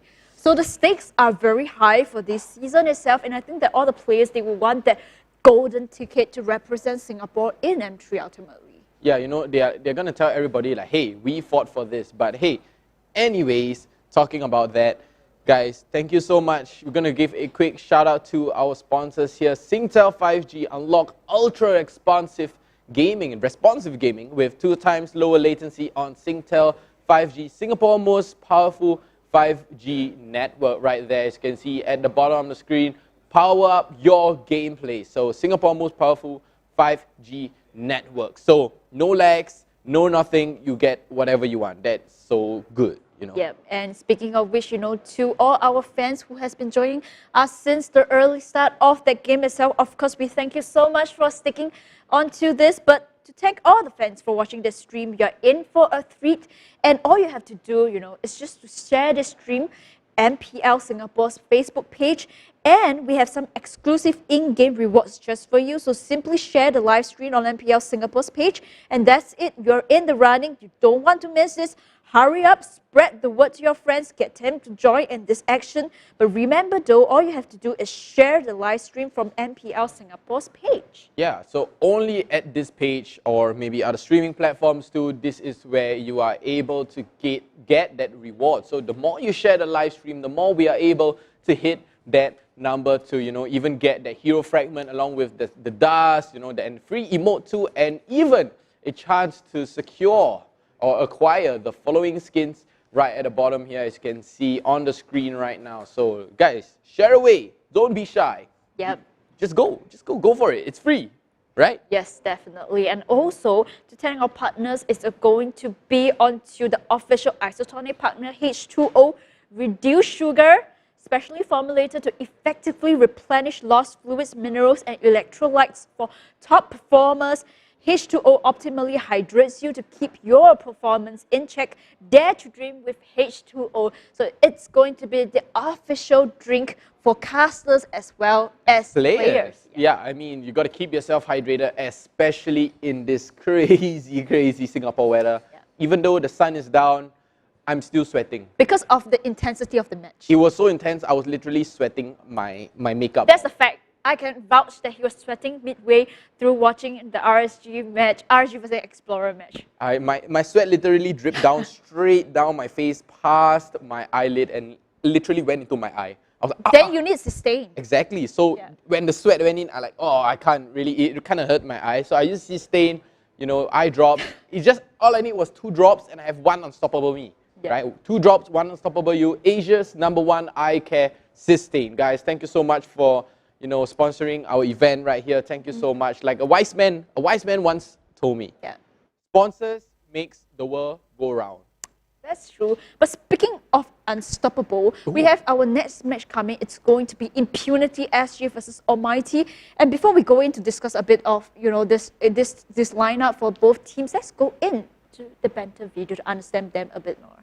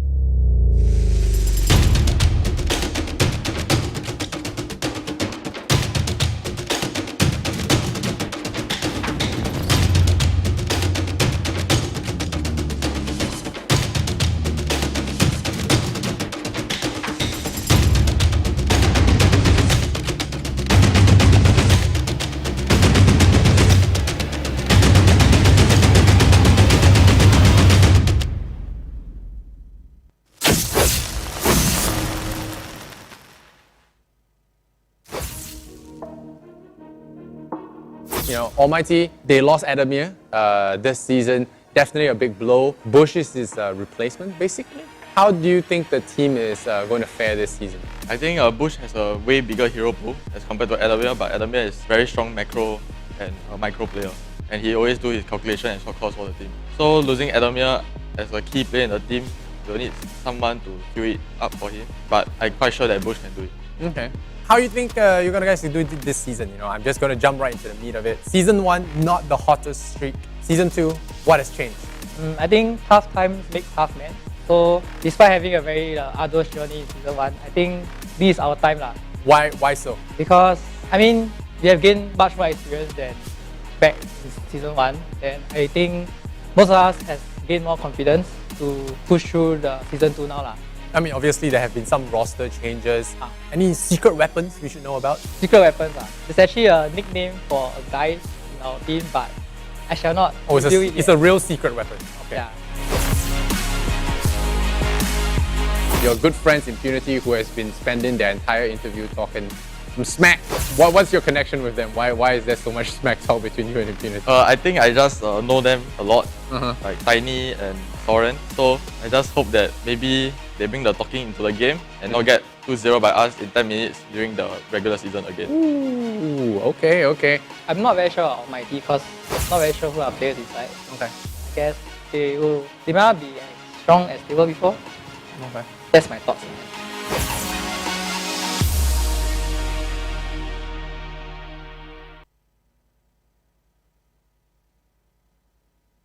Wow, and oh my god, the shade. He said he's gonna get 2-0 by themselves. Wow, that the confidence in this man, I've got to say, that is crazy amount of confidence. I myself, in fact, do not have that amount of confidence whatsoever. Well, you know what? Confidence is key in kind of determine, you know, the first step. I think a lot of players out there, they want their confidence, you know, especially if I'm going playing competitive. I want my team to feel confident, but whether they can deliver their confidence into results, that's another level of I think, proving yourself. Exactly. So it's like actions speak louder than words. So whenever you're losing, a wise man, again, once told Who is that wise man? There is too many wise people that I say, but Can you quote selfish means a wise woman? A wise woman once told me, if you're feeling down, if you're on, you know, feeling on the losing side, you just have to tell yourself that I am just better. You know, you must have that confidence to tell yourself that, you know, I am just better. You know, no one can beat me. I'm the best in the world. So, I mean, that's why I tell myself all the time, you know, if I'm losing and then end up I lose and throw my phone on the floor. I just like... Well, will we see this season again someone throwing the headphones? Oh, Shade. Throwing shade again. But speaking of which, let's go into a bit of the new lineup between Almighty as well as Impunity. We know that Impunity, they have came so far. They went through the qualifiers, and then Lineup. Yeah, and then, let's look at the lineup for Impunity and Almighty. It's going to be Ram, and Reminiscent, Takeaway, as well as Mikumi. And for Almighty, a bit of really a roster, kind of complete new roster coming in. We have Bush Sky, Alpha V9, as well as Q Dicey along with Ryzen. So everyone here is new on the side of Almighty. I've got to say, other than Sky. Yes, other than Sky. I mean, I've seen Bush around, my school too. I mean, since we go to the same school, I've seen Bush around too. But on the side of Impunity, we have our old birds, except for Enya. So it's one new player for Impunity, but on the side of Almighty is 4 new players and 1 old bird there. Yeah, but I think that Impunity, they have proven themselves. They have gone from that PvP brutal qualifiers, really extremely tough, and then they emerged for the winning ticket into MPL. But I had got to say, for this season, I feel that Almighty, they have improved a lot, in my opinion. And very much. Yeah, and as compared to season 1, I think they are looking so strong now. In fact, if you look at last week, they had that finals, PvP finals against Flash, and they won Flash. Wow. Yeah, so that's pretty good. I've got to say, winning up against veterans especially, that's going to be a huge achievement.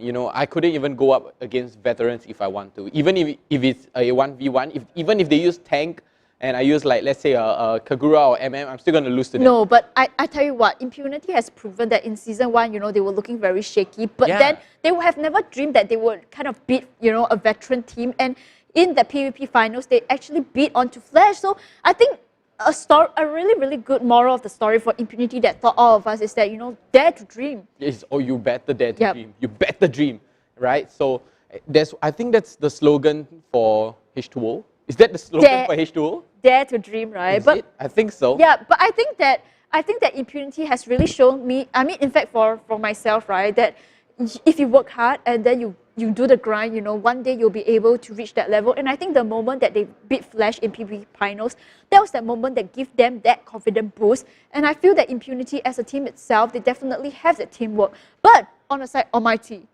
we have Sky, who remain in the roster. They lost Adamir, like they say, to MPL SG. Yeah. They have a completely new team full of fresh bloods, fresh faces. Yeah, fresh faces, as we call it. Any predictions to this new lineup? Your thoughts? Almighty, Impunity. Honestly, I think, Almighty has a better chance because, I mean, we didn't actually manage to see them in action. We see them in action, but we didn't see them in action, like basically just like MPL. So we do have the lane predictions coming up. Let's see what are the predictions. One thing for sure is that I'm going to bet that Mikumi and Takeaway, being the tank, will be onto the mid lane, as well as I think Enya is going to be in mid as well. But the beauty about it is that Reminiscent, he can choose to be in the off lane, or he can choose to take on to that mid lane as a core, because we have seen him rotating between these two. So I like that versatility coming from Impunity SG. But what I cannot predict is how Almighty is going to kind of go in the lanes itself, at least for me, because they are a whole new team, Exactly. Yeah. It's fresh, it's new, it's refreshing fresh. We do not have any sort of info for the team here. I mean, other than the Sky and June. I mean, actually, I've seen Q Dicey play. I've cast 4 Q Dicey, not really 4 Q Dicey, but one of the events that I saw Q Dicey, he was known as QDX Love way before, but he plays a mean jawhead. Like I said, mean, I really mean like Jason on the Fasa. Like crazy mean. Like the new 505? Yes, it's especially 505 too. They play something that, actually kind of sticks with you forever. And he's a pretty good tank. Yeah, he's a pretty good tank. And it really embeds himself straight into here, right? And it reminds you every day. So before I sleep, I I start to memorize everybody who made an impactful play on the game. Well, now that you have hype up on QD as now called QDIC, I'm looking forward to see how he's going to play. I've seen him play, and I think that he is a good tank. Especially he can use the Akai as well. I don't know whether the beauty about this team Almighty is that since they have fresh faces coming in, we can't really predict what heroes they're going to use. But for sure, what it's for sure is that we are going to go in with this new teams that has just formed Impunity. They are rather new as well, Almighty even newer. So these two teams here, be sure that me and Rice will have some unorthodox picks or even heroes that we have never dreamed. I mean, Enya, he pulled out his Bane as a kind of a hyper Bane in PvP itself. And for your information, it's 100% track record. So it's 100% win rate onto that Bane itself, has not lost with the hyper Bane. Not sure if they're going to use it again in MPL. It could pull a huge surprise if Enya were to, play a hyper Bane. But you know what I would like to see as a hyper? In norms, we usually see... I don't even want to say this. I just sound ridiculous. Go for it. This. Okay. A hyper Bellman.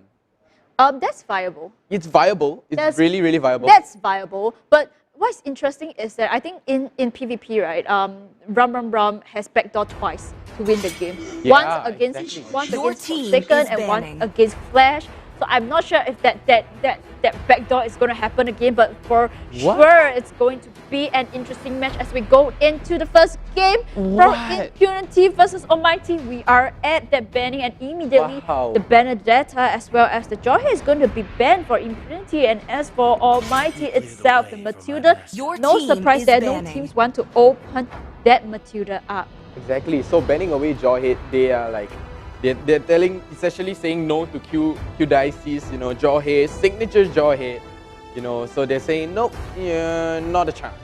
So Hayabusa here for Almighty, banning away Hayabusa. Impunity here at the same time as we speak is going to ban away Xbox. So very meta bans coming up from both sides. What do you think is going to be the last ban here for Almighty? Well, for Almighty, they might be able to ban either onto the Fovers or the Paquito. If not, they're going to open up potentially two. And I know that for the side of Impunity, I think Ram plays a really good Fovers. And Impunity, they are very team fight driven. I've seen them play excellently in team fights. I think their chemistry is so good, so it might be a worthy pick for them to pick onto the Fovers with the Demonic Force. But Almighty, still hovering. They have Soren in the back, just drafting for them. The beauty of having, both sides, they have the coaches with them as well.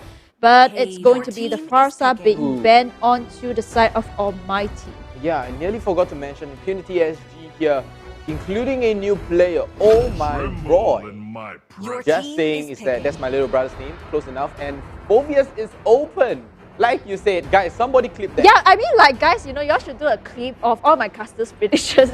Maybe Sophia could actually open up a shop and just give away lottery numbers. Casters' predictions, yes, right? Casters' prediction, lottery prediction. It's going to be onto that Phobius. I think it's a worthy pick for Impunity because I've seen them play and I think that they're really strong with the teamwork. So I think Phobius is a good pick for them. But meanwhile, it opens up that Paquito. For the side of Almighty, if I'm Almighty's seat, I will take up that Paquito. Paquito is a very dangerous disruptor, but okay. Picking something new here, Barrett's along with Beatrix. Wow, what a, like you said, unorthodox picks coming up from fresh faces instead of fresh teams. I like the Beatrix because you can use the Beatrix in the mid support. We have seen that and it's viable. Execution wise, not sure how it's going to go, but we are in for a 3. And for Impunity, they're going to go in with that Link. I think it's one of Reminiscence's signature heroes on how he backdoor their winning game against Flash. He's going to use it again, and meanwhile, that Ruby is going to get snatched up by Impunity. And I've got to say, Ruby, very good engage right here, especially right into the hands of Ram here with the Phobius, which is going to be pretty detrimental to Almighty. But as of now, Almighty doesn't actually have much people who move around to enable Demonic Force other than Flicker, or even if Ram were to decide to use Flame Shot instead to push the rest of the team back, enabling that Demonic Force. Yeah, you look at Impunity SG, the first two picks itself can be a very team fight driven pick, and I think that that's what Impunity wants to lure Almighty to go into a team fight, and that's where for the side of Fulvus he can go in with that demonic force. But will Almighty be able to catch onto that as they go in for the Rafaela? Wow, okay, finally Rafaela was left open just before the second phase of banning away. Okay. Your team is banning. I feel that this Rafaela, if you were to use the ultimate right, you are able to catch out everybody. I mean, it might be a tiny little line, but it should be enough to catch at least one. At least one. Just one. Yeah, and in response for Almighty, they're going to ban away the Angela as well as Impunity responding onto the Kagura. So far, they are actually targeting onto the mid-mage pick, denying both sides of the support hero. Yeah, I mean, I've got to say, do you think that Ruby is going to go off lane or support? Right now, it's very hard to tell, but I do know that on the side of takeaway, he can play that Ruby as a mid tank. But I think that even for Almighty, you know, that Barat's pick, he can choose to use Barat ultimately as a core. I've seen that before. So core? Yeah. Really? Yeah, as a core Barats. And then so weird. And then the side of Impunity, you know, obviously it's going to be your linked team onto the core. is banning. But in response, Almighty again suffocating onto the mage, going to ban out onto the Lunox, eliminating that mage pick from Your Impunity team SG. is picking. So you look at Impunity SG, who do they have left? Yeah, they have that Kaja. They have that Kaja left. Possibly can choose to go for that, or they can go for a bursty one, which is going to be on to perhaps Loi. Loi is really good, bringing everybody together. Like I said in Season 1, just like Ratio Harmony Day here in Singapore to celebrate all races. But I mean, Loi is going to be very good here, especially with Fulvius. I have seen it happen. Yeah. Bring everybody together and then Demonic Force. And that proc. And that proc, right? Yeah, the proc is crazy. And look at this. Kufra, my main man, finally appearing on the screen. Very good tank, and especially with Tyrant's Ravage, he's going to push everybody back. Again, enabling Demonic Force. Yeah. Not only that, if Ruby manages to hook, Demonic Force being able to proc again. Yes, and I think Almighty in response, they're going to go in for the Esmeralda, a direct counter onto Fulvius. And that sneaky Selena is going to slip through the cracks as Impunity picks it up as the last pick. Ooh, what a good pick. And line up here from Impunity SG, all 5 men finally appearing. I've got to say, Selena is a very crucial pick right here. I mean, most of Almighty does not have, you know, some sort of, you know, escape / disengage other than Falling Star Moon. But if that Abyssal Arrow catches you, that's it. You are dead mid because of if there was follow-up, crazy amount of damage is going to be coming out from Impunity SG right here. And the final pick is going to be Alice. Oh, okay. So are you sure about this? So it's going to be the Alice, and at this point, right, there's a 99% chance that this Barats might be the core. Are you sure? If not, it's going to be the Beatrix. Definitely Beatrix. I'm betting my money. Okay, I don't advocate gambling, but I'm betting my money. No, I feel that there might be a chance at Barats. But it's an interesting kind of high risk, high return draft coming in from both Almighty as well as Impunity SG. We know that Reminiscent, he will go for that link split push if he does not have his buff. So let's see how Almighty will be able to respond as we go in for our final match of the day. It's going to be Impunity against Almighty. And let's look at the predictions, whether Rice, you know, has that predictions right. Who will be in the mid lane? I'm definitely going to be correct. Really? You see Bush? Oh, come on. You see Bush? You know? Oh no. Wait, did he take? Yep. Oh no. Yes! I'm correct! Him! It's going to be Bush onto that Barat as a hyper, and Ryzen is going to go onto that mid lane as a support. Beatrix, a very strong bursty hero in my opinion, one that if you can execute accurately, I think that Ryzen will snowball into the game itself. It's going to be reminiscent onto that link itself, but a really good fast rotation coming in. Bush will get that wonder. Wow, I've got to say that those are excellent, crazy prediction there, Sophia. I think, you know, you should open up services and tell people's fortune straight away. What? You should be a fortune teller for a full time because that would be crazy, because you are crazy accurate. Yep, and meanwhile into the bottom lane itself, take away, dishing out a bit of damage, but look at that the ball. Abyssal Arrow coming in onto Sky, left with one center of health. Will Specs Buffy, but no! Reminiscent coming in with their link first blood. And Q Dice here, 1 against 3 of Impunity here, looking very low, not going to be able to secure All My Roy on that Ruby, but Reminiscence there managing to take that cute little double crab, which I love to call, and getting back his health, just getting his level 4 right now. Tempest of Blade is online. And also it's going to be onto the top lane. Meanwhile, Bush managed to get onto the side, and Ram will get paid the price as the 4-man rotation comes up to the top lane. Wow, what a game right there. Bush trying to get instantly gobbled up right there. So Daytona Welcome is going to demolish everybody here. He's going to use Daytona's Welcome and gobble everybody, especially at this timing for dinner. But look at this, the turtle is going to get contested by Impunity SG and stolen by Reminiscent. But look at damage from Tempest of Blade onto Bush, and down goes Sky. But oh no, the trade onto Oh My Roy and Reminiscence too. That Beatrix is a disguise from Almighty. You know, they're like, oh, let's focus on that Barretts because he's going for the hyper. But actually, no. It's actually a secondary, you know, I call it a secondary hyper, but the damage from Beatrix is just insane because you don't even see it coming. Yep, and I think that a really good rotation coming in for Alpha V9, choose to gank and stun up onto Reminiscent. And with that, you know, it is a good trade for Almighty. Look at that gold lead itself. Almighty is leading, in fact, by around 1,000 gold lead.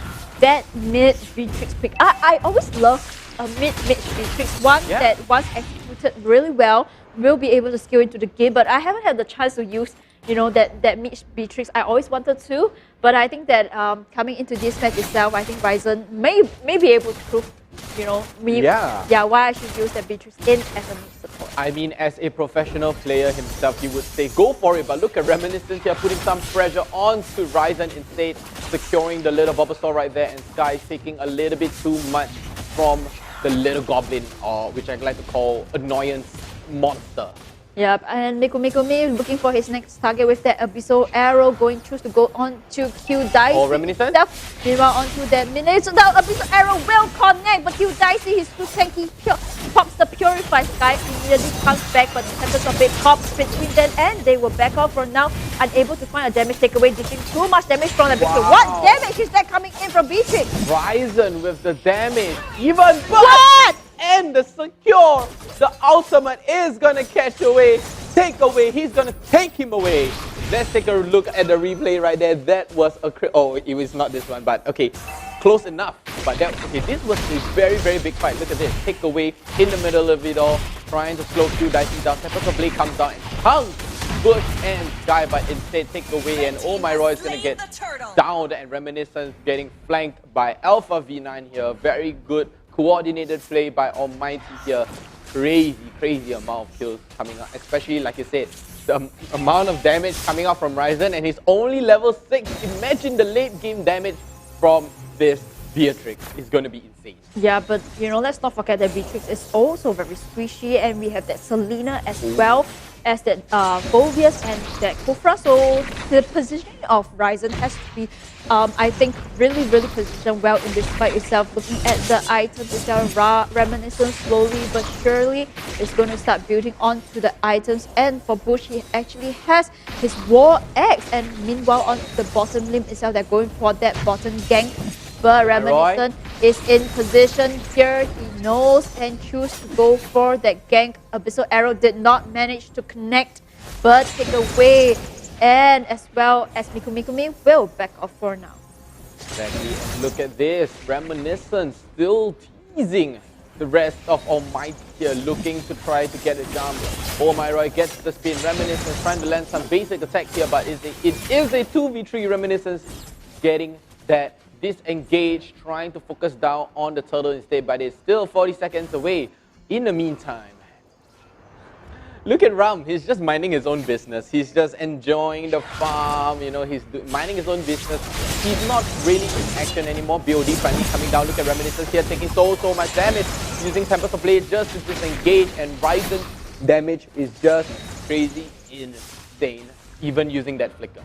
A good attempt coming in from O'Mara using that I'm offended connected but do not have enough damage to kill off Almighty. I mean, for Ram, like you mentioned, right, he cannot, he's being controlled in the lane, top lane by Alpha V9, and that's why he cannot choose to rotate. So I feel that for the side of Almighty, because they have that the Bharat as a hyper, you know, I feel that their rotation compared to Impunity SG tends to be a bit slow. And let's not forget Reminiscent, you know, he's on that link itself, so his mobility, but meanwhile onto that bottom lane itself. Top lane! Alpha V9 gets a 4v1 gank, and oh, but wait, Almighty opting for the turtle instead, giving away Alpha V9 to take that turtle, but Impunity gives a reply back saying, no, we're gonna take the top tier 1 turret instead. And oh my Roy here getting ganked. Oh, dodges the falling star moon. Q dies, falling star moon goes by, but the damage from Ryzen is too much. Here comes takeaway, but not in the nick of time. Mega kill coming up for Ryzen.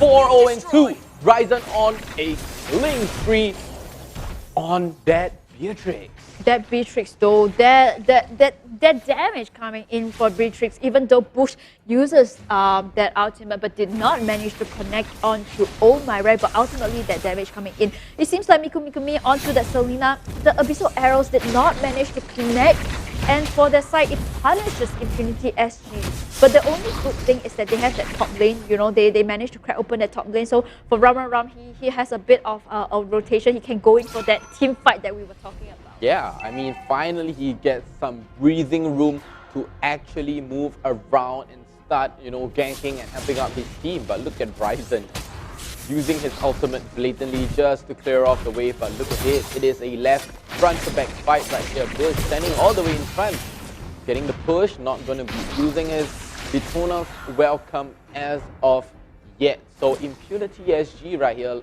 fighting up against Almighty. They are playing on a very safe side here. They are very passive as of now for both sides. Abyssal Arrow goes wide, Skies land the first skill, but it's not going to be much, absorbing the little annoying goblin as always.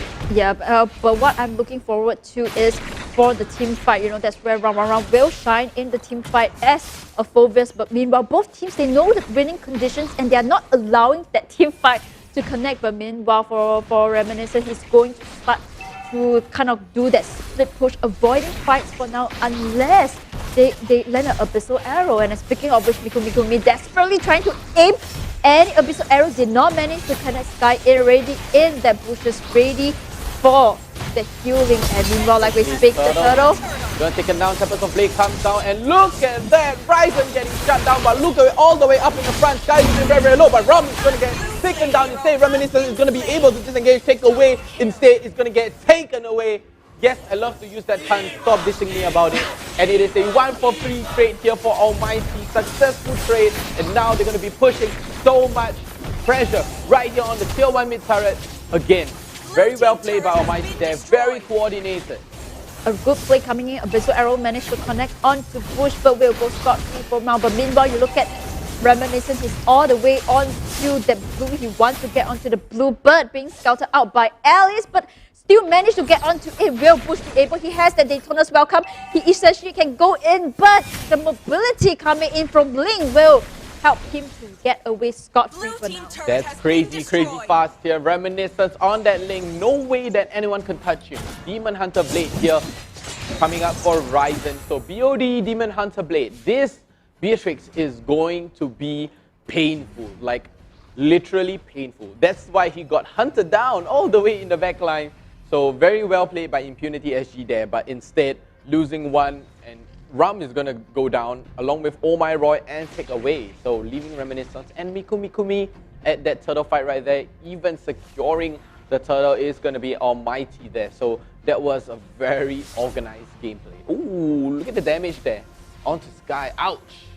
Yeah, a really good play coming in from both sides of the team. And you look at the Bumblebee, I'm surprised that Reminiscent, you know, steal. Yeah, he just go all around the map to try to steal off, and that's the beauty about Link, you know, the mobility coming in. But you look at Almighty, they have a very tanky lineup. They have the Barrats, they have the Esmeralda, and let's not forget about the allies. As long as the allies collects onto the Blood Ode in the later part of the games, that's where they will shine. And for the side of Impunity SG, what can they do to gain back onto the map control? I mean, I feel Impunity isn't so much of bursting. Like you said, they are team fight driven. So they are very much dependent on a team fight. They have very large AoEs, but Abyssal Arrow connecting onto Sky, poking that Immortality and the Flame Shot too to top it off, but it's not enough for Ram. But look at this, the Eternal Welcome is not going to catch on to Oh My Roy and Bush with an unfortunate timing. Look at Q Dicey here, Reminiscence going all the way in and is going to take Q Dicey down. Reminiscence too, taking a turret along with him. It is like what we say in Singapore, free gift. Hey, you got free gift? Yeah, so that's the free gift he's going to take away from the top lane, taking down Q Dicey. Q Dicey did not manage to sustain the fight. It's a 1v1 fight, and the Esmeralda actually lost to Reminiscent onto the top lane, and with that it's Q for a lot. But meanwhile, you look at Reminiscent, the king of backdoor. And like I said, you know, guys, you have to, you know, look at the map. Look at the map, and with that, Reminiscent is just going to go in, crashing down onto the top lane itself. He will get that top lane, and he will. Oh, look at Ryzen, look at the damage from Reminiscence. It's going to secure onto Ryzen, but Ryzen too is going to get secured, and Reminiscence not losing any sort of HP right there. But look at Bush. Bush is going to be taking so much damage. He's going to use the Ton of Welcome. He's going to gobble. He's going to push, and he's going to take down Ram and take away here, trying to disengage, looking very low. Oh My Roy too is going to get taken down right there, but instead Impunity SG is going to be a 2-for-1 instead. Ryzen gets taken down, but the top lane is going to get taken down. Impunity SG instead is going to trade away Ram and Oh My Roy for the Lord along with their other team. Wow. A really good trade coming in. But speaking of which, contest? He's in position. Definitely still be a contest, but there's time coming in from Stella. The Lord still coming in from Reminiscent. The Daytona's Welcome is going in. Bush, he wants to get on to Takeaway. Takeaway will go, but that Lord still do from Reminiscent. Wow, what a perfect timing. I mean, Reminiscence got stunned, but that was the perfect timing right there. I mean, Sky with the Raffaella gets the stun down onto Reminiscent, but it was just not long enough to hold him back to secure the Lord, the enhanced Lord, must I say. Impunity right now pushing down the mid lane with Oh My Roy and Ram along with Miku. And the Lord is going to be marching down the top lane, but is going to get held back by Q Dicey here, and Alpha V9. Reminiscence trying to put a little bit of pressure right now, but no, he's just going to be backing out. Impunity here. Oh, Almighty having their backs against the wall, even though they have more kills than Impunity SG. Yeah, but I think that for Impunity SG, especially for Reminiscent, playing that match itself, really good. But Abyssal Arrow managed to connect onto Skybird. It's one tanky. Raffaella with the healing will go scot-free for now, but meanwhile, Bush trying to build up on his stacks. Whoever goes in for the face check onto the Bush takeaway, that Kufra itself, can he be able to land onto any members of Almighty? But no, it's going to be a disengage. Exactly. So as a Kufra player myself, I think Takeaway has not yet get a very nice juicy stun. Iron's Rage onto anyone at all. But I've got to say, he really disrupted so many people over there. I mean, on the side of Almighty, that disruption from Takeaway as that Kufra is really good. But look at this, Reminiscence just doing Reminiscence thing. Alpha B9 jumping all the way in with the second phase right here. Bush is going to use Daytona Welcome right here, not being able to gobble anyone. And look at Bush, so low on mana. So he has to sound out to the rest of his team like, no, we can't take this fight. I am very low. And just nice, Reminiscence has been disengaged. So they say, let's not take any risks. Let's back off for now, reset everything, try to clear the wave, because we have so much pressure on our back in our base right now. Yeah, let's look at the itemization coming in from Bush. He essentially only has his War Axe, and he's building all tanky items for the side of Bush. And meanwhile for Ryzen, slowly but surely he got a Wind of Nature, so you know he's a bit wary of that Reminiscent potentially. And speaking of Reminiscent, Malefic Roar onto the link. Gotta be a split push, right? yes. If you see the items, I think, especially Split push. Reminiscence, King or Split Push, for MYT, you have to constantly be aware of the link. Exactly. So a split push coming out. So you better look at the map. If I were Almighty, I'm gonna be staring at my map the whole time. I wouldn't even look at my hero. I just look at my map. I'm like, is he gonna backdoor? Is he gonna backdoor? Is he gonna backdoor? That is all I am focusing on right now as Almighty. If I were to face up against Reminiscence, but ooh, Abyssal Arrow again on Horizon. But the heal from Sky is just too much. Oh, gets hooked. Push, looking very, very low right now. Oh my Roy, but no.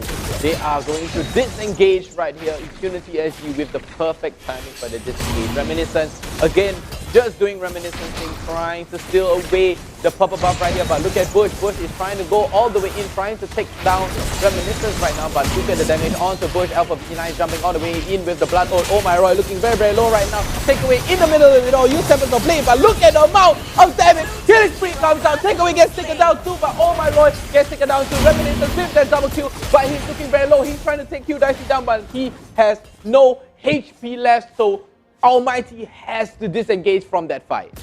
What a good fight coming in from Impunity SG. Essentially, Alpha Vina managed to hold so much onto that fight itself, but ultimately, Ryzen, they do not have a hard tank, so Ryzen is being that Beatrix very, very, very, I would say, unprotected in that team fight itself, and unfortunately gets paid the price. But it's essentially a 2v2 kind of trade-off for both sides of the team. It's a good trade for both sides. It's very equal right here, especially with Bush and Ryzen. So it's a very fair trade right there, but like you said, Ryzen was really, really exposed. There was no one to actually cover for him, but look at Reminiscence jumping all the way in, but he's taking too much current aggro right here. 2 dice as that Esmeralda, looking very, very strong with the low cooldown too, and Reminiscence has to suffer for that, and he does not want to proc his immortality no matter what. Yeah, speaking of which, for Alpha V9, do you know that he bought onto the Blood Wings as an Alice? Wow. Blood Wings, that's one expensive item. It's very expensive. It's very expensive. It's $3,000 plus, for the Blood Wings. But But we know that for sure that Alice will hit like a truck with that Blood Wings. But with that said, the Lord being spawned onto the top lane. But meanwhile, you look at Reminiscence. He's constantly going for the potential split push. Again. Yeah, like I say, look at him. He's down at the bottom lane, disengaging from the fight. Almighty, I think that they have to send one member down onto the bottom lane. But as that said, I think Impunity, they're going to go for that bait onto the Lord. Are they baiting? Yeah, it's very obvious. It's gonna be a bait, right? Because you look at that, Q Dicey, he's aware of Reminiscence and has to be forced to go back into the top lane itself to defend. But meanwhile, Oh My Roy already in position, ready for that. I'm offended, but did not find any victim for that for now. Yeah, so Oh My Roy at a very good optimal position here. He sees the Almighty. He sees Ryzen, he gets the info, but Q Dicey here and Reminiscence are just holding off. Oh My Roy ready to snap into action, going to the left or the right side. Winter Truncheon though, coming out for Q Dicey, looking very, very good as an Esmeralda. I mean, you can get out of danger anytime. Yep, and we are in the 90 minutes of the game itself in terms of the goal lead itself. Impunity at a lead, but only at a 1k lead. It can go, I think for Almighty, they can scale back into the game because their lineup is so tanky, but it also depends whether Ryzen, he has to be aware of his position. He has the damage, but he needs to ensure that he's not being caught. Exactly. Look at Bush getting caught by that Mr. Arrow right now, and Reminiscence take away, charging up, but cancelling that charge away, and Reminiscence just doing Reminiscence thing again. 2 dice in the middle of the ball. Falling Stumble is going to catch Oh My Roy. Oh My Roy is going to get... He's not going to get gobbled up. The flicker right at the nick of time right here, and Sky looking very low. Tempest of Blade comes on. He's going to come onto Bush, but Reminiscence very, very low. But instead, Oh My Roy is going to get taken out, and Bush and Sky again on the brink of extinction. Q Dicey too, very, very low, but look at the survivability on this.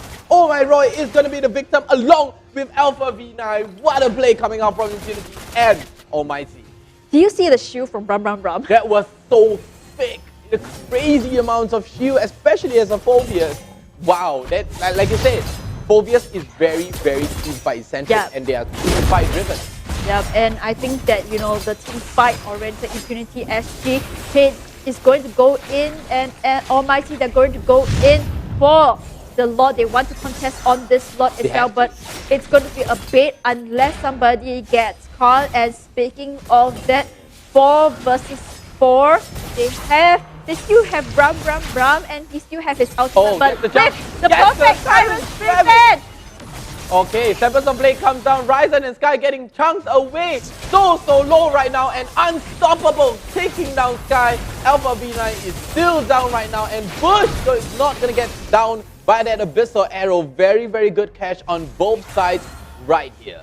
That was crazy. That was crazy fast. The moment he gets a knock-up, that's it. Takeaway is jumping straight in, giving you no chance to run away, especially if you're a fella. There's no way you can get out of that unless you use Purify, but the Tyrant Ravage is going to, make you immobile, stand up against the wall, nothing to do afterwards. And follow-up from Impunity SG was just too fast for Sky to take. So that was very, very good.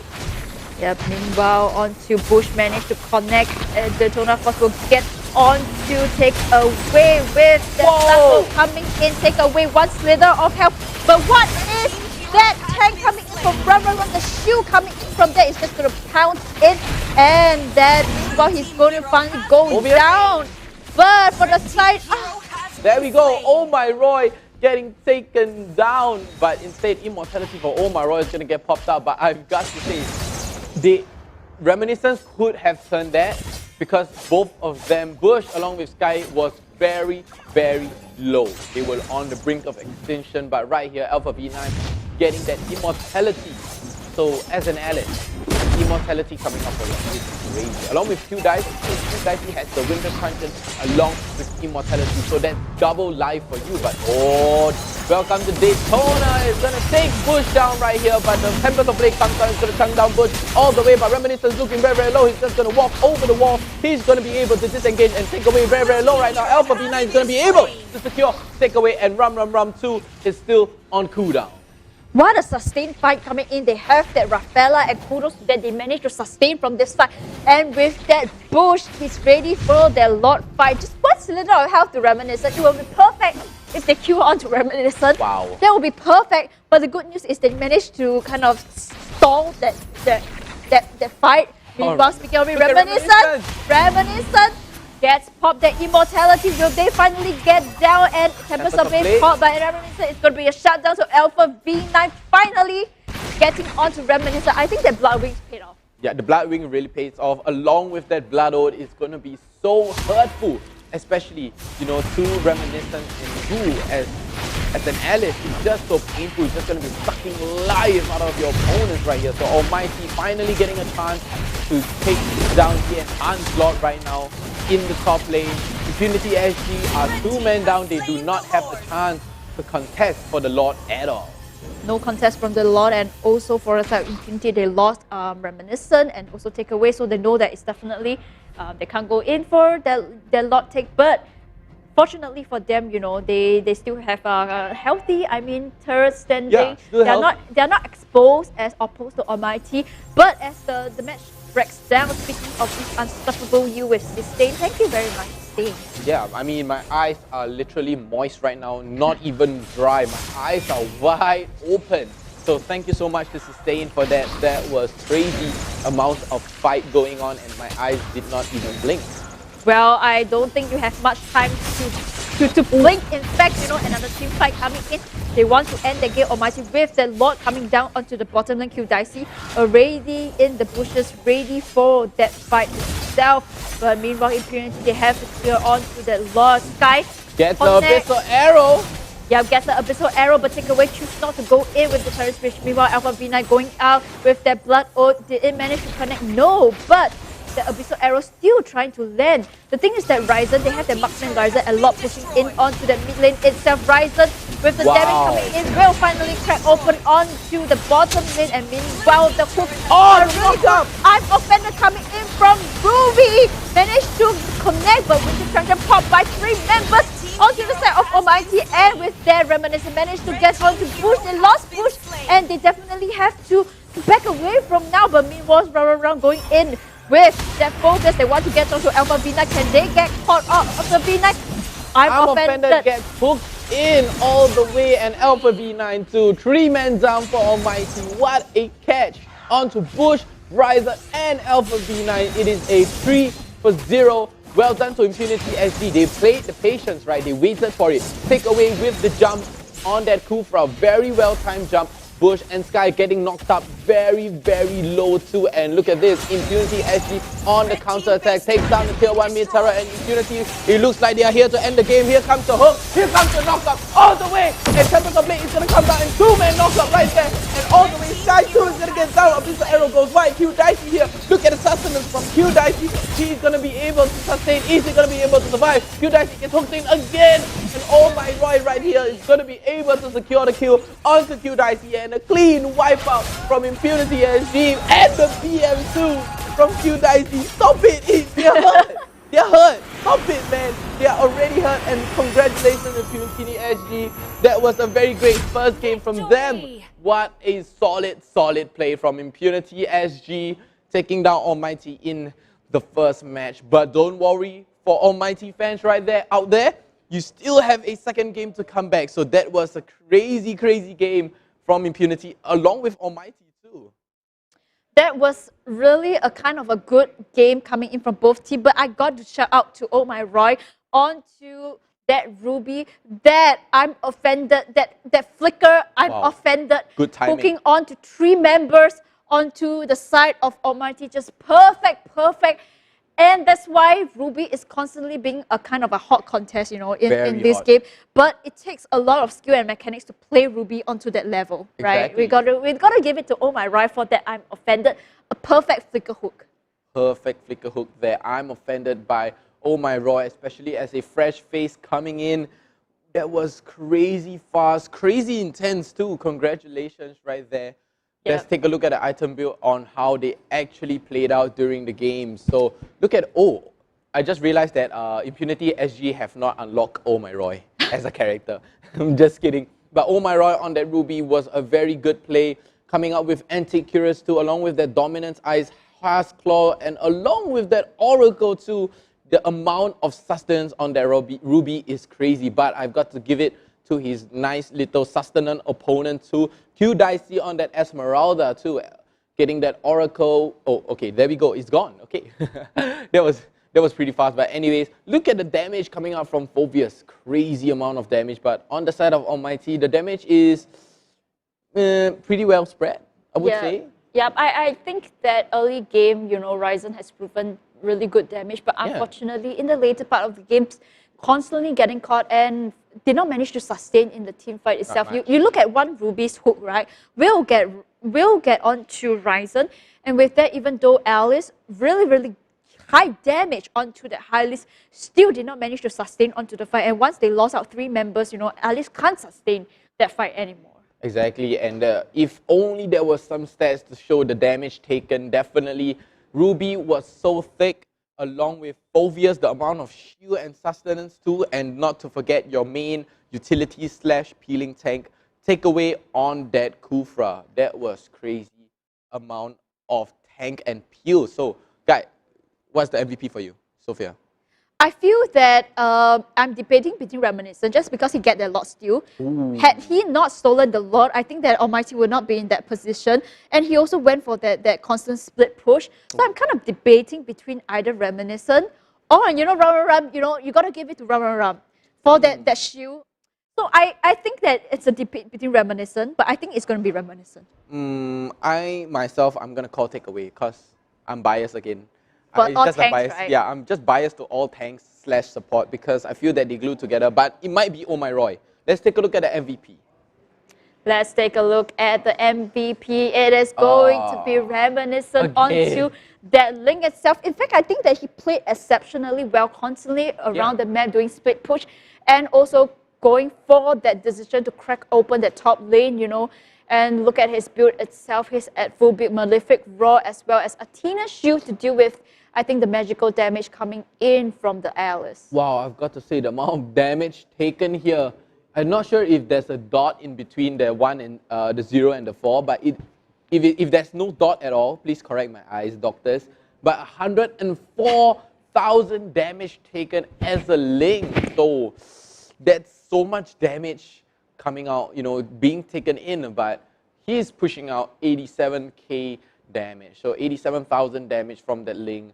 Major disruptor, but there's no data or stats to show that how much turret damage he actually dealt as the Ling. Because he's constantly split pushing, you know, he's basically a distraction, you know, he's like, hey, I'm over here. No, I'm over here. Oh, am I split pushing? No, I'm just gonna jump in your face with Tempest of Blade and knock you out, you know. Yeah, and I think that Impunity this season, they are looking really strong, you know, in terms of their teamwork, and I think that each of the members really played a part into the key of winning the game. So let's look at, you know, the highlights and see what happened in this first game itself. Yeah, so playing a big part, let's take a look. Right here, Reminiscence all the way up front. Q Dicey, Falling Star Moon goes pretty wide, but he catches out, take away too, along with Oh My Roy. But look at the amount of damage coming out onto Bush. But Reminiscence here gets ganked all the way. This was this was the first turtle fight. It was a good rotation coming in for Alpha V9. But look at this Lord Steel, you know, even though Ram gets stunned up, he still managed to use onto the Red Tree to secure the Lord. I mean, had he not stolen the Lord, I think Almighty might be able to close that game. Yeah, I mean, Almighty had a very big, substantial lead too at the same time. But look at Reminiscence here, just curled up against the wall. Bush here trying to push some aggression and take away, jumping all the way from the other side of the blue buff. Tempest of Blade comes down, but look at this, the amount of jump and damage and the knock-up. So much damage coming out from Reminiscence, and I've got to give it to take away, you know, getting ganked right there. This was that I've offended the perfect Ruby flicker hook coming in, punishing 3 members onto the side of Almighty. And with that, you know, let's not forget Ram. Look at Ram. He's jumping all over the place as that Phobius, and even if you flicker away, he's gonna come knocking on your door and, you know, just smashing you down with his little mace, you know, gigantic mace, if you will. Yeah. So Alpha V9 here gonna get secured away to what a follow-up from Impunity SG, and very well played from Oh My Roy at the same time. So that was very solid. Yeah, overall a really good convincing win for me from Impunity SG. I got to say, you know, this season they are looking really strong. They have came a long way from PvP, proving why they are in the MPL, and the team fight itself, like I say, Ram onto the Phovis itself, constantly going into the back lines to look for Ryzen, and Ryzen left unprotected, like I say, for a Beatrix, and ultimately, you know, that Ruby though. Wow, I mean, Oh My Roy and that Ruby with the crucial essential hook at the right time, zoning off the rest of, you know, oh sorry, I nearly forgot what I wanted to say. My mind nearly went blank for a moment, but you need H2O to rehydrate. I screamed too much just now, but Almighty, they tried, they had a lead, but they just couldn't, you know, capitalize on the lead right there. But Almighty, Oh My Roy, holding back 3 members of Almighty there and not allowing them to do anything. And Impunity, the rest of Impunity just follows up and instantly demolishes Almighty. Definitely a really good game for both me and Rice. I think Rice, you know, is all hydrated with that H2O. We're going to go for a short break, but when we come back, will Almighty take a game away from Impunity? We'll be right back.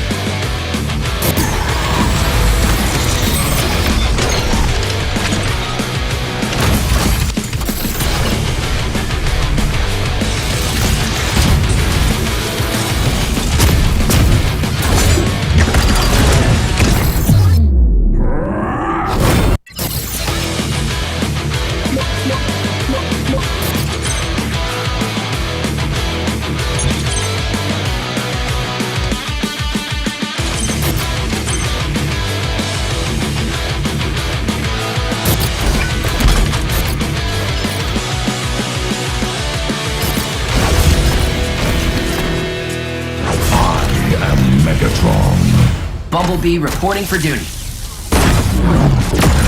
I am Optimus Prime, leader of the Autobots.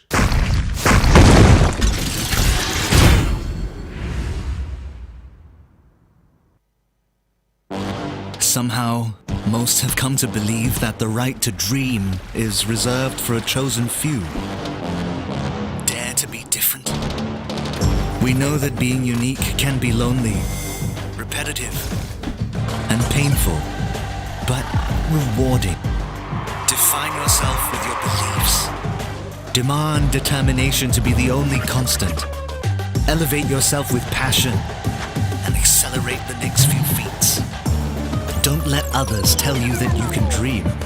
Fuel your own belief to dream. H2O. Dare to dream.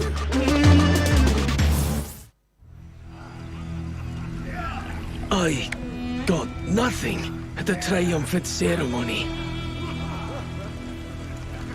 No matter what I do, they won't approve.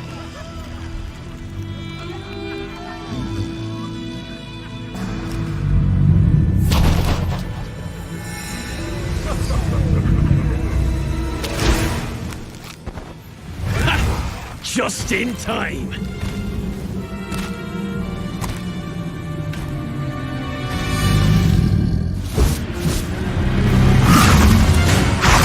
Just in time to taste my wrath. I was always on the front line. I deserve the honor.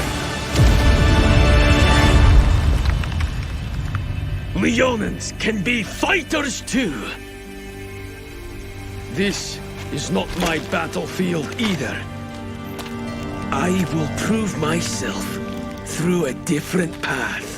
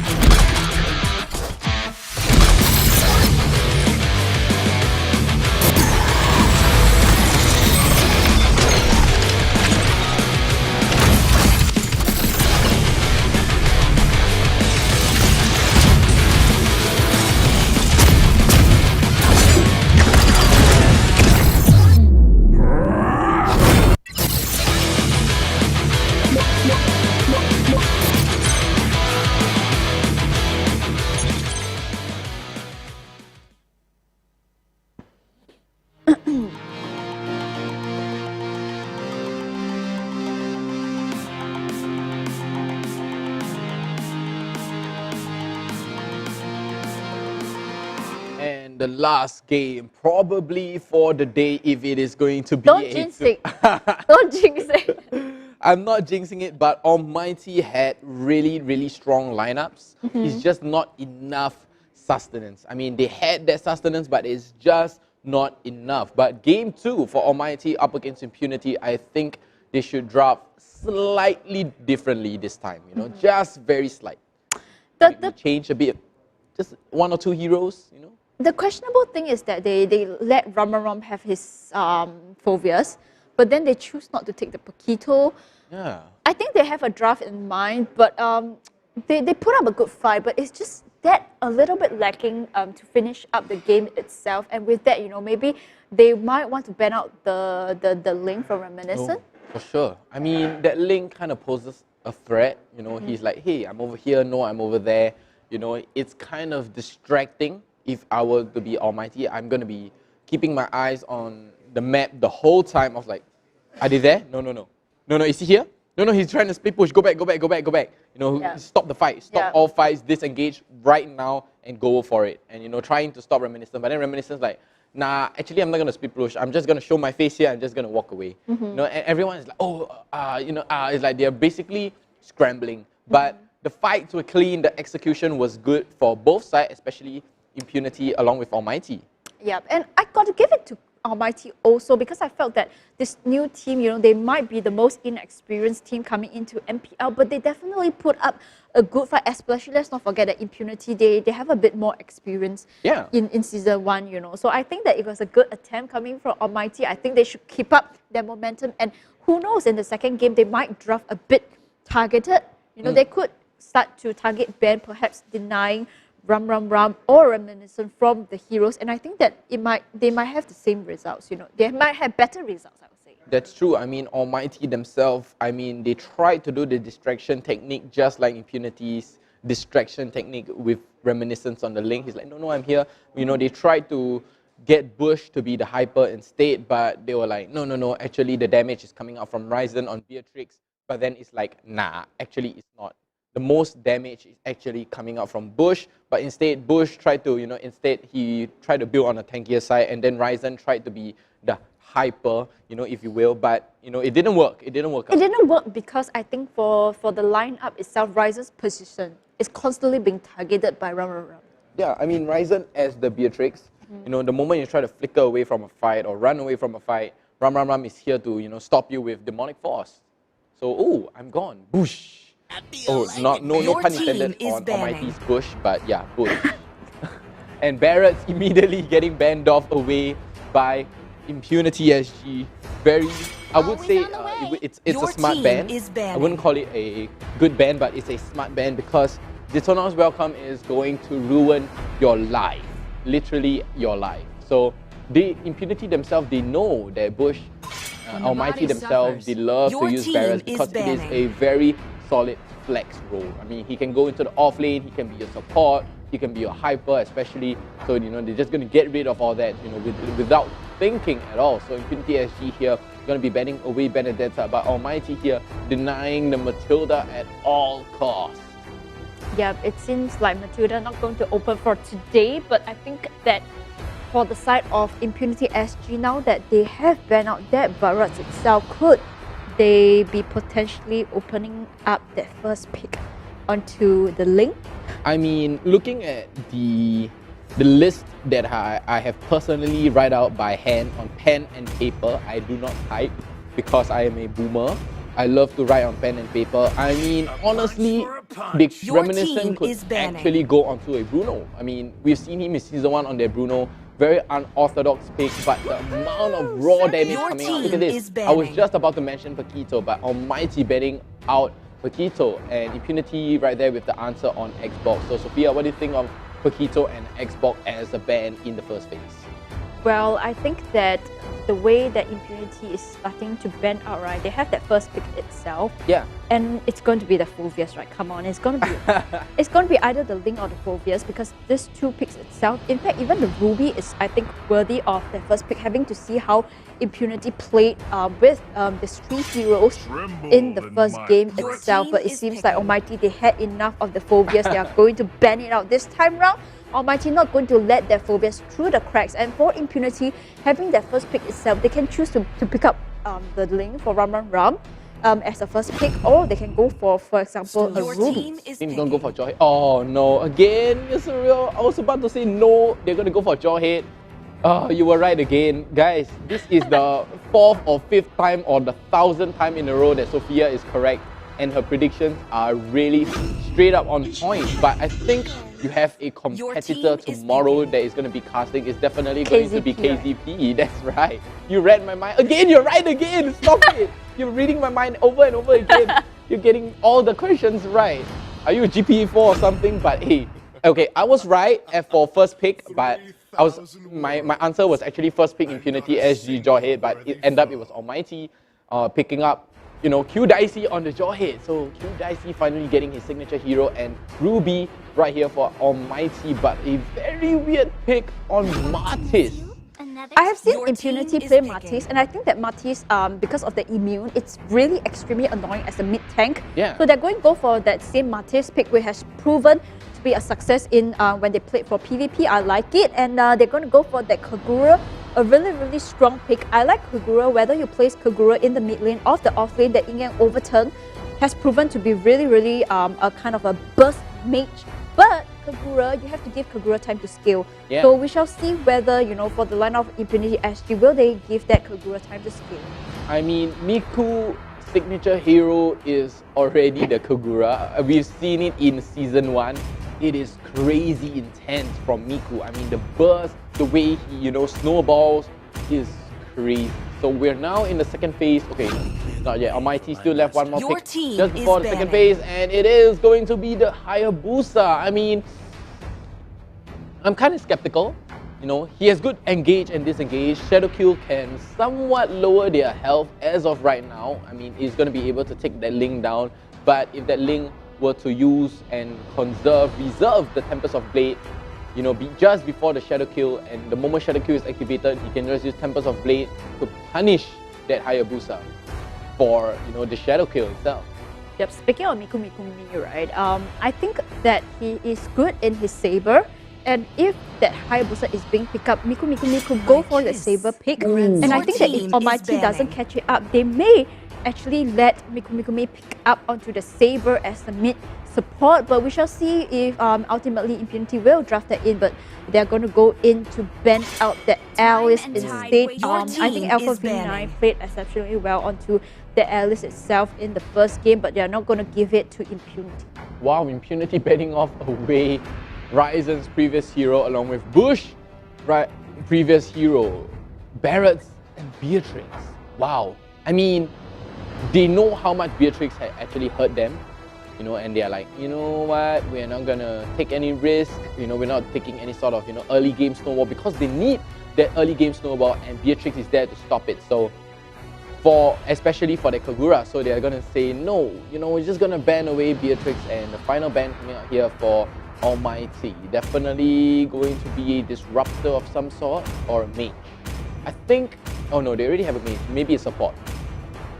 But Kagura can go off lane. Ooh, that's true. Your team oh yeah, is there you banning. go. Support slash tank, slash mage slash fighter, everything. So Esmeralda is a multi-role. Literally Esmeralda can be mid, no? So it's like mid slash tank slash support slash off lane slash fighter slash anything but hyper, right? Oh wait, I actually seen a hyper, but Kaja, the last ban for Impunity SG. So Impunity is afraid of getting caught. So it really seems like they are very scared of anyone who can jump right into your face or even catch or separate you from your team, especially with their Benedetta and Barretts too. Now that they have banned out the Kaja, they do not want for the side of Almighty to get any single pick with the Divine Judgment, and with that, you know, what's lacking in Almighty lineup is potentially a mage, you know, and also an off lane. Yeah, so, oh wait, do you think a support is needed right now? Definitely, I like the Lunox pickup, because that Lunox itself will deal with, for example, the Martis, or for the side, a lot of burst damage coming in from Lunox. So I think it's a good strong pick coming in as the mid mage, but they still lack of off-laner. Honestly, if Link were to jump all the way into the back line of Almighty, you know, that Lunox is going to punish him hard, and just as I was just about to say it again, it makes me seem like I'm wrong all the time, Sophia. You make me look bad. But off-meta picks, I was just about to say off-meta picks, I was just about to mention Martis and Thamus. But Thamus getting picked up here by Impunity SG, it's really unorthodox. So Martis along with Thamus, I don't know how to feel about this. How do you feel about the Thamus pick, Sophia? Your team is picking. I like the Thamus pick, and I think that it's going to either go in to deal with the Ruby off lane, but surprisingly, the last pick is going to be a Chang'e instead. This is the first time that we've seen a Chang'e in today's series itself. Any thoughts about that? I mean, picking a Chang'e into a Ruby a Jawhead and a Hayabusa, you are like kind of asking for it. If they were to jump at your face, you can't complain. You can't complain. Oh, and a Alucard! Oh my god, what is this draft from both sides? It is very, very new to me. Right, that's why we. Alucard. That's what we enjoy about this new team that's coming in. Fresh blood coming in. They have a lot of picks. Fresh meta. Yeah, fresh meta picks coming out. It's going to be a hyper Alucard. They're going to send Q Dicey onto the Hayabusa off lane. Wow. Very interesting, and we all know that Alucard, you have to snowball the early game, You right? have to. You have to, because if not, you will be unable to skill. And let's not forget, we have Reminiscent onto the link itself. Yeah. Can Almighty be able to pull off one victory against Impunity with that Alucard? I'm not sure, but we will go into the Land of Dawn, and it's going to be Almighty versus Impunity in Game 2. They're going to go in with that hyper Alucard pick. Honestly, it's not the Land of Dawn at this timing because it is a Land of Evening. Okay, that was the worst joke I've ever done on MPL Season 1. Okay, I give you credit. I tried my best. You tried. It just doesn't even matter. It's the Land of Evening here. Yes, in Singapore. Well, it's going to be pushed onto the Alucard. Whether if you pull it off is still a debate. But meanwhile, you look at takeaway onto the Matisse itself. That is what a Matisse is supposed to do, constantly going in for that poke. But a little kind of a tease coming in from takeaway. But Alucard will have the blue buff this time round. Wait, so it's a Matisse tank? Yes. That's so weird. I've never seen that before. I mean, I just can't. I'm lost for words. A Matisse tank, really? I mean, he has good sustenance. He has good sustenance, and speaking of which, that's the point, right? You look at Matisse constantly going in for that poke itself, will get punished by Bush. Meanwhile, oh no, the toss! Did not manage to connect. Sky tossed the wrong person. He wanted to toss onto Matisse. He tossed on Bush. Yeah, he tossed onto the wrong person, but it was a kind of a good attempt, I guess. It's a good attempt from that Matisse himself, but that was very weird. I've never seen this before, honestly, Sophia. It has been the weirdest day for me. I think I'm seeing stars. I think I'm seeing weird things. I think I'm hallucinating. Maybe because I didn't have my lunch. Should have ate some Subway. I'll give you Subway later. But speaking of which, again coming in onto the bottom lane, Sky finally managed to connect to Oh My Roy. What a good unoffended coming in from Alpha V9. First blood going onto that Alucard itself, but it's a tit for tat as Reminiscent goes in for Bush. I mean, it's a perfect trade. You trade away a Thamus for their hyper. I mean, it's very much worth. I mean, he is slowing down the snowball by so much, but it seems like Impunity SG are slightly behind right now. Maybe not after this turtle fight, but it does seem like they're looking very, very strong right now. Q Dicey, though, up against Ram, using the Shadow Q, clearing out the wave and getting out of there like it's nobody's business. Sky gonna try to get the ejection right here onto Mikumi, but not being able to eject him all the way back. Takeaway, just doing takeaway things again as that Matisse. I've got to say, that's got to be the weirdest pick, really. I'm not lying. It's so weird. Yeah, but I think because of the email coming in from Matisse, right? That's why they actually pick up on it. And speaking of which, Matisse coming in and they clash onto the top lane itself. A really good meteor shower coming in from Chang'e onto the back line is a punishing Bush just yet again. Takeaway with the perfect engage onto Bush. Bush getting shut down 2 times right here, not allowing him to do anything, but instead Takeaway is going to get punished in return by that Hayabusa. Q Dicey on the Hayabusa, punishing him. That was a really, really strong, solid play, I would say. So far, both sides looking for tick and tear. You look at the goal lead itself, because of that turtle itself, Impunity leading at around, I would say, 700 goal lead. So it's a good start for Impunity building up onto the link itself. Very good lead. They're trying to capitalize, but Oh My Roy at the same time here trying to jump onto Eva V9, but Oh My Roy taking too much damage, but no, he gets away alive.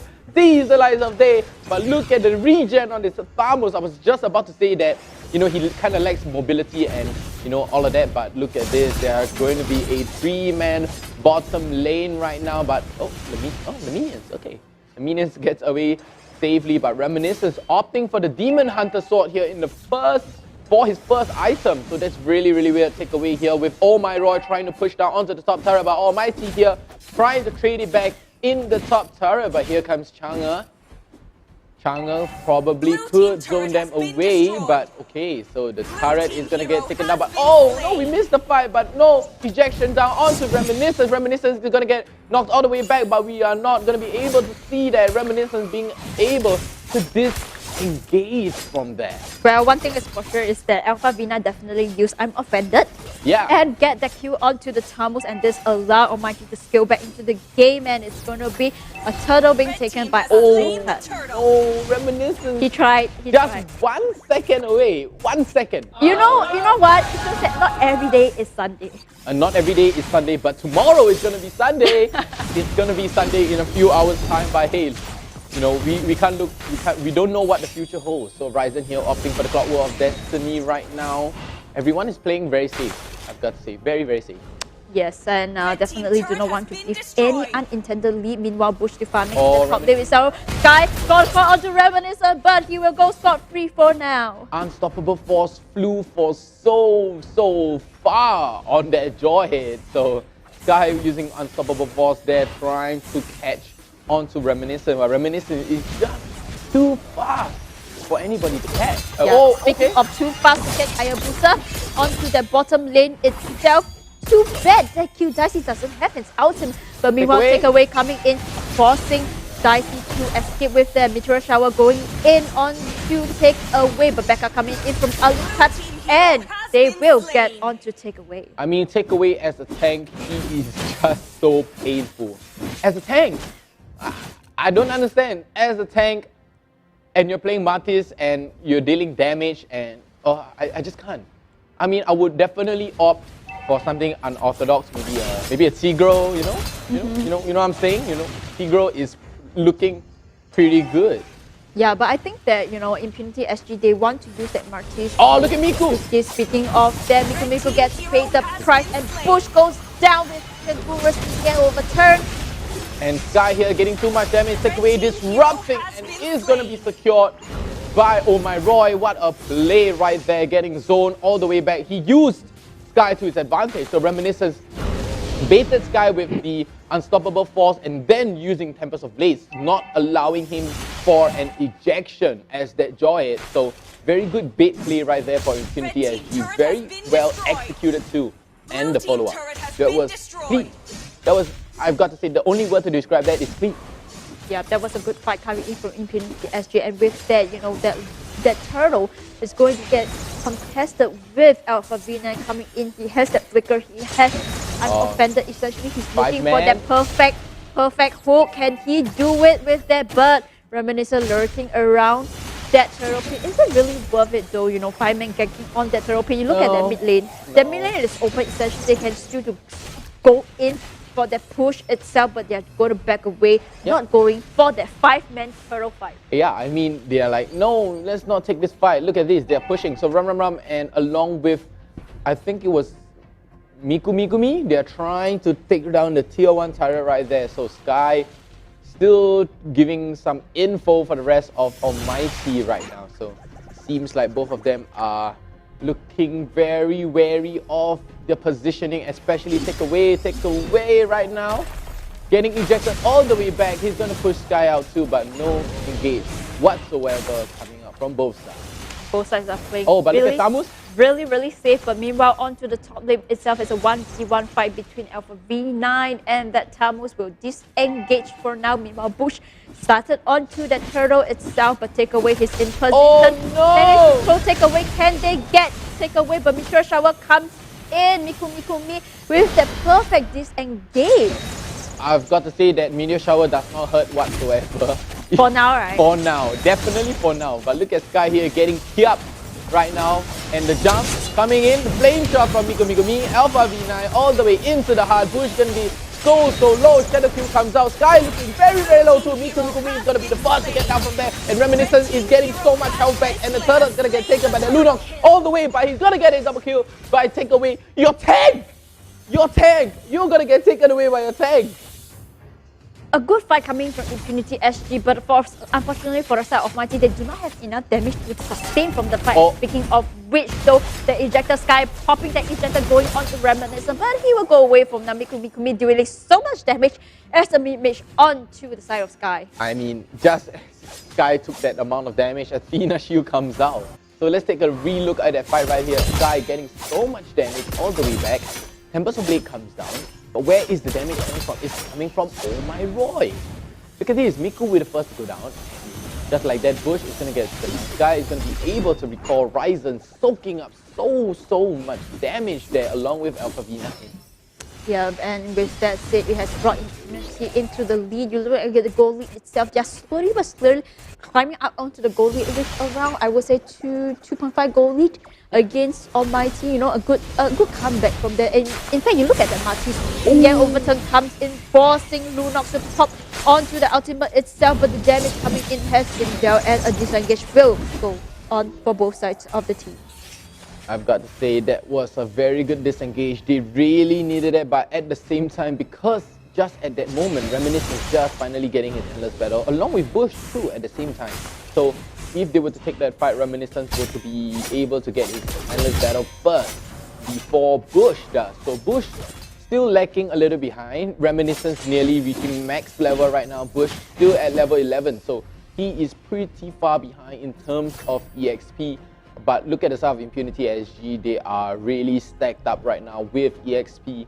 They are very far ahead in front of Almighty. Not just because of gold worth, it's purely EXP. Yep, I hate to say it though, but I feel that the Alucard pick has not proven to be scaling into the game itself, and in fact constantly out of position, no damage to kill off the side of Impunity SG. And let's not forget, in the later part of the games, once you know Chang'e skills into the game with that Meteor Shower, who is going to catch Reminiscent, who is going to catch on to Mikumi or even Ram? Yeah, I mean, the damage is just coming from everywhere. Takeaway again, doing takeaway things, but they are expecting Reminiscence present right now. But look at Takeaway taking so much damage, and Meteor Shower is not going to land on anybody. Q dice here, catching up Mikumi and Ram with the Shadow Q, but he's not going to be able to secure that, and Takeaway is going to get hunted down by Bush, and Bush is not able to secure onto Takeaway, and he even DMs him. And Oh My Roy in the middle of a 1v5 right here. He's like, nah, you know what, I'm going to die. I've got to say, that was crazy, insane. Takeaway nearly died right there. Nearly died, or what we like to say in Singapore, we nearly died it. You know, he really... He nearly went extinct. He managed to escape. You know, if I managed to escape, I'll be like, phew, that was close. But Miku is like, Takeaway is like, no, I'm just gonna BM. Yeah, I think kudos to Q Dicey. He went for the back line, trying to catch onto the mid itself, but unfortunately, one hit will do the trick. And speaking of which, they're hunting down onto Reminiscent. This time, Sky with the ejector can Q Dicey Q onto Reminiscent, but not enough damage as Reminiscent will escape. Wow, the quick fingers coming out from Reminiscence, that was pretty fast. So Takeaway right now, he's trying to push some aggression onto the mid lane right now, but Almighty, they're really holding down their ground. Takeaway major disruption right now onto the side of Almighty. That's the role of a tank. You are supposed to disrupt the enemy team, and not only that, you're supposed to peel for the team. You're supposed to, I don't know, the amount of roles in the tank. Everyone has a part to roll, and look at this. Malefic Roar coming out for Reminiscence, a good old classic item right now. Speaking of which, to Takeaway to convince you on that Martis pick? He kind of did. He actually kind of did. Look at this. But he's not able to peel that well. But he soaked up so much damage with the emu coming in from Martis. The jump. The back line coming in, a good toss from Sky, but can he connect? He will not be able to connect, but what they can do is continue the split push. Exactly, so that was a very good engage on Reminiscence, going all the way into the back line right there, but not able to secure onto Q Dicey, because Q Dicey is also, if not equally, fast. Lord being spawned onto the top lane itself, a hot contest for both sides of the team. They have that Martis to peel for them. Essentially, all Takeaway goes in. You know, is to soak up damage. Yeah, it's to soak up damage, go in for the emu, and you look at the Kiap. The Kiap is on another level because it is an amazing face check utility right there instead of sending your own body in. But look at Reminiscence here, going one-on-one against Alpha V9, but instead he is going to prioritize on the jungle. Take away there, zoning off for Reminiscence, allowing Reminiscence to farm too, and Oracle finally coming up for Alpha V9 on that Ruby. So I'm Offended is going to kind of hurt, or hurt even more. Well, he's going for the sustain. Oh, 1v1 right now. But Sky going in for that toss, did not manage to connect onto Miku, uses the umbrella to juke it out. Meanwhile, Takeaway still being such a nuisance with that Martin. I've got to say that was a quick little tussle slash 1v1 fight against Reminiscence and Q Dicey at the top lane. We didn't manage to see it, but Winter Truncheon finally coming out for Mikumi on that Kagura. Oh my god, it takes a little bit too much damage right here. Takeaway still BMing. Look at this, and he's going to pull Sky away, and Injector is going to go wide. Bush taking quite a lot of damage here. Takeaway still soaking damage, and Kiap Bush along with Alpha V9. But look at this, 4 men right here in the mid lane, and Q Dicey is there on the off lane trying to stop all sorts of push. But look at this, Takeaway is zoning so many people away into the meteor shower of Rum Rum Rum. That is a very good combo. Yeah, but I got to say, you know, round, every time Takeaway gets in, might get punished. There goes. Oh my god, that flame shot coming in, the will punish Sly as finally he gets down. And meanwhile, Yin-Yang overturned. Look at the damage coming in from their Forces Lunox on that Flicker Alpha V9 with the perfect. Oh my, Offender managed to hook onto 2 members and pay the price onto Tamus. Wow, that was very big. A good flicker hook from Alpha V9 hooking in Oh My Roy along with Reminiscence into the turret's nose. That is huge for Almighty. That was a huge comeback for Almighty. Essentially, they lost Sky, but that flicker hook though, that flicker hook helped them to come back into the game. And with that said, they lost Oh My Roy, they lost Reminiscence, and it's huge for take on to their lot. But Takeaway, he's not going to go down without the fight. Mikumi looking for the perfect, but Meteor Shower Pop did not manage to connect, and this is the time to get lot. Get the lot, if not, Reminiscence will spawn back and a disengage coming in. With that said, Almighty gets the Lord. Wow, Q Dicey here opting for the Malefic Roar too, hopefully trying to go for a split push from the team right here. But look at this, all the way in, but Shadow Kill is not available because he did use on Mikumi, but instead Mikumi brought Winter Truncheon and used the Frozen skill right on time. But the good thing is that for Impunity, they have that late game insurance policy in terms of that Chang'e. Speaking of which, Rum Meteor Shower did not manage to connect, but the cooldown on to Chang'e's ultimate is rather, I think, gross. Yeah, it's like 20 seconds, you know. Still gross and disgusting, even if you buy, you know, maybe cooldown items. But look at this, Oh My Roy is going to get ejected all over the way. But Ryzen is taking so much damage right now, and he is going to go down. Takeaway managing to secure the kill too, but Mikumi is going to get traded back. The Lord! Oh My Roy is going to get so Lord! But look at the Lord pushing down the top lane. He is going to connect onto the tier 1 right there, and Alpha V9 trying to take down Takeaway, and Takeaway still at it, going invincible, trying to BM them. Wow, I got to say, Takeaway onto the Martis itself. So tanky, so hard to get. And in fact, the CC coming in. Meanwhile, Q Dicey trying to go in. Look at this! And 1v1 fight. Will he be able to kill on Q Dicey? Tempest of Blade being popped, but he's being targeted. Reminiscence! And he's gonna get secured by Sky. Oh, sorry, Bush. And look at this, Bush taking so much damage from the meteor shower right here, and so is Sky, but they still are able to emote the M1 emote to Impunity SG's face. A good fight coming in overall, but Reminiscence unfortunately gets caught onto the bottom lane. Had he not died, I feel that he might be able to push just one more lane.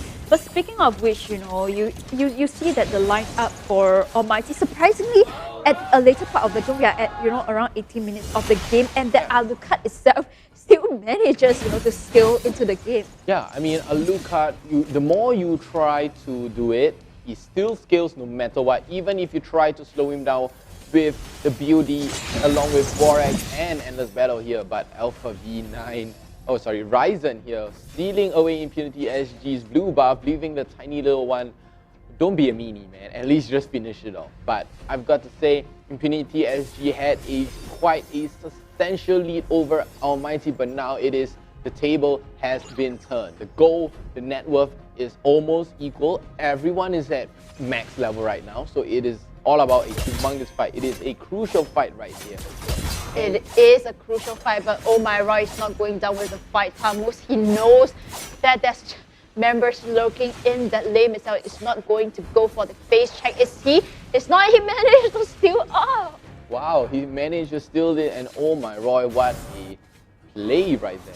But he's going to get camped onto Sky, which definitely is going to cost him. But can he be able to sustain that damage? Yes, he can. Disengage coming in from both sides of the team. The next slot, is going to be a hard contest. And poor Reminiscent, he doesn't have that blue buff. So he has to go for that split push. But he has to be careful because, potentially he can be targeted by either Q Dicey or even Bush. And right here, Sky is going to be able to proc the unstoppable force and take away against Alpha V9. Is the story and the battle of who is able to sustain the fight. And Bush right there as that Alucard taking away the orange buff, and Alpha V9 still BMing in the heart of it all. I mean, that's the beauty of Mobile Legends. That is the beauty of Mobile Legends. Just recalling in front of your opponent, multiple times especially. Just spamming it, and the Lord is coming out right now. So it looks like Impunity SG should contest for this because they are somewhat behind 9-11. So they are somewhat behind in terms of kill 9-11 right now. Impunity SG Almighty, but they do not have any sort of knowledge right now. And Takeaway going in all the way, but he is going to get scouted out, and he's going to be able to disengage fairly easily. But on the bottom lane right here, Bush is going to jump all the way in, trying to catch Mikumi, and Reminiscence is going to proc his immortality, and Bush is able to secure him with fairly easily. No sweat at all, and Miku trying to disengage using his debuff onto the umbrella, but it's not going to be enough. He's going to go out of the map. Unfortunate for Impunity, they sent Ram as well as Mikumi onto that lane itself to deal with Q Dicey. They did not manage to get on Q Dicey, and Bush is going to go in with the burst damage. And I feel that it was a bit of a miscalculation coming from Impunity SG. And with that said, Lord is going to get easily slain by Almighty. Will this be the match that Almighty fights back? I think it is, because they are having But they have the Changer. They do have that Changer, but look at this. The side of Almighty, they have 3 immortalities to proc, and look at that. Oh My Roy getting ejected all the way back, and Shadow Kill comes out, but look at this. He's gonna take down Oh My Roy. Mikumi is still on cooldown too, and look at this. Ram. He's trying his best. That's the only way a Changer can actually stay alive. And look at Sky too, taking a Guardian's helmet, so he's going to be even more tanky right now. Yeah, he's going to regen back slowly but surely, but for Ram, his positioning needs to be immaculate in this fight. Speaking of which, Alpha V9 looking for a perfect target. Did not manage to do that, but with Lord coming down onto that bottom lane, Ram oh, Q Dicey? Forced to use that there. Can he escape? He will escape. For now, surprisingly, Almighty did not want to push onto Reminiscent, and with that said, the Lord still coming down onto the top lane. Yeah, and the Lord still marching down. Sky not going to be able to use the ejection very soon, but look at this. Reminiscence all the way in the back. Typical blade comes down. He's going to catch off Bush, and Reminiscence all the way in the flank. He's going to get that shutdown onto Bush, but instead, Oh My Raw is going to go down. Reminiscence still survives the fight. Impunity lives another day to tell the story, as finally Reminiscent, he managed to get Bush a shutdown onto Bush, and with that said, they don't have that quarrel, unable to defend, 4 men defending on their lane. A good attempt coming in from Impunity SG. Very strong. The willpower of Impunity SG is just so strong. Takeaway here with the tanky item right now, but Almighty waiting for a catch. They know they are going to be lingering around here somewhere, so they need more info. So they are going to send out Alpha V9 right now. So not much is happening. Takeaway is just bush checking, giving some nice aura fire emotes here from Takeaway.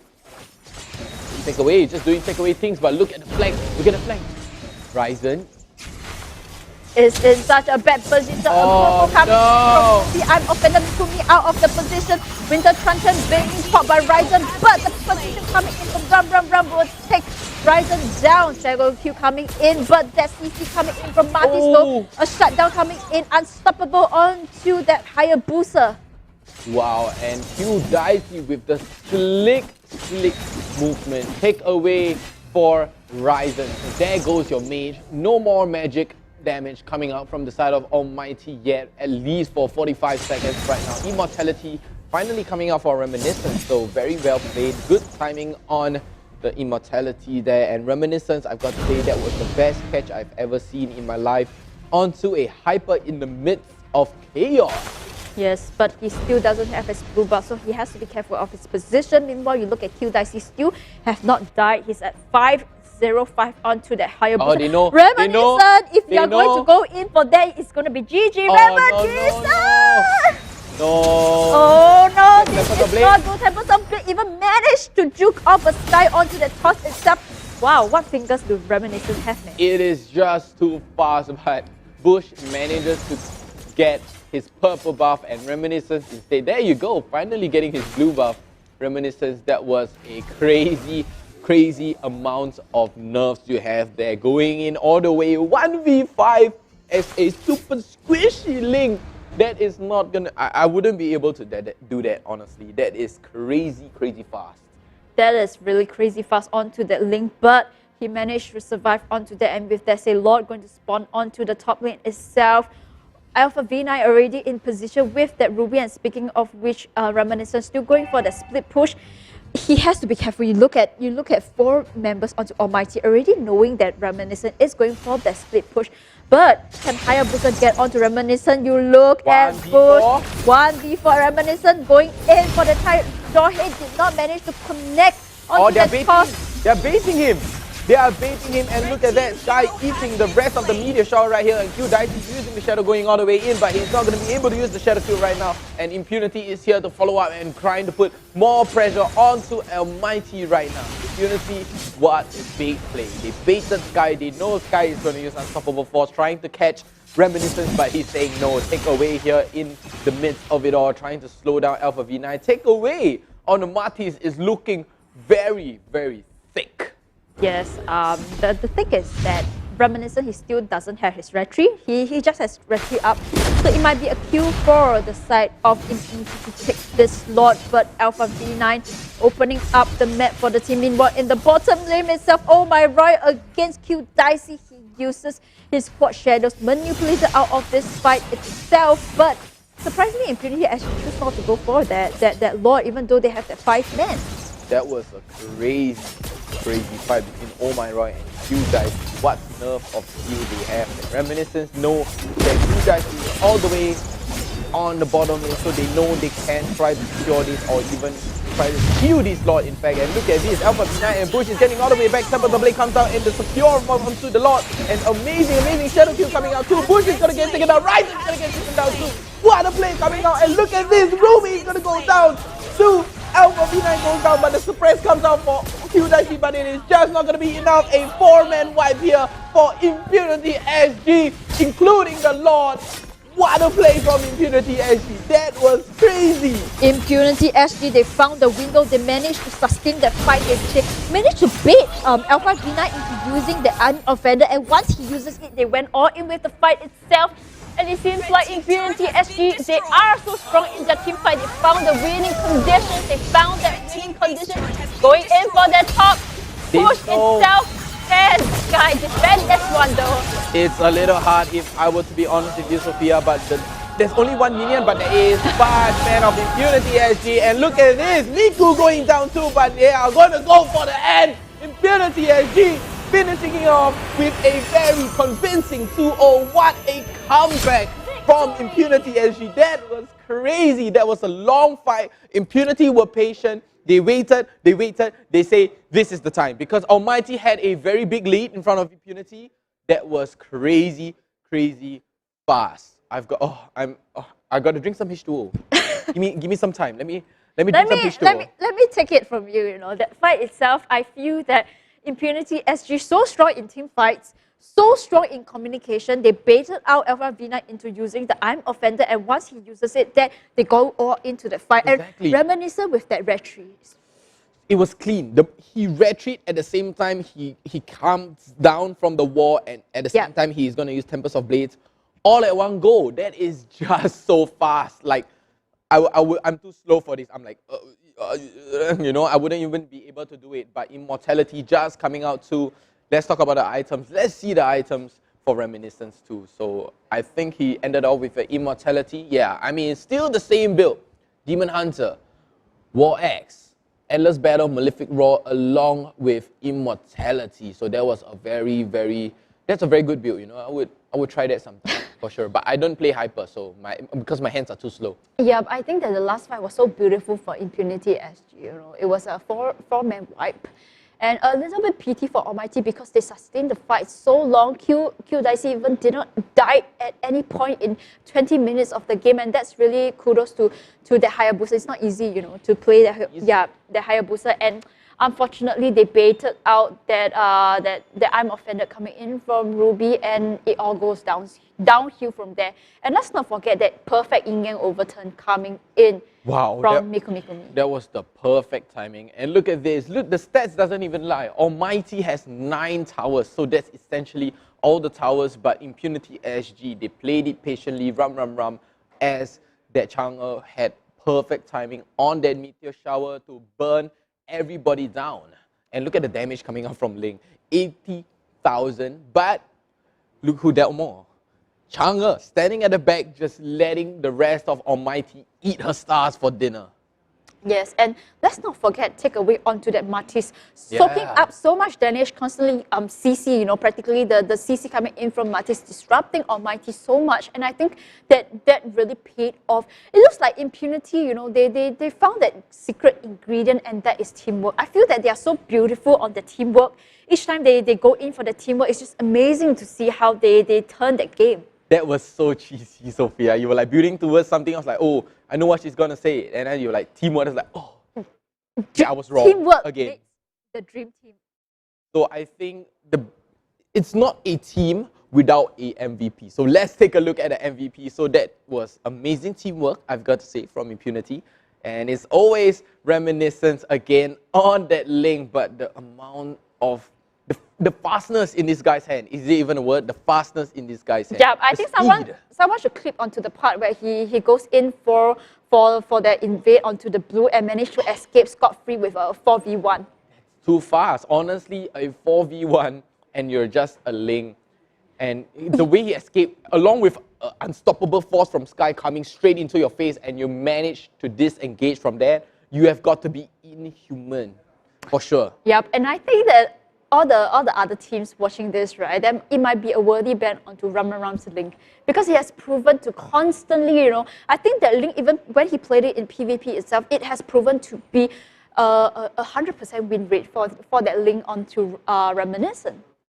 I mean, as of now, Reminiscence has a 100% win rate on the Link. I mean, it's only the first day, it's only the first week of the match, so hopefully they ban it throughout the season. I think they should ban it throughout the season, but let's take a look at the highlights to see how fast is this man. Let's take a look, and I believe that in this fight here, it's the early part of the game itself. They're going in for the turtle fight. You look at Q Dicey, right? He went on to the back line, but unfortunately he used the ultimate too early to aim to the back line, and with that, you know, it was a wipeout coming in for the side of Impunity. Yeah, and look at this, all the way. Reminiscence jumping that securing flame shot Sky. Yeah, this flame shot was right on time from Miku. He sees the map, he knows what's happening, but look at this fight. 3 men of Almighty all the way stuck inside the blue buff right there, but Bush with that crazy amount of damage is and take away. And you look at take away. It's essentially, you look at how much CC he's dealing with, that Matisse itself managed to pop onto the Immortality, sustains the fight. And I believe that this was the perfect fight that we are looking for, right? The perfect teamwork coming in from Impunity. You look at that, they bait Alpha V9 onto the I'm Offended itself, and that perfect in coming in. I mean, it's just beautiful to watch that teamwork combination coming in from Impunity SG. I mean, Sky was a little bit late to the show. To the show, right? Yeah, he kind of walked in and it's like, oh, everyone is dead. So what an amazing kill there from Reminiscence himself, Mr. Fast Hands, Mr. Quick Moves with the speed that is just crazy. And following with the foreman and the BM again, Impunity, I've got to report you. Stop BMing.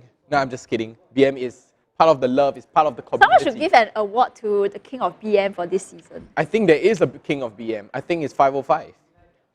For today, right? Yes, just so for we have to last throughout the whole season, Let's see how far it is, how far is he willing to take the BM, if he's going to BM in real life, that's not nice, Yeah, but speaking of BM, we have an interview coming up. So speaking of BM, let's see what the winning seed will have to say. Lysander, take it away. Thanks, guys. It's Lysander. I'm here with Rum from Impunity SG, and they got themselves another 2-0, all 2-0s today. And you're watching In the Winner's Seat, presented to you by Secret Lab. Hi, dude. How you feeling? Was the 2-0 expected? Don't tell me no. Wait, tell me yes. Don't tell me yes, because you guys had a really tough 2 games, yeah? I think the team just needed a warm-up game, before we actually got into the groove lah. Okay, yeah, it's on your journey, in the trailer you guys said, this is the season you are going to buck up. The qualifiers warmed you up a lot, gave you a lot of time to build on that chemistry. So starting off the regular season really nicely, Almighty did put up a really good fight. I think they had you guys on the ropes for game 2. What happened there? Why did they not manage to close out the game? I think it's just, I guess, because they have like new players, so they might be like the term kena mentored. Yeah. Okay. Yeah, by the atmosphere and everything. Like there's a lot on the line. It's the first game of their whole schedule. They might feel a bit nervous, and then we capitalize on their mistakes. Okay. Yeah. And you managed to stall out the game and close it out. So I'm going to talk about the elephant in the room. The Martis tank. Is there anything you can share about that? I'm sure some people that have watched pro games are expecting this, but can you tell me about it, or is this top secret? I think every season Impunity have like a signature hero. Last season it was Tekka's Diggy. Now it will be Martis.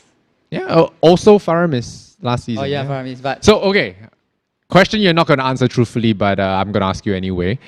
Are there any secret strats we have not seen from Impunity yet? Secret strats definitely lah. Maybe. Okay. More than 5? Less than 5? I don't know. Maybe 1. Maybe one only. Okay. So when is it time to pull out a secret strat? Was that a secret strat earlier? Definitely not lah. Okay, so that was a normal strat. If you feel threatened, then we might take it out. Right. So who threatens you? Which matchup threatens you? As of now, I can't give you an answer. Okay. Yeah. Watching today's games, who threatens you? I would say maybe EVOS. Okay. Yeah, EVOS. Okay. EVOS, yeah, all right. Secret strats for EVOS then. Yeah. All right. So moving forward, which series are you most looking forward to having? I think it'll definitely be Kingsman tomorrow. Okay. Yes. Okay. You think you can beat them after their struggle today? I think okay. I think both teams stand a fair chance to outplay each other. Yeah. Okay. Yeah. Any shout out to anyone on your team today for playing particularly well, or maybe your coach or manager? Maybe shout out to Remas. Okay. Watch out for his link. Watch out for his link. Yeah. Now, it's gonna be a permaban now. Yeah. So.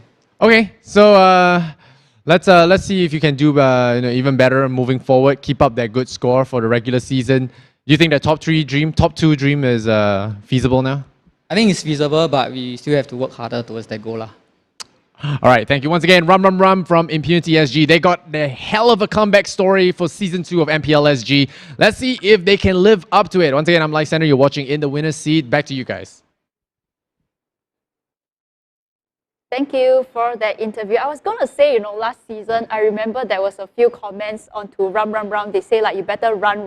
But this season itself, I think he has proven himself, and he's not going to run this season because Impunity is looking like a dark horse for the first day. I mean, I've got to say, it's completely out of context, but I kind of like his genes. You know, in Singapore, we always ask, hey, what happened to you? You fall down. You know, that's what my dad always say, because he has, you know, kind of holes in his genes. You're like, hey, what happened to you? Maybe when fall he down? win this championship, he will have The money to buy new jeans.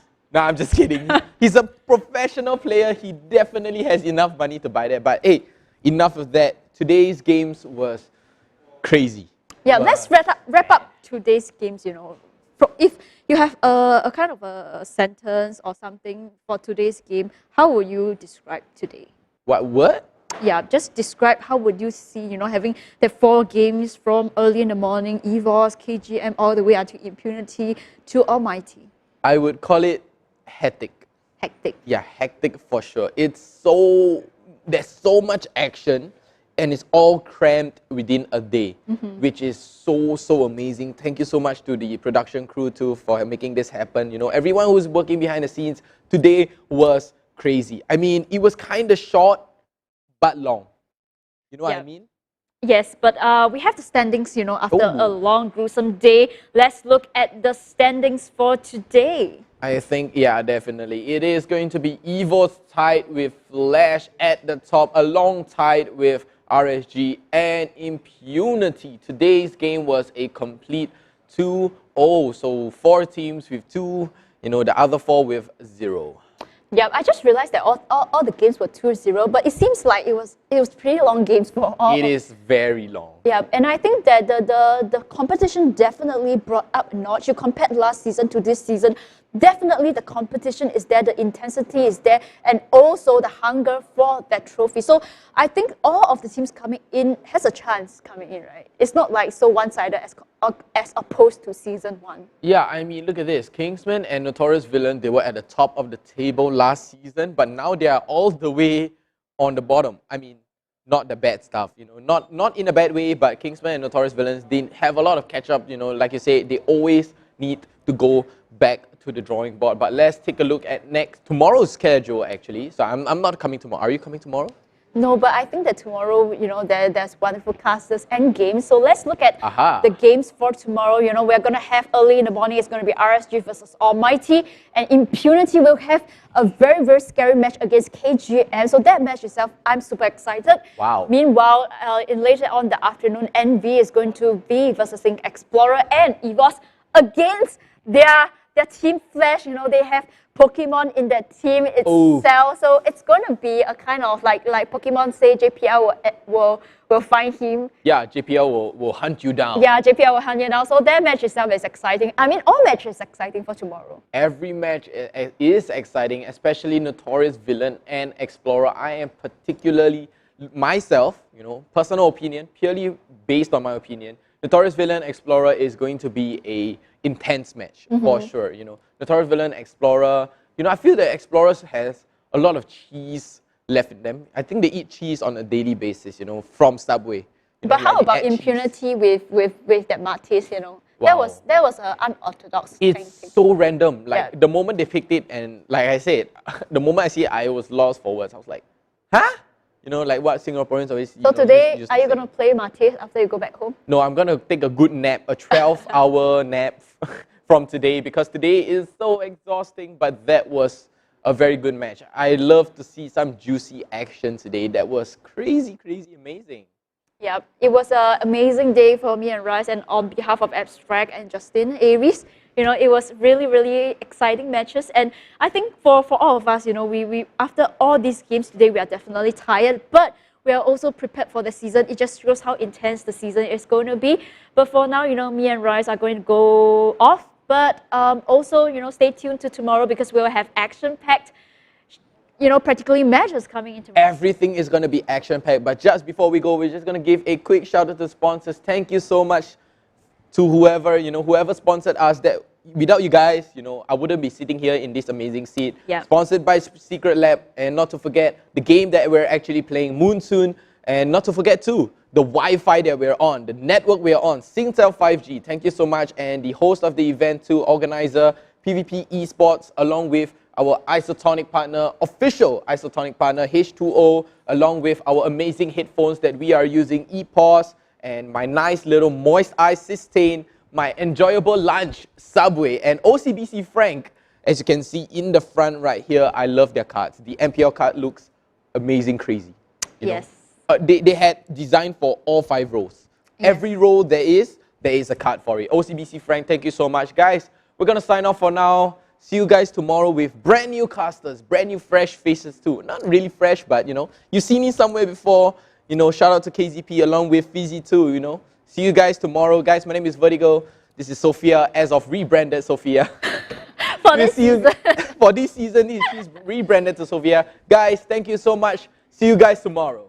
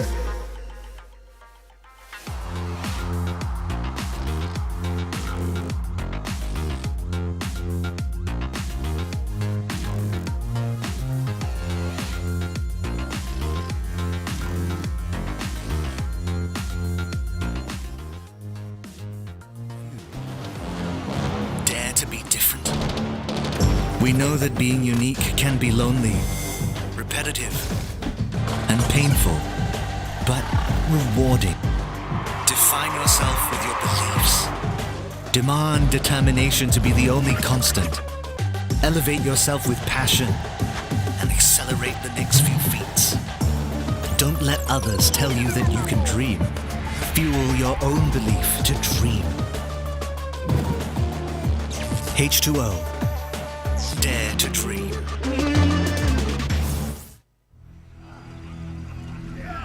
I got nothing at the Triumphant ceremony. No matter what I do, they won't approve.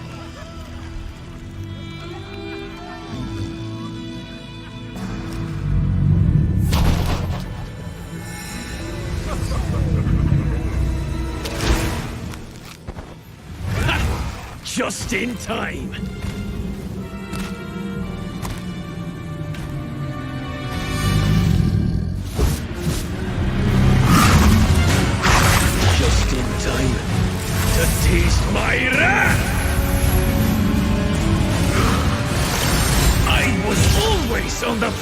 line. I deserve the honor! Leonins can be fighters too. This is not my battlefield either. I will prove myself through a different path.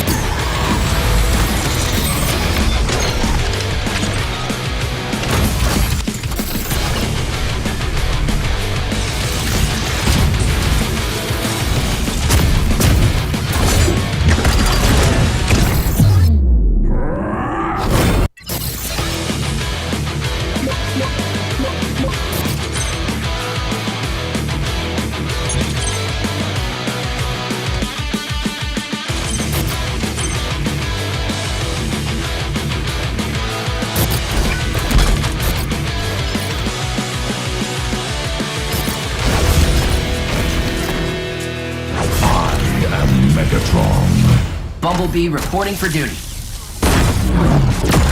I am Optimus Prime, leader of the Autobots.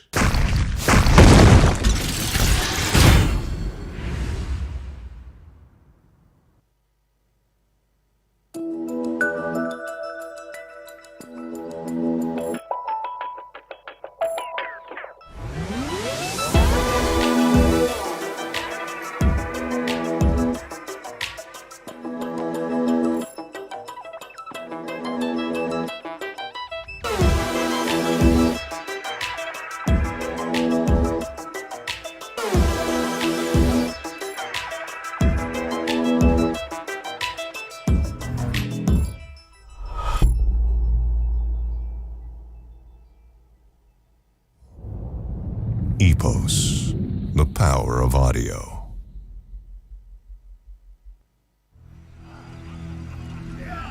I got nothing at the Triumphant ceremony. No matter what I do, they won't approve.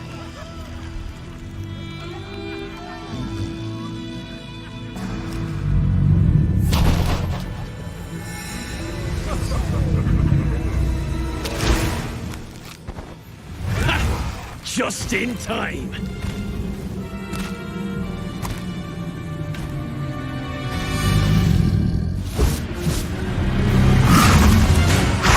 Just in time to taste my wrath. I was always on the front line. I deserve the honor. Leonins can be fighters too. This is not my battlefield either. I will prove myself through a different path.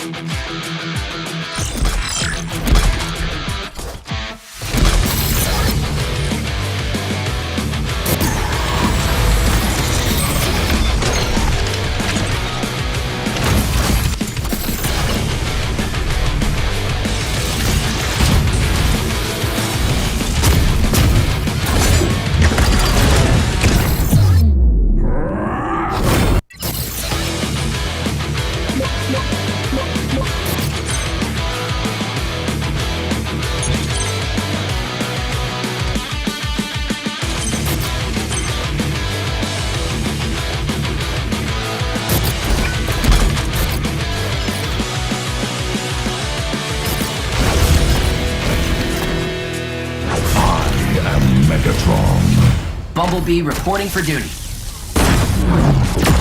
I am Optimus Prime, leader of the Autobots.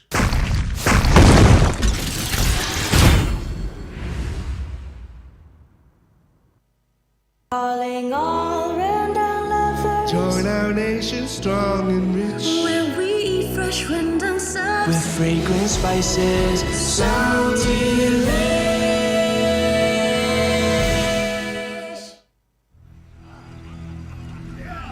I got nothing at the Triumphant ceremony. No matter what I do, they won't approve.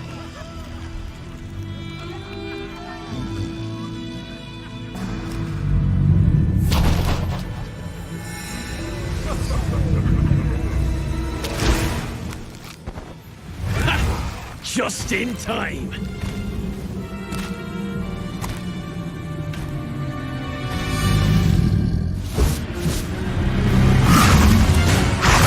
Just in time to taste my wrath. I was always on the front line. I deserve the honor. Leonins can be fighters too. This is not my battlefield either. I will prove myself through a different path.